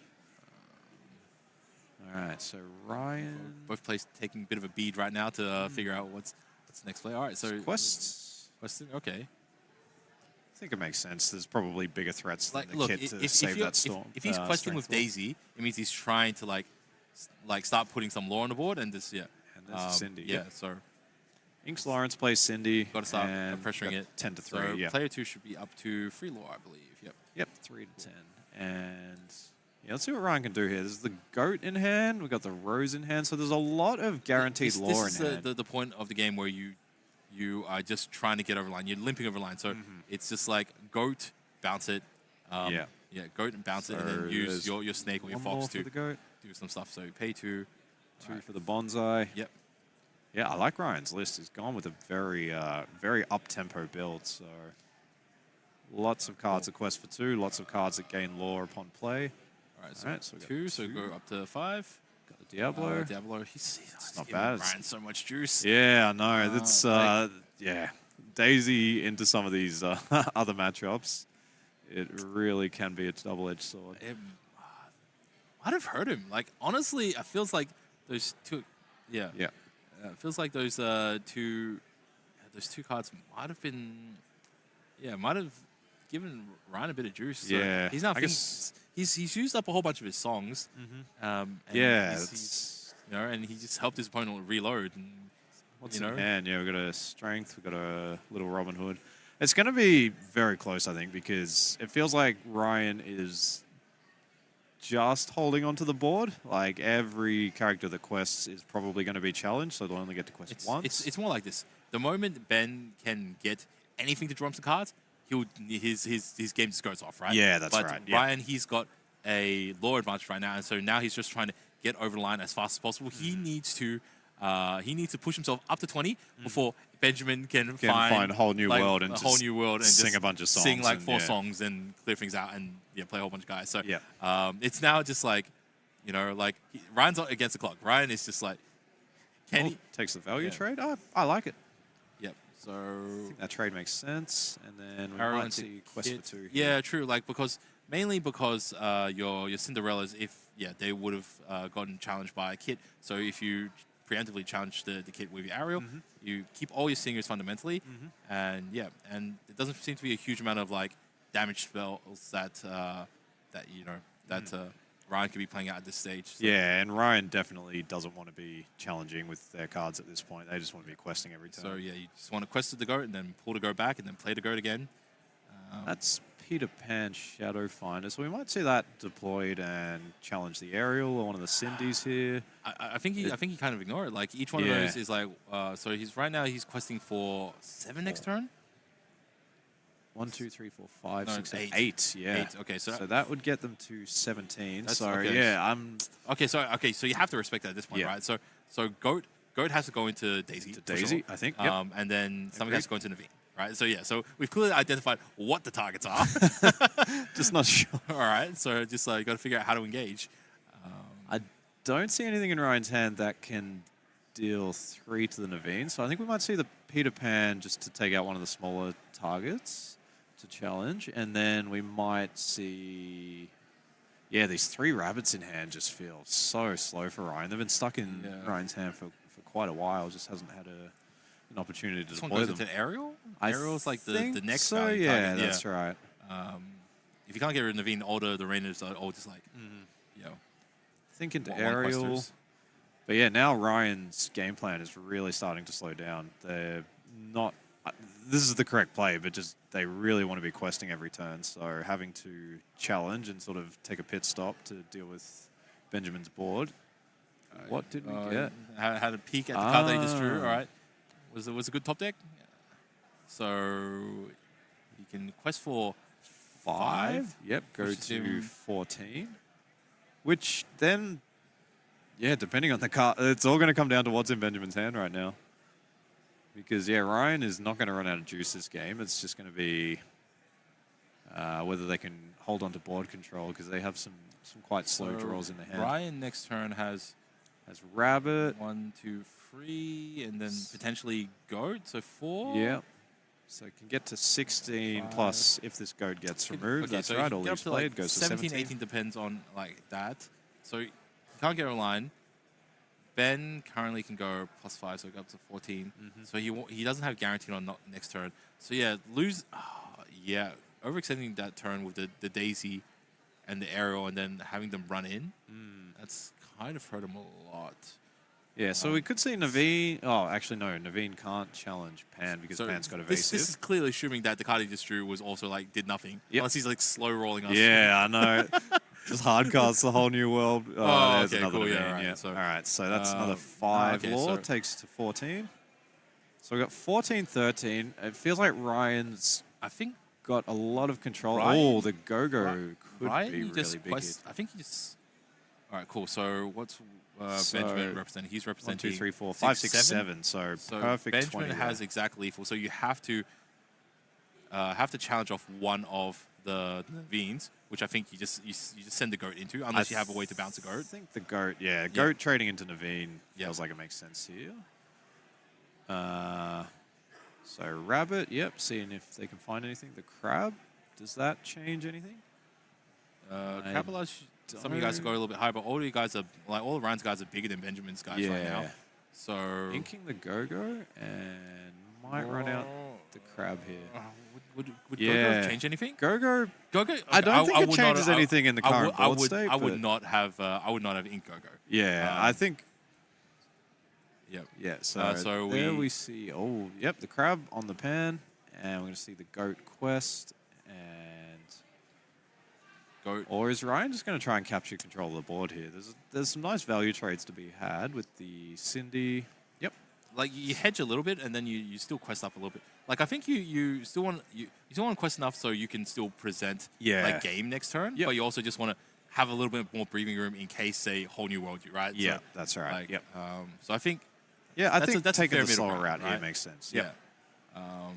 Yeah, so next turn you're representing 4 more, puts you up to 18, which like a go-go or a a goat plus Yeah, like bounce something or else. something like that. Yeah, Yep. will also get you there as well. So Benjamin Ooh. into the Cinderella. Cinderella. He can go +5. So that which can quest Gets to... it 1 off. He's 1 off. He's one. Oh, so close. And then does Ryan have the win on board? Look, I think 1, 2, 3, Okay. 4 lore on board. No, they do you- not. look, you give up way too much if Cindy like challenges in, because like you're giving up your potential free for one of your opponents. So, yeah, I think you just challenge for it and just hope Ryan doesn't have the way to get the extra one more. So it's 1, 2, 3, 4. So Yeah, I think 17. Yeah, so Ryan doesn't have game, but Yep. Ryan almost certainly can't get over Cindy without running all his guys into Cindy. Well, so yeah, I think if Cindy challenges the goat here, they take 2, and then it'll probably need to be something like Crab needs to challenge Cindy, which will deal 1, and then you can give the challenger to something else. You get some so- really weird numbers because yeah, with the crab, yeah, this is such a tough turn for Benjamin, and under the pressure, Alright, cool. this is a really tough one. This is a tricky turn. You really want to get rid of that crab. You really Yeah. want- If they had a song in hand and they could challenge the crab, that would be wonderful right now. But So is that a goat in the middle? yeah, goat in the middle. We got the rose, which is also exerted. Quest. So, all right, so commit to that. So Yeah. does he send? The problem so- is if you quest with Naveen, the That's crab 3. can challenge the Naveen, So up to 16. gives the goat challenger, Yeah. and then that deals with the Cindy very cleanly. But if you don't quest with the Naveen, I'm not really sure what you're hoping for. So yeah, we got 17 for Benjamin. This is a doozy of So a if turn you right go, here. yeah. So you're getting 2 off the Naveen. 2 off the Naveen, which Push you up to puts you to 19. 19, I think. Put you off to 19. Ryan has to. Oh, but okay. So Ryan has to go crab Crab into Naveen. into Naveen. Buff the goat, which buff goat, brings it to 7, which trades cleanly with the Cindy. and then and then goes quest for Rose 2. Rabbit for 2. Yeah. Puts them up to 15. Plus the Play- goat, which left place, so that would 16. be Then 16. plays a whole bunch of guys. Yeah. Benjamin. No, this is Ri- bad. Like Yeah, Ryan doesn't have any heavy questers, though. Yeah, so Okay, he it goes, takes the okay, Naveen cool. trade. Yep. Yep. Okay, so that But he makes can it... still do what? Can he? So can still, Crab will deal 1, and then he can stick the free onto the Rose, Rose, which which will then is deal 6 going in, -2, so it's 4. 4. So it's Yep, still the so- same thing. But and now, just drew the goat, which is pretty Ben nice. is just, yeah. So Ben was, yeah. So it still would have traded the Cinderella away, Mm-hmm. but he was just a little bit further off. Yeah. How could we have done this? Yeah, I think if the Naveen quests there and you just cross your fingers, that was another line. But yeah, no, I think this makes sense. Takes 1, buff up the Rose, challenge it in. Yep. And yeah, quest for 1. Is it 14 or 15? 4 for Go all in. Like, all right, cool. Thick Rabbit. Rabbit. Yep. Look for something cheap. Yeah. Yep. Just play Ursula and Diablo here, and then you've got Crab next turn. But also, I just want to go back. If Ryan did not ink Go-Go Tamago, we would've had that games could have soon. been 4. Yeah. Yeah, because the Cinderella can hold a whole bunch of damage. Yeah, and that's true. With Tamago the it in. big health. Yeah. So Ryan, when you're reviewing the VODs later on, yeah, yeah, we're mates. Yeah, so I think it's looking good. Like, Yeah, it's looking great. They got 4 presented on board. They got goat in hand. So yeah, I'm not sure what Benjamin could do. all right. What's It looks like they're scooping him. So all right? yep, GG. 1-1. So Well that's played to both. 1-1. Well played to both. Yeah, it was. I was feeling a bit grim there for Ryan, but I guess Benjamin had to run out of songs eventually, and if he didn't find the wheel, then yeah, Daisy just gave him a whole bunch of juice. yeah, so Daisy was. Yeah, Daisy was. I don't think Daisy was the best choice in terms of questing during that sort of middle game where resources were a little bit tight and like maybe just like helped Ryan get a little bit more resources. So Yeah. well, that marks the final game. That marks the final game, 9th round of Swiss today for the Melbourne DLC Disney Lorcana Challenge. So it's been an excellent day, and yeah, so it's been a long day. Players are all starting to slowly get in line and pick up their prizes, and I just bet everyone just can't wait to get home. Yeah. Have dinner. People are going to be exhausted after this massive day of Lorcana. Yeah, like I felt kind of bad because like, but in between rounds, like we were both pretty Yeah. crashing after round 8, and Like I went to like the convenience store around the corner. Like I picked up a Red Bull. I was like, oh man. Should I get my co-caster like a Red Bull? Am I a bad guy for not doing it? Like I only met him today. Like, Oh well. like yeah, because like early this morning I was like, oh man, like do I get coffee? So I got a coffee. Yeah. Right. Like we should. We should need talk, a Discord chat, man. right. We need a Discord. Well, maybe we should just talk in person. Yeah. What is this concept? Hey man, Yeah. do you want a coffee? Oh, why? Thank you. Yes, please. Is that What sort my of coffee voice do you or your like? voice? No. Like, sorry. This is my voice. Like, I see. yeah. I see. Yeah. It's cool. Yeah. What a good day though. Yeah, there was some really, really interesting matchups there. I particularly enjoyed, I think, just seeing a lot of different decks. I think Purple Steel was my favorite to watch. I really like watching that deck, and well piloted too. So Yeah. there was just some really interesting stuff. And then that red blue with Remove the manners. by Din.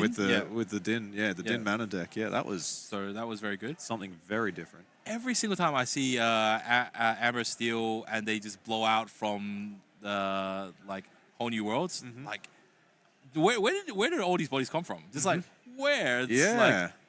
like, you're kind of behind and you don't have a lot of stuff going on. And then all of a sudden you're just like, all right, cool. Yep. It's just Got 6 points six on board. things on the You turn board, all just sideways. shifted them all in, Alright, and cool. you're questing for Yeah, 13 or something. Yeah, so. questing for like 8 or something. Yeah, and it's then, ridiculous. Oh, cool. It's like you got 2 turns to deal with this, and then I win. And yeah, how does it keep building boards? Yeah. But we kind of saw both sides of the coin in that matchup, because there's the one where you keep hitting the wheels and you just keep fueling your hand with songs, and then there's the one where you don't keep chaining your whole new worlds together and you just run out of steam. So Yeah. So, yeah, it's really that can just be the way that deck rolls sometimes.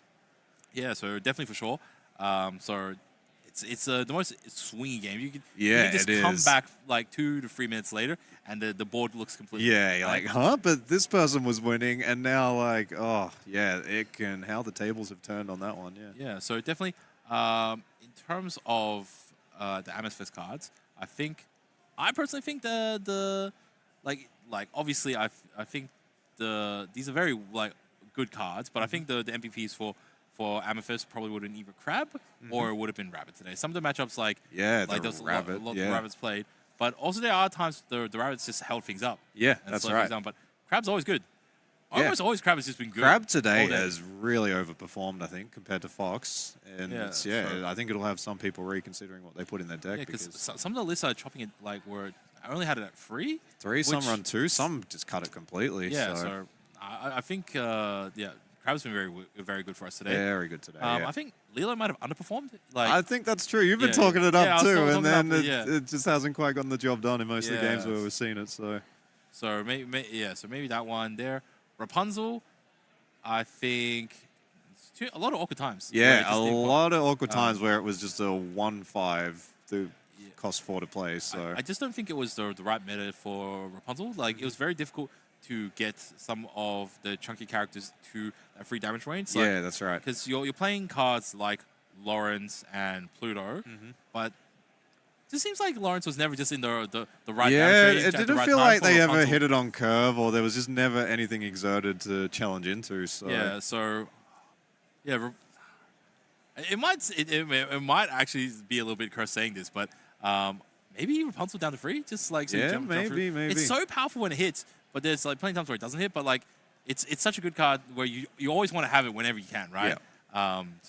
So Doc, Doc was fantastic Doc today. was I think fantastic. every time we saw it, it was just like this deck just needs a little bit more gas, and it was exactly what they were looking for. Yep, exactly. Yep.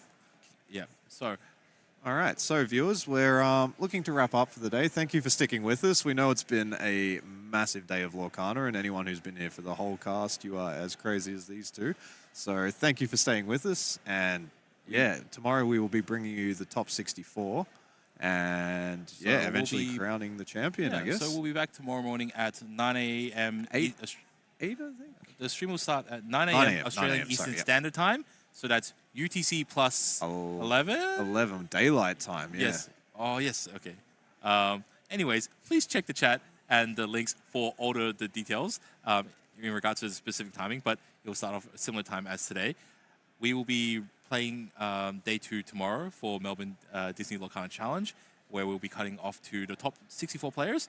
For people who don't want to be waiting till tomorrow to see what happens, please go check online in one of the links, and it will tell you where you can find the standings and whether you can see whether your friends or family have made it for Top 64 Day 2 as well. So I want to say a big thank you to TAC Games for running the event today. I also want to say a big thank you to our big team of judges. I want to say thank you to Disney and Ravensburger and Modern Brands for giving us all our opportunity to play and meet everyone in the community and to enjoy this game together. And I want to thank you, the viewers, for joining us today. We look forward to seeing you tomorrow. Until next time, Grand J out. See you next time.